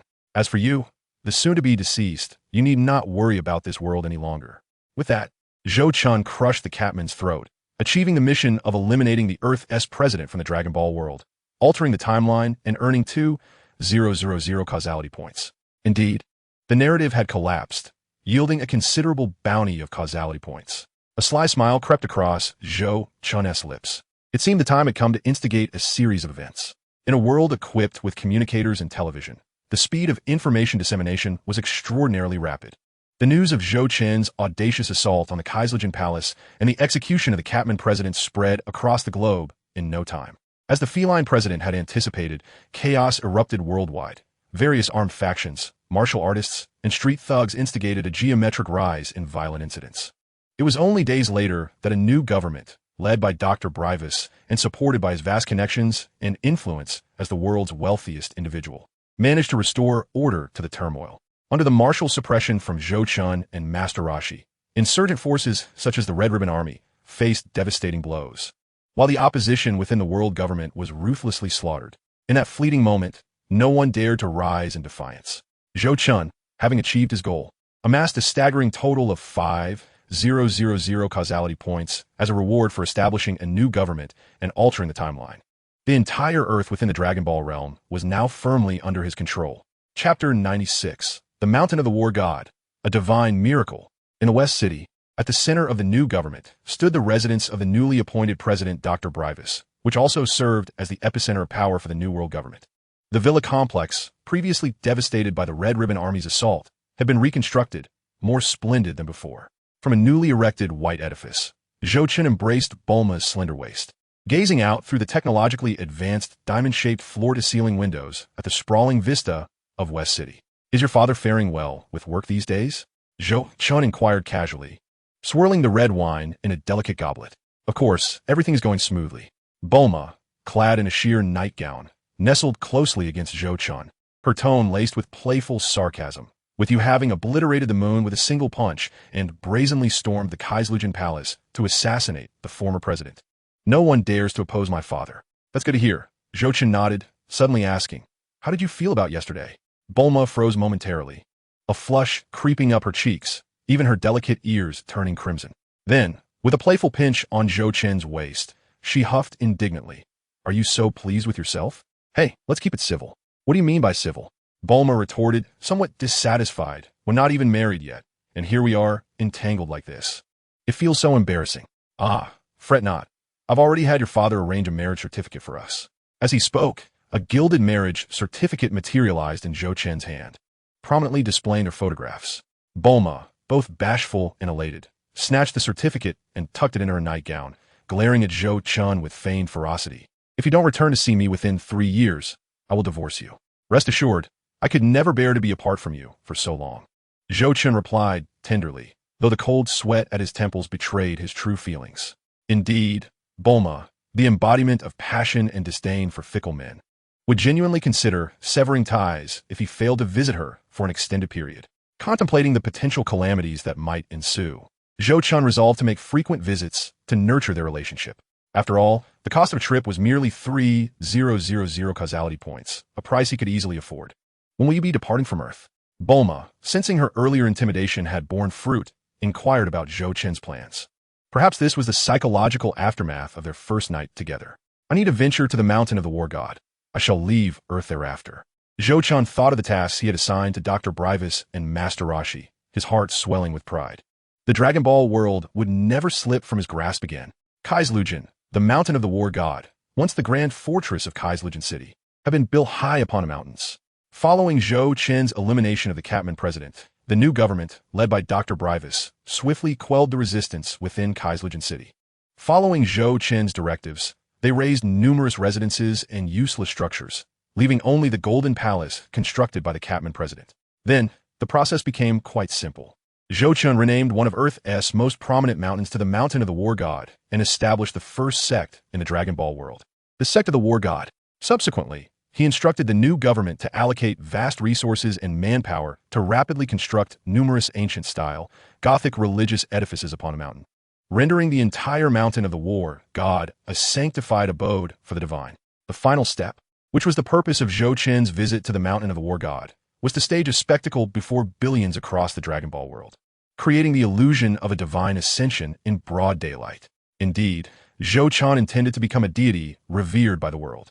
Thus, he could wield the cloud of a god, the advanced martial prowess of the sect of the War God, and the secular military forces controlled by his father-in-law, effectively consolidating his dominion over the earth of the Dragon Ball world. After all, the Dragon Ball universe was a vast realm with exceedingly high power levels. There was no harm in laying the groundwork now. At this moment, Zhou Chen stood at the rear of the Mountain of the War God, hands clasped behind his back, composed as he gazed at the majestic waterfall cascading down the mountainside. After a prolonged silence, he turned to the ever-silent Master Rashi beside him and calmly declared, "The sect of the War God is now in your hands. You must diligently cultivate the advanced martial arts techniques I bestowed upon you and train a cadre of true warriors. In the future, they will be needed, whether on Earth or in other realms." Master Rashi nodded. "Rest assured, Master, many martial artists are eager to join the sect of the War God in your name. Even my disciple, Krillin, expressed a desire to join recently. He has 2 students named Tian Shinhan and Kaiotsu, who have already ascended the Mountain of the War God and are currently training under my guidance." "Oh, Krillin?" Zhou Chen raised an eyebrow.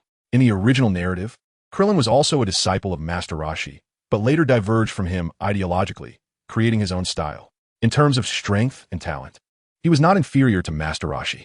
As for Tian Shinhan and Kaiotsu, these 2 surpassed a battle power of several million in the original story, even stronger than the first stage of the universe's emperor, Frisia. Regardless of the realm, they were formidable forces not to be underestimated. Such talent, in future endeavors across various realms, they will undoubtedly prove invaluable, Zhou Chen mused. He then reminded, "You may also impart the Earth-level martial arts techniques to them. After all, Krillin is practically my disciple. It is only right to extend some privileges. Now, prepare for the event. Set the cameras in place and gather the spectators on the Mountain of the War God. I want them to witness what a god truly is and who reigns as the master of this planet." Chapter 98. Divine Miracles Outside the Martial God Mountain.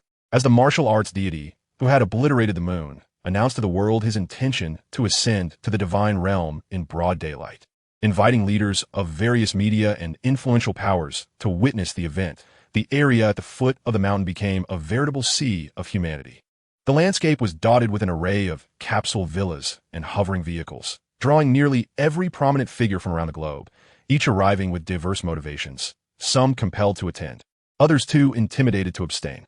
At the mountain's base, throngs of people congregated, and the facilities developed by capsule companies were plentiful, including villas, bars, and swimming pools. Many influential dignitaries even brought along capsule conference halls, creating an ambience reminiscent of a small city. In an opulent conference room, heavily guarded and bustling with activity, Dr.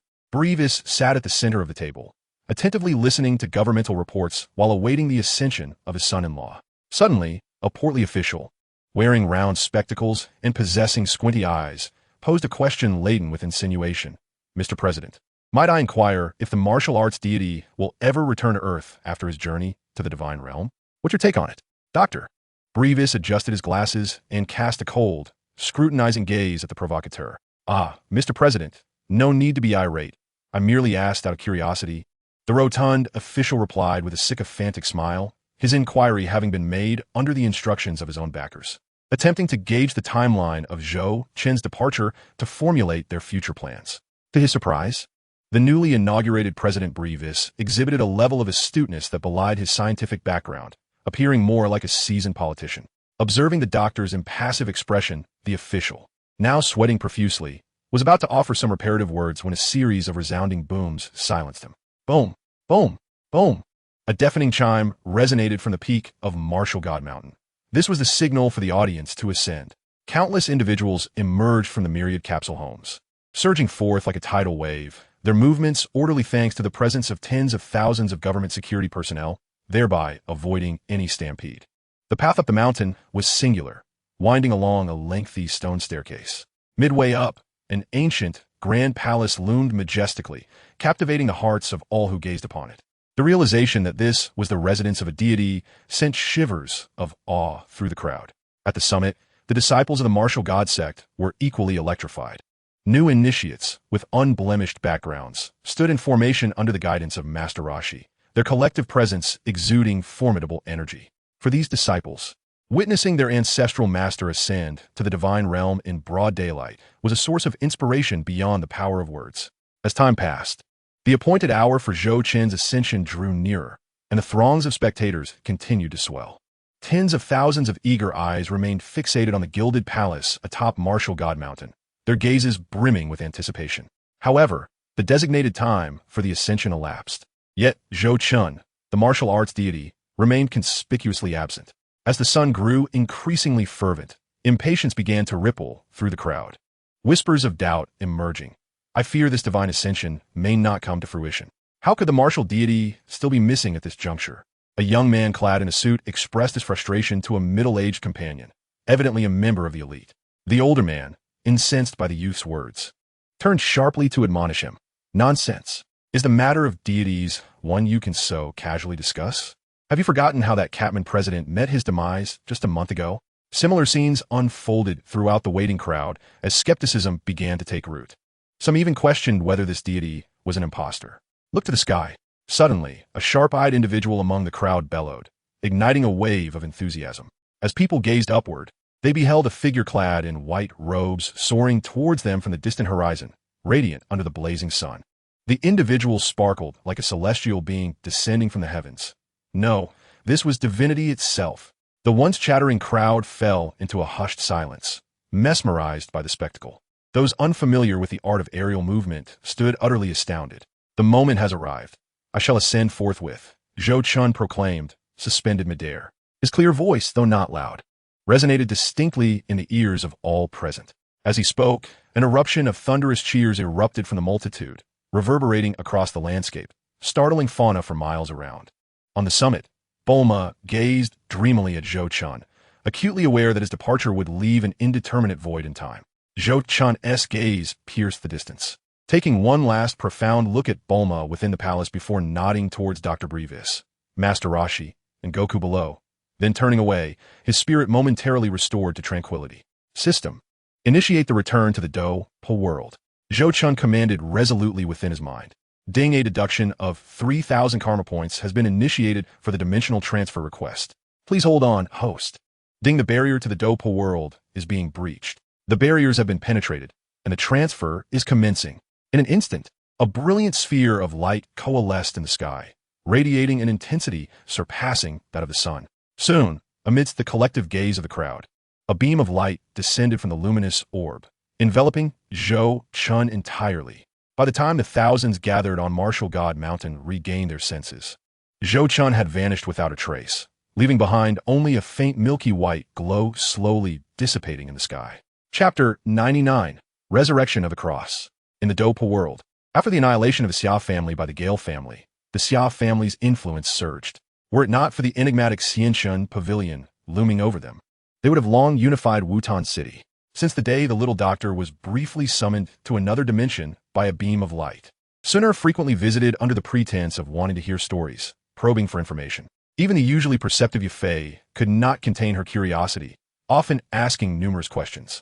At this moment, in the Xia family's rear mountain, the little doctor and Sun sat on ground, engaging in casual conversation as they shared the scenes witnessed during Zhou Chen's summoning to the alternate dimension. Sun attentively listened, her eyes sparkling with intrigue, occasionally posing critical questions to glean insights about Zhou Chun. Truly, the little doctor's sister. You mentioned that the divine dragon can be summoned from 7 Dragon Balls to grant any wish. Sun paused, her voice tinged with anticipation. Could that divine dragon facilitate a breakthrough? Perhaps allowing a Do Saint to ascend to Do Emperor? Duo Saint, Do Emperor? The little doctor was taken aback, utterly astonished. She had long heard Zhou Chun speak of Sun's family's immense power. One could even say they wielded dominion over the world. The legendary Do Saint was said to exist within her family, and even the peak Do Emperor, Ling Ying, could only serve as her inconspicuous bodyguard. Initially, the little doctor thought Zhou Chun was jesting, but it now seemed that Sun's family indeed harbored Do Saints.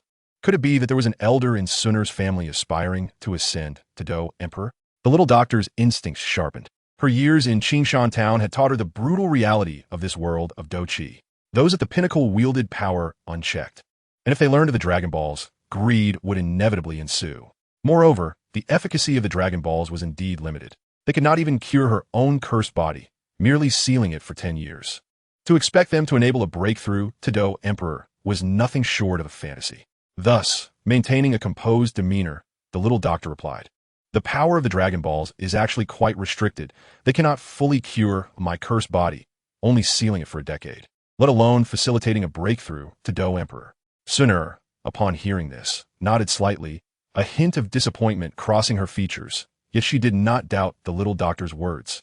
For the little doctor had always been remarkably candid with her. It appears that her father, Gu Yuan, has yet to achieve the breakthrough to Do Di. And as the inquisitive Sun resembles a curious Teletubby, she is about to inquire further. Suddenly, the sky above the back mountain darkens as ominous clouds gather. And with a flash of white light, a familiar rainbow-colored pillar descends from the heavens, crashing violently into the earth. Boom!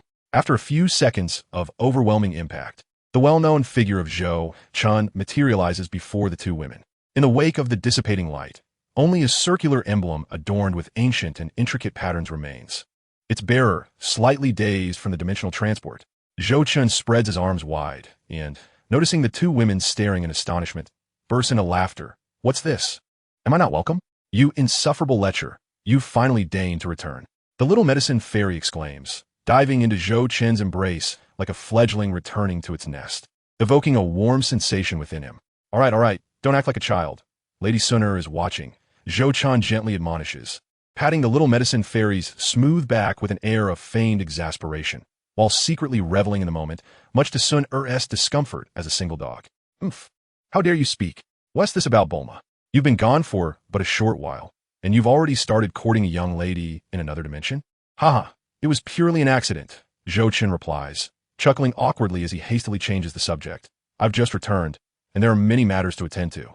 We shall converse later tonight." With that, he nods at the two women and vanishes in an instant, leaving the little medicine fairy and Sun exchanging bewildered glances. It is only after a moment that the little medicine fairy exclaims, "Did he really just run away?" Sun, stifling a laugh, teases, "He must have done something shameful to flee rather than face your interrogation." Zhou Chun indeed has pressing matters to attend to. Having acquired over 20,000 causality points in the Dragon Ball world, aside from the 6,000 spent on dimensional travel, he had yet to utilize the rest. Upon arriving at the secret chamber that the Shao family had preserved for him, Zhou Chun sits cross-legged and silently calls upon the system. Ding! Request received. Retrieving data. Please wait.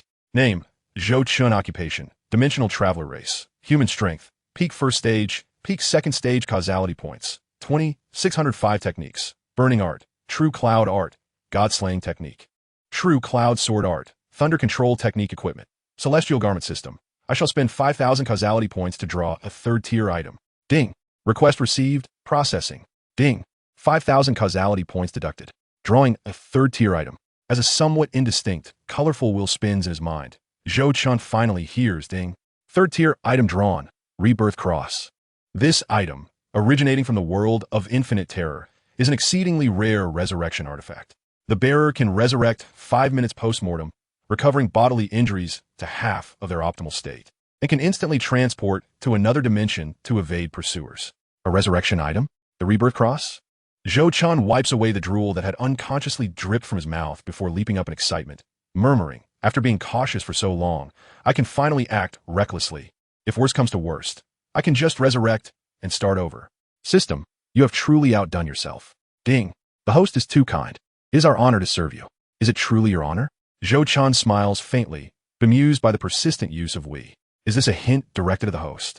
He chuckles, dismissing the notion that we refers to some higher authority. He only believes in one principle.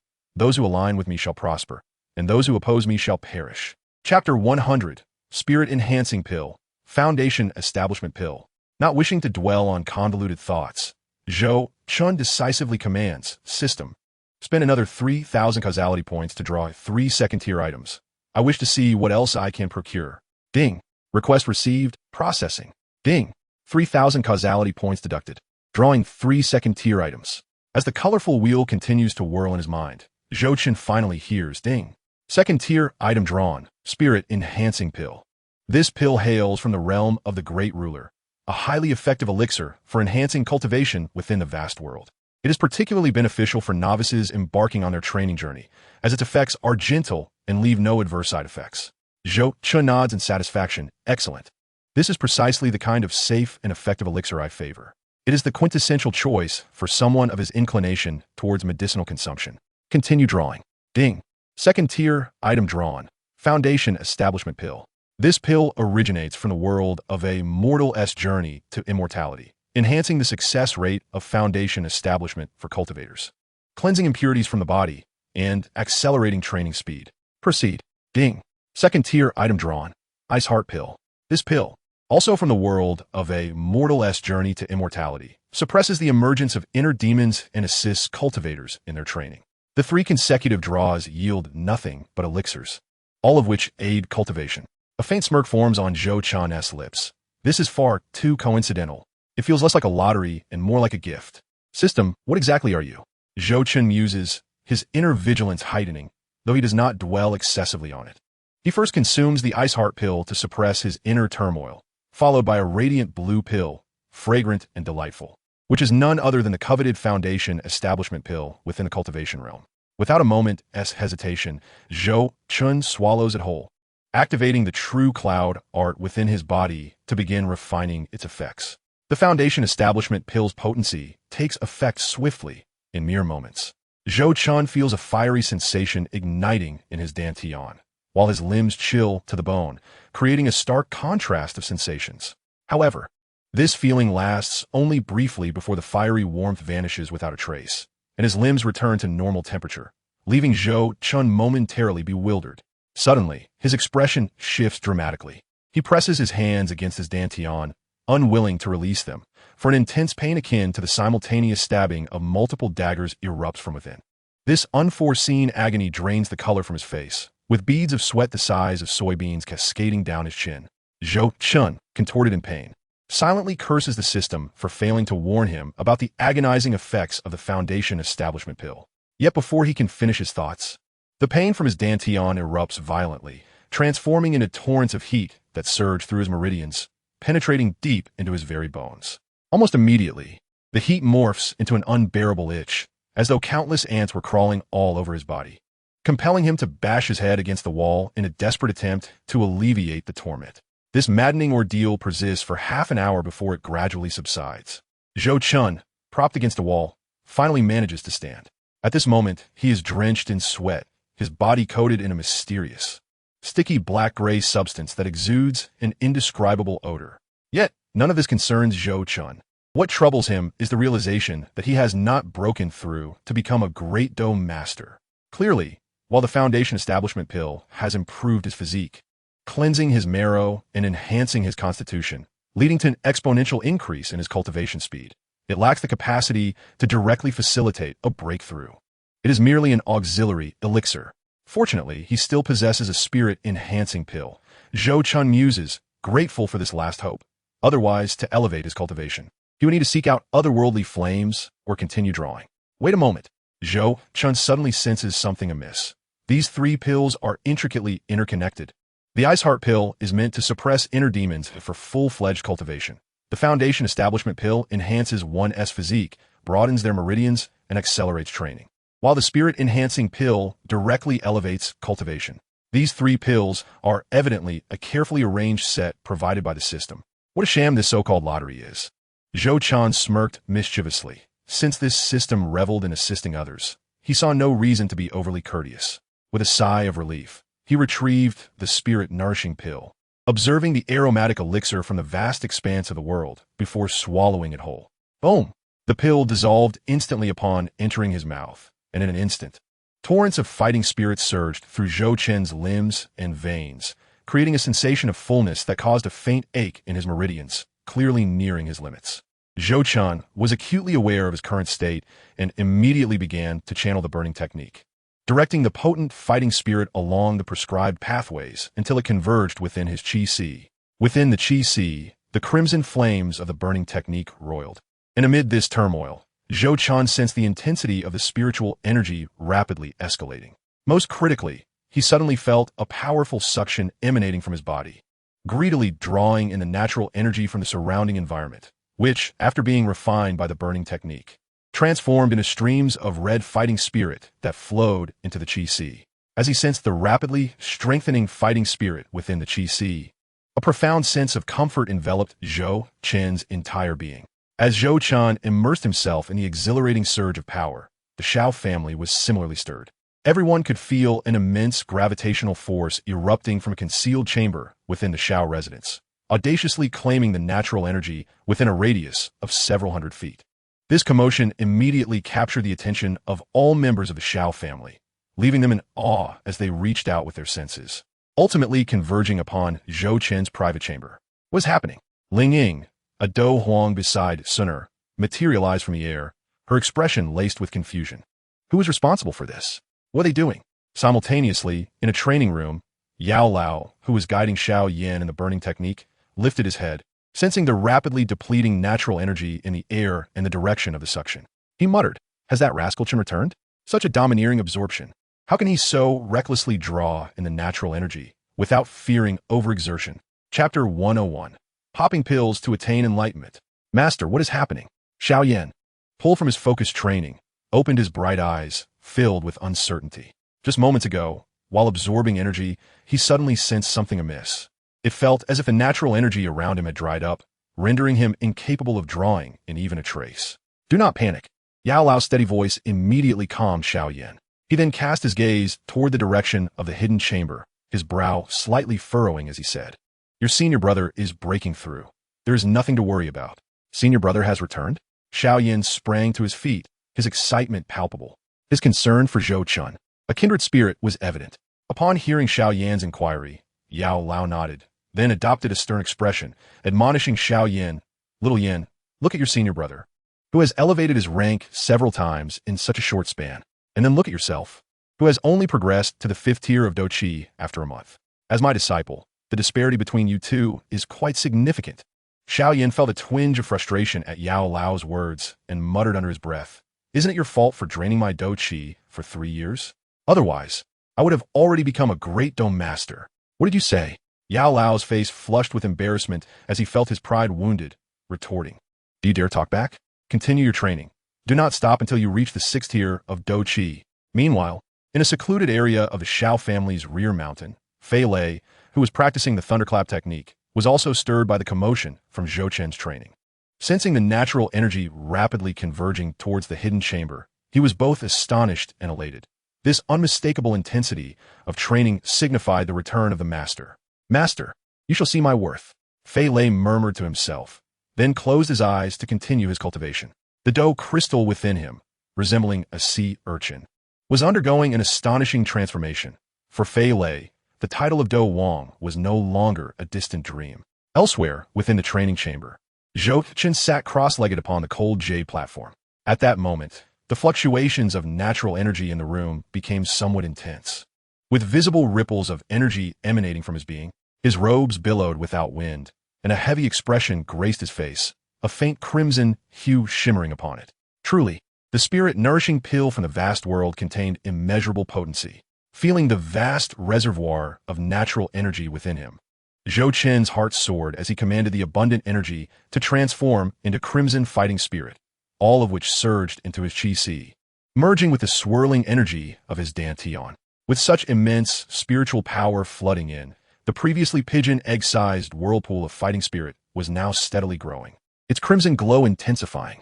Originally, the whirlpool contained nearly half of the red liquid energy, but now it was filled to at least 3/4 of its capacity. At this rate, when a whirlpool was fully filled, it would signify the limit of his current cultivation level. As time passed, Zhou Chen was enveloped in a soft crimson radiance, which formed a spectral robe of fighting spirit around him. At this moment, the red light twisted incessantly, as if constructing and probing something. Intriguingly, the once ethereal fighting spirit robe began to exhibit characteristics akin to a tangible object. Gradually, within Zhou Chen, the whirlpool spun slowly, with the red liquid energy swirling like an impending flood, seemingly poised to overflow from the already saturated vortex. It is time to break through. Zhou Chen exhaled a breath of stale air, his hand gestures subtly shifting as he began to compress the gaseous energy within him. This energy could be condensed into a higher-grade liquid form, which in turn could be further solidified into a more advanced solid energy. This so-called solid energy was the very secret behind the ability of a great dome master to summon fighting spirit armor that appeared almost corporeal. As Zhou Chen's hand gestures continued to evolve, the whirlpool within him first fell into a brief silence. Moments later, ripples began to undulate across its surface, growing increasingly vigorous until it resembled boiling water, with crimson waves surging forth from its center. In that fleeting moment of energetic turbulence, the slowly rotating whirlpool began to accelerate, transforming into a frenzied spiral that emitted a low, whirring sound, resonating gently throughout his body. These sounds, imbued with a mysterious rhythm, coursed through his meridians, penetrating his bones, and merging with his cells, ultimately reaching the skin's surface, infusing the fighting spirit robe that twisted around him. Once the sound penetrated the fighting spirit robe, its undulations gradually ceased, coalescing into a form that revealed a hazy fighting spirit armor etched with a flame-like pattern across his chest. Although this armor was merely a rudimentary manifestation, the profound pale red glow and the faint yet potent energy it exuded made it evident that it was incomparable to the previous fighting spirit robe. As this embryonic fighting spirit armor began to take shape unnoticed by Zhou Chen, he was simultaneously undergoing a breathtaking transformation. Within the wildly spiraling whirlpool, the liquid energy was swiftly depleting, and suddenly, a diamond-shaped crystal, no larger than a thumb, began to levitate gently at the center of the whirlpool, emanating a soft radiance.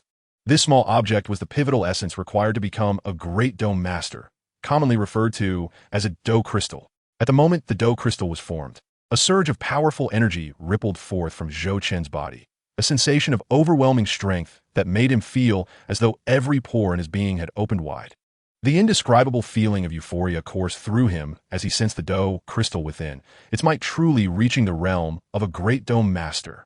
Elated, Zhou Chen thought to himself that indeed, consuming pills was the true path, if he had adhered to a regimented cultivation routine. He could not fathom how long it would have taken a break through to the great Do master level. Yet now, having ingested 3 pills, he had effortlessly transcended, the ease of it akin to indulging in a lavish buffet. However, the pressing concern was that the gathering of heavenly and earthly essence within him continued to propel him toward further breakthroughs.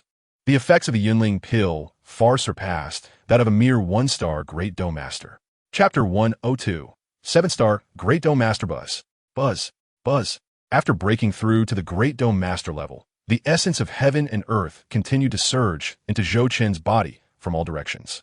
Moreover, the potent medicinal energy of the Yunling pill was incessantly expanding his meridians. If this continued, without further breakthroughs, he might risk exploding from the sheer influx of power. Thus, he resolved to push on.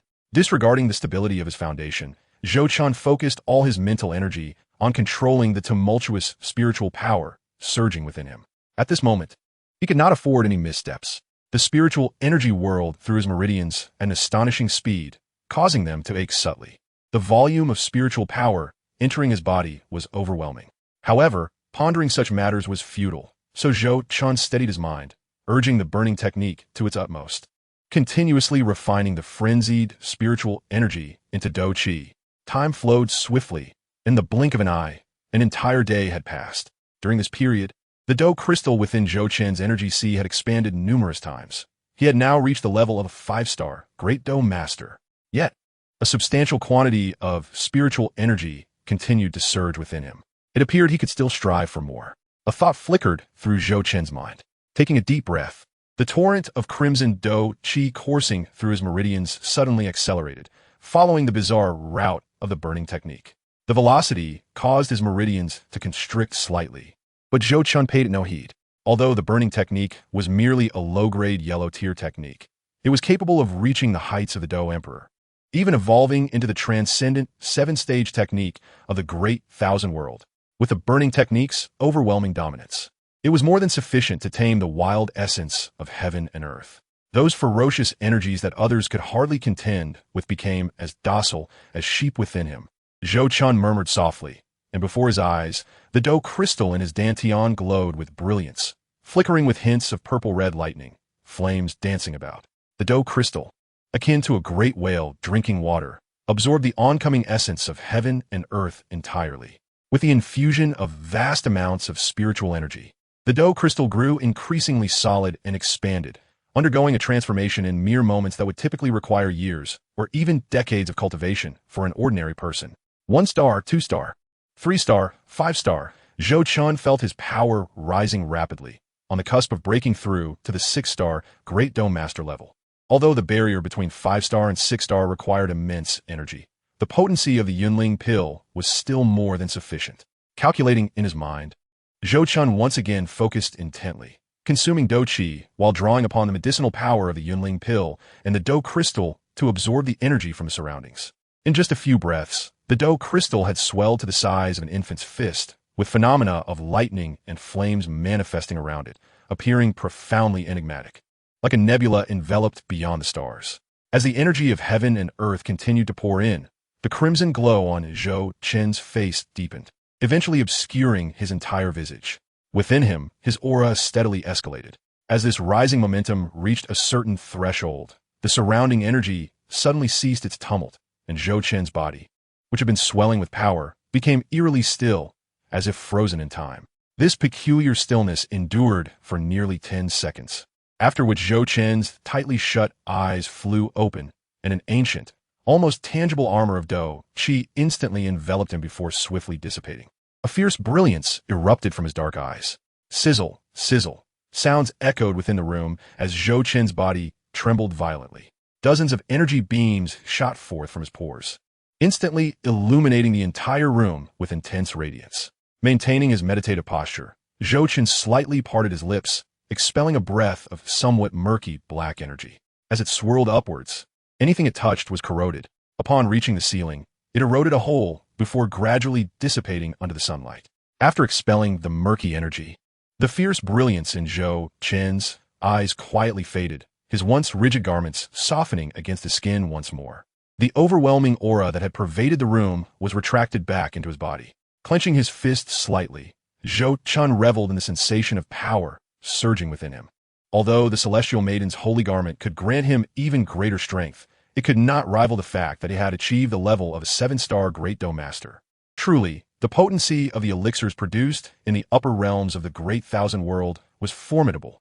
Zhou Chun smacked his lips in admiration.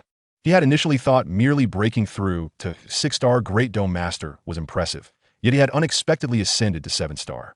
However, he felt that the Do Qi within him was somewhat unstable. Frowning, he sensed the overwhelming yet slightly ethereal Do Qi within him and lamented, "There's no helping it. Advancing through pills and normal cultivation are ultimately on different levels. Those who have cultivated for years have tempered their Do Qi until it is as robust as steel, finally honed to perfection. In contrast, Despite Zhou Chun consuming the mildest and least side-effect-laden pills, it was still inevitable for his dou qi to be somewhat insubstantial. Yet, one cannot have both fish and bear's paw. Perfection is a rarity in this world. The instability of his dou qi was of little concern. There were always ways to refine it. The ease with which he advanced, akin to the simplicity of eating or drinking, was a source of envy for countless others. With both palms pressed against the bed, Zhou Chun exerted a gentle force, his agile body propelling him forth, performing a graceful roll in midair before softly landing on the ground. Silently, he opened the door and stepped outside, having spent considerable time in the Dragon Ball universe. He had yet to arrange many matters. He had not had the chance to see a Fei Lei, and Ka Gang, among others. As he opened the door, Zhou Chun was taken aback to find a remarkably exquisite face before him, close enough that he could feel their noses nearly touching. Sun Er recoiled in surprise, clearly flustered, and blurted out, "Lord Zhou, you made no sound getting up?" Gazing at Sun Er's slightly embarrassed demeanor, Zhou Chun replied with a bemused smile, "Miss Sun Er, what brings you to my doorstep? You were cultivating with such intensity that the essence of heaven and earth within several miles was absorbed by you. I happened to be passing by and came to take a look." Sun Er's face turned crimson, and she hurriedly added, Yes, I was merely passing by to look." Chapter 103. Honored Guests Passing By? Zhou Chun chuckled, not disputing her claim. "And where might Miss Sun Er be headed?" The clan leader, Xiao, mentioned that there are honored guests arriving, and we are to proceed to the hall. Seeing that Zhou Chun did not intend to pursue her earlier indiscretion, Sun Er regained her composed demeanor, though her tone was notably softer when addressing him.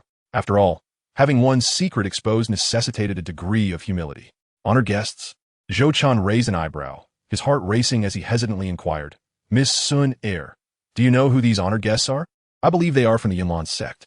It is said that the guest arriving is the heir to the Yunlan sect and the granddaughter of the Lionheart Marshal of the Gamma Empire, Nalan Yinran." Hiss! Zhou Chun inhaled sharply, using the cool air to steady his startled nerves. Immediately, a tempest of emotions surged within him. Was this not the very scene at the beginning of Battle Through the Heavens, where Nalan Yinran called off her engagement?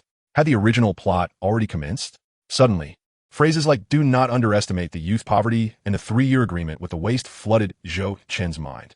But wait, Xiao Yan was no longer a waste, was he? Zhou Chun found himself momentarily perplexed.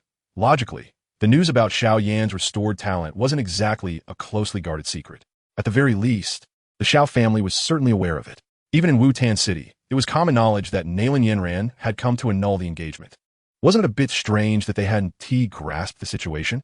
The Yunlan sect and the Nalan family were such grand establishments. Surely they had some form of intelligence network. Zhou Chun couldn't help but scorn the intelligence of these native warriors. Subsequently, a sense of urgency welled up within him. Judging from the annulment, the inertia of the original plot was indeed significant. He ought to seize the opportunity while Xiao Yan still had a year to cultivate at home, to snatch the chances that were rightfully his to claim the benefits owed to him. As for the ladies, perhaps he was digressing. Observing Zhou Chen's serious demeanor, Sun Er inquired with a hint of confusion, "Lord Zhou, do you have a past with the Yunlan sect or Nalan Yinran?" "Past? None," Zhou Chen replied, shaking his head. Aside from the incident where he impersonated a Yunlan sect Do Wang to eliminate an elder of the Hao family, he had no other interactions with the Yunlan sect. As for Nalan Yinran, he had only seen her in the animated series Back on Earth, where she appeared utterly unremarkable, her looks suggestive of being at least a decade older than Xiao Yan, making her a fitting partner for him. Then why? Before Sun Er could finish her inquiry, Zhou Chun interrupted her, his expression darkening. "Miss Sun Er, are you a walking question mark? I merely find the name Nalan Yinran to be dreadfully uninspired and quite distasteful." With that, Zhou Chun brushed past Sun Er, his sleeves fluttering as he departed. Sun Er, taken aback by his abruptness, stood still for a moment before her anger surged. "You big bad guy, just you wait." Meanwhile, Zhou Chun, having temporarily subdued Sun Er, refrained from rushing to the Xiao family hall to stir the pot. Stirring it was essential, as it represented a pivotal point of causality. However, as the protagonist, Zhou Chun would not make an early appearance like those mere side characters. A protagonist must arrive at the crucial moment, decisively sealing the matter. With his ulterior motives in mind, Zhou Chun did not head straight to the Xiao family hall. Instead, he intercepted a steward from his Xiao family and inquired about the location of his subordinate Fei Lei's secluded cultivation area. He determined to find Fei Lei first. When he eventually addressed the situation in the hall, it would inevitably require some forceful means. The old man, accompanying Nalen Yinran from the Yunlan sect, appeared to be a high-ranking Great Dome Master. To deal with such an individual, Zhou Chun needed Fei Lei, a peak 9-star Dou spirit, to ensure the situation was handled smoothly. Otherwise, given Zhou Chen's 7-star Great Dome Master strength, confronting the Elder would likely compel him to resort to the use of the sacred garment. Imagining himself donning that pink sacred garment in front of everyone would undoubtedly lead to widespread laughter, utterly obliterating any semblance of authority. Meanwhile, the central figure of the annulment, Xiao Yan, remained blissfully unaware, diligently training under the guidance of Yao Lao, completely oblivious to the impending slap in the face he was about to receive. Suddenly, a frail voice echoed from outside the room. "Third young master, the clan leader requests your presence in the hall. Today, distinguished guests have arrived, and the clan leader insists you must attend." "Oh," Xiao Yan responded curtly, his displeasure evident as he ceased his training. He apologized to Yao Lao and stepped out of the room, smiling at an elderly man in a green robe. "Let us go," Butler Missouri, observing Xiao Yan's youthful countenance. The elderly steward nodded kindly. Ever since Xiao Yan had regained his talent, most of the Xiao family had become amicable towards him. Of course, there were still a few who dared to oppose him, such as the eldest elder's grandson, Xiao Ning. Accompanied by the old steward, they traversed the rear courtyard, eventually stopping outside the solemn guest hall, where they respectfully knocked before gently pushing the door open. The hall was quite spacious and filled with numerous attendees. At the forefront sat Xiao Zhan alongside 3 elder members of the Xiao family, while a chair was left vacant at the most esteemed position, which Xiao Yan knew was reserved for his senior brother, Zhou Chun. To the left of the 4 elders sat several influential elder members of the family, alongside some promising young talents who had excelled in the family. On the opposite side, 3 unfamiliar figures were seated, presumably the distinguished guests that Butler Missouri had mentioned. Xiao Yan's gaze swept over the unfamiliar trio. Among them was an elderly man clad in moon-white robes, whose face bore a broad smile and whose small yet bright eyes twinkled with energy. Xiao Yan's gaze fell slightly, resting upon the moon-white robes of the elder, where a silver crescent moon was embroidered, surrounded by 7 shining golden stars. A 7-star Great Dome Master? Not too shabby. Unlike the original plot, Xiao Yan's horizons had broadened significantly by this time. Although the elder's strength surpassed that of his father, in comparison to his master, Yao Zun, and his senior brother, Zhou Chun, the elder's cultivation was rather unimpressive. With a dismissive glance, Xiao Yan shifted his focus away from the elder and towards the young couple beside him. They too donned matching moon-white robes. The young man appeared to be around 20, with striking features and an impressive stature, adorned with 5 golden stars on his chest, signifying his status as a 5-star Dou fighter. 20 and only a 5-star Dou fighter? How pathetic. Xiao Yan sneered at the youth before his gaze turned towards the beautiful girl beside him. This young lady appeared to be merely 14 or 15 years old, and to Xiao Yan's surprise, her beauty was unparalleled. Within the family, only the ethereal Suner could rival her. As for the girl's cultivation, Xiao Yan deemed it insignificant. A 3-star Dou fighter was hardly worth mentioning. After a fleeting glance at the girl's stunning face, Xiao Yan quickly averted his gaze. After all, he was a transmigrator who had lived 2 lives. He couldn't afford to gawk like a fool at a beautiful girl. This behavior seemed to catch the young lady off guard. Her fiancé's demeanor appeared rather pleasant. Unfortunately, her fate was inescapably tied to a mere Dou Qi 3rd stage waste. "Father, esteemed elders." She hurried forward, respectfully bowing to the 4 seated at the top. Yinner has arrived. Come sit down." Xiao Zhan paused his jovial conversation with the guests upon seeing Xiao Yan, nodding in acknowledgement and gesturing for him to take a seat. "Xiao Yan, you may sit at the first position down here." The second elder, adorned in a yellow robe, warmly welcomed him, abandoning his previous disdain toward Xiao Yan. Since hearing that Xiao Yan had elevated from a 3-stage Dou Qi to a 5-stage within a month, and was even nearing 6 stages, the 3 elders no longer dared to exhibit any contempt towards him. Furthermore, with Xiao Yan's mysterious master and the formidable Zhou Chun, who could obliterate the Gale clan with a mere gesture, the 3 elders were now eager to mend their relationship with Xiao Yan. The seat they arranged for him was the most prestigious, aside from the elders. Seeing the elders' accommodating demeanor, Xiao Yan nodded amiably and promptly took his seat. Not far away, Suner, who had left a space for Xiao Yan, observed the scene with her mouth slightly agape, yet ultimately chose to remain silent. In the grand hall, Xiao Zhan and the 3 elders were fervently engaged in conversation with the unfamiliar elder. However, this elder appeared to be harboring some unspoken concern, constantly shifting in his seat. After eavesdropping for a while, Xiao Yan, feeling somewhat bored, shook his head. It was the silver sword embroidered on the sleeves of the three elders' robes that sparked a thought in Xiao Yan's mind. If the Xiao family could be considered the overlords of Wutan City, then the Yunlan sect might be regarded as the dominant force of the entire Jia Ma Empire. Of course, ever since he had taken the esteemed medicine master as his mentor, the influence of the Yunlan sect no longer intimidated him. What brings those from the Yunlan sect to our family? Xiao Yan muttered to himself, his curiosity piqued. Without Sun'er beside him to enlighten him, he pondered for a long time, but could not discern the purpose of a Yunlan sect's visit. If he had caught a glimpse of Sun'er's sympathetic gaze from a distance, along with the faint green halo above her head, he might have been able to guess. At last, under the persistent signals from the delicate young lady, the elder finally rose. He cleared his throat, stood up, and clasped his hands toward Xiao Zhan. Smiling as he spoke, Patriarch Xiao, I have come to your esteemed family today, primarily with a request. Ha, Mr. Guyi, please do speak. If it is within our capabilities, the Xiao family would certainly not refuse, Xiao Zhan replied, his demeanor respectful, not daring to treat the elder lightly. Patriarch Xiao, do you recognize her? Guyi inquired with a slight smile, gesturing towards the young lady beside him. I beg your pardon, but I am not familiar with this young lady, Xiao Zhan replied, momentarily taken aback, as he surveyed the girl before him and awkwardly shook his head. Her name is Nalan Yanran, Guyi informed him. Nalan Yanran? The granddaughter of old Master Nalan? Xiao Zhan was initially stunned. Then his face lit up with joy as he recalled the marriage pact from years past. He quickly turned to the young lady with a warm smile. So it is my dear niece Nalan. It has indeed been many years since we last met. Please do not blame your uncle for being unobservant. Haha, niece Nalan. I have heard of your acceptance under the esteemed Yun Yun. Truly, you possess remarkable talent, Xiao Zhan complimented with a smile. It's merely good fortune. Nalan Yanran replied with a gentle smile, slightly overwhelmed by Xiao Zhan's enthusiasm, her hand subtly tugging at Guyi's sleeve beneath the table. Haha, Patriarch Xiao. The matter I wish to discuss today is indeed related to Yanran, and it is a request made personally by the sect master, Guyi said lightly. Upon mentioning the sect master, the expression on his face shifted to one of seriousness. Realizing the gravity of the situation, Xiao Zhan's expression also sobered. The sect master Yun Yun of the Yunlan sect was a significant figure in the Jiama Empire, with her strength and influence. What could possibly require the Xiao family's assistance? Could it be?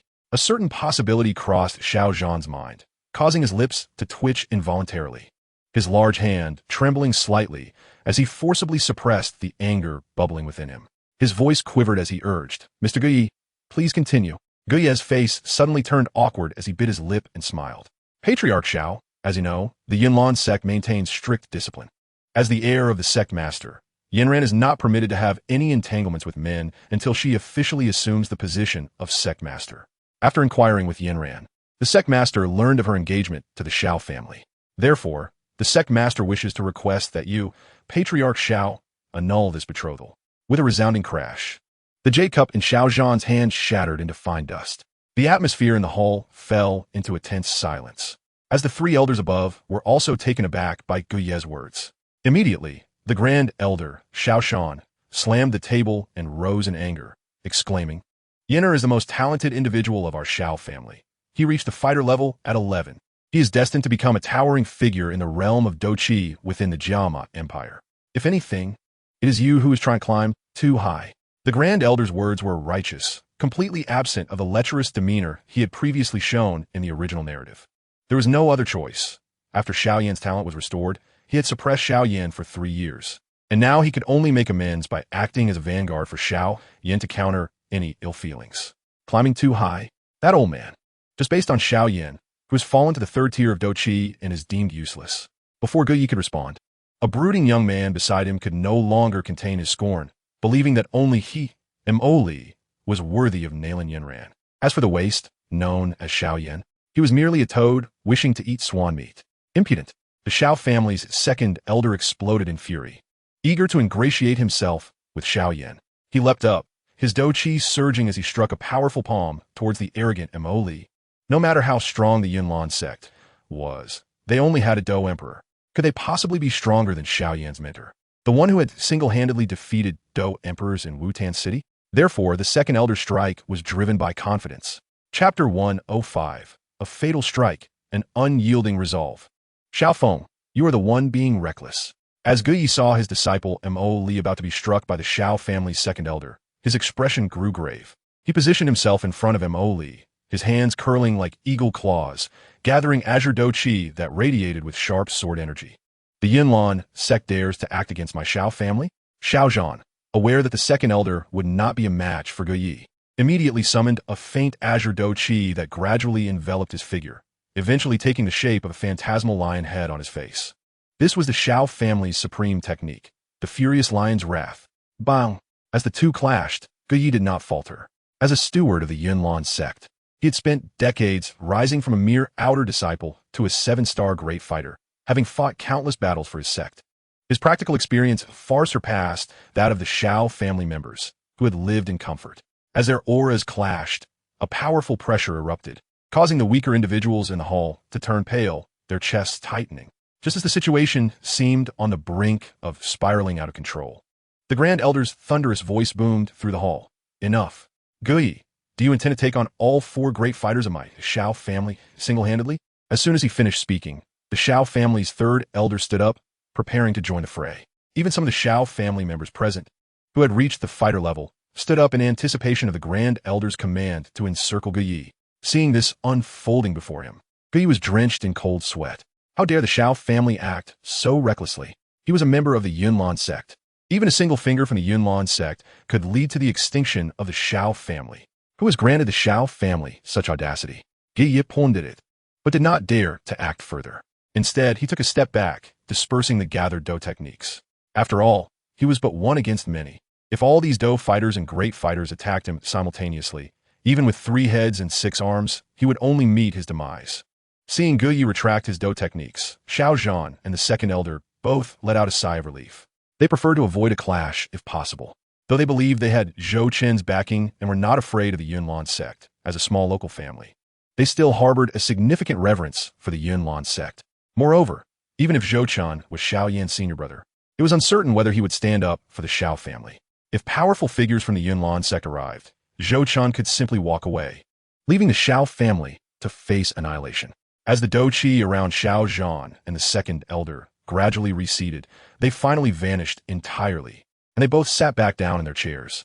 Xiao Zhan gazed at Nalan Yunran, who kept her head lowered and silent, his voice hoarse as he said, "Nalan, you possess remarkable courage. Nalan Su must be quite fortunate to have a daughter like you." Nalan Yunran trembled slightly, murmuring, "Uncle Xiao." "Ha! Just call me Patriarch Xiao. I am unworthy of the title of uncle. You are to become the sect master of the Yunlan sect, a future figure of prominence in the Do Qi continent. My Yinner is merely of mediocre talent and truly does not deserve you," Xiao Zhan said, dismissively waving his hand, his tone indifferent. "Thank you for your understanding, Patriarch Xiao."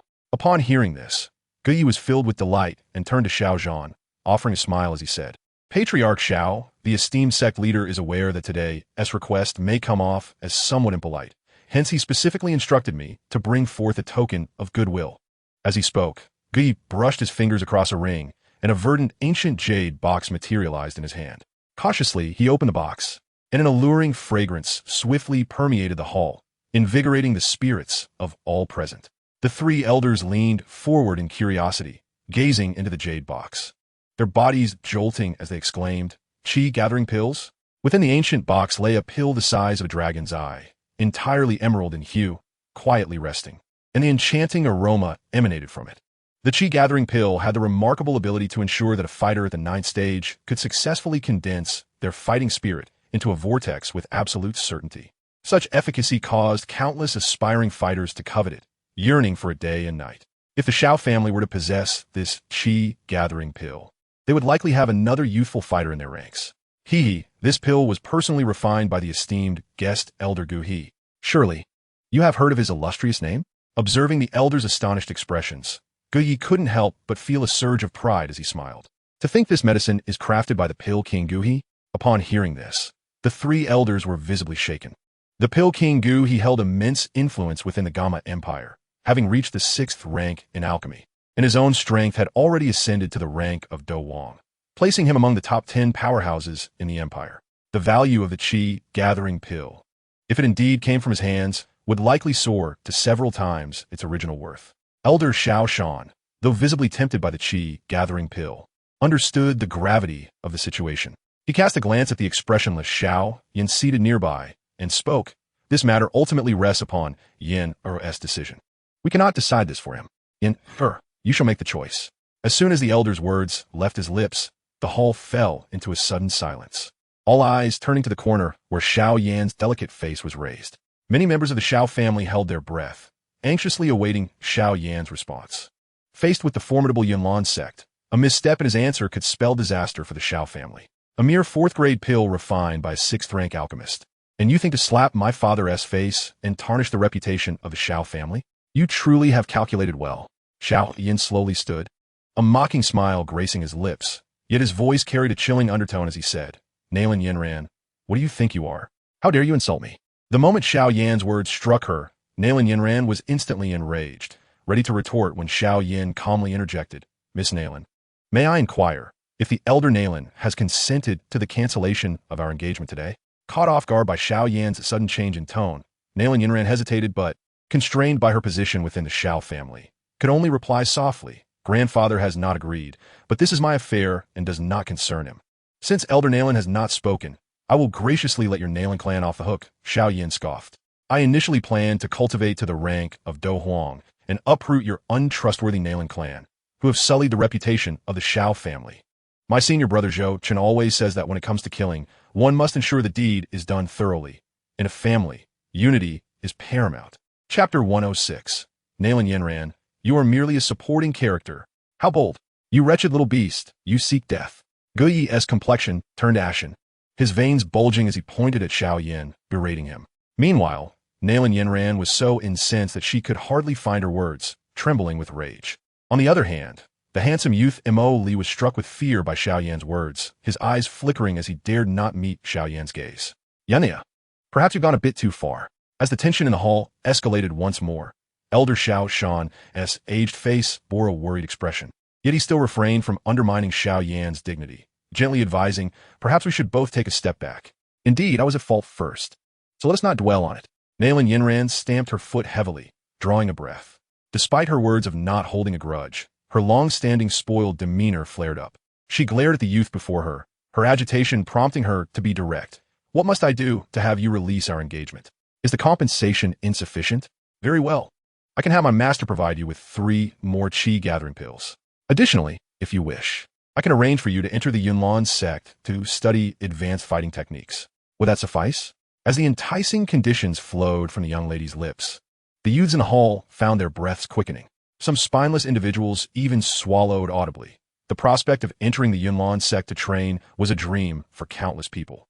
After laying out her offers, Nalan Yinran raised her chin, waiting for Xiao Yan's response with a princess-like pride. In her perception, such conditions would be enough to drive any young man to madness. However, contrary to her expectations, upon hearing her words, Xiao Yan's body trembled violently. He slowly lifted his head, his once delicate and youthful face now contorted into a fearsome grimace.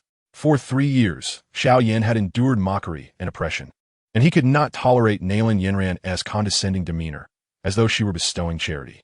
Had Xiao Yan still been the waste of a fighter at the 3rd stage, he might have swallowed his pride. However, with his astonishing cultivation speed and the backing of the respected alchemist in Zhou Chen, he had ample support. How could he possibly endure such a slight? As the saying goes, with a sharp blade in hand, the heart for killing arises. Xiao Yan would not cower before anyone now. Startled by Xiao Yan's menacing demeanor, Nalan Yinran took a step back, while the handsome youth beside her, trembling, drew his long sword but directed his gaze elsewhere, not daring to look at Xiao Yan. I truly wish to slay you. His teeth chattered as he uttered these words, dripping with murderous intent. Xiao Yan's dark eyes blazed with fury as he slightly lowered his head, and after a moment, he raised it once more. Yet, the earlier ferocity had transformed into a calm demeanor. Taking a cold breath, Xiao Yan's hand hidden within his sleeve clenched tightly. Nalan Yinran, if I were a dosher now, would you dare to insult me so? Indeed, had Xiao Yan possessed the strength of a dosher at this moment, Nalan Yinran, despite the backing of the Yunlan sect, would not have acted so recklessly. After all, a 15-year-old dosher would be terrifying. Even with the ancient Sunner, who boasted a Dodi bloodline, she was merely a fighter at this time. But you're not. Perhaps you were once the prodigy who became a fighter at 11. But now, you are merely a waste at the 3rd stage. Seeing Xiao Yan's icy expression, Nalan Yinran scoffed, refusing to back down. 3rd stage? Ha ha ha ha. Xiao Yin suddenly clutched his abdomen in laughter before lifting his head, a mocking expression on his face as he declared, "Unfortunately, a month ago, my talent was restored. I am now at the 5th stage. 2 stages in 1 month?" Gu Yi, upon hearing this, was taken aback. If Xiao Yin truly advanced 2 stages in a month, his talent would be even more formidable than before. Achieving the rank of Do Huang and becoming a top power in the Gamma Empire was not beyond possibility. No, this boy is too terrifying. I must find an opportunity to eliminate him. A dangerous glimmer flickered in Gu Ye's murky eyes as he shifted restlessly. Had it not been for the Shao family stronghold, he might have acted to extinguish this genius who harbored animosity towards the Yunlan sect while still in its infancy. Xiao Yin, even if you have regained your talent, what of it? Do not forget, you are still merely a fighter at the 5th stage. While I am a 5-star fighter, you should still annul the engagement. With a gentle exhale, Nailin Yinran's delicate visage darkened as she spoke. 2 ranks elevated in a mere month? I refuse to believe that. Remember, I have come to the Shao family with the express approval of my master, the esteemed leader of the Yunlan sect. Pouting slightly, Nailin Yinran tilted her head with a hint of exasperation. You may perceive this as coercion. Yet you must also recognize that reality is seldom equitable. Although I do not wish to convey anything particular, you are acutely aware of the chasm that lies between us. We are fundamentally devoid of hope. Listening to the girl's divine-like judgment, Xiao Yin could not suppress a sardonic smile. The leader of the Yunlan sect, Yun Yun, appears to be merely a Do Huang, does she not? Nailin Yinran, do you truly believe that a mere Do Huang can compel me, Xiao Yin, to bow my head? How dare you show disrespect toward my master? Nailin Yinran suddenly unsheathed her longsword, pointing it at the audacious young man before her. Xiao Yin, have you lost your mind? No, it is you who has lost your sanity. Do you know who I am? As he observed the astonished expressions of those present, Xiao Yin recalled the words of wisdom that Zhou Chun had once shared with him, igniting a fierce fire within his heart. He gazed intently at Nailin Yinran and declared, I'm a transmigrator, just like my senior brother. We are destined to be protagonists, while you are but a mere supporting character. Nailin Yinran, how dare you strike the face of a protagonist? I see you are weary of life.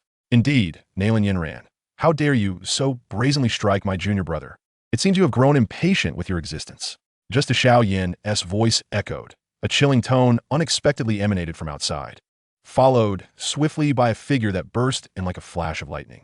Clad in a pristine white robe, adorned with a golden crown, it was none other than Zhou Chun.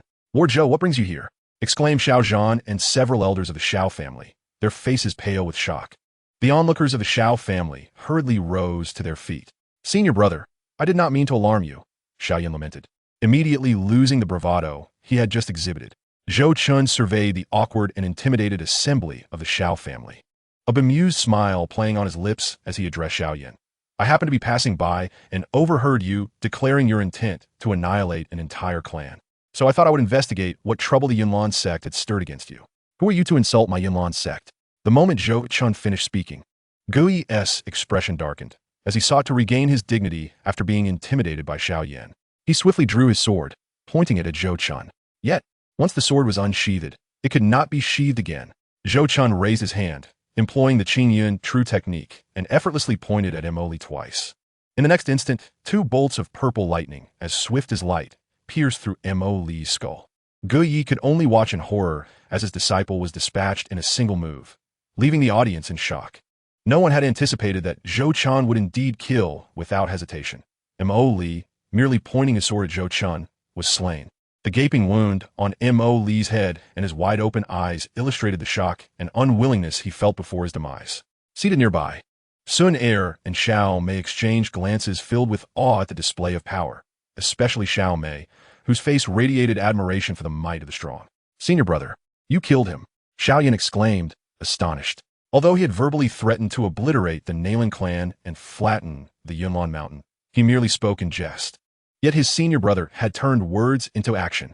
Indeed, drawing a sword against me indicates ill intentions and poses a threat to my safety. It is only natural that I strike first, Zhou Chun remarked nonchalantly. Xiao Yin was momentarily at a loss for words. Who are you to so recklessly take lives? You have slain a member of the Yunlan sect. Gu Ye's face turned ashen, filled with grief. He was childless in his old age, and Mo Li was his sole disciple. To have him killed over a mere word and a drawn sword was unfathomable for Gu Yi. Wretch, I will have your life. Wait, Zhou Chun interjected, raising his hand. Seeking revenge can wait. I will not flee. Allow me to first receive a system notification. You shall not. Guyi thrust his sword forward, the blade imbued with a potent dual-colored aura of green and red, exuding an oppressive pressure that made it difficult to breathe. How audacious! With a thunderous shout, Fei Lei's robust figure suddenly appeared in front of Zhou Chun, delivering a powerful punch directly towards the assailant Guyi. Caught off guard by the presence of a protector beside Zhou Chun, Guyi was struck squarely by Fei Lei's punch imbued with the essence of thunder, causing irreparable damage to his organs and meridians. In an instant, Guyi was unable to withstand the blow, spewing a mouthful of blood as he was sent flying several dozen feet, crashing through the hall and landing outside. Are you a Dou Ling or a Dou Wang? Guyi, bloodied and battered, gazed at the suddenly appearing Fei Lei, muttering, I have yet to break through to the Dou Wang. Fei Lei replied honestly. That would make me a peak Dou Ling. Guyi forced a bitter smile as he looked at Zhou Chun. You possess a peak Dou Ling level guardian. My defeat is not unjust. Huh? What justice or injustice is there? Guyi, you insisted on acting before I could receive my notification. Your self-destructive folly has led you here. Zhou Chun shook his head with a sigh, muttering to himself, System, you may proceed. Since that one time Zhou Chun had discovered that the system's immediate notifications greatly affected combat, he adjusted the notification timing to occur only after exiting the battle. Ding! Host has slain a disciple of the Yunlan sect, Mo Li of the Yin City Mo clan, altering the world line. Reward: 300 causality points. The Yin City Mo clan? Isn't that the family infamous for capturing Qing Lin, aiming to acquire the Bai Shi San Hua Tong, and indulging in human-beast transformation experiments? Zhou Chun recalled, muttering to himself. It seems the elder of the Mo clan, Mo Chung, a 5-star Dou Ling, is the external steward of the Yunlan sect in the novel Dou Patsang Xiong. Upon hearing the system's notification, Zhou Chun furrowed his brow. It appeared that this divorce was not solely Nailan Yinran's affair. The Mo clan and Guyi were indeed the puppet masters behind the scenes. They need not exert much effort. They merely needed to frequently whisper to Nailan Yinran about Xiao Yan's inadequacies, suggesting that the divorce was entirely appropriate. At merely 15 years of age, with a somewhat feeble intellect, Nailan Yinran would naturally succumb to their manipulation and come forth to initiate the separation. Once Nailan Yinran sought the annulment, it was likely that the promising Mo Li, with his commendable family background, would begin to fervently pursue her, allowing the Mo clan to indirectly seize control of Yunlan Mountain, uniting the martial world for generations to come. A most exquisite plan, indeed. In the original storyline, Xiao Yan remained oblivious to this scheme, merely stumbling upon it due to the affair with Qing Lin, leading to a bloodbath at the Mo clan. It could be deemed as karmic retribution. Zhou Chun felt a tinge of admiration for the cunning intellect of the Mo clan members, yet regrettably, they were out of luck. In the original plot, they were rendered impotent by Xiao Yan and now encountered Zhou Chun. Zhou Chun, his gaze sharp as a sword, swept over the frail Guyi, who had been grievously injured by Fei Lei's punch. The moment their eyes met, Guyi felt a tremor in his spirit, as if pierced by an invisible blade, rendering him inexplicably uneasy. The already wounded body was further afflicted, causing him to cough up a mouthful of old blood. What say you, Guyi? I employed the divine sword of thunder to dispatch your disciple. How does it compare to your Yunlan sect's wind of the moment? You, Ye is Vihun Darkenid, nearly causing him to faint. You dare to kill my disciple and still bear such insolence? Ah, it seems you remain unconvinced. Zhou Chen Sinidet, Sudendi Dejlading, Guyi. This divorce was incited by you and that Mo Li, was it not? Guyi was taken aback momentarily, then retorted, How do you know? How do I know? To wish for others to remain ignorant, one must first refrain from wrongdoing. Zhou Chun stroked his nose, momentarily transforming into a detective, exclaiming, Mo Li is your disciple and also the heir of the Yin City Mo clan. You incited Nailan Yinran to annul her engagement, driven solely by her potential as the future heir to the sect. Should the annulment succeed, it is inevitable that Mo Li would launch an offensive to win her heart. Thus, you, Guyi, along with the Mo family, would reap tremendous benefits and indirectly seize control of the Yunlan sect, would you not? Alas, Mo Li has met his demise in my hands. As for you, your fate shall be no different. Chapter 108, 10,000 Annulment Letters. I am but a mere intersect steward of the Yunlan sect. Do you truly dare to take my life? Upon hearing Zhou Chen's words, Guyi's expression morphed into one of disbelief, retorting with a hint of bravado. I assent, Mo Li, also a talented inner disciple of your Yunlan sect? Did I not slay him at will? Pausing for a moment, Zhou Chun coldly replied, Guyi, you must have confined yourself within the borders of the Jiamat Empire for far too long. oblivious to the vastness of the heavens and the earth. A trifling sect like Yunlan is hardly worthy of my concern. With that, Zhou Chun raised his hand, the crackling thunder coiling around his fingers, ready to unleash its wrath. Wait, esteemed sect master Zhou, must you escalate matters to such an extent and oppose my Yunlan sect? Nailin Yinran, previously paralyzed by Zhou Chen's ruthless demeanor, could no longer restrain herself. While she felt indignation towards Gu Yi for deceiving her, she could not bear to witness the demise of someone who had stood by her side for so many years as her protector. He had endured hardships, if not accolades. Zhou Chen cast a glance at Nailin Yinran, whose face had turned pale, her eyes rimmed with red. He spoke with an air of indifference. Miss Nailin, today's events are a consequence of your actions and shall surely culminate in your undoing. One must always ponder the repercussions before embarking on a course of action. Gu Ye's demise, along with MOLES, is merely the beginning. With a flick of his finger, two bolts of lightning surged forth like swords aimed directly at Gu Yi. Observing the impending danger, Gu Yi, despite his grievous injuries, summoned the power of his Douqi armor in a desperate attempt to survive. With a thunderous crash, Gu Yi's armor shattered completely, a gaping wound now piercing his chest, rendering his heart absent, leaving behind a gruesome hole through which one could see the back. With a silent thud, Gu Yi's lifeless body crumpled to the ground, stirring up a cloud of dust. Zhou Chun, having achieved his objective, heard the system's notification. Ding. The host has slain Gu Yi, the intersect steward of Yunlan sect, the 7-star Great Dome Master, altering the course of fate.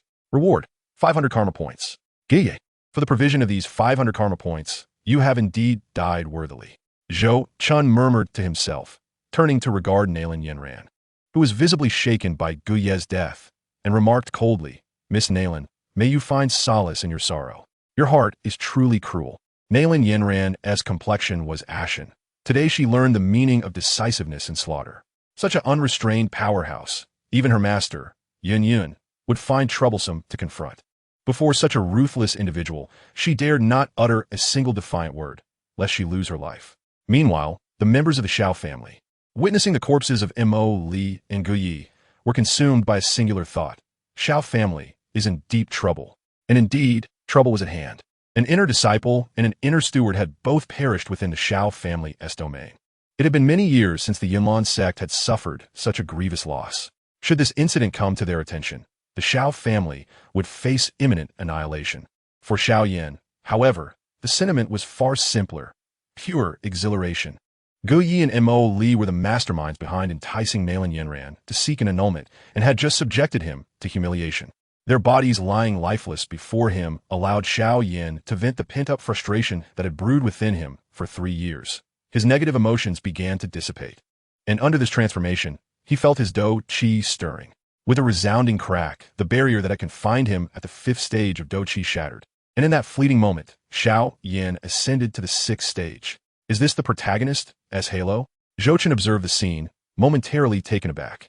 He had always believed that his own rapid advancement through medicinal means was extraordinary, yet here was Xiao Yan, achieving an upgrade purely out of joy.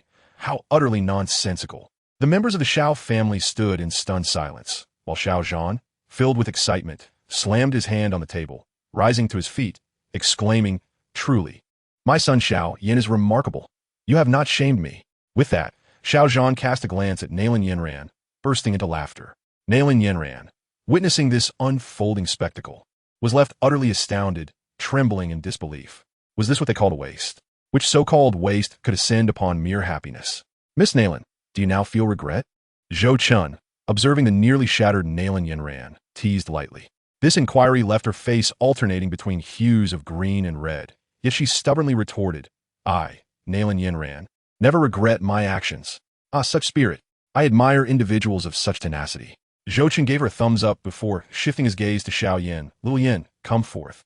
Today, I shall take charge and annul her engagement. Indeed, I shall act according to your wishes, senior brother. Xiao Yan, harboring deep resentment towards Nailin Yinran, eagerly sought to terminate their engagement. Instantly, Xiao Yan turned resolutely, striding to the table, and began to write fervently. Montak Luo, halt. Xiao Yan suddenly drew a short sword from the table, slashing across his palm, drawing forth blood that stained the white paper, leaving a glaring crimson mark.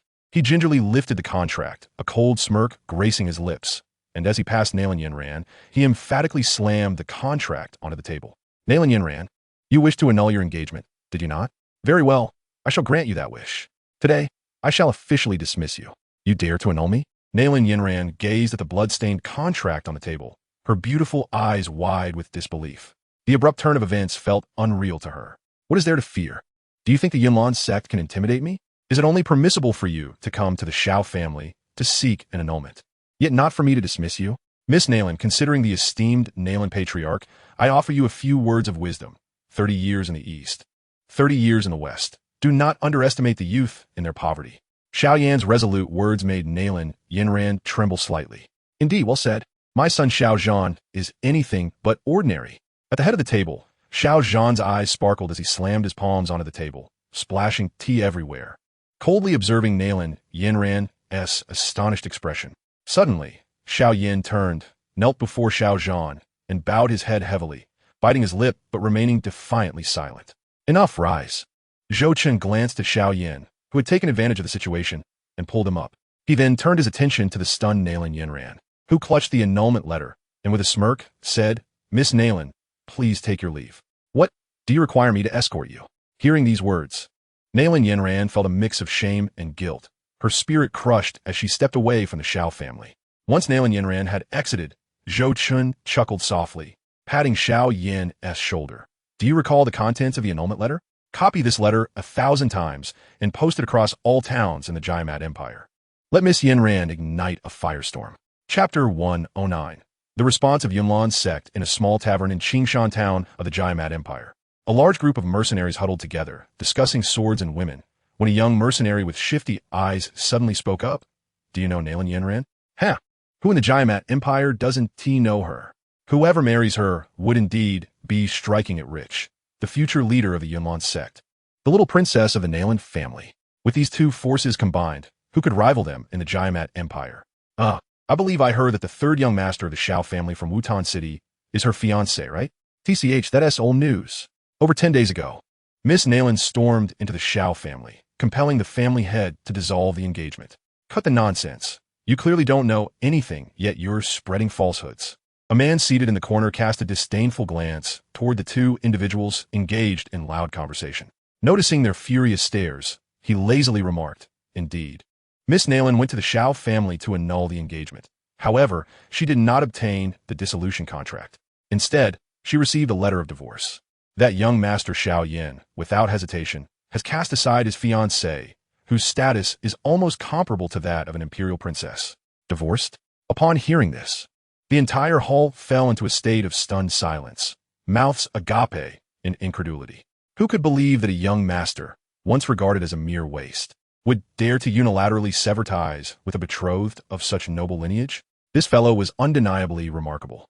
Within the hall, while the majority remained skeptical of the truth behind this revelation, a few individuals, their faces etched with shock, murmured that it indeed required a certain audacity to annul an engagement with a fiancé not only of high status, but one of extraordinary beauty.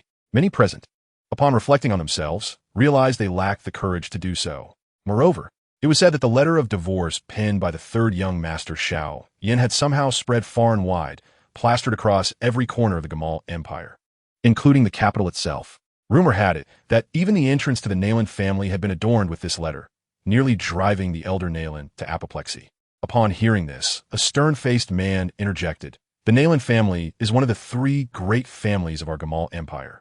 Who would dare to act so brazenly? Are they not afraid of being captured and executed? Executed? Now half the empire is aware of this matter. The law does not punish the multitude. No matter how powerful the Nalan family may be, who could they possibly execute? Explained the shifty-eyed man who had initially sparked the conversation. At the entrance of Qingshan town, that letter of divorce is being displayed openly, and no one has come to tear it down. Oh, is that so? Let us go and see for ourselves. A throng of mercenaries jostled toward the town entrance, eager to witness the spectacle of these grand families' folly.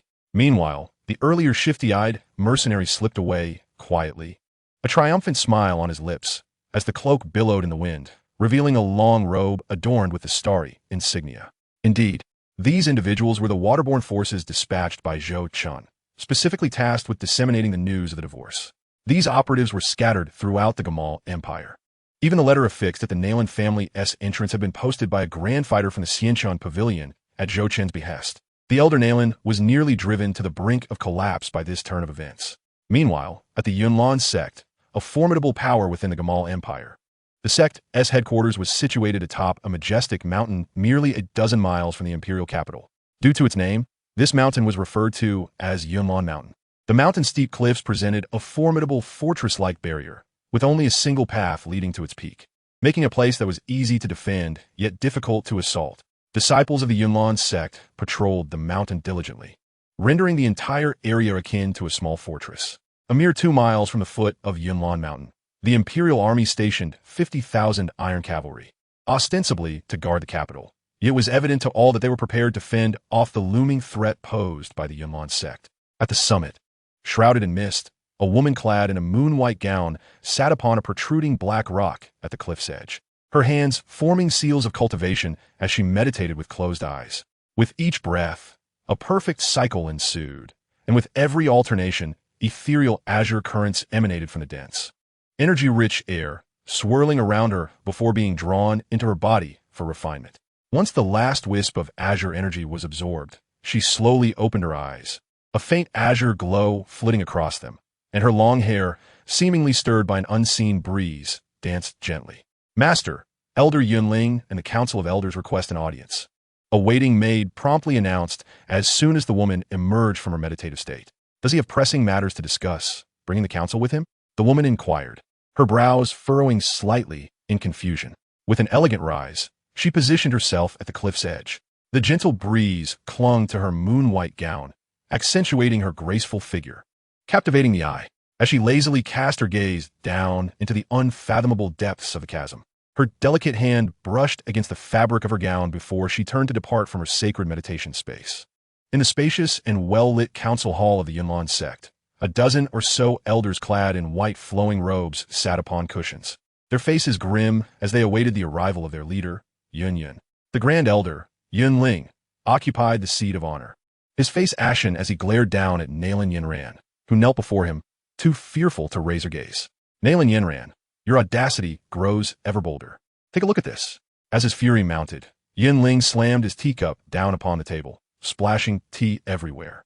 He then thrust a copy of the divorce letter in front of Nalan Yinran, an inner sect steward, an elite disciple with hopes of breaking through to the fighter spirit realm, lost his life due to your reckless actions.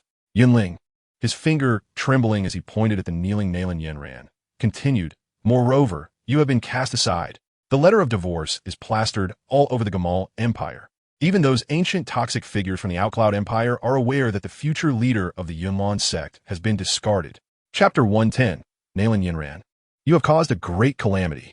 Grand Elder, there is no need for such fury. The matter of Yinran's annulment was approved by me. If there is blame to be assigned, it should fall upon me." Just as Grand Elder Yunling's anger reached its peak, a clear voice suddenly rang out in the hall, and the moon-white figure of a woman stepped gracefully through the doorway, her silhouette illuminated by the sunlight. "Master."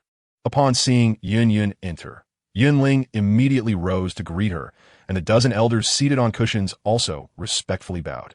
"Yinran, rise," Yun said, adjusting the phoenix ornament atop her head. "Are you aware of the extent of the embarrassment your good disciple has brought upon the Yunlan sect? Now the entire Gamal Empire, including the neighboring Outcloud and Mulan empires, is abuzz with the news that the next sect leader of the Yunlan sect has been discarded." Yunling's face darkened, his heart aching as he lamented. "The 1,000-year reputation of the Yunlan sect is on the brink of ruin. Grand Elder, this matter is not as grave as you suggest." Yun rolled her eyes, recognizing the old man's theatrics. It was merely a ploy to have her strip Nalan Yinran of her position as heir, intending for one of his own kin to assume the role. This old man, who was more intrigued by worldly power than by cultivation, had long been managing the secular affairs of the Yunlan sect, greatly expanding his influence. The likes of the Mo family from Yinqing were but one of the peripheral forces he had cultivated. Thus, despite his decent cultivation talent, Yunling, at his advanced age, remained merely a 5- or 6-star fighter king. Were it not for the recent talent drain within the Yunlan sect, he would never have had the opportunity to serve as the chief elder, this old fellow who was perpetually consumed by intrigue. Yun held a deep disdain for him, and thus, in the face of his pressure, she responded assertively, stating coldly, "Grand Elder, I have already made it clear that the annulment was my prior consent. If you seek to assign blame, you might as well include me in your reckoning. How could I dare? Master, why must you be angry? I am only concerned for the reputation of our Yunlan sect. And so you disregard the teachings of our ancestors, attempting to undermine Yunran's position as heir? With a cold glance, Yun remarked, as the chief elder of our sect, you should be aware that every successor of Yunlan's sect is someone who can resonate with the life and death gate. Therefore, from the second generation ancestor to myself, there have been a total of 8 generations of sect leaders, and the trials of the life and death gate have never posed a threat to life. Rather, they are a form of inheritance. I once ascended directly from Do Ling to Do Huang. However, without the resonance with the life and death gate, who goes in, who dies? Elder, among the younger generation, only Yinran can resonate with the life and death gate. Are you truly considering the interests of Yunlan's sect by suggesting I strip Yinran of her position as the sect's heir? Yun's frosty gaze body in Do Yunling, causing him to break into a cold sweat, ultimately lowering his head in submission, saying, what the sect leader says is indeed correct. I have grown old and foolish. Seeing Yunling relent, the usually calm Yun ceased her pressure and instead assisted the long-kneeling Nalan Yinran to her feet, gently saying, Yinran, please speak to me about what transpired on the day of the annulment. It had initially been just a verbal dispute, but upon the arrival of Xiao Yan's senior brother, Zhou Chun, isn't Xiao Yan's senior brother merely a waste with a cultivation of the third stage of Doqi? How could anyone take him as a disciple? Yin furrowed her delicate brows, somewhat perplexed. Xiao Yan's talent has already been restored a month ago. He ascended to the 5th stage of Doqi in just a month, and moreover, noticing Nalan Yinran's silence at a crucial moment, the impatient Yunling could not contain himself and urgently inquired, what happened? Furthermore, he broke through to the 6th stage of Doqi right in front of me. In a fit of excitement, a deathly silence befell the hall of Yunlan, with the dozen elders, including Yun, remaining speechless for a long time. An elder, appearing quite aged and of high standing, finally spoke after a deep breath. To break through 3 stages of Doqi in a single month is an unprecedented speed. The old sect leader, who currently resides in seclusion on the back mountain, did not possess such talent. Yindu, you speak too lightly. Yinling shot a severe glance at Nalan Yinran, bluntly stating, according to our sect's records, even our ancestor, the revered Yun Patian, did not have such capabilities in his youth. Upon these words, the hall erupted in commotion. Indeed, the pace of cultivation exhibited by this Xiao family youth was terrifying. It was unheard of. At this moment, the potential displayed by Xiao Yin undoubtedly caught the attention of the entire Yunlan sect. However, Nalan Yinran's actions had rendered their relationship a cold stalemate. If this situation continued, it was almost certain that the spurned Xiao Yin would harbor resentment against Yunlan's sect.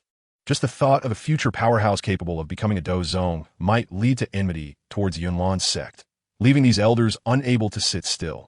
Yun's voice rang out sharply, continuing to question, and then, how did Guyi and that inner disciple meet their demise? Nalan Yinran, her voice trembling with tears, recounted. That Zhou sect master, upon entering, uttered but a few words before he killed Brother Amoli, and then had his guards severely injure Elder Guyi with a single punch. Wait, Yunling interjected. I recall Elder Guyi's strength was that of a 7-star Great Dome Master. To injure him with one punch, one would need at least the strength of a high-level Do Ling. Hearing this, Yun sighed heavily, her expression grave. Then this Zhou character you mentioned, protected by a high-level Do Ling. How old is he and what is his strength? He, Nalan Yinran, with tears glistening in her eyes, cautiously glanced at the elders present and whispered, he is at most 17 or 18 years old, and with one strike, he shattered Elder Guyi's Doqi armor and killed him. Yin was taken aback. After another awkward silence, Elder Yunling stood up again, coldly stating, to shatter the armor of a Great Dome Master and kill Guyi, even if Guyi was already injured. This Zhou Chun must possess strength close to that of a Great Dome Master. Such talent at 17 or 18 years old is likely on par with Xiao Yan.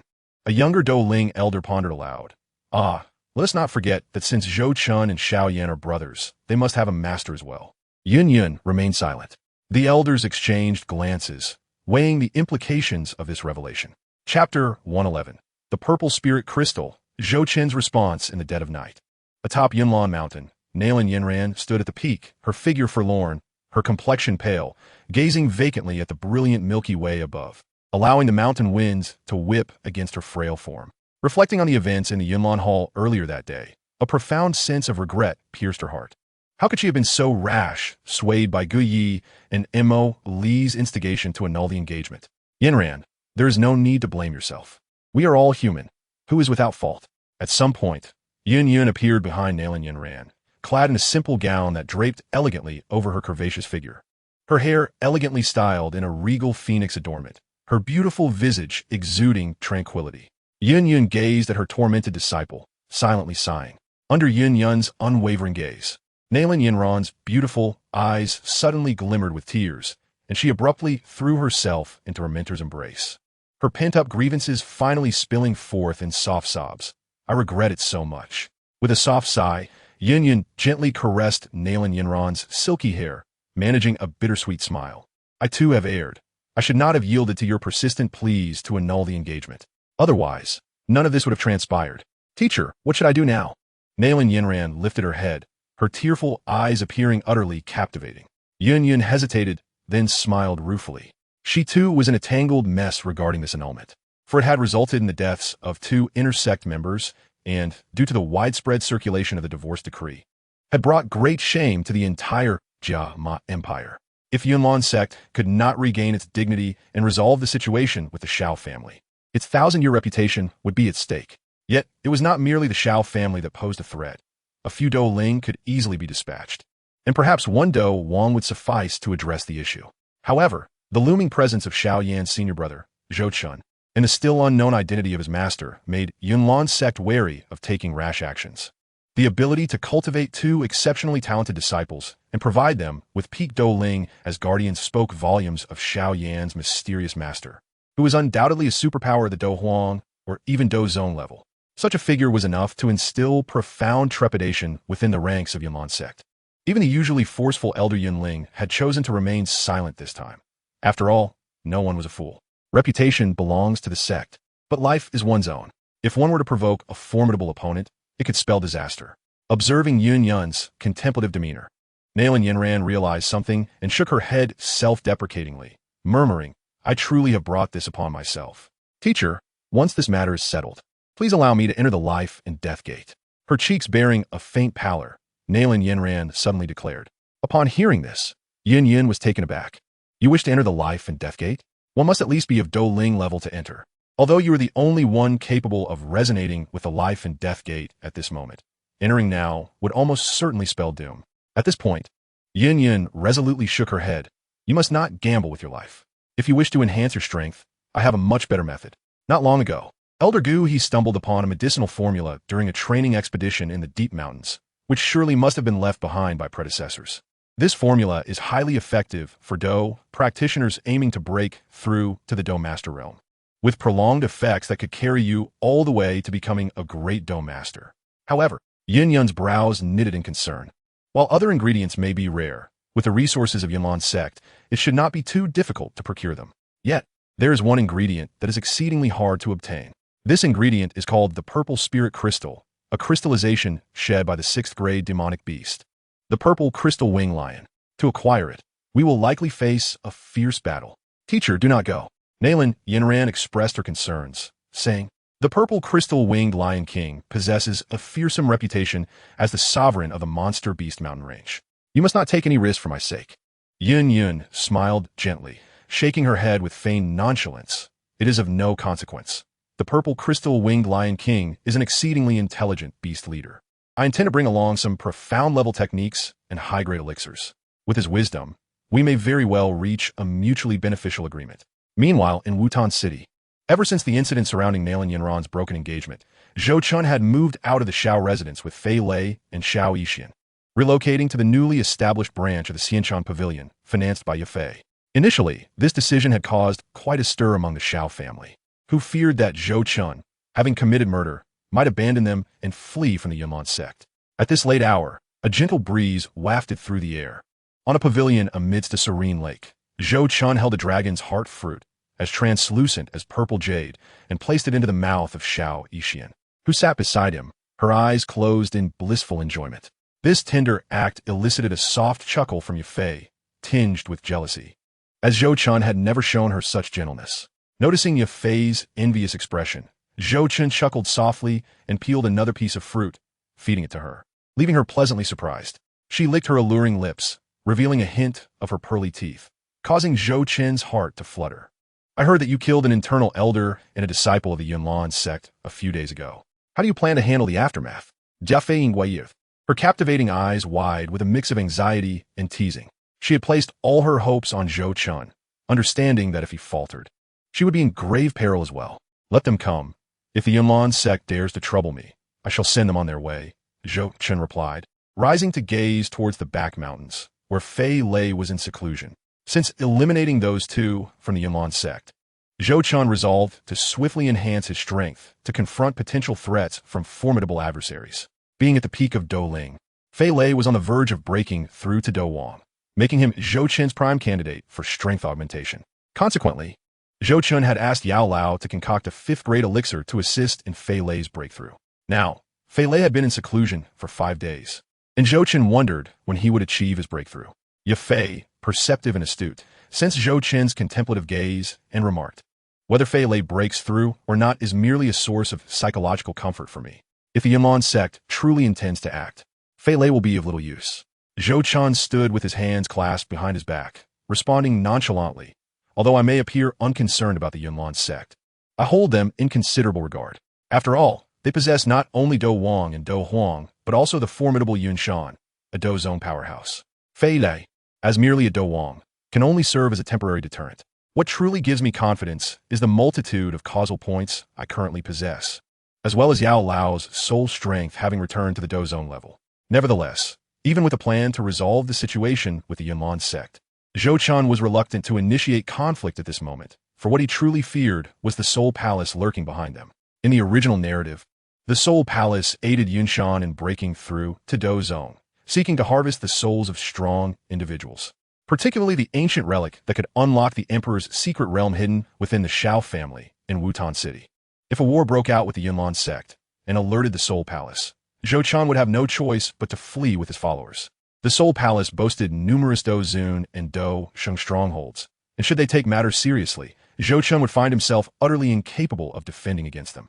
Contemplating this, Zhou Chun felt that the pace of his growth and the expansion of his forces was far too slow. It seemed the time had come to take decisive action. As Zhou Chun pondered his future plans, Xiao Yixian anxiously asked, "It has been 5 days. Do you think Fei Lei will be all right?"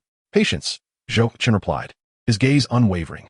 At his words, Xiao Yixian rolled her eyes at him, her concern shifting towards the direction of the cultivation chamber. After all, Fei Lei had journeyed with her from Qingshan town and was a disciple of Kargan, who had aided her greatly during her time as a healer. Suddenly, a tremendous explosion echoed from the cultivation chamber, and a torrent of thunderous Dou Qi erupted like a volcanic eruption, soaring into the sky and forming a funnel-shaped energy storm.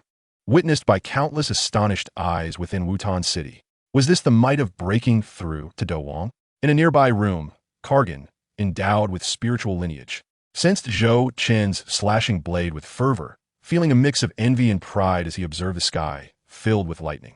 As Fei Lei, his disciple, advanced to Dou Wang, Kargan remained at the peak of Douling, hindered by the limitations of his spiritual lineage. With a sigh, Kargan closed his eyes, continuing to attune himself to the icy, moonlit blade resting on his lap. He vividly remembered Zhou Qin's words. If he could merge with the blade and achieve its initial release, his strength would suffice to break through once more. With a sudden burst, a figure surrounded by azure and violet lightning shot forth from the chamber, pausing momentarily. 2 wings of Dou Qi, glowing with blue light, unfurled dramatically as the figure dove down, kneeling before Zhou Chun. "Master, I have not disgraced my mission. I have successfully broken through to a 1-star Dou Wang." Zhou Chun regarded Fei Lei, who maintained an air of utmost respect, nodding with satisfaction. "You have recently achieved this breakthrough. There is no need for excessive formality. Focus on solidifying your foundation." After a brief pause, Zhou Chun continued, "Once you have stabilized your foundation, I have tasks for you to undertake." "Understood," Fei Lei replied decisively, bowing respectfully before swiftly departing to continue his training in seclusion. "What tasks do you have for Fei Lei?" Xiao Yixian inquired, her curiosity piqued.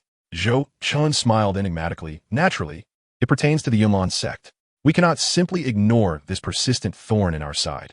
As the night deepened, within the study of the Xianshan Pavilion, Zhou Qin's workspace reflected his esteemed position as the pavilion master.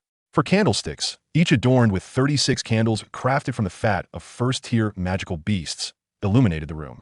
To the north, a complete set of furniture made from azure cloud wood was present. Zhou Chun meticulously penned a confidential letter, taking his time to ensure precision. After a considerable duration, Zhou Chun completed the missive and entrusted it to Fei Lei, who had been standing by patiently. Deliver this letter to the Yunlan sect with utmost urgency, preferably directly to the hands of their leader, Yun Yun. He instructed. Understood, Fei Lei affirmed, taking the envelope and placing it into his spatial ring before exiting. With a slight tremor in his back, a pair of wings forged from thunderous Dou Qi unfurled, lifting him into the air. With a powerful flap, he transformed into a streak of light, vanishing into the horizon. Atop the towering Yunlan mountain, enveloped in mist, lay a vast square constructed entirely of massive stones, exuding an ancient and grandiose ambience. In the center stood a colossal stele, inscribed with the names of past leaders and those who had greatly contributed to the sect. At that moment, nearly 1,000 individuals sat in a semicircle, their eyes closed in meditation. They were all clad in robes of moon white, their sleeves fluttering like ethereal clouds, as if animated by life itself, subtly infused with a faint sword intent. Although the square teemed with nearly 1,000 individuals, it remained eerily silent, save for the howling wind that echoed through the air. At the elevated section of the square, a series of towering stone steps emerged, upon which several elderly men in white robes sat cross-legged, overseeing the cultivation of the myriad disciples of the Yunlan sect below. A few middle-aged stewards, wielding slender wooden staffs, guided those disciples who faltered in their training. A streak of light traversed the sky. Having flown for several days, it finally arrived in the airspace above Yunlan Mountain, casting a commanding gaze upon the scene of cultivation below. Truly, it was the mightiest force within the realm of the Gamma Empire. Fei Lei, with his wings of fighting spirit unfurled, hovered in the air, expressing admiration.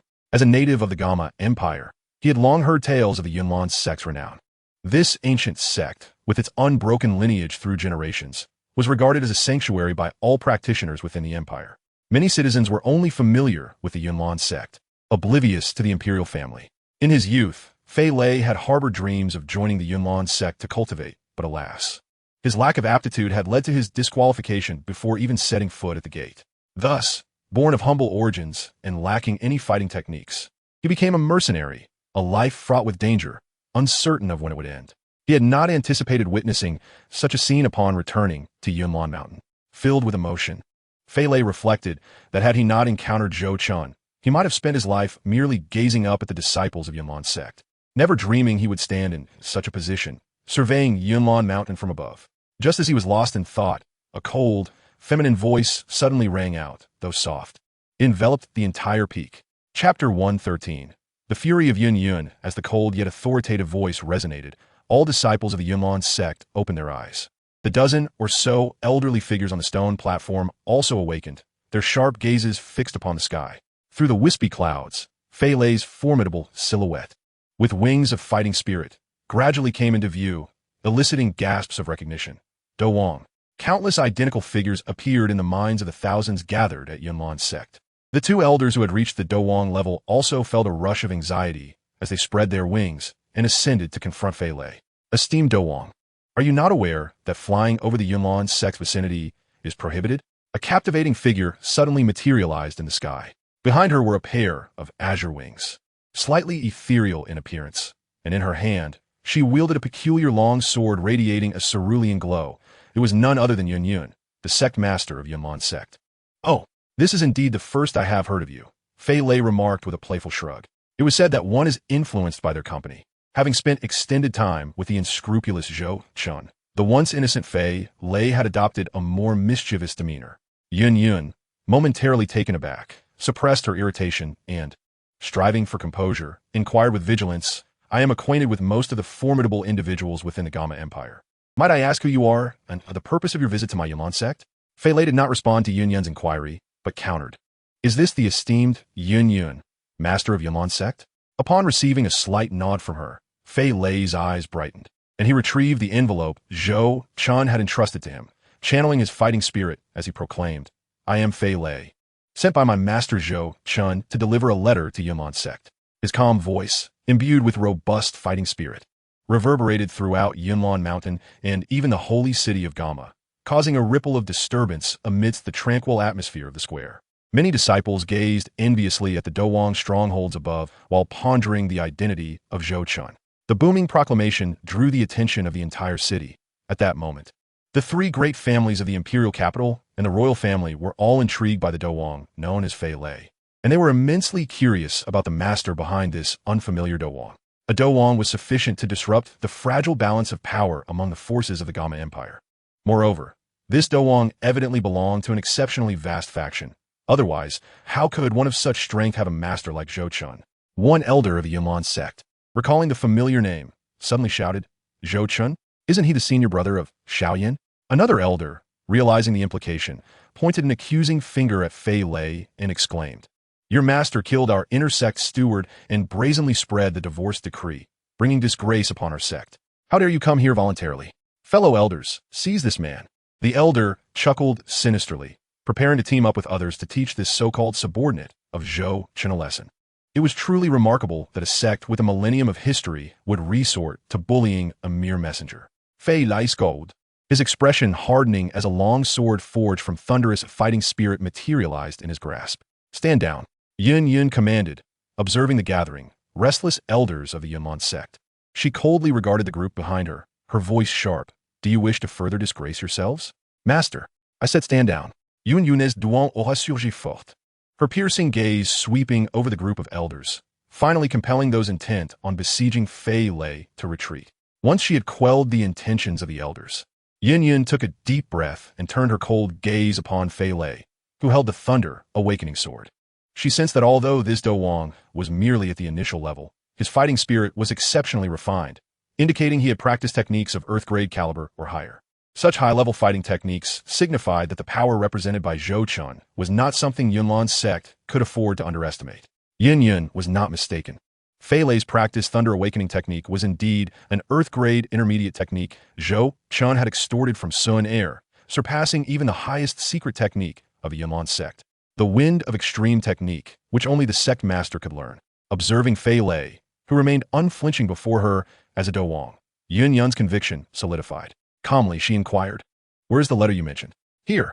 Fei Lei presented the letter with both hands, earnestly stating, "Sect Master Yun. My master insists that this letter be delivered into your hands. Please accept it for your review." Yun remained silent, as she coldly accepted the letter, tearing it open on the spot. Peace is preferable. It is better to resolve enmity than to deepen it. How delightful. I did not expect this Zhou Chun to be so humble and reasonable. Yun mused as she read the first half of the letter, feeling the clouds of doubt dissipate from her heart. It seemed that although the Yunlan sect had faced some losses, the matter could ultimately be resolved amicably. At the very least, Yunlan's sect need not worry that the exceptionally talented Xiaoyan and Zhou Chun would harbor resentment against them in the future. Yun let out a sigh of relief. Continuing to read, "The two of them shall resolve their 3-year agreement with a duel upon meeting, allowing past grievances to be forgiven." Upon reaching this section, Yun nodded in agreement. Indeed, this 3-year agreement is quite commendable. The matter of the broken engagement was merely a jest by Yen Ran. It would be best to allow her and Xiao Yan to compete 3 years hence at the peak of Yunlan Mountain. Regardless of the outcome, all past grievances shall be forgotten. That would be ideal. Seeing the satisfaction on Yun's face, Fei Lei's heart eased. His greatest fear had been that Zhou Chun would have written something to provoke her anger, in which case he might find it impossible to leave Yunlan Mountain. However, what was this? Yun's tone suddenly escalated an octave. Her face flushed, her brows knitted with indignation as she exclaimed, "Shameless scoundrel. This is intolerable. Look for yourself at what your master has written." In her fury, Yun flung the letter at Fei Lei's face. The paper, imbued with fighting spirit, struck Fei Lei's visage painfully. Witnessing the furious countenance of Yun, a formidable Dou emperor, Fei Lei dared not utter a word. He lifted the letter from his face and began to read. The initial and middle portions were quite standard, emphasizing the need for reconciliation with the Yunlan sect and a request for a 3-year agreement. However, the concluding remarks were rather inappropriate. Having long admired the exceptional talent and unparalleled beauty of sect master Yun, I find myself restless at night, consumed by my admiration. As Fei Lei trembled through the sappy love letter, he glanced at the enraged Yun, nearly moved to tears. Is there truly such a foolish master? He lamented internally. You could write a letter, but why pen a love missive? Chapter 114. The royal response sect, Master Yun Yun, please, remain calm. My master may simply be begone, came a sharp retort, as Yun Yun pointed her sword at Fei Lei, her beautiful eyes filled with an icy rage and embarrassment. The matter concerning Xiao Yin and Na Lan Yin Ran's 3-year agreement was now a focal point of her ire. Under the blade of a Dou emperor, Fei Lei was drenched in cold sweat, grappling with the urgency of his mission as instructed by Zhou Chun. Hearing this, Yun Yun's chest heaved violently. Clearly struggling to contain her fury, she repeatedly reminded herself of the greater good, and after a prolonged moment, she coolly declared, I consent to this matter. 3 years hence, on this very day, at the summit of Yunlan Mountain. Now, you may leave. Yun Yun's countenance paled in frustration, and she waved her delicate hand, slender fingers trembling like green onions, as if shooing away a fly. Upon hearing her words, Fei Lei felt as if he had been granted a reprieve. Without uttering another word, he turned and departed. His Douqi wings flapped with great frequency, and in less than half a moment, he vanished from the sight of the Yunlan sect. Only after Fei Lei transformed into a streak of light, disappearing into the horizon, did an elder behind Yun Yun cautiously inquire, Sect Master, what shall we do next? Let us proceed as stated in that letter. Yun Yun coldly scoffed. Shall we also act upon the final remarks of that letter? A typically taciturn elder, who devoted himself solely to cultivation, inappropriately posed the question. Yun Yun shot him a fierce glare, utterly speechless with indignation. Was the matter not glaringly obvious? Zhou Chen's claim of admiration was merely a pretext for ridicule. Setting aside their age difference of over a decade, they were clearly from different generations. Little did the naive Yun Yun realize that in this world, there existed beings who reveled in relationships across age divides, the protagonists of the Gamma Empire. In the palace of the Gamma Empire, an elderly man clad in a coarse robe and a middle-aged man sat across from each other, engaged in a game of Go. Ultimately, the black pieces coalesced into a formidable dragon, vanquishing the white pieces. After the game concluded, the middle-aged man laid down his pieces, praising, Grandfather, your skill has greatly improved. The elder shook his head with a chuckle. You little rascal, you always let me win a few pieces on purpose. Playing with you is less satisfying than playing with Yao Yi. At least she won let me. The elder then shifted the conversation. You truly are disappointing. Having produced 2 daughters in succession, how shall our imperial lineage continue? The middle-aged man forced a smile, though Yao Yi cannot cultivate. She is well-versed in military affairs and shall undoubtedly become a pillar of our empire. Yao Yi, too, possesses remarkable alchemical talent and is nearing the level of a second-tier alchemist. Alas, our Gamma royal family has been passed down for 3 generations. And with you producing only daughters, the number of strong individuals in the royal family diminishes. In another decade, even I may not be able to endure. Great-grandfather, what's wrong with having daughters? Speak ill of me behind my back, and I shall pull your beard. As the elderly man lamented the dwindling numbers of the royal family, a tall, striking woman, adorned in luxurious robes and exuding an air of regal authority cultivated by her upbringing, fortuitously entered the pavilion, expressing her displeasure. I was merely speaking out loud. Yao Yi, do not take it to heart. The elderly man awkwardly chuckled and hastily redirected the topic. Yao Yi, have you ascertained the identity of the powerful individual who recently visited the Yunlan sect? Yao Yi rolled her eyes at her great-grandfather and, after a couple of huffs, replied, The elite army of 50,000 stationed at the foot of Yunlan Mountain is under my direct control. According to their reports, that powerful individual seems to be connected to the recent uproar regarding Na Lan Yin Ran's annulment of engagement. It is said that this Dou Wang is affiliated with the Xiao family and has come to deliver a letter in hopes of mending the rift with the Yunlan sect. Moreover, a 3-year agreement has been set, stipulating a contest between the parties involved in the annulment, Xiao Yin and Na Lan Yin Ran, atop Yunlan Mountain. The Xiao family from Wu-Tan City, you say? The middle-aged man inquired, surprised. Isn't their strongest individual merely a great Dou master? That seems improbable. The elderly man pondered for a moment before slowly responding. Over a decade ago, the Xiao family still had the Dou Wang expert Shaolin. Otherwise, how could they have been on equal footing with Na Lan Jia and established that betrothal? Furthermore, according to our royal archives, the Xiao family migrated to the Gamma Empire centuries ago, and at that time, they had even boasted a Dou emperor, which caused considerable concern for the reigning royal family.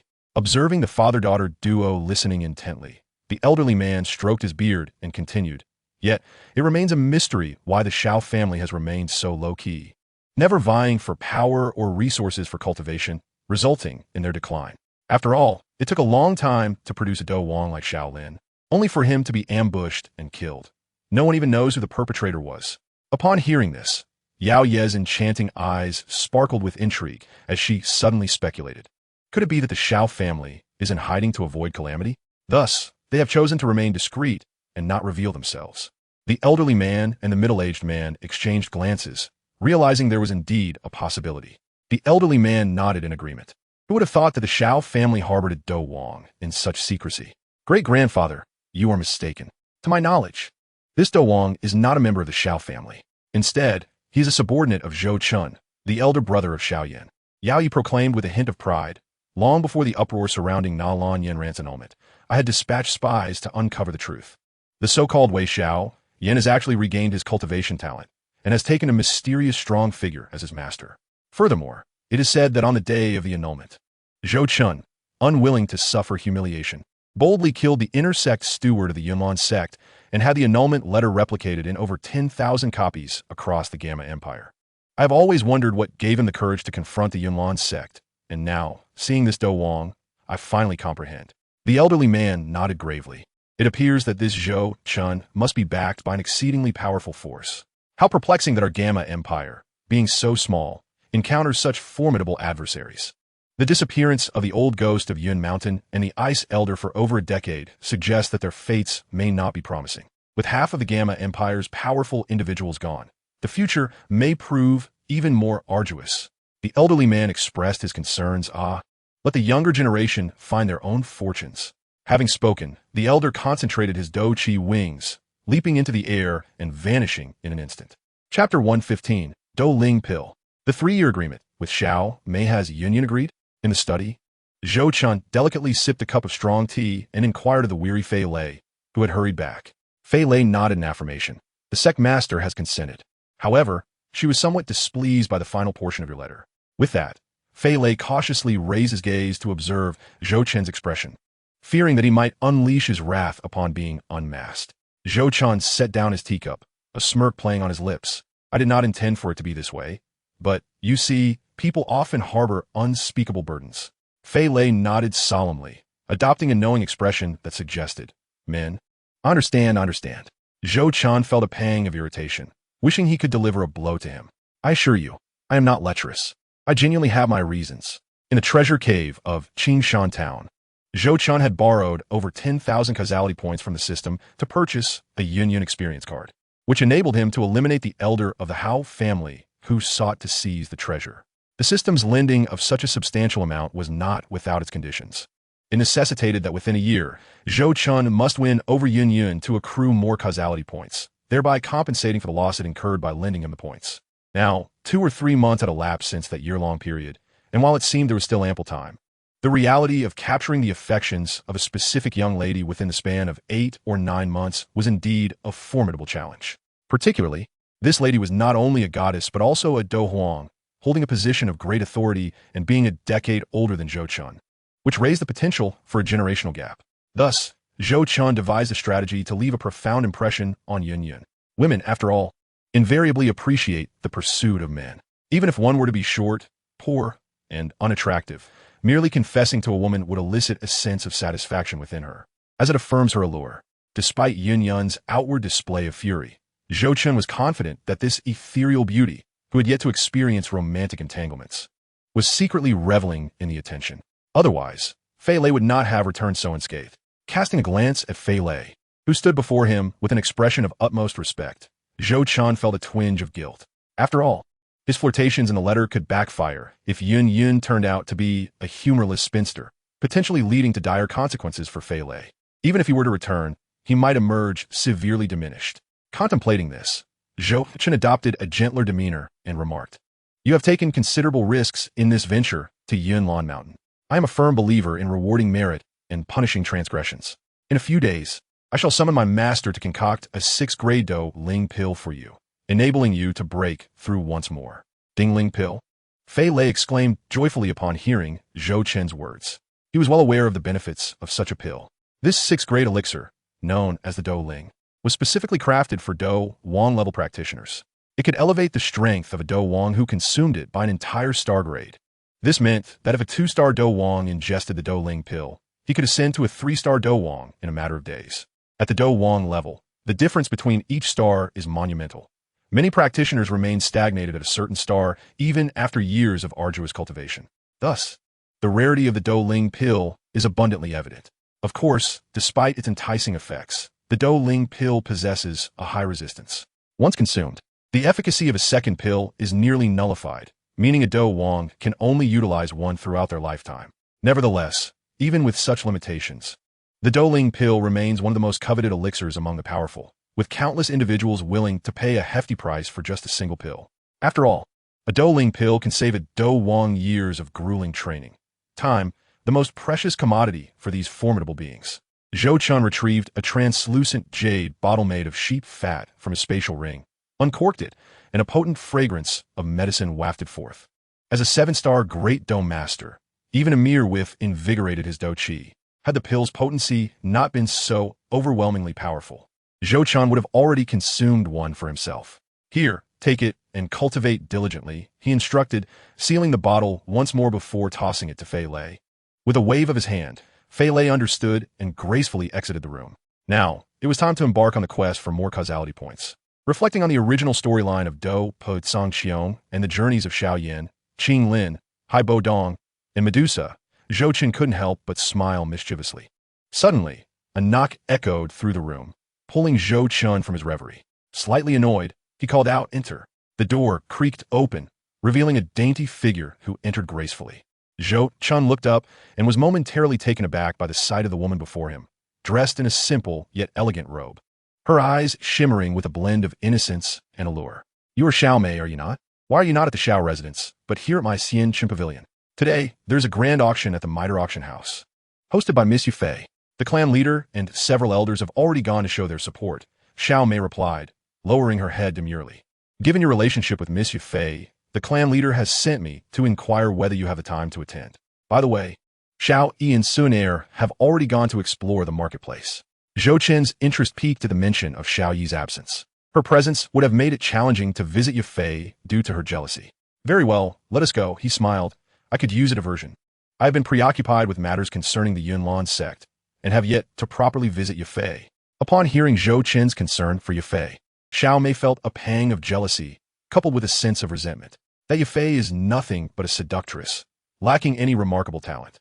I cannot fathom what Lord Zhou Chun finds appealing about her. Soon, they arrived at the elegantly adorned private carriage that awaited them. Both stepped inside, and Zhou Chun noted the opulence of the vehicle, with polished woodwork gleaming in the light. Small windows adorned with transparent glass and exquisite silk curtains framed the interior, while the Xiao family crest adorned the exterior. The floor was covered with a thick cashmere carpet, and Xiao Mei reclined upon a plush seat, her long, fair legs peeking out from beneath her skirt, nervously glancing at Zhou Chun. As the carriage rolled on, Xiao Mei fidgeted, her hands unconsciously twisting together, occasionally stealing glances at Zhou Chun, who sat across from her. This opportunity to invite Zhou Chun to the Xianqin Pavilion was one she had painstakingly secured from her grandfather, the third elder of the Xiao family, with the intent of enticing Zhou Chun and elevating her status. Yet, confined within this intimate space, she felt a wave of anxiety wash over her. After all, despite her heavy thoughts, she was merely an inexperienced young girl. In the warm, charged atmosphere of the carriage, Xiao Mei's cheeks flushed like ripe apples, her body tense and restless. She pondered nervously whether she should resist if Zhou Chun attempted anything or acquiesce, perhaps employing a strategy of feigned indifference. Observing her bashful demeanor, Zhou Chun was struck by the similarity between her name and her character. "Do not be anxious. I am not a ravenous beast," Zhou Chun spoke gently, his warm and reassuring hand brushing against Xiao Mei's delicate leg. The moment she felt his touch, her body jolted as if electrified, her skin turning a rosy hue. She instinctively sought to evade Zhou Chun's hand, but lacked the courage to resist. Meanwhile, Zhou Chun maintained a facade of earnestness, leaving Xiao Mei uncertain whether he was genuinely comforting her or taking advantage of the situation. Noticing her unease, Zhou Chun chuckled softly and withdrew his hand, though the lingering warmth and faint scent of her youth proved difficult to dispel. Shaking his head to dismiss the thoughts of the flustered Xiao Mei, he closed his eyes to contemplate his next course of action. Before long, the carriage came to a halt, and a Dome Master Guard from the Xianqin Pavilion respectfully announced, "Lord Pavilion Master, Miss Xiao Mei, we have arrived." "Oh, thank you for your efforts," Zhou Chen replied, pulling back the carriage curtain and nodding at the astonished guard. He then stepped out, graciously assisting Xiao Mei down from the carriage with a gentlemanly demeanor. Xiao Mei evidently reveled in the feeling of being supported by Zhou Chen, her entire being resembling a delicate strand of noodle, nearly draped over Zhou Chen as they gazed towards the distant miter auction house. Zhou Chen had no intention of disturbing the likes of Yifei, Gu and I, and other officials. Instead, amidst the respectful gazes of several fully armed guards at the entrance, he and Xiao Mei walked straight into the hall, one after the other. Under the guidance of an elegantly dressed maid, they entered the ongoing auction. Upon stepping inside, the brightly lit environment dimmed, and a cacophony of noise flooded their ears, causing Zhou Chen, who had a hint of introversion, to frown. The auction house was vast, capable of accommodating thousands, and at that moment, under the central spotlight, Yifei, adorned in a red gown, was sweetly elucidating the function of the auction items in a voice that sent shivers down one's spine. As her delicate voice rang out, the price of what was, in truth, a rather unremarkable item began to surge rapidly. Finding a secluded spot, Zhou Chen and Xiao Mei quietly settled. Watching the enchanting Yifei on the stage, Zhou Chen suddenly felt a wave of displeasure, particularly disliking the crude gazes of the men below. As a transcender equipped with a system destined to sweep through myriad realms, he possessed ample capital and, naturally, a strong sense of possessiveness. No man was immune to such sentiments. As their eyes wandered nonchalantly over the items in Yifei's hands, Zhou Chen lost interest. The items for auction were essentially mere trinkets. After all, Wutan City was but a small place. What treasures could it possibly hold? Meanwhile, sitting in the front row, Xiao Zhan eagerly bid on various items to show support for Yifei and curry favor with Zhou Chen. The head of the Oba family, once on par with the Xiao clan, dared not compete with the now resplendent Xiao family. Whatever Xiao Zhan bid on, he would forfeit. It was no surprise. The memory of the recent annihilation of the Gale family was still fresh, and the scandal surrounding the recent annulment of engagement was enough to reveal the Xiao family's might. A steward and an inner disciple from the Yunlan sect were slain on the spot, and the sect's heir was dismissed, with the news of such humiliation spreading throughout the Gamma Empire. The Yunlan sect not only endured this, but hypocritically entered into a 3-year agreement with the Xiao family, claiming it was a friendship built through martial arts, an empty promise indeed. Thus, in Wutan City, apart from the more enigmatic Xianxian Pavilion and the miter auction house, the Xiao family stood supreme. It must be said, Yifei was a master of creating ambience. Her every frown and smile caused the prices to soar, and the atmosphere remained vibrant under her dainty laughter. And now, we arrive at the piece de resistance of this auction. As she collected the jade vial, Yifei waved her delicate hand, dimming the lights on the stage. Slightly bending forward, she retrieved a silver platter, upon which lay an ancient, azure scroll that glimmered faintly. The inscription read, "Advanced Mystical Technique, Wind Roll Decision." The mere mention of an advanced mystical technique cast a sudden silence over the auction house. After a brief moment of shock, attendees gradually regained their senses, their fervent gazes fixated on the azure scroll. Even the enchanting Yifei seemed momentarily forgotten amid the allure of this potent technique, a tool capable of ensuring the prosperity of future generations. The advanced mystical technique surpassed even the Xiao family's finest, the furious lion's rage. No wonder their clan leader was so eager today. It seemed he had set his sights on this technique. Zhou Chen glanced at Xiao Mei, playfully tapping her thigh, and remarked with a smirk, "You seem to think highly of me." Xiao Mei, twirling her silky hair, rolled her eyes at Zhou Chen, feeling both helpless and a tad flirtatious. "Our Xiao family is but a small household. How could we compare to you, Master Zhou?" "Ha! You flatter me," Zhou Chen chuckled, before suddenly declaring, "While I may find the level of this advanced technique beneath my notice, my subordinates do not share that sentiment. Inform clan leader Xiao to secure the wind roll decision and obtain 100 copies for me." This Xiao Mei was taken aback. Their intention in acquiring the wind roll decision was to establish it as their clan's foundational technique. How could they casually disclose it? Zhou Chen's request for 100 copies would surely lead to indiscriminate distribution. "Of course, I shall cover half the cost, regardless of how many gold coins it takes." With that, Zhou Chen disregarded Xiao Mei's astonished gaze and strode towards the rest area at the back of the auction house. He had matters to discuss with Yifei regarding his aspirations in life. Chapter 117. Yifei's VIP room. As the room designated for receiving esteemed guests at the miter auction house, the VIP chamber exuded opulence. Zhou Chen reclined upon a chaise longue, patiently awaiting the conclusion of the auction. After a while, the sound of hurried footsteps approached, and a captivating figure entered, accompanied by a fragrant breeze and a playful, sweet giggle that echoed in Zhou Chen's ears. "Young master, what brings you here?" "Ya fille éclamet, her surprise évident." Zhou Chen pulled her onto his lap, inhaling the intoxicating scent that enveloped her, and gently replied, "You remain as reserved as ever. Do call me by my name. Or simply Chun." "Then I shall call you Chun," she responded, her heart swelling with delight, sensing their relationship had taken another step forward. "You coming here truly makes me feel cherished," Yafei said, nestled against Zhou Chun's shoulder. However, a hint of skepticism crossed her features as she added, "You didn't come here just to see me, did you?"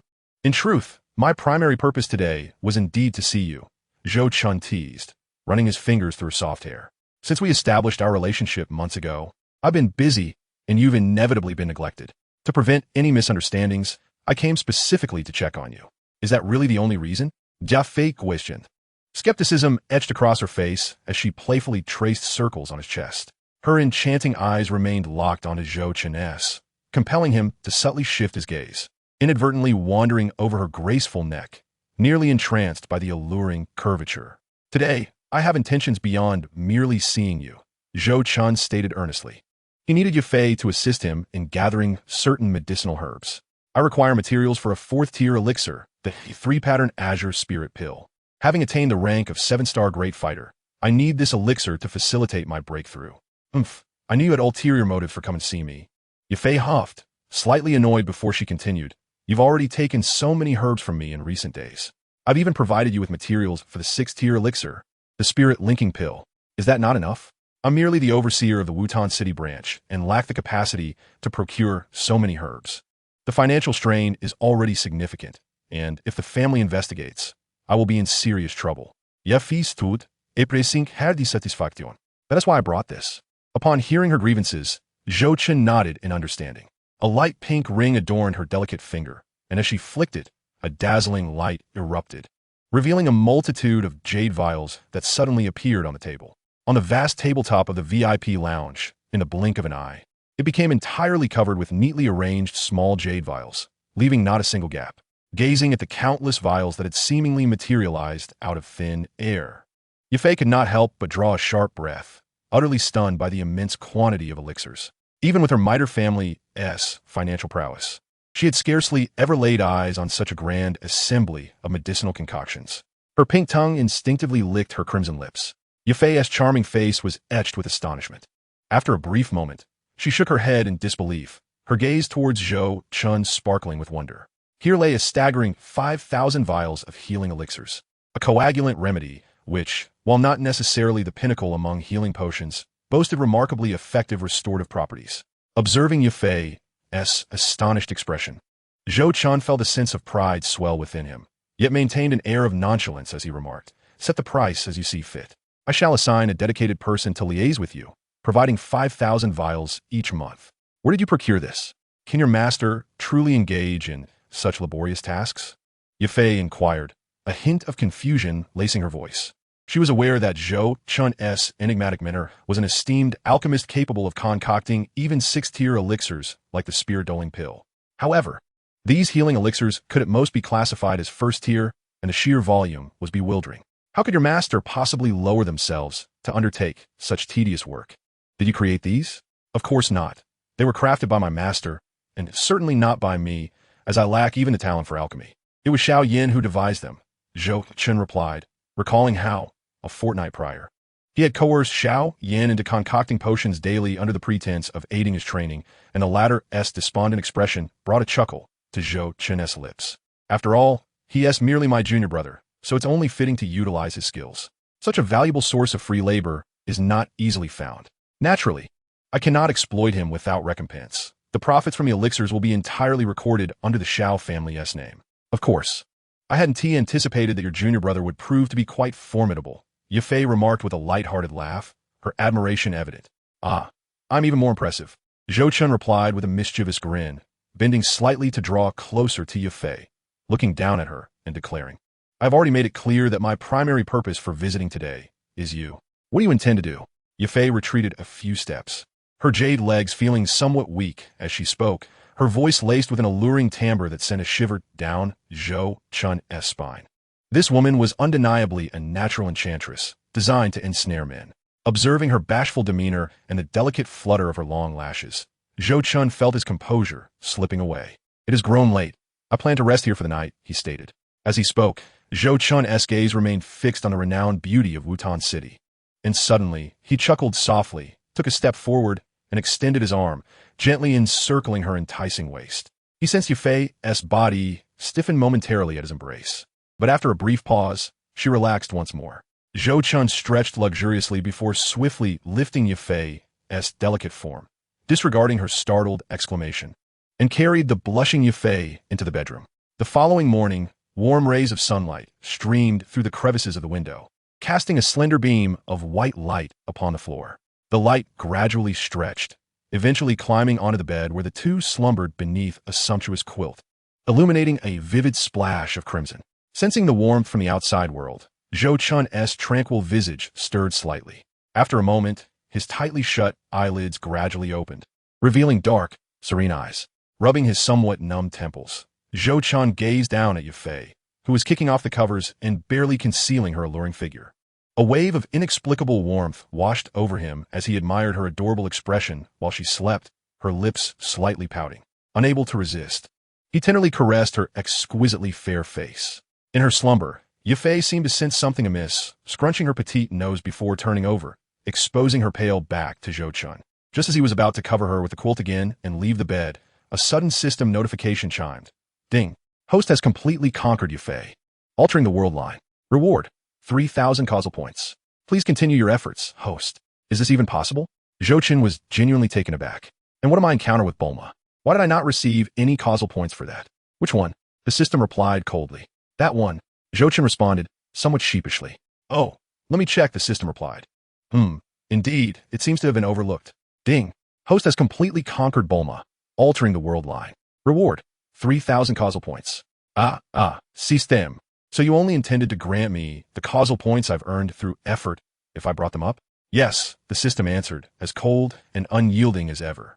Zhou Chun sighed, not wishing to engage further with the troublesome system. He shifted his body and lightly leapt off the bed, opening the door to wash up casually in the hall, careful not to disturb the exhausted Yufei. Placing a two-colored sign, red side up, at the bedroom door to indicate do not disturb, he felt a bit reassured before returning to his own room. He opened the window, allowing the warm morning sunlight to cascade over him, the comforting sensation inducing a slight languor, while bringing a sense of tranquility to his mind. Can I call you old? The second-tier alchemist Gunny, who had appeared nearby, stroked his beard with a beaming smile as he watched Zhou Chun. Upon hearing this, Zhou Chun returned a kind smile. Of course, you are Yufei's elder. It is only fitting. May I inquire what brings you here, esteemed sir? Here are the medicinal materials Yufei has prepared for you. The ingredients for the 3-pattern blue spirit pill are included, Gunny said, handing Zhou Chun a spatial ring and adding with earnest admonition, Zhou Chun, Yufei's future and happiness rest in your hands. You must not disappoint her. Rest assured, Yufei is now mine, and no one shall dare to bully her again. Zhou Chun said, raising an eyebrow and speaking with a calm demeanor. I am clear in my affections and animosities. Anyone who dares to touch my woman shall face annihilation.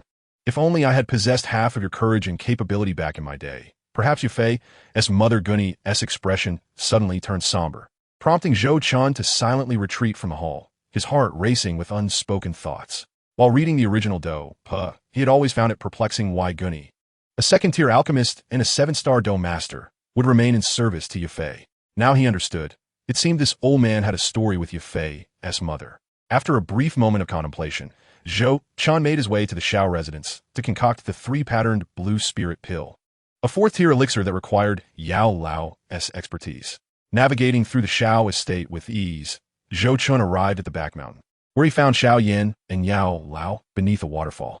At that moment, Xiao Yin was seated cross-legged, meditating under the cascading water, honing his body with the flow as power, while Yao Lao's ethereal soul floated nearby, gesturing and instructing. Since Zhou Chun had sent Fei Lei to Yunlan Mountain to secure a 3-year agreement for Xiao Yin, the latter had been fervently training, with the only extracurricular activity being the concoction of healing elixirs for Zhou Chun. Unlike the original narrative, Xiao Yin no longer needed to toil to sell medicine to fund his training. Both the Xiao family and the Xianchun Pavilion, along with the Mitre auction house, continuously supplied the necessary resources for Xiao Yan's cultivation, significantly accelerating his progress.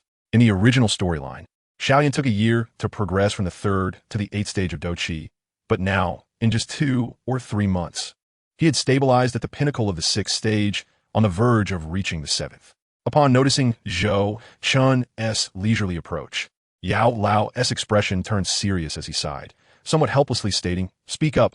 What elixir do you wish for me to create this time?" Zhou Chun felt a flush of embarrassment at Yao Lao's remark.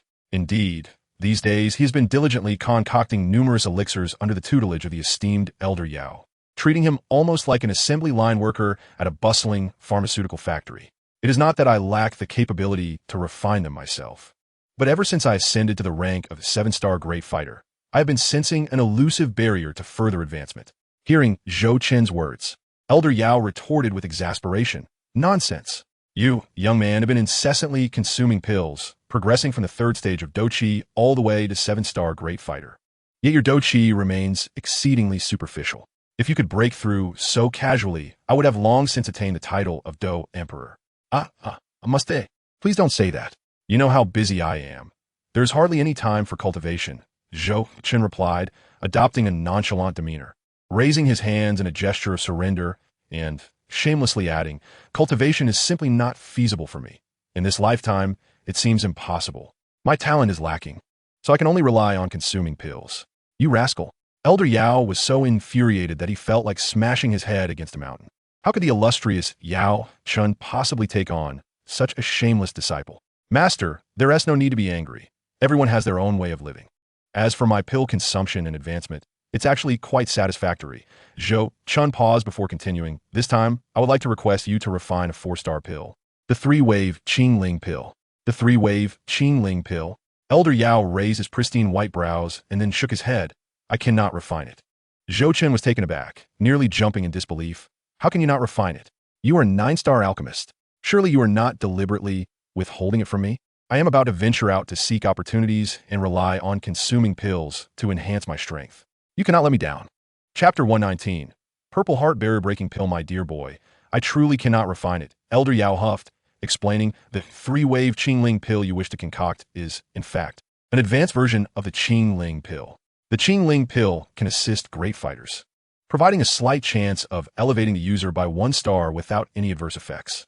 However, the Qingling pill is categorized into 3 tiers, each tier forming a ring of pill patterns. If 3 rings are formed, it becomes the highest tier, the 3-wave Qingling pill. When consumed by a great fighter, it offers a chance to temporarily elevate their power by 3 stars, albeit with a certain risk of backlash, potentially diminishing their strength by 1 to 2 stars. Upon hearing this, Zhou Chun pondered, "Are you worried about me suffering for backlash? Nonsense. You, who refuse to cultivate properly and only know how to consume pills, would deserve the backlash." Elder Yao retorted, "I genuinely cannot refine it. To concoct the 3-wave Qingling pill, 3 distinct flames are required, preferably exotic flames. As for your master, I possess only the Bone Spirit Cold Flame. Thus, I am unable to proceed." Zhou Chen nodded in understanding and pragmatically suggested, "In that case, please refine a standard Qingling pill for me. It is better than having no pills at all. Do you not possess any ambition? How can one achieve the ranks of Dozun or Dosheng by merely consuming pills?" Elder Yao, exasperated, implored as a great fighter, "You only have one opportunity to consume the Qingling pill at this level. Should you consume it again, the resistance from your body will render it a waste. If you consume a lower-tier Qingling pill now, by the time you gather the 3 flames, you will be unable to consume the 3-wave Qingling pill." Master, by the time I gather the 3 flames, my burning technique will have already advanced, and my strength may well reach Do Ling or Do Wang. What use do I have for a 3-wave Qingling pill meant for great fighters?" Zhou Chen shrugged, unfazed. Observing Zhou Chen's unwavering resolve to consume pills, Elder Yao sighed. The 3-wave Qingling pill can still be consumed at the Do Ling level. However, even if successful, it would only elevate you by 2 stars at most, and the failure rate would increase significantly. Then I shall refrain from consuming the Qingling pill for now. Do you have any other pills with similar effects?" Zhou Chen's eyes brightened as he gazed eagerly at Elder Yao, causing the latter's scalp to tingle. "There is indeed one, the Purple Heart Barrier-Breaking pill. Have you heard of it? This is a pinnacle 4-star pill, similar to the three-wave Qing pill, as it can also directly enhance strength. However, its effects are limited to the Great Fighter level. For individuals at this level, consuming a purple heart barrier-breaking pill would raise their strength by 1 star. Moreover, the most crucial aspect is that one can consume 2 purple heart barrier-breaking pills consecutively at the same level without experiencing significant resistance. What are we waiting for, Master? My ability to cultivate into Dou Ling relies entirely on you. A day later, within the cultivation chamber, Zhou Qin's body settled upon a cold jade bed. His posture relaxed as he shook his head. Expelling a breath of turbid air, Zhou Qin gradually closed his eyes, forming a meditative seal with his hands. As his chest rose and fell steadily, the surrounding tranquil space was suddenly disrupted, akin to a stone cast into a serene lake. Rippling with energy currents that visibly emanated from a void, transforming into countless strands of energy that surged towards Zhou Qin. Upon entering his body, these energies were effortlessly controlled by Zhou Qin's mind, circulating along the designated pathways of his cultivation technique. The impurities were thoroughly purified, leaving behind only a modicum of refined energy, which was instilled into the cyclone as a warm-up. Zhou Qin then retrieved the 2 purple heart barrier-breaking pills refined by Elder Yao, flicking them into his slightly parted mouth with precision. The pills dissolved instantly, and before Zhou Qin could fully process the event, they rapidly transformed into waves of increasingly potent pure energy akin to a roaring river, cascading down his throat and surging into his meridians. At that moment, as the medicinal power coursed through his channels, Zhou Qin's palm, maintaining the meditative seal, suddenly trembled. Bang! A faint muffled sound resonated from within, prompting Zhou Qin to emit a low groan, a flush creeping onto his face as his seal shifted. His mind began guiding the 3 surges of energy, tempered by Dou Qi, to swiftly circulate along the prescribed paths. Countless slender energy pillars branched out from the most robust one, rushing into various meridians, even penetrating some that Zhou Qin had never previously accessed. As the wild energy forcefully collided within, a bead of cold sweat trickled down his forehead, and Zhou Qin's face contorted in pain, hissing as the energy surged like a roaring river. The narrow meridians within him rapidly expanded, displaying fine cracks along their walls, from which a faint glow erupted, a sign of the meridians straining against the burgeoning force on the verge of bursting. Qing Yin True Art, Taiji, Xianqing Dao, Zhou Qin shouted, activating the healing cultivation technique. The azure energy surged forth, and the cracks on his meridians began to slowly close. Moments later, the fissures vanished entirely, transforming the previously narrow channels into wide, resilient pathways. It was time to break through. Zhou Qin exhaled a breath of turbid air, subtly altering his seal to compress the energy within. As he adjusted his seal, the Dou crystal within him first fell into a brief stillness before ripples began to undulate across its surface, increasing in intensity until it resembled boiling water. Red waves bubbling forth from the center of the Dou crystal. 8-star Great Fighter. Zhou Qin felt the Dou Qi barrier within him shatter, continuing to guide the surging energy.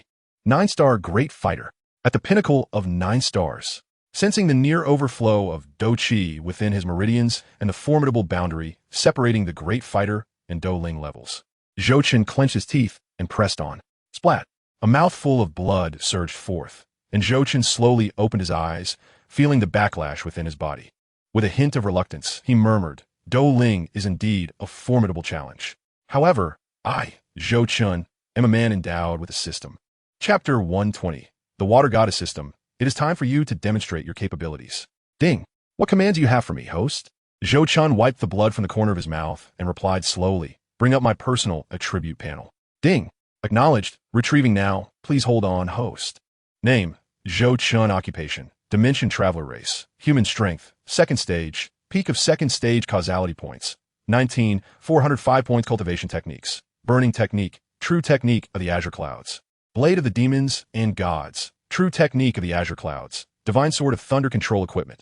Celestial Garment, Rebirth Cross System Status, 5340-510-0000 Causality Points. This system status has Zhou Qin somewhat puzzled. Ding! This is to remind the host to upgrade to the 3rd stage system as soon as possible. Oh, let us talk about that later. Let's draw a lottery first. Zhou Qin grunted non-committally, feeling that the current system was quite satisfactory. As for upgrading, that could wait. The priority was to obtain something that would allow him to safely ascend to spirit combat. contemplating the increasingly humanized tendencies of the system over these days. Zhou Chun pondered for a moment and decided to get straight to the point. System, we have been playing our little games for so many days, and there is no need for pretense anymore. I know you can control the lottery rewards, so tell me, how many causality points are required for me to break through to spirit combat? Host, you're not entirely foolish, are you? The system, having been exposed by Zhou Chun, no longer concealed its nature, transforming from its usual cold electronic voice to a lively, cute tone. Since you are so earnest in your request, I shall benevolently inform you. How many causality points? Speak quickly. Zhou Chun frowned. This system was indeed intelligent, even possessing a soul. A flat rate of 10,000 causality points. The system boldly declared. All right, let us begin the lottery. Zhou Chun could not be bothered to haggle. After all, he was accustomed to the system's tricks. Ding. Acknowledged processing. Ding. The host has specified the effect, drawing once, deducting 10,000 causality points. Ding. Obtained a third stage item, Blessing of the Water Goddess.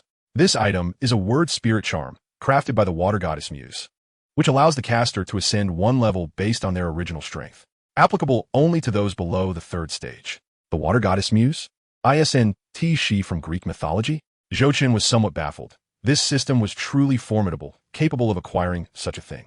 As he gazed at the charm inscribed with a pool of clear water, Zhou Chun examined it thoroughly, perplexed. System, how do I use this?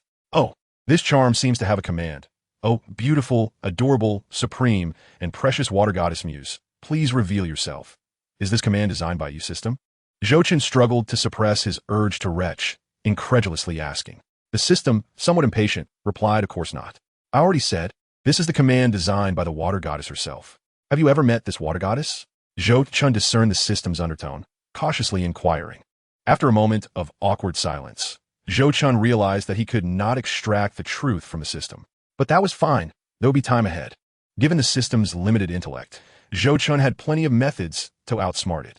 Raising the charm in his hand, Zhou Chun suppressed his nausea and pronounced clearly, Oh, beautiful, adorable, supreme, and precious Water Goddess Muse, please reveal yourself. With a dazzling radiance emanating from the charm's surface, the inscribed pool of water gradually expanded, transforming into a genuine spring, rippling with movement. As the water surged, a stunning woman adorned with a delicate floral crown and clad in a standard ancient Greek Athenian shoulder garment emerged from the depths. Is this the Water Goddess? Indeed, she resembles a spring of pure water. Sir, please avert your impure gaze, the Water Goddess admonished as she perceived Zhou Chun's rather peculiar gaze. However, her voice was as gentle and melodious as pearls cascading on jade plates, evoking no sense of divine wrath. Good morning, goddess. Zhou Chun, feeling awkward, was unsure of what to say and merely greeted her. The Water Goddess, taken aback by his salutation, glanced at the sky outside and hesitantly remarked, It seems to be evening in this dimension, does it not? Yes, good evening. Zhou Chun shamelessly added, Good evening. Perhaps having never encountered someone as unabashed as Zhou Chun, the Water Goddess, with her flawless beauty, adopted a serious demeanor and stated, Sir, you summoned me to enhance your strength. Are you prepared to fulfill your promise? What promise? Zhou Chun was somewhat bewildered. Had he not already spent 10,000 causality points? Why were there additional conditions? System, come out here. What is this promise about? System, don't be a coward. Get out here. After silently shouting several times with no response from the system, Zhou Chun looked at the increasingly displeased expression of the Water Goddess and resignedly said, What are your requirements? You may as well lay them out. Seeing Zhou Chun relent, the Water Goddess also sighed in relief. She had invoked what was said to be an ancient deity of immense power throughout the multiverse, expending countless faith energies and precious divine offerings to find a method to communicate with this dimension traveler. In the exceedingly secret of legends, it was said that there was only one dimension traveler in the entire multiverse, and only upon the death of the previous one could the next take their place. Given this young fellow's low strength, it seemed the last dimension traveler had died not long ago. She had no choice but to pay a great price to traverse countless dimensions to this place, seeking the assistance of the dimension traveler. It appeared that if she wanted help, she would have to wait a long time. However, according to her deceased grandfather, the Sky God, dimension travelers experienced rapid strength growth and possessed many mysterious yet immensely powerful means, often capable of defeating a deity within just a few years. A few years was a wait she could endure. Understanding this, the Water Goddess's initially disappointed mood warmed up, and her tone softened as she said, Sir, As a condition for enhancing your strength, I hope to receive your assistance in the foreseeable future. Assist you? Zhouchen was puzzled. Did the water goddess not see that his current strength was abysmally low? What could he possibly do that even she, a deity, could not accomplish? As if hearing Zhouchen's thoughts, the water goddess gently replied, "You are one of the few dimension travelers in the multiverse. Even if you are at a low point now, you will soon flourish." "Oh fine, I agree. Now, immediately, enhance my strength."